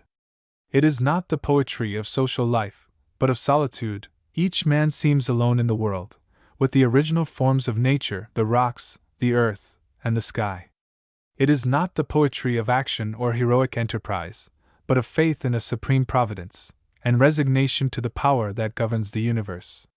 As the idea of God was removed farther from humanity and a scattered polytheism, it became more profound and intense, as it became more universal, for the infinite is present to everything.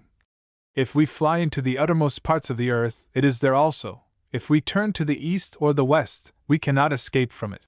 Man is thus aggrandized in the image of his Maker. The history of the patriarchs is of this kind. They are founders of a chosen race of people, the inheritors of the earth. They exist in the generations which are to come after them. Their poetry, like their religious creed, is vast, unformed, obscure, and infinite. A vision is upon it, an invisible hand is suspended over it. The spirit of the Christian religion consists in the glory hereafter to be revealed, but in the Hebrew dispensation providence took an immediate share in the affairs of this life. Jacob's dream arose out of this intimate communion between heaven and earth. It was this that let down, in the sight of the youthful patriarch, a golden ladder from the sky to the earth, with angels ascending and descending upon it, and shed a light upon the lonely place, which can never pass away. The story of Ruth, again, is as if all the depth of natural affection in the human race was involved in her breast. There are descriptions in the book of Job more prodigal of imagery, more intense in passion, than anything in Homer, as that of the state of his prosperity, and of the vision that came upon him by night. The metaphors in the Old Testament are more boldly figurative. Things were collected more into masses, and gave a greater momentum to the imagination. Dante was the father of modern poetry, and he may therefore claim a place in this connection. His poem is the first great step from Gothic darkness and barbarism, and the struggle of thought in it, to burst the thraldom in which the human mind had been so long held, is felt in every page. He stood bewildered, not appalled, on that dark shore which separates the ancient and the modern world, and saw the glories of antiquity dawning through the abyss of time, while revelation opened its passage to the other world. He was lost in wonder at what had been done before him, and he dared to emulate it. Dante seems to have been indebted to the Bible for the gloomy tone of his mind, as well as for the prophetic fury which exalts and kindles his poetry, but he is utterly unlike Homer. His genius is not a sparkling flame, but the sullen heat of a furnace. He is power, passion, self-will personified. In all that relates to the descriptive or fanciful part of poetry, he bears no comparison to many who had gone before, or who have come after him, but there is a gloomy abstraction in his conceptions, which lies like a dead weight upon the mind, a benumbing stupor, a breathless awe, from the intensity of the impression, a terrible obscurity, like that which oppresses us in dreams, an identity of interest, which molds every object to its own purposes, and clothes all things with the passions and imaginations of the human soul, that make amends for all other deficiencies. The immediate objects he presents to the mind are not much in themselves. They want grandeur, beauty, and order, but they become everything by the force of the character he impresses upon them. His mind lends its own power to the objects which it contemplates, instead of borrowing it from them. He takes advantage even of the nakedness and dreary vacuity of his subject. His imagination peoples the shades of death, and broods over the silent air. He is the severest of all writers, the most hard and impenetrable, the most opposite to the flowery and glittering, the writer who relies most on his own power, and the sense of it in others, and who leaves most room to the imagination of his readers. Dante's only endeavor is to interest, and he interests by exciting our sympathy with the emotion by which he is himself possessed.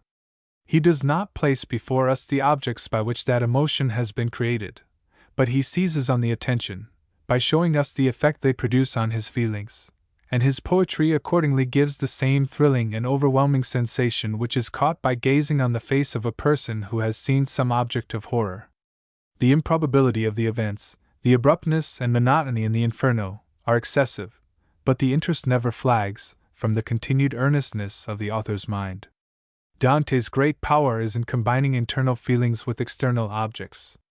Thus the gate of hell, on which that withering inscription is written, seems to be endowed with speech and consciousness, and to utter its dread warning, not without a sense of mortal woes. This author habitually unites the absolutely local and individual with the greatest wildness and mysticism. In the midst of the obscure and shadowy regions of the lower world, a tomb suddenly rises up with the inscription, "I am the tomb of Pope Anastasius VI," and half the personages whom he has crowded into the Inferno are his own acquaintance. All this, perhaps, tends to heighten the effect by the bold intermixture of realities, and by an appeal, as it were, to the individual knowledge and experience of the reader. He affords few subjects for picture. There is, indeed, one gigantic one, that of Count Ugolino, of which Michelangelo made a bas-relief, and which Sir Joshua Reynolds ought not to have painted. Another writer whom I shall mention last, and whom I cannot persuade myself to think a mere modern in the groundwork, is Ossian. He is a feeling and a name that can never be destroyed in the minds of his readers. As Homer is the first vigor and lusty head, Ossian is the decay and old age of poetry. He lives only in the recollection and regret of the past. There is one impression which he conveys more entirely than all other poets, namely, the sense of privation, the loss of all things, of friends, of good name, of country. He is even without God in the world. He converses only with the spirits of the departed, with the motionless and silent clouds. The cold moonlight sheds its faint luster on his head, the fox peeps out of the ruined tower, the thistle waves its beard to the wandering gale, and the strings of his harp seem, as the hand of age, as the tale of other times, passes over them, to sigh and rustle like the dry reeds in the winter's wind. The feeling of cheerless desolation, of the loss of the pith and sap of existence, of the annihilation of the substance, and the clinging to the shadow of all things, as in a mock embrace, is here perfect. In this way, the lamentation of Selma for the loss of Salgar is the finest of all. If it were indeed possible to show that this writer was nothing, it would only be another instance of mutability, another blank made, another void left in the heart, another confirmation of that feeling which makes him so often complain. Roll on, ye dark brown years, ye bring no joy on your wing to Ossian. Charles Lamb. 1775–1834. 6. On the Artificial Comedy of the Last Century. The essay on the Artificial Comedy of the Last Century is one of the essays of Elia, published in the London Magazine between 1820 and 1822. The paradox started by Lamb was taken up by Leigh Hunt in his edition of the Comic Dramatists of the Restoration, and was attacked by Macaulay in his well-known review of Hunt's work. It is characteristic of Lamb to have bound up his defense of these writers with an account of Kemble and other actors of the day. His peculiar strength lay in his power of throwing himself into the very mood and temper of the writers he admired, and no critic has more completely possessed the secret of living over again the life of a literary masterpiece. His genius was, in fact, akin to the genius of an actor who, not for the moment but permanently, becomes the part that he seeks to represent. And he was never so much at home as when he was illustrating his own reading of a drama from the tones and gestures of the stage.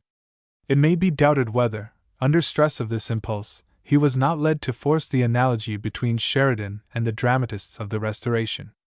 The analogy doubtless exists, but in his wish to bring home to his readers the inner meaning of plays, then no longer acted, he was perhaps tempted to press a resemblance to works, familiar to every playgoer, further than it could fairly be made to go. The mistake, if mistake it were, is pardonable. And it serves to illustrate the essential nature of Lamb's genius as a critic, and of the new element that he brought into criticism. This was the invincible belief that poetry is not merely an art for the few, but something that finds an echo in the common instincts of all men, something that, coming from the heart, naturally clothes itself in fitting words and gives individual color to each tone, gesture, and expression. These, therefore, we must study if we would penetrate to the open secret of the artist, if we would seize the vital spirit of his utterance, and make it our own. Lamb's sense of poetic form, his instinct for subtle shades of difference, was far keener than Hazlitt's. And for that very reason he may be said to have seen yet more clearly than Hazlitt saw, how inseparable is the tie that binds poetry to life. It is not only in its deeper undertones, Lamb seems to remind us, but in its finest shades of voice and phrasing, that poetry is the echo of some mood or temper of the soul. This is the vein that he opened, and which, with wider scope and a touch still more delicate, has since been explored by Mr. Pater. The two shorter pieces speak for themselves. They are taken from the Specimens of English Dramatic Poets, 1808. The Artificial Comedy, or Comedy of Manners, is quite extinct on our stage. Congreve and Farquhar show their heads once in 7 years only, to be exploded and put down instantly. The times cannot bear this. Is it for a few wild speeches, an occasional license of dialogue? I think not altogether. The business of their dramatic characters will not stand the moral test. We screw everything up to that. Idle gallantry in a fiction, a dream, the passing pageant of an evening, startles us in the same way as the alarming indications of profligacy in a son or ward in real life should startle a parent or guardian. We have no such middle emotions as dramatic interests left. We see a stage libertine playing his loose pranks of 2 hours' duration, and of no after consequence, with the severe eyes which inspect real vices with their bearings upon 2 worlds. We are spectators to a plot or intrigue, not reducible in life to the point of strict morality, and take it all for truth. We substitute a real for a dramatic person, and judge him accordingly. We try him in our courts, from which there is no appeal to the dramatist persona, his peers. We have been spoiled with, not sentimental comedy, but a tyrant far more pernicious to our pleasures which has succeeded to it, the exclusive and all-devouring drama of common life, where the moral point is everything, where, instead of the fictitious half-believed personages of the stage, the phantoms of old comedy, we recognize ourselves, our brothers, aunts, kinsfolk, allies, patrons, enemies, the same as in life, with an interest in what is going on so hearty and substantial that we cannot afford our moral judgment, in its deepest and most vital results, to compromise or slumber for a moment. What is there transacting? By no modification is made to affect us in any other manner than the same events or characters would do in our relationships of life. We carry our fireside concerns to the theater with us. We do not go thither like our ancestors, to escape from the pressure of reality, so much as to confirm our experience of it, to make assurance double, and take a bond of fate. We must live our toilsome lives twice over, as it was the mournful privilege of Ulysses to descend twice to the shades. All that neutral ground of character, which stood between vice and virtue, or which in fact was indifferent to either, where either properly was called in question, that happy breathing place from the burthen of a perpetual moral questioning, the sanctuary and quiet Alsatia of hunted casuistry, is broken up and disfranchised, as injurious to the interests of society. The privileges of the place are taken away by law. We dare not dally with images, or names of wrong. We bark like foolish dogs at shadows. We dread infection from the scenic representation of disorder, and fear a painted pustule. In our anxiety that our morality should not take cold, we wrap it up in a great blanket surtout of precaution against the breeze and sunshine. I confess for myself that, with no great delinquencies to answer for, I am glad for a season to take an airing beyond the diocese of the strict conscience, not to live always in the precincts of the law courts, but now and then, for a dream while or so, to imagine a world with no meddling restrictions, to get into recesses, whither the hunter cannot follow me. Secret shades of woody Ida's inmost grove, while yet there was no fear of Jove. I come back to my cage and my restraint the fresher and more healthy for it. I wear my shackles more contentedly for having respired the breath of an imaginary freedom. I do not know how it is with others, but I feel the better always for the perusal of one of Congreve's, nay, why should I not add even of Wycherley's, comedies? I am the gayer at least for it, and I could never connect those sports of a witty fancy in any shape with any result to be drawn from them to imitation in real life. They are a world of themselves almost as much as fairyland. Take one of their characters, male or female, with few exceptions they are alike, and place it in a modern play, and my virtuous indignation shall rise against the profligate wretch as warmly as the Catos of the pit could desire, because in a modern play I am to judge of the right and the wrong. The standard of police is the measure of political justice. The atmosphere will blight it, it cannot live here. It has got into a moral world, where it has no business, from which it must needs fall headlong, as dizzy, and incapable of making a stand, as a Swedenborgian bad spirit that has wandered unawares into the sphere of one of his good men, or angels. But in its own world do we feel the creature is so very bad, the Fainalls and the Mirabelles, the Dorimants and the Lady Touchwoods, in their own sphere, do not offend my moral sense. In fact, they do not appeal to it at all. They seem engaged in their proper element. They break through no laws or conscientious restraints. They know of none. They have got out of Christendom into the land, what shall I call it? Of cuckoldry, the utopia of gallantry, where pleasure is duty, and the manners perfect freedom.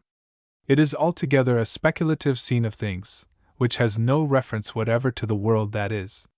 No good person can be justly offended as a spectator, because no good person suffers on the stage. Judged morally, every character in these plays, the few exceptions only are mistakes, is alike essentially vain and worthless. The great art of Congreve is specially shown in this, that he has entirely excluded from his scenes some little generosities in the part of Angelica, footnote, in Love for Love, perhaps accepted, not only anything like a faultless character, but any pretensions to goodness or good feelings whatsoever. Whether he did this designedly, or instinctively, the effect is as happy as the design, if design was bold. I used to wonder at the strange power which his way of the world in particular possesses of interesting you all along in the pursuits of characters, for whom you absolutely care nothing, for you either hate nor love his personages, and I think it is owing to this very indifference for any, that you endure the whole. He has spread a privation of moral light, I will call it, rather than by the ugly name of palpable darkness, over his creations, and his shadows flit before you without distinction or preference. Had he introduced a good character, a single gush of moral feeling, a revulsion of the judgment to actual life and actual duties, the impertinent Goshen would have only lighted to the discovery of deformities, which now are none, because we think them none. Translated into real life, the characters of his, and his friend Wycherley's dramas, are profligates and strumpets, the business of their brief existence, the undivided pursuit of lawless gallantry. No other spring of action, or possible motive of conduct, is recognized. Principles which, universally acted upon, must reduce this frame of things to a chaos. But we do them wrong in so translating them. No such effects are produced, in their world. When we are among them, we are amongst a chaotic people. We are not to judge them by our usages. No reverend institutions are insulted by their proceedings, for they have none among them. No peace of families is violated, for no family ties exist among them. No purity of the marriage bed is stained, for none is supposed to have a being. No deep affections are disquieted, no holy wedlock bands are snapped asunder, for affection's depth and wedded faith are not of the growth of that soil. There is neither right nor wrong, gratitude or its opposite, claim or duty, paternity or sonship. Of what consequence is it to virtue, or how is she at all concerned about it, whether Sir Simon or Dapperwit steal away Miss Martha, or who is the father of Lord Froth's or Sir Paul Pliant's children? The whole is a passing pageant, where we should sit as unconcerned at the issues, for life or death, as at the battle of the frogs and mice. But like Don Quixote, we take part against the puppets, and quite as impertinently. We dare not contemplate an Atlantis, a scheme out of which our coxcombical moral sense is for a little transitory ease excluded. We have not the courage to imagine a state of things for which there is either reward nor punishment. We cling to the painful necessities of shame and blame.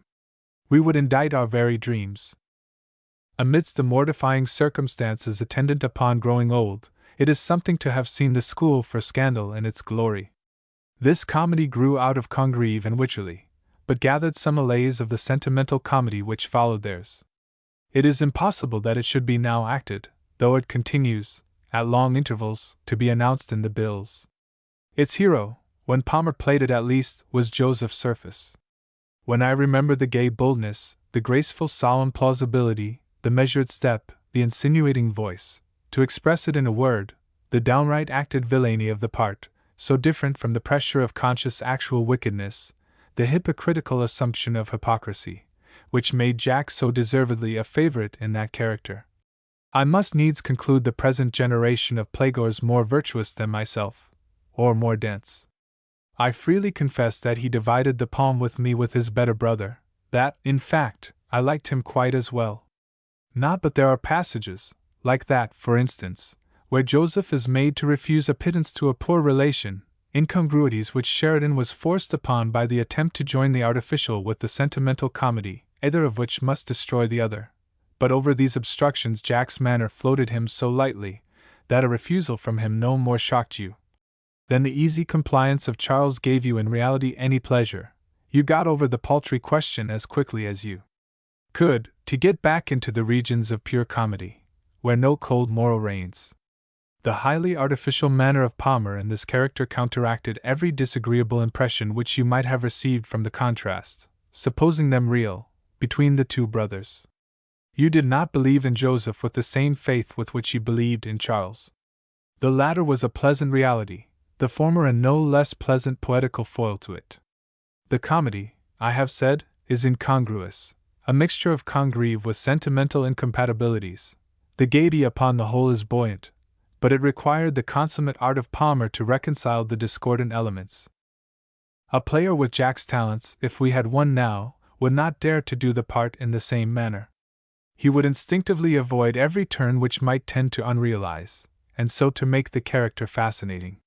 He must take his cue from his spectators, who would expect a bad man and a good man as rigidly opposed to each other as the deathbeds of those geniuses are contrasted in the prints, which I am sorry to say have disappeared from the windows of my old friend Carrington Bowles, of St. Paul's Churchyard memory, an exhibition as venerable as the adjacent cathedral, and almost coeval, of the bad and good man at the hour of death, where the ghastly apprehensions of the former, and truly the grim phantom with his reality of a toasting fork is not to be despised, so finely contrasts with the meek complacent kissing of the rod, taking it in like honey and butter, with which the latter submits to the scythe of the gentle bleeder, Time, who wields his lancet with the apprehensive finger of a popular young lady's surgeon. What flesh, like loving grass, would not covet to meet halfway the stroke of such a delicate mower? John Palmer was twice an actor in this exquisite part. He was playing to you all the while that he was playing upon Sir Peter and his lady. You had the first intimation of a sentiment before it was on his lips.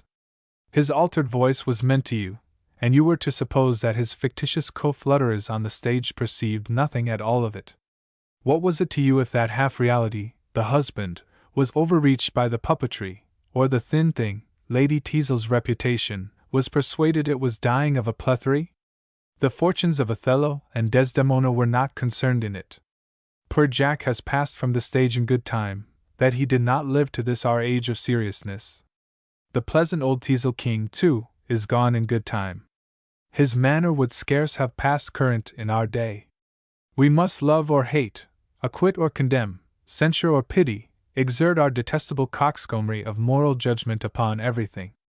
Joseph Surface, to go down now, must be a downright revolting villain, no compromise. His first appearance must shock and give horror. His specious plausibilities, which the pleasurable faculties of our fathers welcomed with such hearty greetings, knowing that no harm, dramatic harm even, could come, or was meant to come, of them, must inspire a cold and killing aversion. Charles, the real canting person of the scene, for the hypocrisy of Joseph has its ulterior legitimate ends, but his brother's professions of a good heart center in downright self-satisfaction, must be loved and Joseph hated. To balance one disagreeable reality with another, Sir Peter Teazle must be no longer the comic idea of a fretful old bachelor bridegroom, whose teasings, while King acted it, were evidently as much played off at you, as they were meant to concern anybody on the stage. He must be a real person, capable in law of sustaining an injury, a person towards whom duties are to be acknowledged, the genuine con antagonist of the villainous seducer Joseph. To realize him more, his sufferings under his unfortunate match must have the downright pungency of life, must, or should, make you not mirthful but uncomfortable, just as the same predicament would move you in a neighbor or old friend. The delicious scenes which give the play its name and zest must affect you in the same serious manner as if you heard the reputation of a dear female friend attacked in your real presence. Crabtree and Sir Benjamin, those poor snakes that live but in the sunshine of your mirth, must be ripened by this hotbed process of realization into asps or amphisbaenas, and Mrs. Candor, oh, frightful, become a hooded serpent. Oh, who that remembers Parsons and Dodd, the wasp and butterfly of the school for scandal, in those two characters, and charming natural Miss Pope, the perfect gentlewoman as distinguished from the fine lady of comedy, in the latter part, would forego the true scenic delight, the escape from life, the oblivion of consequences, the holiday barring out of the pedant reflection, those saturnalia of 2 or 3 brief hours, well won from the world, to sit instead at one of our modern plays, to have his coward conscience, that forsooth must not be left for a moment, stimulated with perpetual appeals, dulled rather, and blunted, as a faculty without repose must be, and his moral vanity pampered with images of notional justice, notional beneficence, lives saved without the spectator's risk, and fortunes given away that cost the author nothing? No piece was, perhaps, ever so completely cast in all its parts as this manager's comedy. Miss Farron had succeeded to Mrs. Abington in Lady Teazle, and Smith, the original Charles, had retired when I first saw it. The rest of the characters, with very slight exceptions, remained. I remember it was then the fashion to cry down John Kemble, who took the part of Charles after Smith, but I thought very unjustly. Smith, I fancy, was more airy, and took the eye with a certain gaiety of person. He brought with him no sombre recollections of tragedy. He had not to expiate the fault of having pleased beforehand in lofty declamation. He had no sins of Hamlet or of Richard to atone for. His failure in these parts was a passport to success in one of so opposite a tendency. But, as far as I could judge, the weighty sense of Kemble made up for more personal incapacity than he had to answer for. His harshest tones in this part came steeped and dulcified in good humor. He made his defects a grace. His exact declamatory manner, as he managed it, only served to convey the points of his dialogue with more precision. It seemed to head the shafts to carry them deeper. Not one of his sparkling sentences was lost. I remember minutely how he delivered each in succession, and cannot by any effort imagine how any of them could be altered for the better. No man could deliver brilliant dialogue, the dialogue of Congreve or of Wycherley, because none understood it half so well as John Kemble. His Valentine, in Love for Love, was, to my recollection, faultless. He flagged sometimes in the intervals of tragic passion. He would slumber over the level parts of an heroic character. His Macbeth has been known to nod. But he always seemed to me to be particularly alive to pointed and witty dialogue. The relaxing levities of tragedy have not been touched by any since him. The playful court-bred spirit in which he condescended to the players in Hamlet, the sportive relief which he threw into the darker shades of Richard, disappeared with him. He had his sluggish moods, his torpors, but they were the halting stones and resting place of his tragedy, politic savings, and fetches of the breath, husbandry of the lungs, where nature pointed him to be an economist, rather, I think, than errors of the judgment.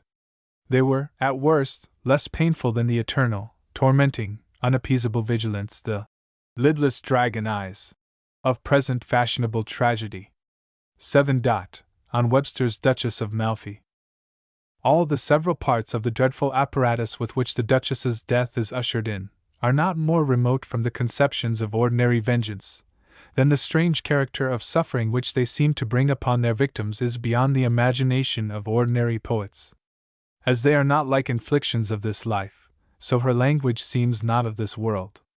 She has lived among horrors till she is become native and endowed unto that element. She speaks the dialect of despair. Her tongue has a snatch of Tartarus, and the soul's unveiled dot. What are Luke's iron crown, the brazen bull of Perillus, Procrustes' bed, to the waxen images which counterfeit death, to the wild mask of madmen, the tomb-maker, the bellman, the living person's dirge, the mortification by degrees. To move a horror skilfully, to touch a soul to the quick, to lay upon fear as much as it can bear, to wean and weary a life till it is ready to drop, and then step in with mortal instruments to take its last forfeit. This only a Webster can do.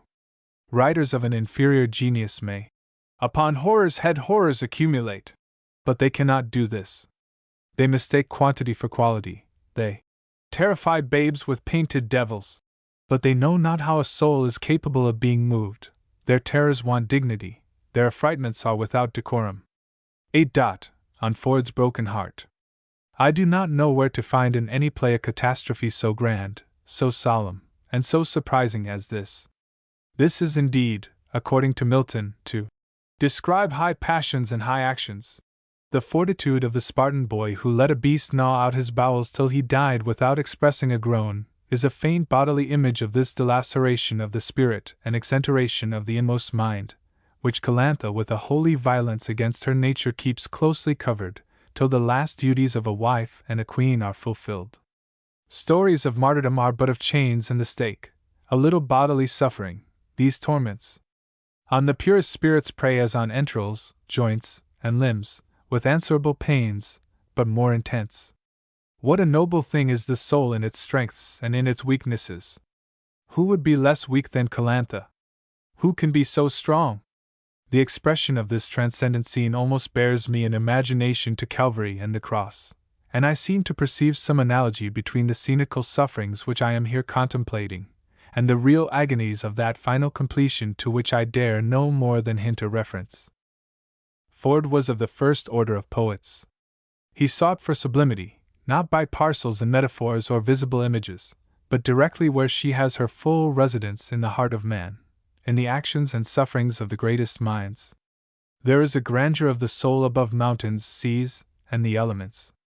Even in the poor perverted reason of Giovanni and Annabella, in the play which precedes this, we discern traces of that fiery particle, which in the irregular starting out of the road of beaten action, discovers something of a right line even in obliquity, and shows hints of an improvable greatness in the lowest descents and degradations of our nature. Percy Bysshe Shelley. 1792–1822. 9. A Defense of Poetry. The Defense of Poetry was written in the early months of 1821, the year before Shelley's death. Its immediate occasion was an essay on the Four Ages of Poetry by T.L. Peacock. But all allusions to Peacock's work were cut out by John Hunt when he prepared it, in vain, as things proved, for publication in the Liberal, and it remains, as Peacock said, a defense without an attack. For all essential purposes, the defense can only be said to have gained by shaking off its local and temporary reference. It expresses Shelley's deepest thoughts about poetry, and marks, as clearly as any writing of the last 100 years, the width of the gulf that separates the ideals of recent poetry from those of the century preceding the French Revolution. It may be compared with Sidney's Apology on the one hand, and with Wordsworth's preface to the Lyrical Ballads, or the more abstract parts of Carlyle's critical writings upon the other. The fundamental conceptions of Shelley are the same as those of the Elizabethan critic and of his own great contemporaries. But he differs from Sidney and Wordsworth, and perhaps from Carlyle also, in laying more stress upon the outward form, and particularly the musical element, of poetry, and from Sidney in laying less stress upon its directly moral associations.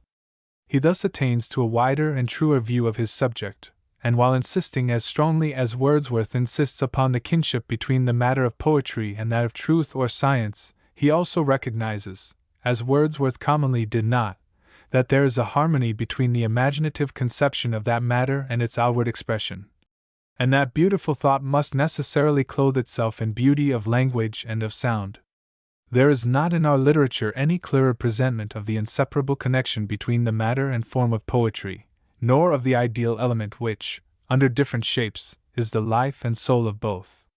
See Shelley's letters to Peacock and other of February 15th and 22nd, and of March 20th and 21st, 1821. According to one mode of regarding those two classes of mental action, which are called reason and imagination, the former may be considered as mind contemplating the relations borne by one thought to another, however produced, and the latter, as mind acting upon those thoughts so as to color them with its own light, and composing from them, as from elements, other thoughts, each containing within itself the principle of its own integrity. The one is the Greek transliterated to poion, or the principle of synthesis, and has for its objects those forms which are common to universal nature and existence itself. The other is the Greek transliterated to logizeion, or principle of analysis, and its action regards the relations of things simply as relations, considering thoughts, not in their integral unity, but as the algebraical representations which conduct to certain general results. Reason is the enumeration of qualities already known.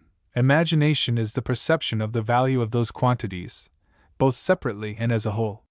Reason respects the differences, and imagination the similitudes of things. Reason is to imagination as the instrument to the agent, as the body to the spirit, as the shadow to the substance. Poetry, in a general sense, may be defined to be the expression of the imagination, and poetry is connate with the origin of man. Man is an instrument over which a series of external and internal impressions are driven, like the alternations of an ever-changing wind over an Aeolian lyre, which move it by their motion to ever-changing melody. But there is a principle within the human being, and perhaps within all sentient beings, which acts otherwise than in the lyre, and produces not melody alone, but harmony, by an internal adjustment of the sounds or motions thus excited to the impressions which excite them. It is as if the lyre could accommodate its chords to the motions of that which strikes them, in a determined proportion of sound, even as the musician can accommodate his voice to the sound of the lyre. A child at play by itself will express its delight by its voice and motions, and every inflection of tone and every gesture will bear exact relation to a corresponding antitype in the pleasurable impressions which awakened it. It will be the reflected image of that impression, and as the lyre trembles and sounds after the wind has died away, so the child seeks, by prolonging in its voice and motions the duration of the effect, to prolong also a consciousness of the cause. In relation to the objects which delight a child, these expressions are what poetry is to higher objects. The savage, for the savage is to ages what the child is to years, expresses the emotions produced in him by surrounding objects in a similar manner, and language and gesture, together with plastic or pictorial imitation, become the image of the combined effect of those objects, and of his apprehension of them.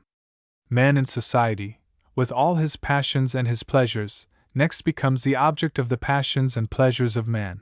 An additional class of emotions produces an augmented treasure of expressions, and language, gesture, and the imitative arts become at once the representation and the medium, the pencil and the picture, the chisel and the statue, the chord and the harmony. The social sympathies, or those laws from which, as from its elements, society results, begin to develop themselves from the moment that two human beings coexist.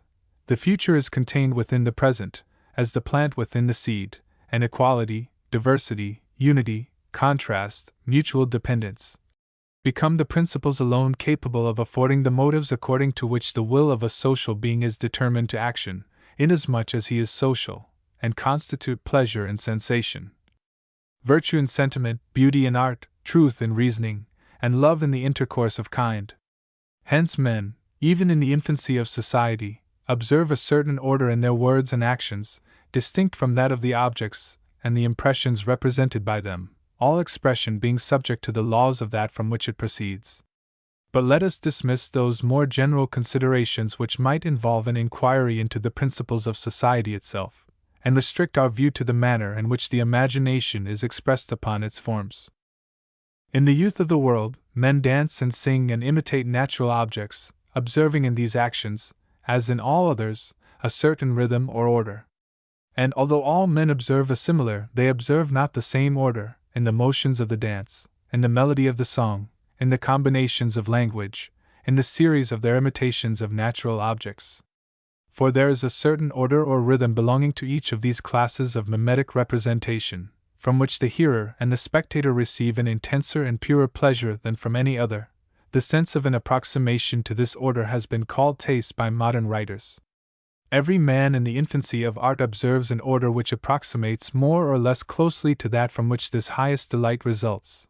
But the diversity is not sufficiently marked, as that its gradations should be sensible, except in those instances where the predominance of this faculty of approximation to the beautiful, for so we may be permitted to name the relation between this highest pleasure and its cause, is very great.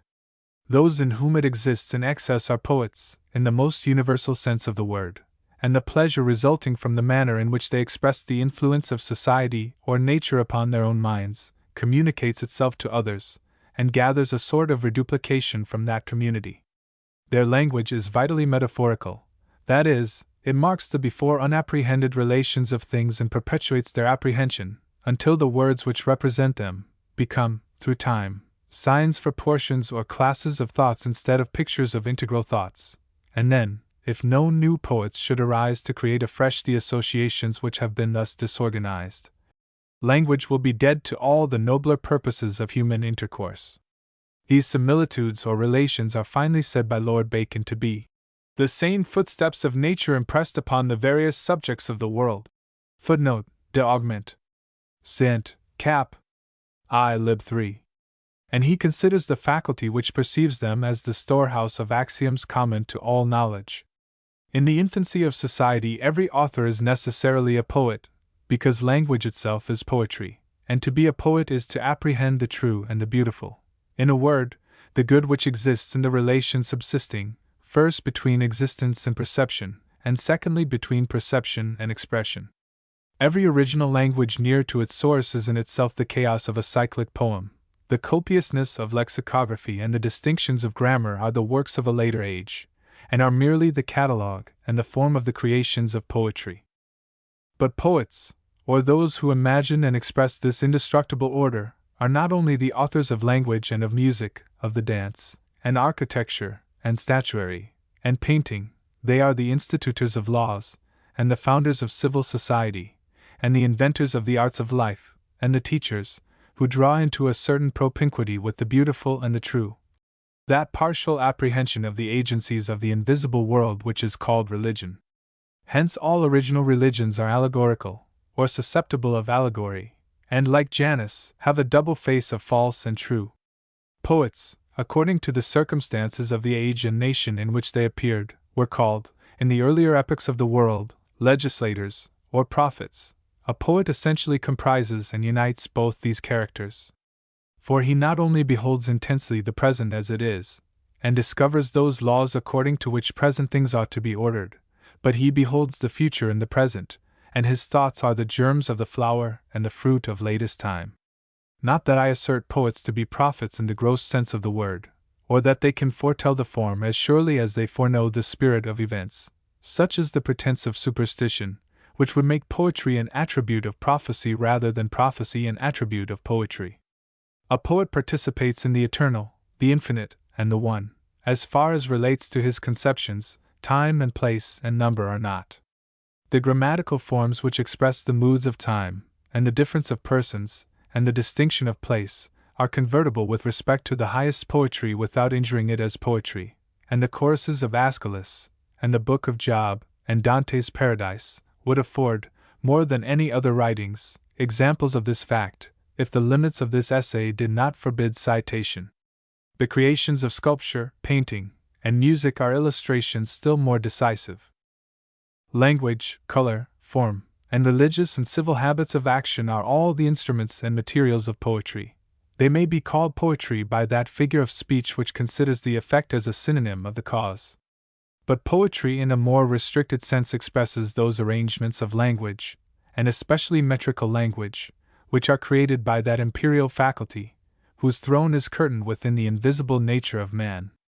And this springs from the nature itself of language, which is a more direct representation of the actions and passions of our internal being, and is susceptible of more various and delicate combinations than color, form, or motion, and is more plastic and obedient to the control of that faculty of which it is the creation.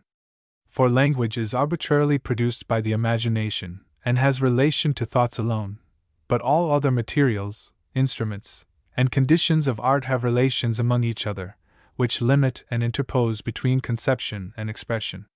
The former is as a mirror which reflects, the latter as a cloud which enfeebles, the light of which both are mediums of communication. Hence the fame of sculptors, painters, and musicians, although the intrinsic powers of the great masters of these arts may yield in no degree to that of those who have employed language as the hieroglyphic of their thoughts, has never equaled that of poets in the restricted sense of the term, as two performers of equal skill will produce unequal effects from a guitar and a harp. The fame of legislators and founders of religions, so long as their institutions last, alone seems to exceed that of poets in the restricted sense. But it can scarcely be a question whether, if we deduct the celebrity which their flattery of the gross opinions of the vulgar usually conciliates, together with that which belonged to them in their higher character of poets, any excess will remain. We have thus circumscribed the word poetry within the limits of that art, which is the most familiar and the most perfect expression of the faculty itself. It is necessary, however, to make the circle still narrower, and to determine the distinction between measured and unmeasured language, for the popular division into prose and verse is inadmissible in accurate philosophy. Sounds as well as thoughts have relation both between each other and towards that which they represent, and a perception of the order of those relations has always been found connected with a perception of the order of the relations of thoughts. Hence the language of poets has ever effected a certain uniform and harmonious recurrence of sound, without which it were not poetry, and which is scarcely less indispensable to the communication of its influence than the words themselves, without reference to that peculiar order. Hence the vanity of translation. It were as wise to cast a violet into a crucible that you might discover the formal principle of its color and odor, as seek to transfuse from one language into another the creations of a poet. The plant must spring again from its seed, or it will bear no flower, and this is the burthen of the curse of Babel. An observation of the regular mode of the recurrence of harmony in the language of poetical minds, together with its relation to music, produced meter, or a certain system of traditional forms of harmony and language. Yet it is by no means essential that a poet should accommodate his language to this traditional form, so that the harmony, which is its spirit, be observed. The practice is indeed convenient and popular, and to be preferred, especially in such composition as includes much action. But every great poet must inevitably innovate upon the example of his predecessors in the exact structure of his peculiar versification. The distinction between poets and prose writers is a vulgar error. The distinction between philosophers and poets has been anticipated. Plato was essentially a poet. The truth and splendor of his imagery, and the melody of his language, are the most intense that it is possible to conceive. He rejected the measure of the epic, dramatic, and lyrical forms, because he sought to kindle a harmony in thoughts divested of shape and action, and he forbore to invent any regular plan of rhythm which would include, under determinate forms, the varied pauses of his style. Cicero sought to imitate the cadence of his periods, but with little success. Lord Bacon was a poet. Footnote: see the Philum Labyrinthe, and the Essay on Death particularly. His language has a sweet and majestic rhythm, which satisfies the sense, no less than the almost superhuman wisdom of his philosophy satisfies the intellect. It is a strain which distends, and then bursts the circumference of the reader's mind, and pours itself forth together with it into the universal element with which it has perpetual sympathy. All the authors of revolutions in opinion are not only necessarily poets as they are inventors, nor even as their words unveil the permanent analogy of things by images which participate in the life of truth, but as their periods are harmonious and rhythmical, and contain in themselves the elements of verse, being the echo of the eternal music. Nor are those supreme poets, who have employed traditional forms of rhythm on account of the form and action of their subjects, less capable of perceiving and teaching the truth of things, than those who have omitted that form. Shakespeare, Dante, and Milton, to confine ourselves to modern writers, are philosophers of the very loftiest power. A poem is the very image of life expressed in its eternal truth. There is this difference between a story and a poem, that a story is a catalogue of detached facts, which have no other connection than time, place, circumstance, cause and effect. The other is the creation of actions according to the unchangeable forms of human nature, as existing in the mind of the Creator, which is itself the image of all other minds. The one is partial, and applies only to a definite period of time, and a certain combination of events which can never again recur. The other is universal, and contains within itself the germ of a relation to whatever motives or actions have place in the possible varieties of human nature. Time, which destroys the beauty and the use of the story of particular facts, stripped of the poetry which should invest them, augments that of poetry, and forever develops new and wonderful applications of the eternal truth which it contains. Hence epitomes have been called the moths of just history. They eat out the poetry of it. A story of particular facts is as a mirror which obscures and distorts that which should be beautiful. Poetry is a mirror which makes beautiful that which is distorted. The parts of a composition may be poetical, without the composition as a whole being a poem. A single sentence may be considered as a whole, though it may be found in the midst of a series of unassimilated portions. A single word even may be a spark of inextinguishable thought. And thus all the great historians, Herodotus, Plutarch, Livy, were poets, and although the plan of these writers, especially that of Livy, restrained them from developing this faculty in its highest degree, they made copious and ample amends for their subjection by filling all the interstices of their subjects with living images. Having determined what is poetry, and who are poets, let us proceed to estimate its effects upon society. Poetry is ever accompanied with pleasure. All spirits on which it falls open themselves to receive the wisdom which is mingled with its delight. In the infancy of the world, neither poets themselves nor their auditors are fully aware of the excellence of poetry, for it acts in a divine and unapprehended manner, beyond and above consciousness, and it is reserved for future generations to contemplate and measure the mighty cause and effect in all the strength and splendor of their union. Even in modern times, no living poet ever arrived at the fullness of his fame. The jury which sits in judgment upon a poet, belonging as he does to all time, must be composed of his peers. It must be impaneled by time from the selectest of the wise of many generations. A poet is a nightingale, who sits in darkness and sings to cheer its own solitude with sweet sounds. His auditors are as men entranced by the melody of an unseen musician, who feel that they are moved and softened, yet know not whence or why. The poems of Homer and his contemporaries were the delight of infant Greece. They were the elements of that social system which is the column upon which all succeeding civilization has reposed. Homer embodied the ideal perfection of his age in human character, nor can we doubt that those who read his verses were awakened to an ambition of becoming like to Achilles, Hector, and Ulysses. The truth and beauty of friendship, patriotism, and persevering devotion to an object were unveiled to the depths in these immortal creations. The sentiments of the auditors must have been refined and enlarged by a sympathy with such great and lovely impersonations, until from admiring they imitated, and from imitation they identified themselves with the objects of their admiration. Nor let it be objected that these characters are remote from moral perfection, and that they can by no means be considered as edifying patterns for general imitation. Every epoch, under names more or less specious, has deified its peculiar errors. Revenge is the naked idol of the worship of a semi-barbarous age, and self-deceit is the veiled image of unknown evil, before which luxury and satiety lie prostrate. But a poet considers the vices of his contemporaries as the temporary dress in which his creations must be arrayed, and which cover without concealing the eternal proportions of their beauty. An epic or dramatic personage is understood to wear them around his soul, as he made the ancient armor or the modern uniform around his body, whilst it is easy to conceive a dress more graceful than either.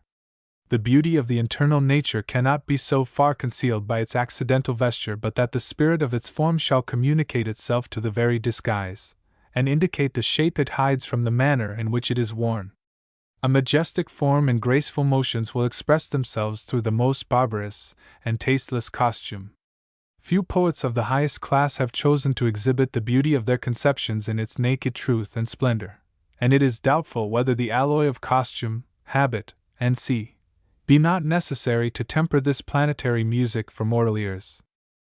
The whole objection, however, of the immorality of poetry rests upon a misconception of the manner in which poetry acts to produce the moral improvement of man.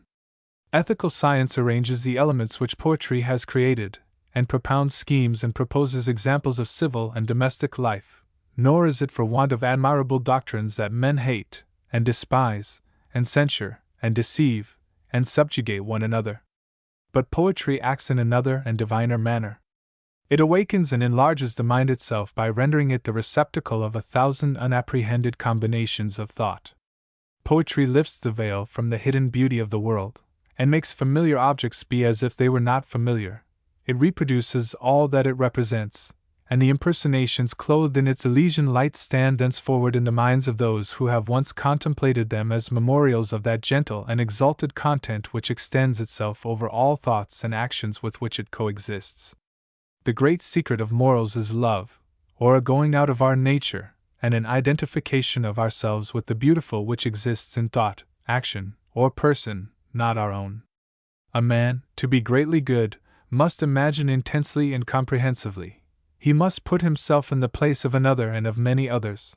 The pains and pleasures of his species must become his own. The great instrument of moral good is the imagination, and poetry administers to the effect by acting upon the cause. Poetry enlarges the circumference of the imagination by replenishing it with thoughts of ever new delight, which have the power of attracting and assimilating to their own nature all other thoughts, and which form new intervals and interstices whose void forever craves fresh food. Poetry strengthens the faculty which is the organ of the moral nature of man, in the same manner as exercise strengthens a limb. A poet therefore would do ill to embody his own conceptions of right and wrong, which are usually those of his place and time, in his poetical creations, which participate in neither. By this assumption of the inferior office of interpreting the effect, in which perhaps after all he might acquit himself but imperfectly, he would resign a glory and a participation in the cause. There was little danger that Homer, or any of the eternal poets, should have so far misunderstood themselves as to have abdicated this throne of their widest dominion. Those in whom the poetical faculty, though great, is less intense, as Euripides, Lucan, Tasso, Spenser, have frequently affected a moral aim, and the effect of their poetry is diminished in exact proportion to the degree in which they compel us to advert to this purpose. Homer and the cyclic poets were followed at a certain interval by the dramatic and lyrical poets of Athens, who flourished contemporaneously with all that is most perfect in the kindred expressions of the poetical faculty, architecture, painting, music, the dance, sculpture, philosophy, and we may add, the forms of civil life. For although the scheme of Athenian society was deformed by many imperfections which the poetry existing in chivalry and Christianity has erased from the habits and institutions of modern Europe, yet never at any other period has so much energy, beauty, and virtue been developed, never was blind strength and stubborn form so disciplined and rendered subject to the will of man, or that will less repugnant to the dictates of the beautiful and the true, as during the century which preceded the death of Socrates. Of no other epoch in the history of our species have we records and fragments stamped so visibly with the image of the divinity in man. But it is poetry alone, in form, in action, or in language, which has rendered this epoch memorable above all others, and the storehouse of examples to everlasting time. For written poetry existed at that epoch simultaneously with the other arts, and it is an idle inquiry to demand which gave and which received the light, which all, as from a common focus, have scattered over the darkest periods of succeeding time. We know no more of cause and effect than a constant conjunction of events. Poetry is ever found to coexist with whatever other arts contribute to the happiness and perfection of man. I appeal to what has already been established to distinguish between the cause and the effect. It was at the period here adverted to that the drama had its birth, and however a succeeding writer may have equaled or surpassed those few great specimens of the Athenian drama which have been preserved to us, it is indisputable that the art itself never was understood or practiced according to the true philosophy of it, as at Athens. For the Athenians employed language, action, music, painting, the dance, and religious institutions to produce a common effect in the representation of the highest idealisms of passion and of power. Each division in the art was made perfect in its kind by artists of the most consummate skill, and was disciplined into a beautiful proportion and unity one towards the other. On the modern stage, a few only of the elements capable of expressing the image of the poet's conception are employed at once. We have tragedy without music and dancing, and music and dancing without the highest impersonations of which they are the fit accompaniment, and both without religion and solemnity. Religious institution has indeed been usually banished from the stage.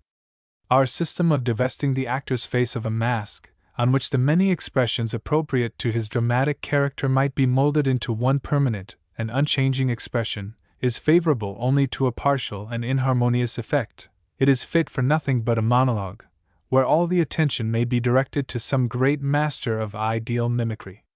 The modern practice of blending comedy with tragedy, though liable to great abuse in point of practice, is undoubtedly an extension of the dramatic circle, but the comedy should be, as in King Lear, universal, ideal, and sublime. It is perhaps the intervention of this principle which determines the balance in favor of King Lear against the Oedipus Tyrannus or the Agamemnon, or, if you will, the trilogies with which they are connected, unless the intense power of the choral poetry, especially that of the latter, should be considered as restoring the equilibrium.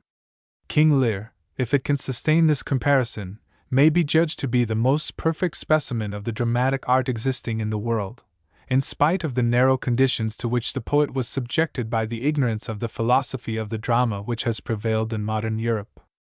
Calderon, in his religious autos, has attempted to fulfill some of the high conditions of dramatic representation neglected by Shakespeare, such as the establishing a relation between the drama and religion, and the accommodating them to music and dancing, but he omits the observation of conditions still more important.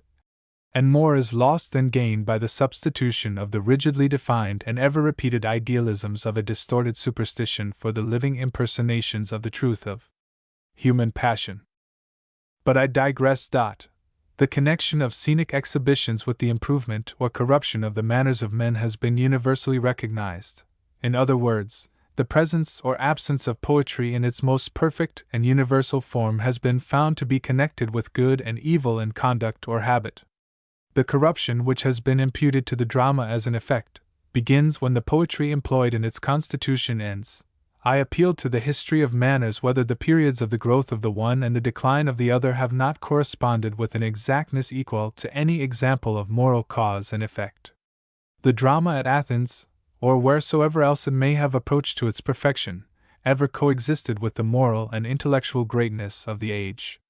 The tragedies of the Athenian poets are as mirrors in which the spectator beholds himself, under a thin disguise of circumstance, stripped of all but that ideal perfection and energy which every one feels to be the internal type of all that he loves, admires, and would become. The imagination is enlarged by a sympathy with pains and passions so mighty that they distend in their conception the capacity of that by which they are conceived. The good affections are strengthened by pity, indignation, terror, and sorrow, and an exalted calm is prolonged from the satiety of this high exercise of them into the tumult of familiar life.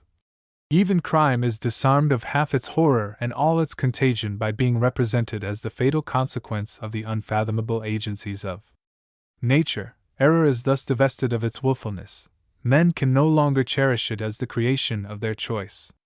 In a drama of the highest order there is little food for censure or hatred. It teaches rather self-knowledge and self-respect. Neither the eye nor the mind can see itself, unless reflected upon that which it resembles. The drama, so long as it continues to express poetry, is as a prismatic and many-sided mirror, which collects the brightest rays of human nature and divides and reproduces them from the simplicity of these elementary forms, and touches them with majesty and beauty, and multiplies all that it reflects, and endows it with the power of propagating its like wherever it may fall. But in periods of the decay of social life, the drama sympathizes with that decay. Tragedy becomes a cold imitation of the form of the great masterpieces of antiquity, divested of all harmonious accompaniment of the kindred arts, and often the very form misunderstood, or a weak attempt to teach certain doctrines, which the writer considers as moral truths, and which are usually no more than specious flatteries of some gross vice or weakness with which the author, in common with his auditors, are infected. Hence what has been called the classical and domestic drama. Addison's Cato is a specimen of the one, and would it were not superfluous to cite examples of the other. To such purposes poetry cannot be made subservient. Poetry is a sword of lightning, ever unsheathed, which consumes the scabbard that would contain it. And thus we observe that all dramatic writings of this nature are unimaginative, in a singular degree. They affect sentiment and passion, which, divested of imagination, are other names for caprice and appetite. The period in our own history of the grossest degradation of the drama is the reign of Charles II, when all forms in which poetry had been accustomed to be expressed became hymns to the triumph of kingly power over liberty and virtue. Milton stood alone illuminating an age unworthy of him. At such periods the calculating principle pervades all the forms of dramatic exhibition, and poetry ceases to be expressed upon them. Comedy loses its ideal universality, wit succeeds to humor. We laugh from self-complacency and triumph, instead of pleasure. Malignity, sarcasm, and contempt succeed to sympathetic merriment. We hardly laugh, but we smile. Obscenity, which is ever blasphemy against the divine beauty in life, becomes, from the very veil which it assumes, more active if less disgusting. It is a monster for which the corruption of society forever brings forth new food, which it devours in secret. The drama being that form under which a greater number of modes of expression of poetry are susceptible of being combined than any other, the connection of poetry and social good is more observable in the drama than in whatever other form. And it is indisputable that the highest perfection of human society has ever corresponded with the highest dramatic excellence, and that the corruption, or the extinction of the drama in a nation where it has once flourished, is a mark of a corruption of manners, and an extinction of the energies which sustain the soul of social life.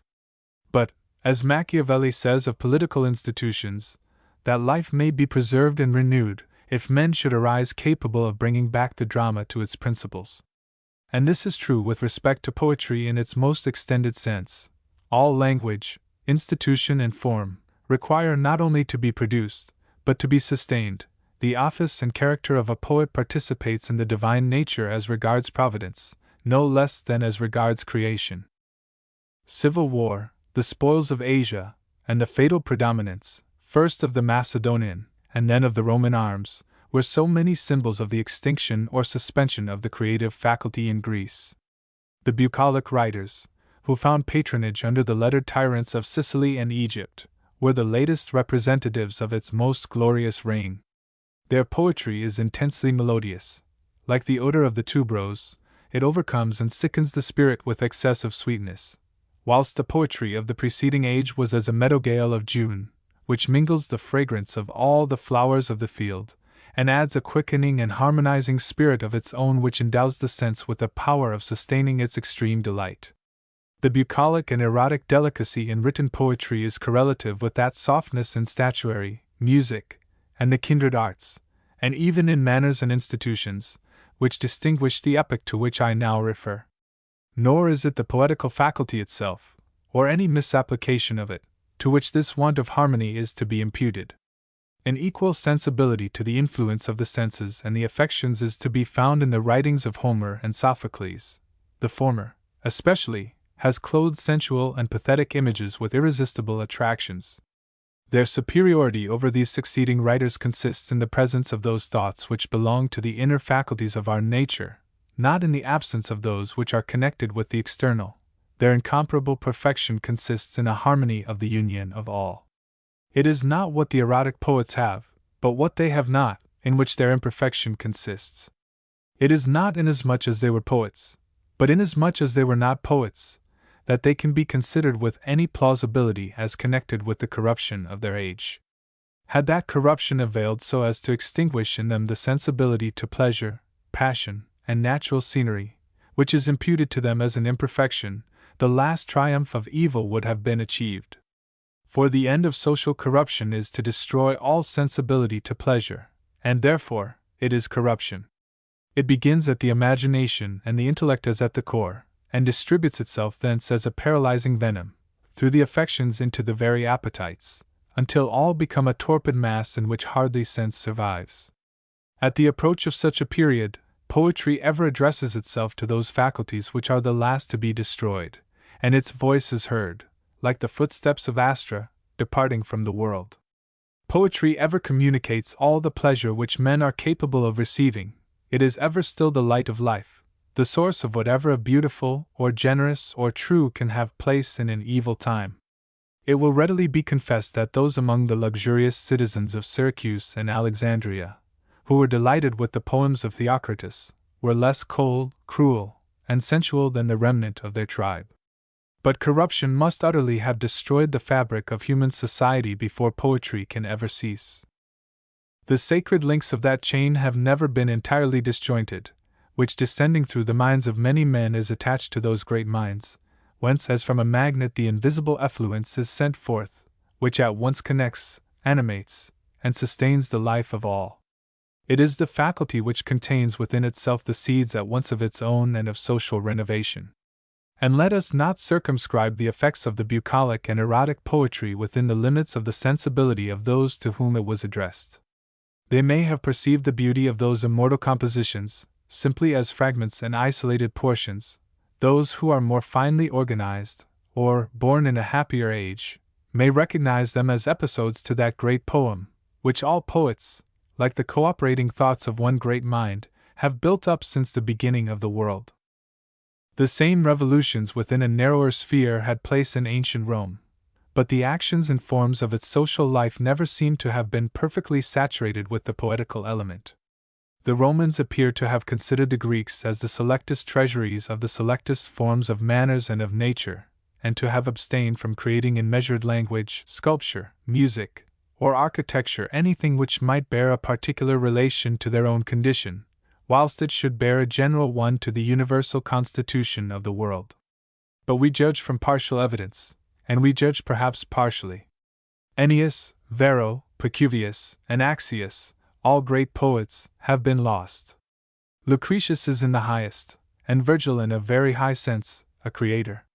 The chosen delicacy of expressions of the latter are as a mist of light which conceal from us the intense and exceeding truth of his conceptions of nature. Livy is instinct with poetry. Yet Horace, Catullus, Ovid, and generally the other great writers of the Virgilian age saw man and nature in the mirror of Greece. The institutions also, and the religion of Rome, were less poetical than those of Greece, as the shadow is less vivid than the substance. Hence poetry in Rome seemed to follow, rather than accompany, the perfection of political and domestic society. The true poetry of Rome lived in its institutions, for whatever of beautiful, true, and majestic they contained, could have sprung only from the faculty which creates the order in which they consist. The life of Camillus, the death of Regulus, the expectation of the senators, in their godlike state, of the victorious Gauls, the refusal of the Republic to make peace with Hannibal after the Battle of Cannae, were not the consequences of a refined calculation of the probable personal advantage to result from such a rhythm and order in the shows of life. To those who were at once the poets and the actors of these immortal dramas, the imagination, beholding the beauty of this order, created it out of itself according to its own idea. The consequence was empire, and the reward ever-living fame. These things are not the less poetry, quia carent sacro. They are the episodes of that cyclic poem written by time upon the memories of men. The past, like an inspired rhapsodist, fills the theatre of everlasting generations with their harmony.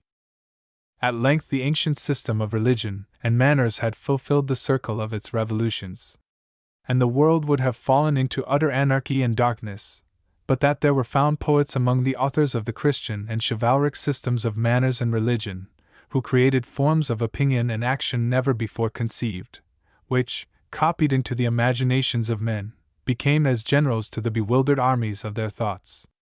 It is foreign to the present purpose to touch upon the evil produced by these systems, except that we protest, on the ground of the principles already established, that no portion of it can be attributed to the poetry they contain.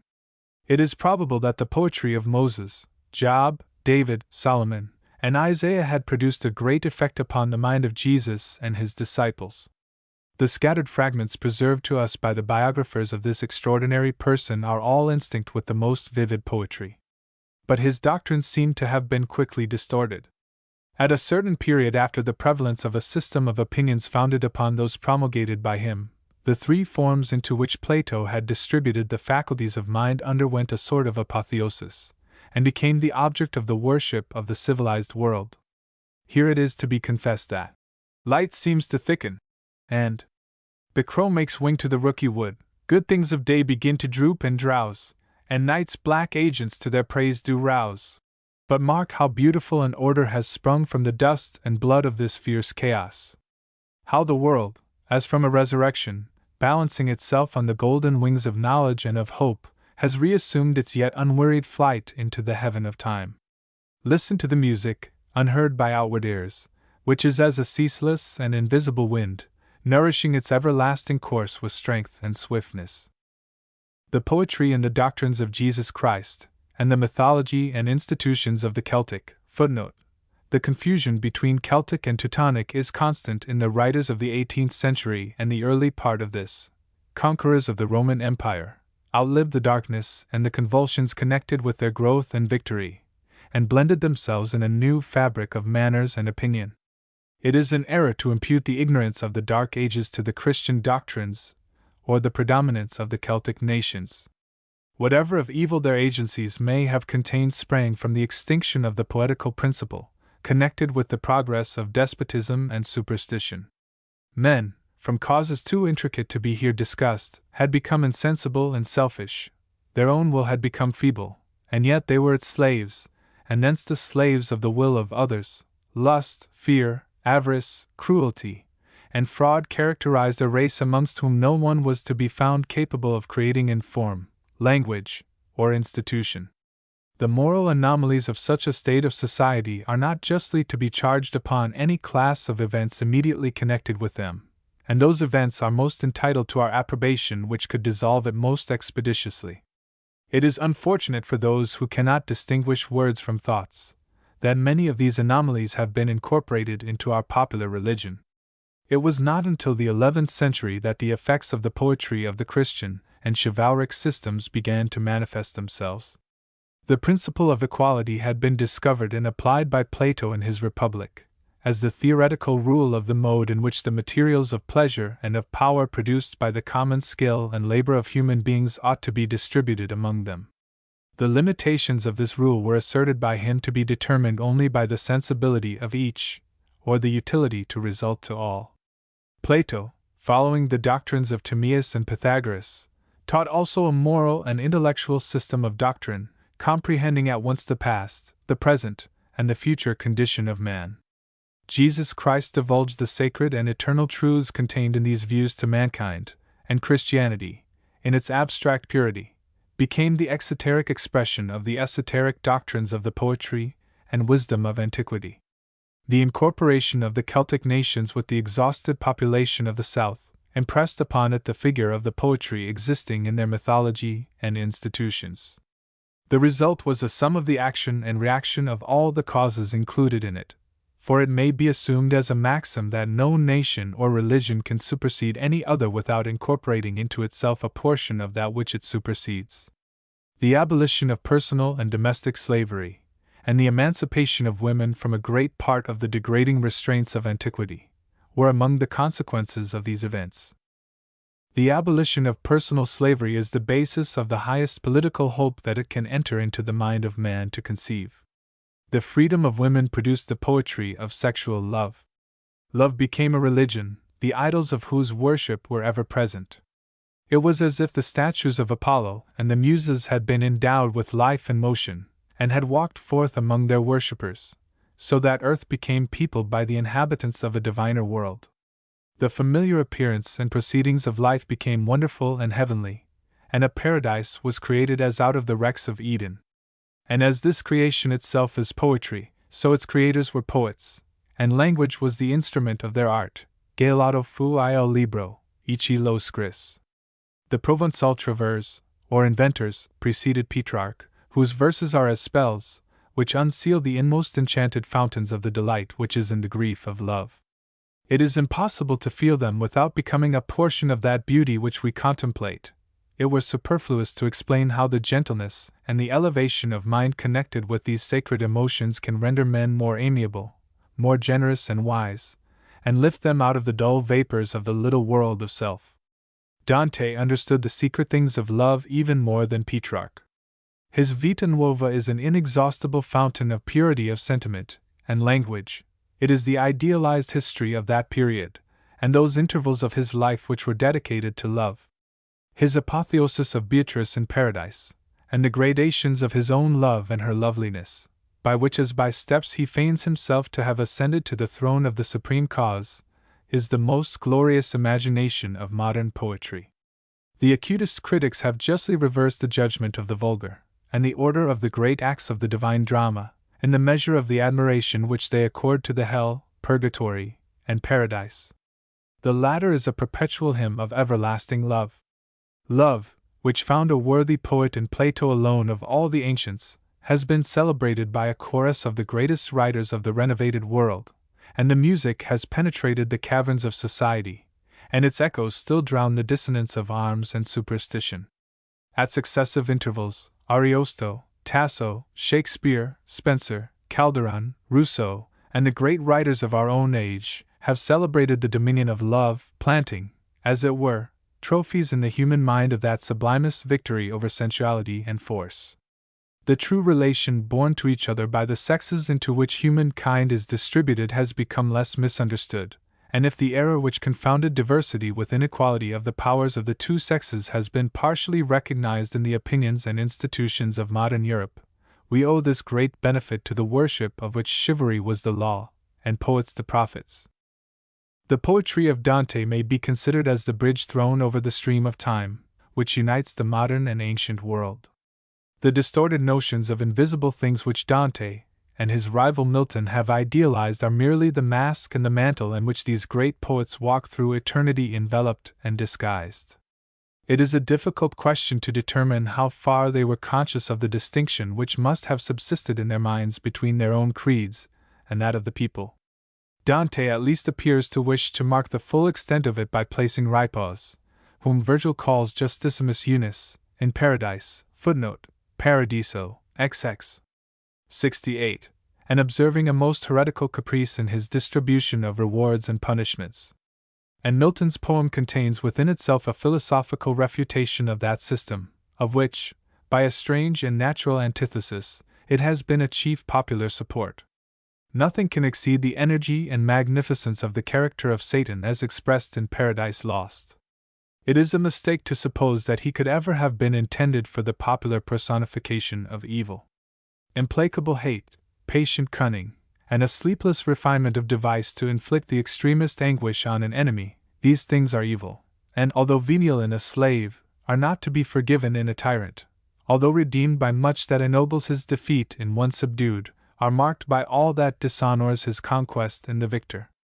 Milton's devil as a moral being is as far superior to his God as one who perseveres in some purpose which he has conceived to be excellent in spite of adversity and torture, is to one who in the cold security of undoubted triumph inflicts the most horrible revenge upon his enemy, not from any mistaken notion of inducing him to repent of a perseverance in enmity, but with the alleged design of exasperating him to deserve new torments.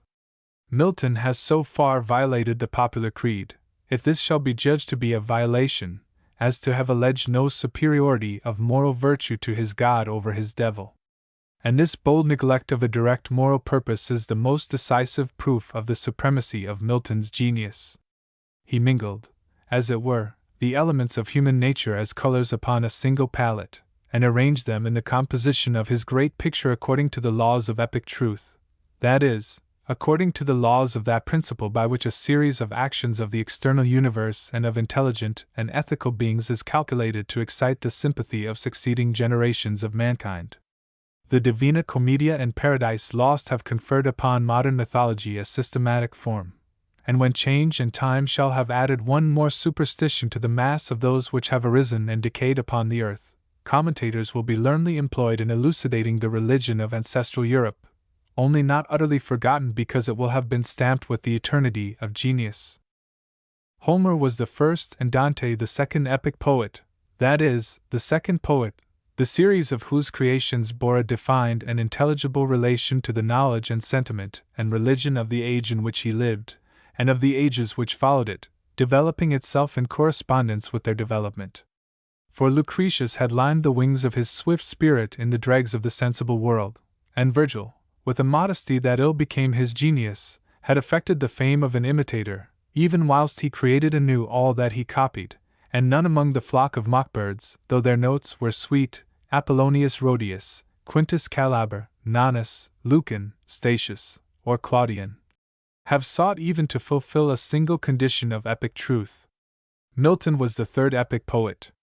For if the title of epic in its highest sense be refused to the Aeneid, still less can it be conceded to the Orlando Furioso, the Jerusalem Liberata, the Lysiad, or the Fairy Queen. Dante and Milton were both deeply penetrated with the ancient religion of the civilized world, and its spirit exists in their poetry probably in the same proportion as its forms survived in the unreformed worship of modern Europe. The one preceded and the other followed the Reformation at almost equal intervals. Dante was the first religious reformer, and Luther surpassed him rather in the rudeness and acrimony than in the boldness of his censures of papal usurpation. Dante was the first awakener of entranced Europe. He created a language, in itself music and persuasion, out of a chaos of inharmonious barbarisms.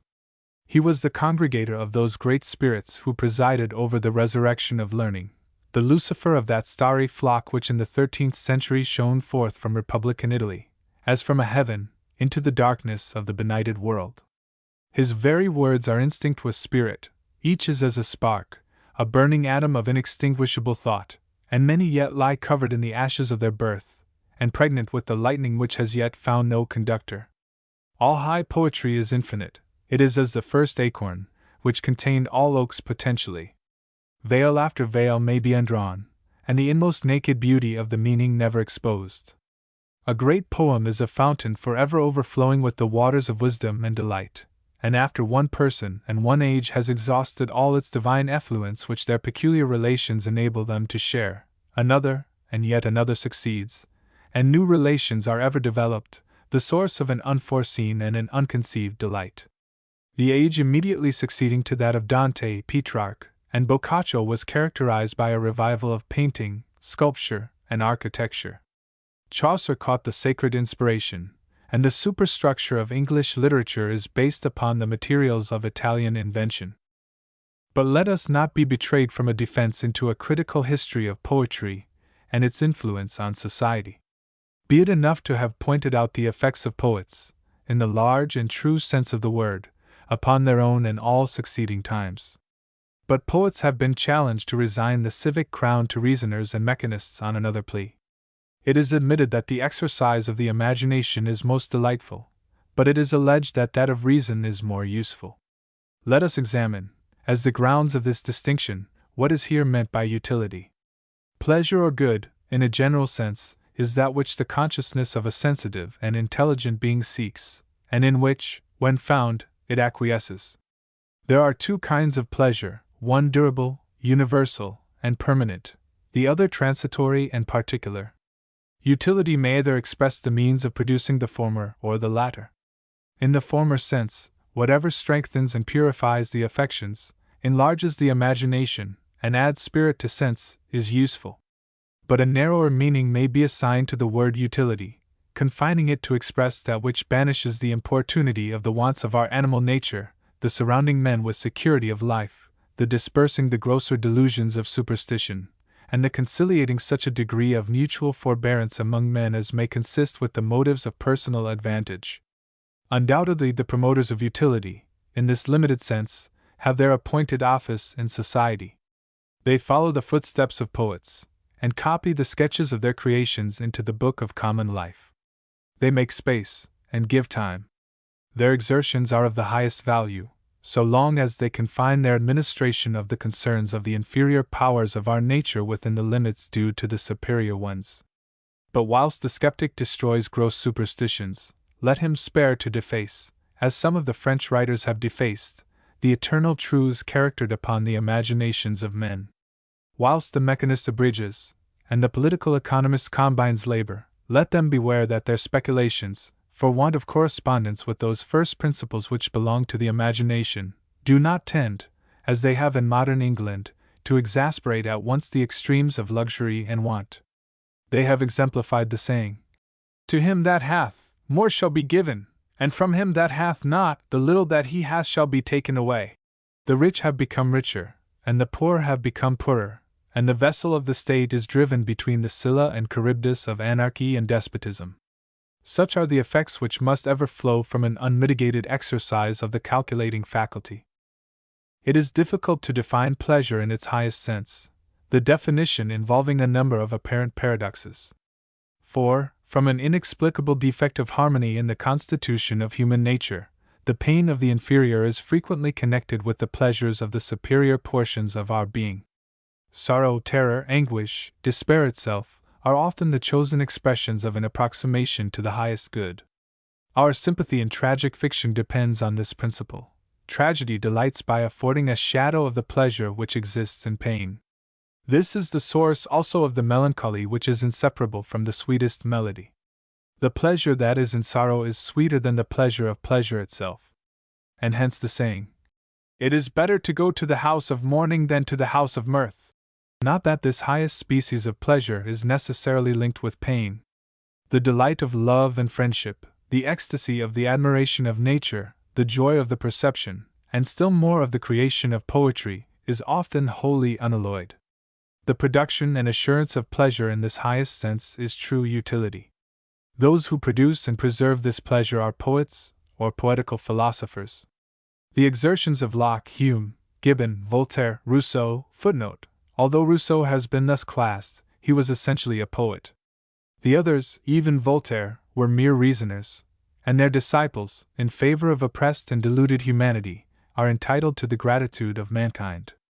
Yet it is easy to calculate the degree of moral and intellectual improvement which the world would have exhibited had they never lived. A little more nonsense would have been talked for a century or two, and perhaps a few more men, women, and children burnt as heretics. We might not at this moment have been congratulating each other on the abolition of the Inquisition in Spain. But it exceeds all imagination to conceive what would have been the moral condition of the world if either Dante, Petrarch, Boccaccio, Chaucer, Shakespeare, Calderon, Lord Bacon, nor Milton had ever existed, if Raphael and Michelangelo had never been born, if the Hebrew poetry had never been translated, if a revival of the study of Greek literature had never taken place, if no monuments of ancient sculpture had been handed down to us, and if the poetry of the religion of the ancient world had been extinguished together with its belief. The human mind could never, except by the intervention of these excitements, have been awakened to the invention of the grosser sciences, and that application of analytical reasoning to the aberrations of society, which it is now attempted to exalt over the direct expression of the inventive and creative faculty itself. We have more moral, political, and historical wisdom than we know how to reduce into practice. We have more scientific and economical knowledge than can be accommodated to the just distribution of the produce which it multiplies. The poetry in these systems of thought is concealed by the accumulation of facts and calculating processes. There is no want of knowledge respecting what is wisest and best in morals, government, and political economy, or, at least, what is wiser and better than what men now practice and endure. But we let I dare not wait upon I would, like the poor cat in the adage. We want the creative faculty to imagine that which we know. We want the generous impulse to act that which we imagine. We want the poetry of life. Our calculations have outrun conception. We have eaten more than we can digest. The cultivation of those sciences which have enlarged the limits of the empire of man over the external world has, for want of the poetical faculty, proportionally circumscribed those of the internal world, and man, having enslaved the elements, remains himself a slave. To what but a cultivation of the mechanical arts in a degree disproportioned to the presence of the creative faculty, which is the basis of all knowledge, is to be attributed the abuse of all invention for abridging and combining labor, to the exasperation of the inequality of mankind? From what other cause has it arisen that the discoveries which should have lightened have added a weight to the curse imposed on Adam? Poetry, and the principle of self, of which money is the visible incarnation, are the God and mammon of the world. The functions of the poetical faculty are twofold. By one it creates new materials of knowledge, and power, and pleasure. By the other it engenders in the mind a desire to reproduce and arrange them according to a certain rhythm and order which may be called the beautiful and the good. The cultivation of poetry is never more to be desired than at periods when, from an excess of the selfish and calculating principle, the accumulation of the materials of external life exceeds the quantity of the power of assimilating them to the internal laws of human nature. The body has then become too unwieldy for that which animates it. Poetry is indeed something divine. It is at once the center and circumference of knowledge. It is that which comprehends all science, and that to which all science must be referred. It is at the same time the root and blossom of all other systems of thought. It is that from which all spring, and that which adorns all, and that which, if blighted, denies the fruit and the seed, and withholds from the barren world the nourishment and the succession of the scions of the tree of life. It is the perfect and consummate surface and bloom of all things. It is as the odor and the color of the rose to the texture of the elements which compose it, as the form and splendor of unfaded beauty to the secrets of anatomy and corruption. What were virtue, love, patriotism, friendship? What were the scenery of this beautiful universe which we inhabit? What were our consolations on this side of the grave? And what were our aspirations beyond it, if poetry did not ascend to bring light and fire from those eternal regions where the all-winged faculty of calculation dare not ever soar? Poetry is not like reasoning, a power to be exerted according to the determination of the will. A man cannot say, "I will compose poetry." The greatest poet even cannot say it, for the mind in creation is as a fading coal, which some invisible influence, like an inconstant wind, awakens to transitory brightness. This power arises from within, like the color of a flower which fades and changes as it is developed, and the conscious portions of our natures are unprophetic either of its approach or its departure. Could this influence be durable in its original purity and force, it is impossible to predict the greatness of the results. But when composition begins, inspiration is already on the decline, and the most glorious poetry that has ever been communicated to the world is probably a feeble shadow of the original conceptions of the poet. I appeal to the greatest poets of the present day whether it is not an error to assert that the finest passages of poetry are produced by labor and study. The toil and the delay recommended by critics can be justly interpreted to mean no more than a careful observation of the inspired moments, and an artificial connection of the spaces between their suggestions by the intermixture of conventional expressions, a necessity only imposed by the limitedness of the poetical faculty itself. For Milton conceived the Paradise Lost as a whole before he executed it in portions. We have his own authority also for the muse having dictated to him the unpremeditated song. And let this be an answer to those who would allege the 56 various readings of the first line of the Orlando Furioso. Compositions so produced are to poetry what mosaic is to painting. This instinct and intuition of the poetical faculty is still more observable in the plastic and pictorial arts. A great statue or picture grows under the power of the artist as a child in the mother's womb, and the very mind which directs the hands in formation is incapable of accounting to itself for the origin, the gradations, or the media of the process. Poetry is the record of the best and happiest moments of the happiest and best minds. We are aware of evanescent visitations of thought and feeling sometimes associated with place or person, sometimes regarding our own mind alone, and always arising unforeseen and departing unbidden, but elevating and delightful beyond all expression, so that even in the desire and the regret they leave, there cannot but be pleasure, participating as it does in the nature of its object. It is, as it were, the interpenetration of a diviner nature through our own, but its footsteps are like those of a wind over the sea, which the coming calm erases, and whose traces remain only as on the wrinkled sands which paves it. These and corresponding conditions of being are experienced principally by those of the most delicate sensibility and the most enlarged imagination, and the state of mind produced by them is at war with every base desire. The enthusiasm of virtue, love, patriotism, and friendship is essentially linked with such emotions, and whilst they last, self appears as what it is, an atom to a universe. Poets are not only subject to these experiences as spirits of the most refined organization, but they can color all that they combine with the evanescent hues of this ethereal world. A word, a trait in the representation of a scene or a passion will touch the enchanted chord, and reanimate, in those who have ever experienced these emotions, the sleeping, the cold, the buried image of the past. Poetry thus makes immortal all that is best and most beautiful in the world.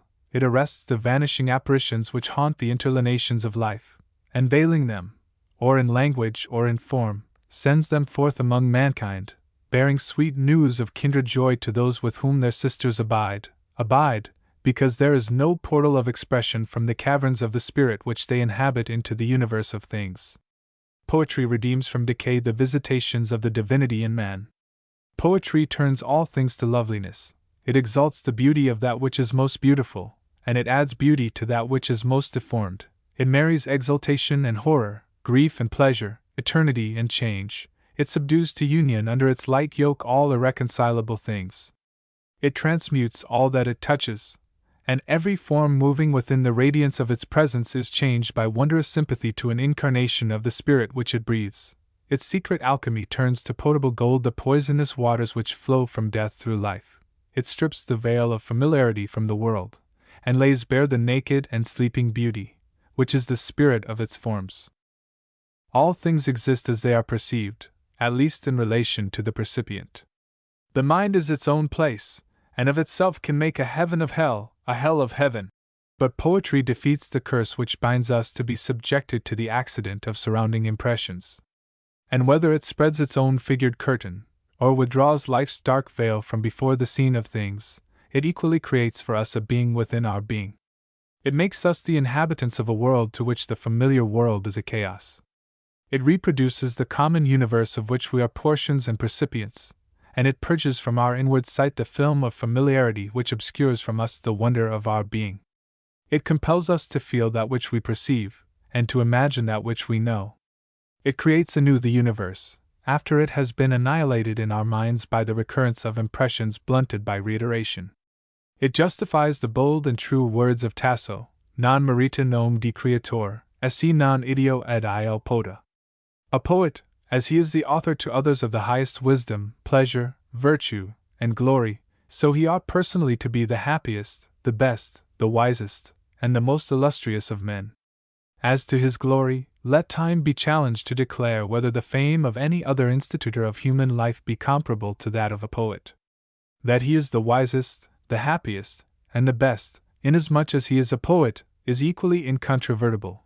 The greatest poets have been men of the most spotless virtue, of the most consummate prudence, and if we would look into the interior of their lives, the most fortunate of men, and the exceptions, as they regard those who possess the poetic faculty in a high yet inferior degree, will be found on consideration to confine rather than destroy the rule.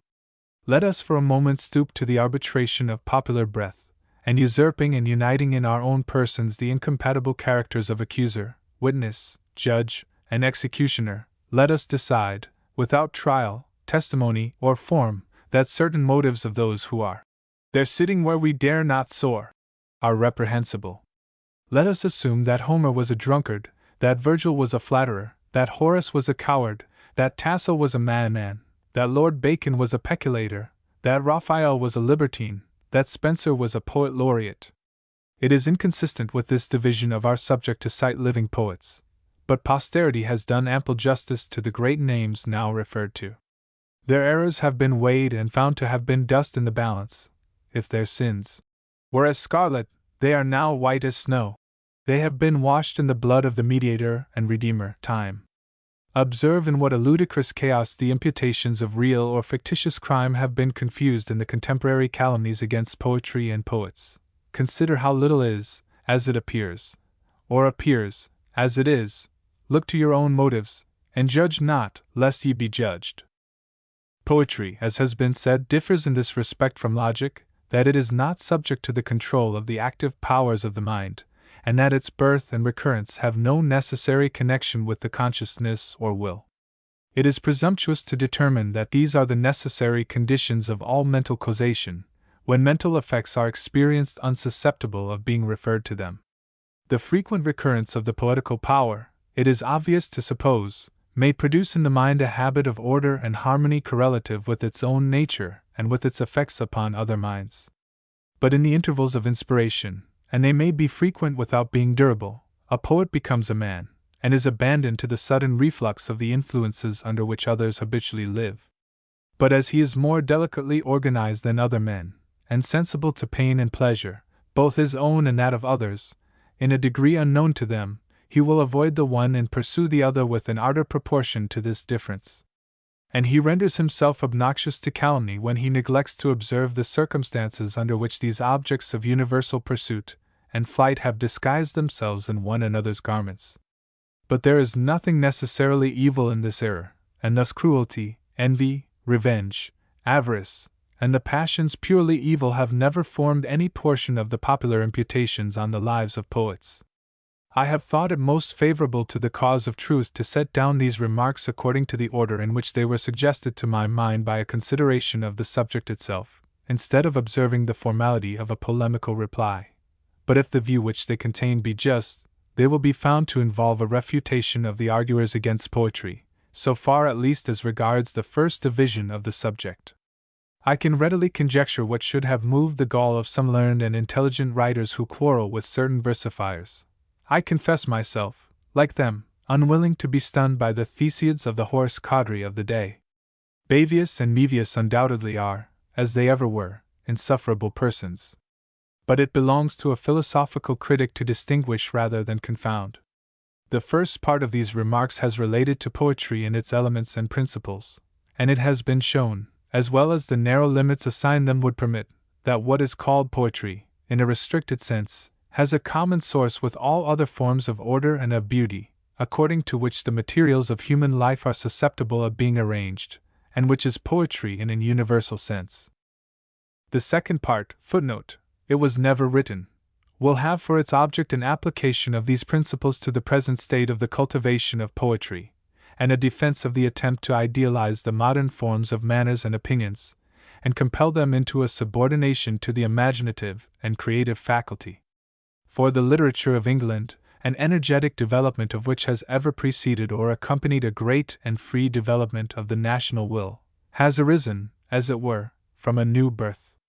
In spite of the low-thoughted envy which would undervalue contemporary merit, our own will be a memorable age in intellectual achievements, and we live among such philosophers and poets as surpass beyond comparison any who have appeared since the last national struggle for civil and religious liberty.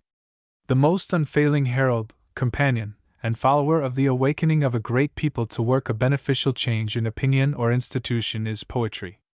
At such periods there is an accumulation of the power of communicating and receiving intense and impassioned conceptions respecting men and nature. The persons in whom this power resides may often, as far as regards many portions of their nature, have little apparent correspondence with that spirit of good of which they are the ministers.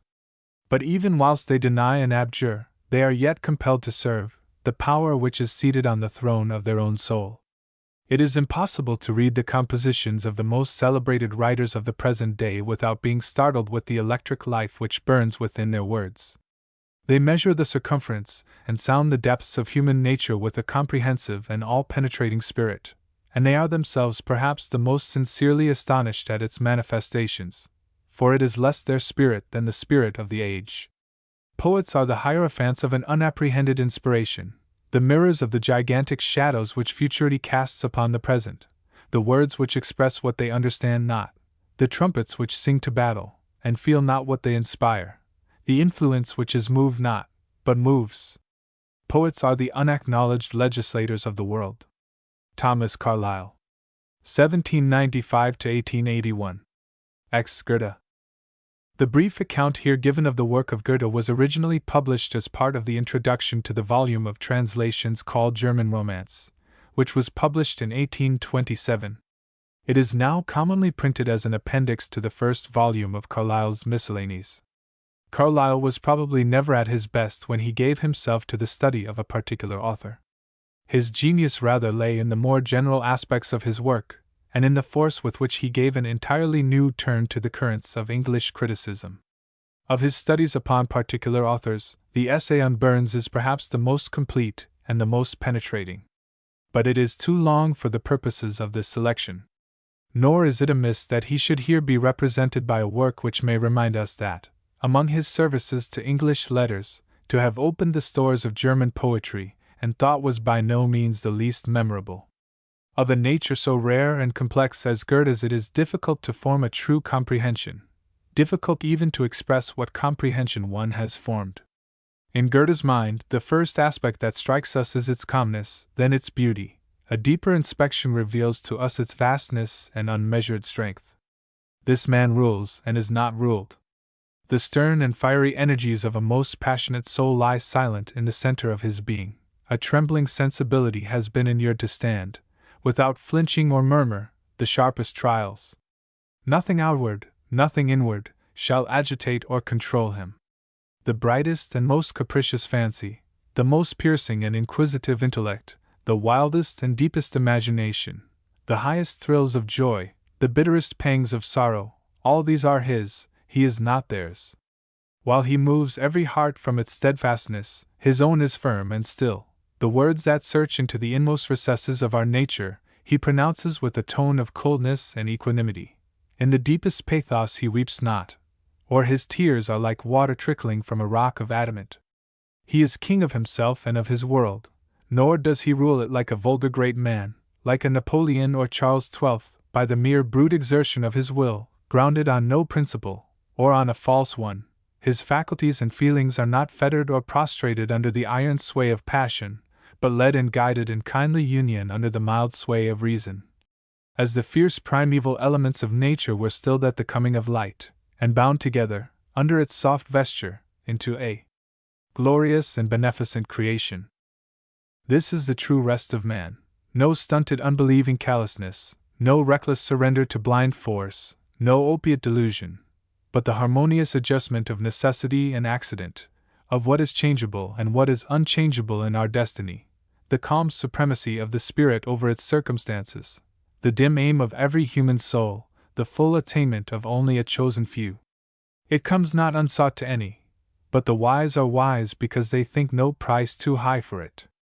Goethe's inward home has been reared by slow and laborious efforts, but it stands on no hollow or deceitful basis, for his peace is not from blindness, but from clear vision, not from uncertain hope of alteration, but from sure insight into what cannot alter.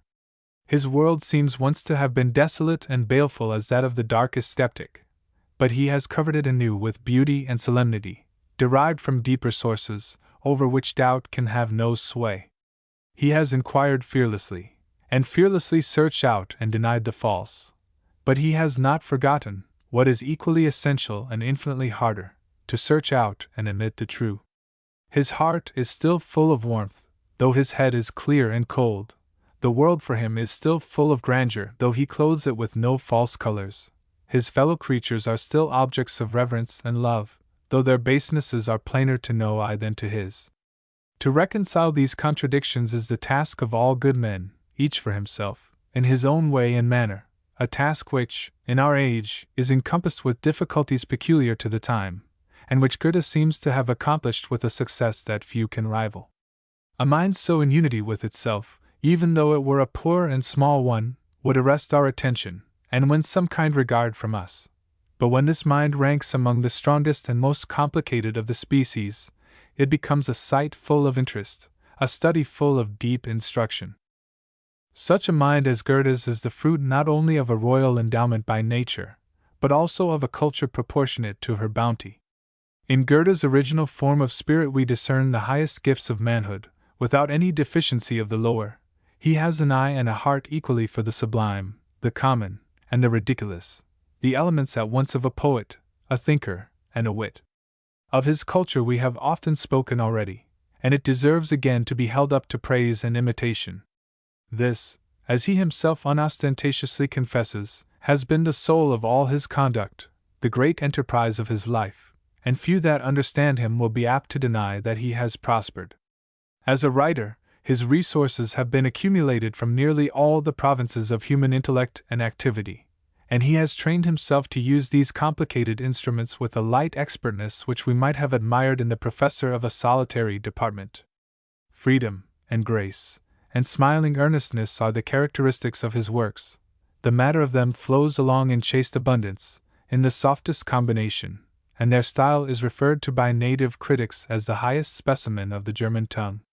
On this latter point the vote of a stranger may well be deemed unavailing, but the charms of Goethe's style lie deeper than the mere words, for language, in the hands of a master, is the express image of thought, or rather it is the body of which thought is the soul. The former rises into being together with the latter, and the graces of the one are shadowed forth in the movements of the other. Goethe's language, even to a foreigner, is full of character and secondary meanings, polished, yet vernacular and cordial. It sounds like the dialect of wise, ancient, and true-hearted men. In poetry, brief, sharp, simple, and expressive. In prose, perhaps still more pleasing, for it is at once concise and full, rich, clear, unpretending and melodious, and the sense, not presented in alternating flashes, piece after piece revealed and withdrawn, rises before us as in continuous dawning, and stands at last simultaneously complete, and bathed in the mellowest and ruddiest sunshine. It brings to mind what the prose of Hooker, Bacon, Milton, Browne would have been, had they written under the good, without the bad influences, of that French precision, which has polished and attenuated, trimmed and impoverished, all modern languages, made our meaning clear, and too often shallow as well as clear. But Goethe's culture as a writer is perhaps less remarkable than his culture as a man. He has learned not in head only, but also in heart, not from art and literature, but also by action and passion, in the rugged school of experience. If asked what was the grand characteristic of his writings, we should not say knowledge, but wisdom. A mind that has seen, and suffered, and done, speaks to us of what it has tried and conquered. A gay delineation will give us notice of dark and toilsome experiences, of business done in the great deep of the spirit. A maxim, trivial to the careless eye, will rise with light and solution over long perplexed periods of our own history. It is thus that heart speaks to heart, that the life of one man becomes a possession to all. Here is a mind of the most subtle and tumultuous elements, but it is governed in peaceful diligence, and its impetuous and ethereal faculties work softly together for good and noble ends. Goethe may be called a philosopher, for he loves and has practiced as a man the wisdom which, as a poet, he inculcates. Composure and cheerful seriousness seem to breathe over all his character. There is no whining over human woes. It is understood that we must simply all strive to alleviate or remove them. There is no noisy battling for opinions, but a persevering effort to make truth lovely, and recommend her, by 1,000 avenues, to the hearts of all men. Of his personal manners we can easily believe the universal report, as often given in the way of censure as of praise, that he is a man of consummate breeding and the stateliest presence, for an air of polished tolerance, of courtly, we might almost say majestic repose, and serene humanity, is visible throughout his works. In no line of them does he speak with asperity of any man, scarcely ever even of a thing. He knows the good, and loves it, he knows the bad and hateful, and rejects it, but in either case with violence. His love is calm and active, his rejection is implied, rather than pronounced, meek and gentle, though we see that it is thorough, and never to be revoked.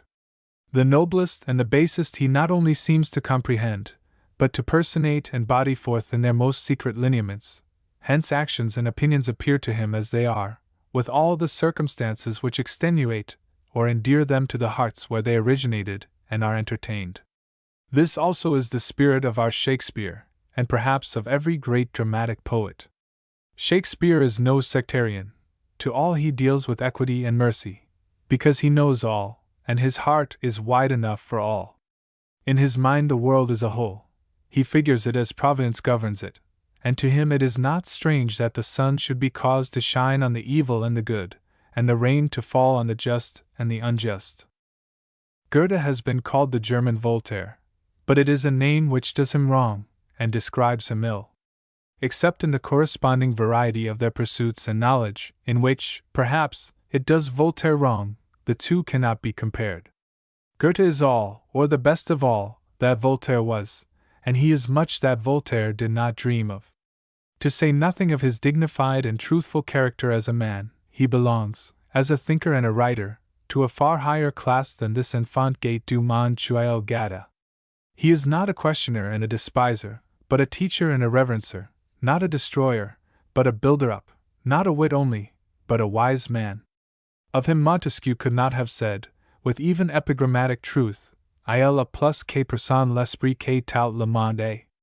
Voltaire was the cleverest of all past and present men, but a great man is something more, and this he surely was not. As poets, the two live not in the same hemisphere, not in the same world.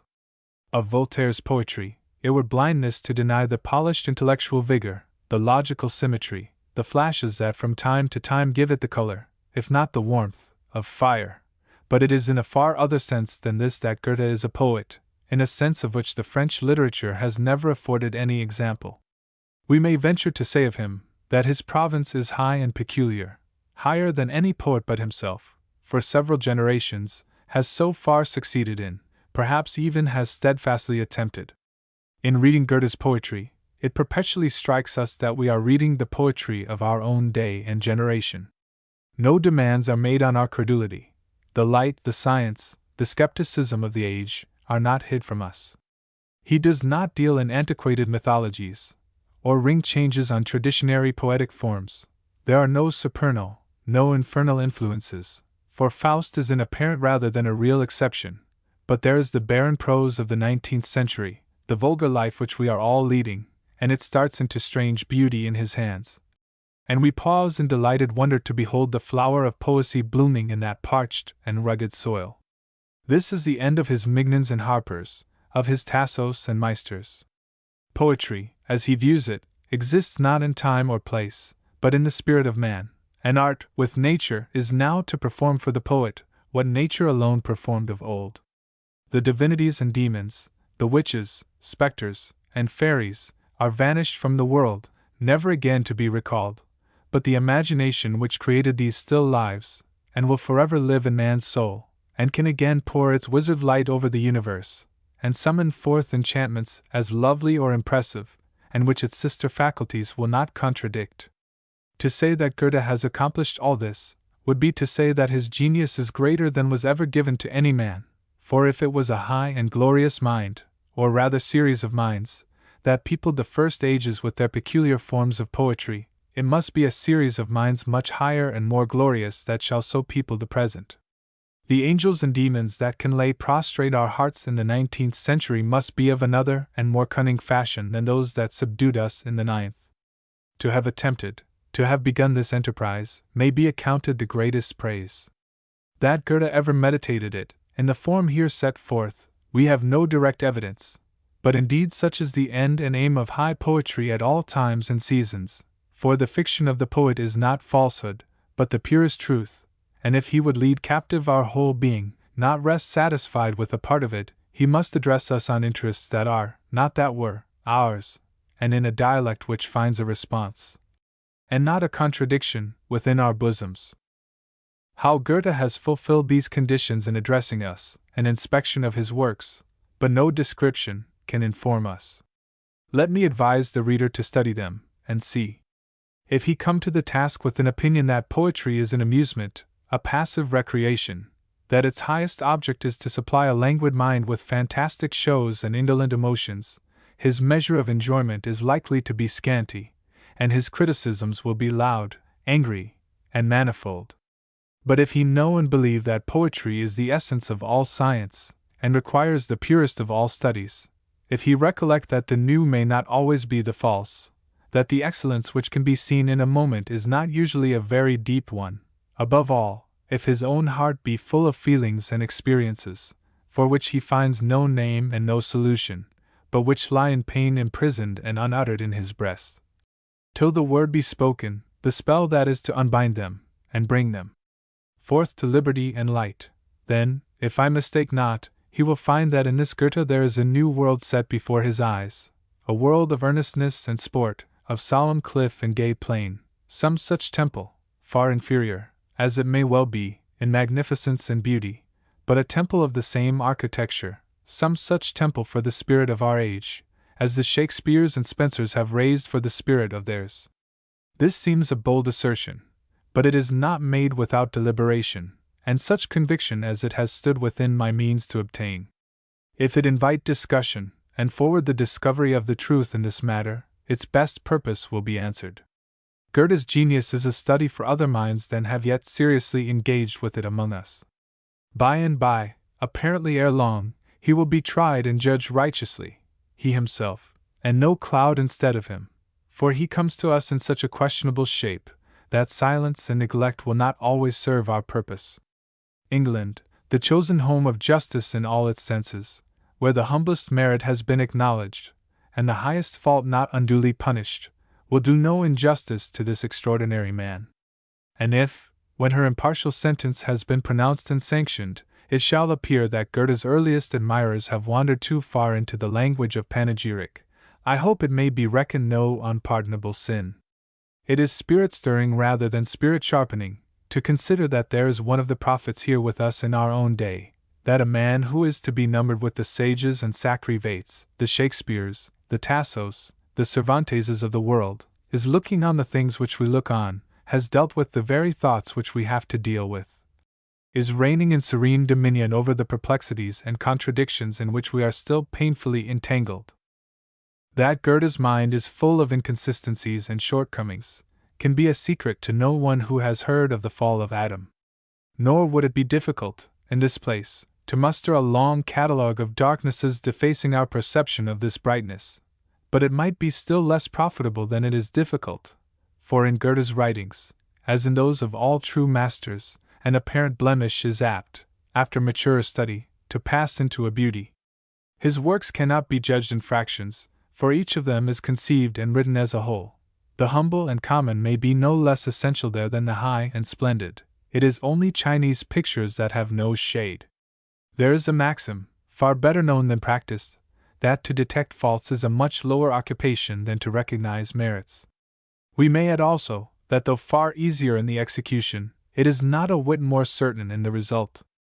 What is the detecting of a fault, but the feeling of an incongruity, of a contradiction, which may exist in ourselves as well as in the object?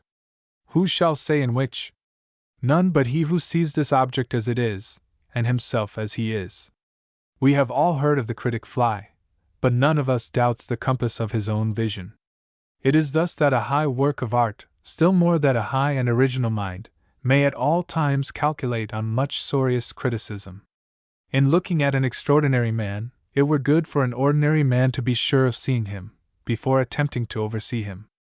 Having ascertained that Goethe is an object deserving study, it will be time to censure his faults when we have clearly estimated his merits, and if we are wise judges, not till then.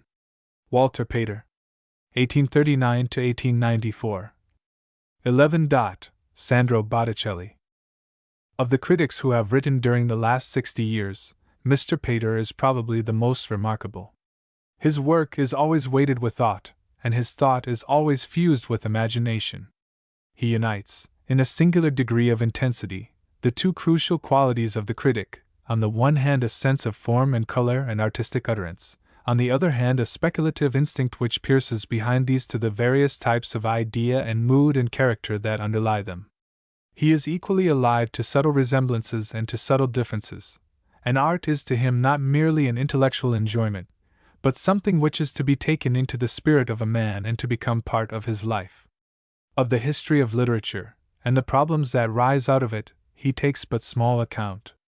But for the other function assigned by Carlyle to criticism, for criticism as a creative art, aiming to reproduce under a different shape the existing product of the artist, and painting to the intellect what already lay painted to the heart and the imagination, for this no man has done more than Mr. Pater. With wider knowledge and a clearer consciousness of the deeper issues involved, he may be said to have taken up the work of Lamb and to have carried it forward in a spirit which those who best love Lamb will be the most ready to admire. Of Mr. Pater's literary criticisms, those on Wordsworth and Coleridge are perhaps the most striking. But he was probably still more at home in interpreting the work of the great painters. And of his appreciations of painters none is more characteristic than his study of Botticelli. It was written in 1870, and published in the Renaissance in 1873. In Leonardo's treatise on painting only one contemporary is mentioned by name, Sandro Botticelli. This preeminence may be due to chance only, but to some it will appear a result of deliberate judgment, for people have begun to find out the charm of Botticelli's work, and his name, little known in the last century, is quietly becoming important. In the middle of the 15th century he had already anticipated much of that meditative subtlety, which is sometimes supposed peculiar to the great imaginative workmen of its close. Leaving the simple religion which had occupied the followers of Giotto for a century, and the simple naturalism which had grown out of it, a thing of birds and flowers only, he sought inspiration in what to him were works of the modern world, the writings of Dante and Boccaccio, and in new readings of his own of classical stories, or, if he painted religious incidents, painted them with an undercurrent of original sentiment, which touches you as the real matter of the picture through the veil of its ostensible subject. What is the peculiar sensation, what is the peculiar quality of pleasure, which his work has the property of exciting in us, and which we cannot get elsewhere? For this, especially when he has to speak of a comparatively unknown artist, is always the chief question which a critic has to answer. In an age when the lives of artists were full of adventure, his life is almost colorless. Criticism, indeed, has cleared away much of the gossip which Vasari accumulated, has touched the legend of Lippo and Lucrezia, and rehabilitated the character of Andrea del Castagno. But in Botticelli's case there is no legend to dissipate. He did not even go by his true name. Sandro is a nickname, and his true name is Filippi, Botticelli being only the name of the goldsmith who first taught him art. Only two things happened to him, two things which he shared with other artists. He was invited to Rome to paint in the Sistine Chapel, and he fell in later life under the influence of Savonarola, passing apparently almost out of men's sight in a sort of religious melancholy, which lasted till his death in 1515, according to the received date. Vasari says that he plunged into the study of Dante, and even wrote a comment on the Divine Comedy. But it seems strange that he should have lived on inactive so long, and one almost wishes that some document might come to light, which, fixing the date of his death earlier, might relieve one, in thinking of him, of his dejected old age. He is before all things a poetical painter, blending the charm of story and sentiment, the medium of the art of poetry, with the charm of line and color, the medium of abstract painting. So he becomes the illustrator of Dante.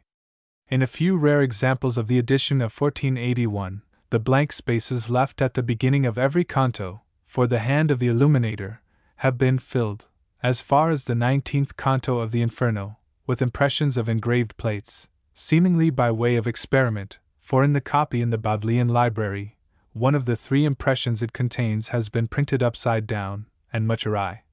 In the midst of the luxurious printed page, Giotto, and the followers of Giotto, with their almost childish religious aim, had not learned to put that weight of meaning into outward things, light, color, everyday gesture, which the poetry of the Divine Comedy involves, and before the 15th century Dante could hardly have found an illustrator. Botticelli's illustrations are crowded with incident, blending, with a naive carelessness of pictorial propriety, three phases of the same scene into one plate. The grotesques, so often a stumbling block to painters, who forget that the words of a poet, which only feebly present an image to the mind, must be lowered in key when translated into visible form, make one regret that he has not rather chosen for illustration the more subdued imagery of the Purgatorio. Yet in the scene of those who go down quick into hell, there is an inventive force about the fire taking hold on the upturned soles of the feet, which proves that the design is no mere translation of Dante's words, but a true painter's vision, while the scene of the centaurs wins one at once, for, forgetful of the actual circumstances of their appearance, Botticelli has gone off with delight on the thought of the centaurs themselves, bright, small creatures of the woodland, with arch baby faces and mignon forms, drawing their tiny bows. Botticelli lived in a generation of naturalists, and he might have been a mere naturalist among them. There are traces enough in his work of that alert sense of outward things, which, in the pictures of that period, fills the lawns with delicate living creatures, and the hillsides with pools of water, and the pools of water with flowering reeds. But this was not enough for him. He is a visionary painter, and in his visionariness, he resembles Dante.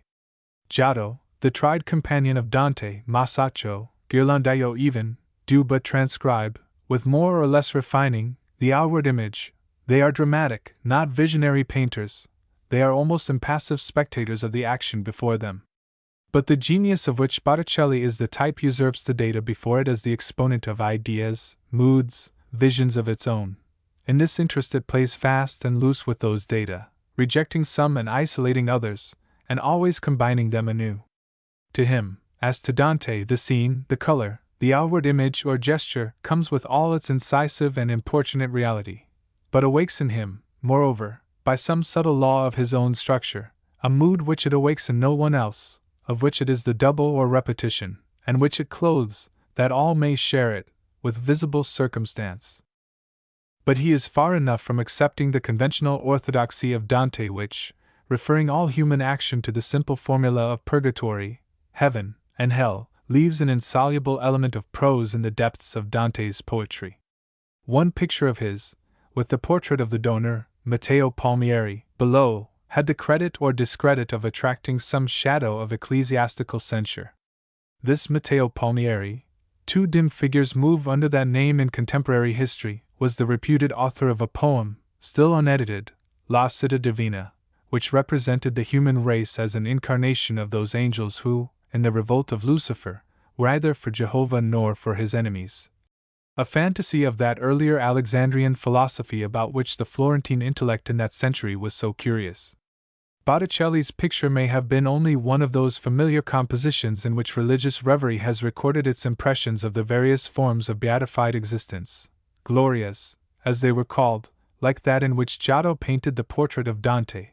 But somehow it was suspected of embodying in a picture the wayward dream of Palmieri, and the chapel where it hung was closed. Artists so entire as Botticelli are usually careless about philosophical theories, even when the philosopher is a Florentine of the 15th century, and his work a poem in terza rima. But Botticelli, who wrote a commentary on Dante, and became the disciple of Savonarola, may well have let such theories come and go across him. True or false, the story interprets much of the peculiar sentiment with which he infuses his profane and sacred persons, comely, and in a certain sense like angels, but with a sense of displacement or loss about them, the wistfulness of exiles, conscious of a passion and energy greater than any known issue of them explains, which runs through all his varied work with a sentiment of ineffable melancholy. So just what Dante scorns as unworthy alike of heaven and hell, Botticelli accepts, that middle world in which men take no side in great conflicts, and decide no great causes, and make great refusals. He thus sets for himself the limits within which art, undisturbed by any moral ambition, does its most sincere and surest work.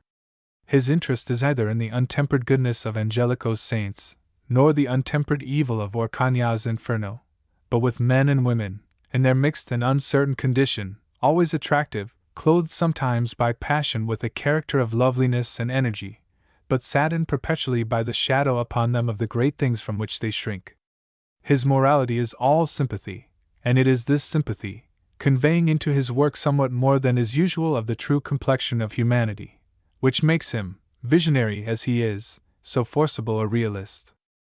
It is this which gives to his Madonnas their unique expression and charm.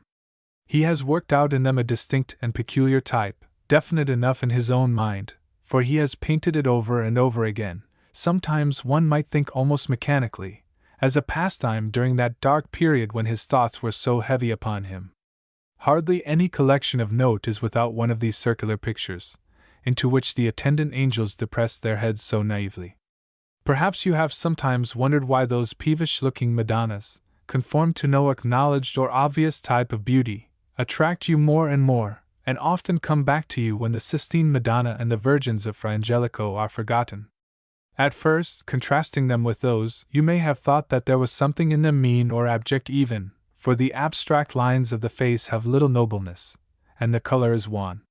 For with Botticelli she too, though she holds in her hands the desire of all nations, is one of those who are either for Jehovah nor for his enemies, and her choice is on her face. The white light on it is cast up hard and cheerless from below, as when snow lies upon the ground, and the children look up with surprise at the strange whiteness of the ceiling. Her trouble is in the very caress of the mysterious child, whose gaze is always far from her, and who has already that sweet look of devotion which men have never been able altogether to love, and which still makes the born saint an object almost of suspicion to his earthly brethren. Once, indeed, he guides her hand to transcribe in a book the words of her exaltation, the Ave, and the Magnificat, and the God Maria, and the young angels, glad to rouse her for a moment from her dejection, are eager to hold the inkhorn and to support the book. But the pen almost drops from her hand, and the high cold words have no meaning for her, and her true children are those others, among whom, in her rude home, the intolerable honor came to her, with that look of wistful inquiry on their irregular faces which you see in startled animals, gypsy children, such as those who, in Apennine villages, still hold out their long brown arms to beg of you, but on Sundays become enfants du jour, with their thick black hair nicely combed, and fair white linen on their sunburnt throats. What is strangest is that he carries this sentiment into classical subjects, its most complete expression being a picture in the Uphizii, of Venus rising from the sea, in which the grotesque emblems of the Middle Age, and a landscape full of its peculiar feeling, and even its strange draperies, powdered all over in the Gothic manner with a quaint conceit of daisies, frame a figure that reminds you of the faultless nude studies of Ingres. At first, perhaps, you are attracted only by a quaintness of design, which seems to recall all at once whatever you have read of Florence in the 15th century. Afterwards you may think that this quaintness must be incongruous with the subject, and the color is cadaverous or at least cold. And yet, the more you come to understand what imaginative coloring really is, that all color is no mere delightful quality of natural things, but a spirit upon them by which they become expressive to the spirit, the better you will like this peculiar quality of color, and you will find that quaint design of Botticelli's a more direct inlet into the Greek temper than the works of the Greeks themselves, even of the finest period. Of the Greeks as they really were, of their difference from ourselves, of the aspects of their outward life, we know far more than Botticelli, or his most learned contemporaries. But for us long familiarity has taken off the edge of the lesson, and we are hardly conscious of what we owe to the Hellenic spirit. But in pictures like this of Botticelli's you have a record of the first impression made by it on minds turned back towards it, in almost painful aspiration, from a world in which it had been ignored so long, and in the passion, the energy, the industry of realization, with which Botticelli carries out his intention, is the exact measure of the legitimate influence over the human mind of the imaginative system of which this is perhaps the central subject. The light is indeed cold, mere sunless dawn, but a later painter would have cloyed you with sunshine, and you can see the better for that quietness in the morning air each long promontory, as it slopes down to the water's edge. Men go forth to their labors until the evening, but she is awake before them, and you might think that the sorrow in her face was at the thought of the whole long day of love yet to come. An emblematical figure of the wind blows hard across the grey water, moving forward the dainty-lipped shell on which she sails, the sea showing his teeth, as it moves, in thin lines of foam, and sucking in, one by one, the falling roses, each severe in outline, plucked off short at the stalk, but embrowned a little, as Botticelli's flowers always are. Botticelli meant all this imagery to be altogether pleasurable, and it was partly an incompleteness of resources, inseparable from the art of that time, that subdued and chilled it. But his predilection for minor tones counts also, and what is unmistakable is the sadness with which he has conceived the goddess of pleasure, as the depository of a great power over the lives of men. I have said that the peculiar character of Botticelli is the result of a blending in him of a sympathy for humanity in its uncertain condition, its attractiveness, its investiture at rarer moments in a character of loveliness and energy, with his consciousness of the shadow upon it of the great things from which it shrinks, and that this conveys into his work somewhat more than painting usually attains of the true complexion of humanity. He paints the story of the goddess of pleasure and other episodes besides that of her birth from the sea, but never without some shadow of death in the grey flesh and wan flowers. He paints Madonnas, but they shrink from the pressure of the divine child, and plead in unmistakable undertones for a warmer, lower humanity. The same figure, tradition connects it with Simonetta, the mistress of Giuliano de' Medici, appears again as Judith, returning home across the hill country, when the great deed is over, and the moment of revulsion come, when the olive branch in her hand is becoming a burthen, as Justice, sitting on a throne, but with a fixed look of self-hatred which makes the sword in her hand seem that of a suicide, and again as Veritas, in the allegorical picture of Calumnia, where one may note in passing the suggestiveness of an accident which identifies the image of truth with the person of Venus. We might trace the same sentiment through his engravings, but his share in them is doubtful, and the object of this brief study has been attained if I have defined aright the temper in which he worked. But, after all, it may be asked, is a painter like Botticelli, a secondary painter, a proper subject for general criticism? There are a few great painters, like Michelangelo or Leonardo, whose work has become a force in general culture, partly for this very reason that they have absorbed into themselves all such workmen as Sandro Botticelli, and over and above mere technical or antiquarian criticism. General criticism may be very well employed in that sort of interpretation which adjusts the position of these men to general culture, whereas smaller men can be the proper subjects only of technical or antiquarian treatment. But besides those great men, there is a certain number of artists who have a distinct faculty of their own by which they convey to us a peculiar quality of pleasure which we cannot get elsewhere, and these, too, have their place in general culture, and must be interpreted to it by those who have felt their charm strongly, and are often the object of a special diligence and a consideration wholly affectionate, just because there is not about them the stress of a great name and authority. Of this select number Botticelli is one. He has the freshness, the uncertain and diffident promise, which belong to the earlier Renaissance itself, and make it perhaps the most interesting period in the history of the mind. In studying his work one begins to understand to how great a place in human culture the art of Italy had been called. The end.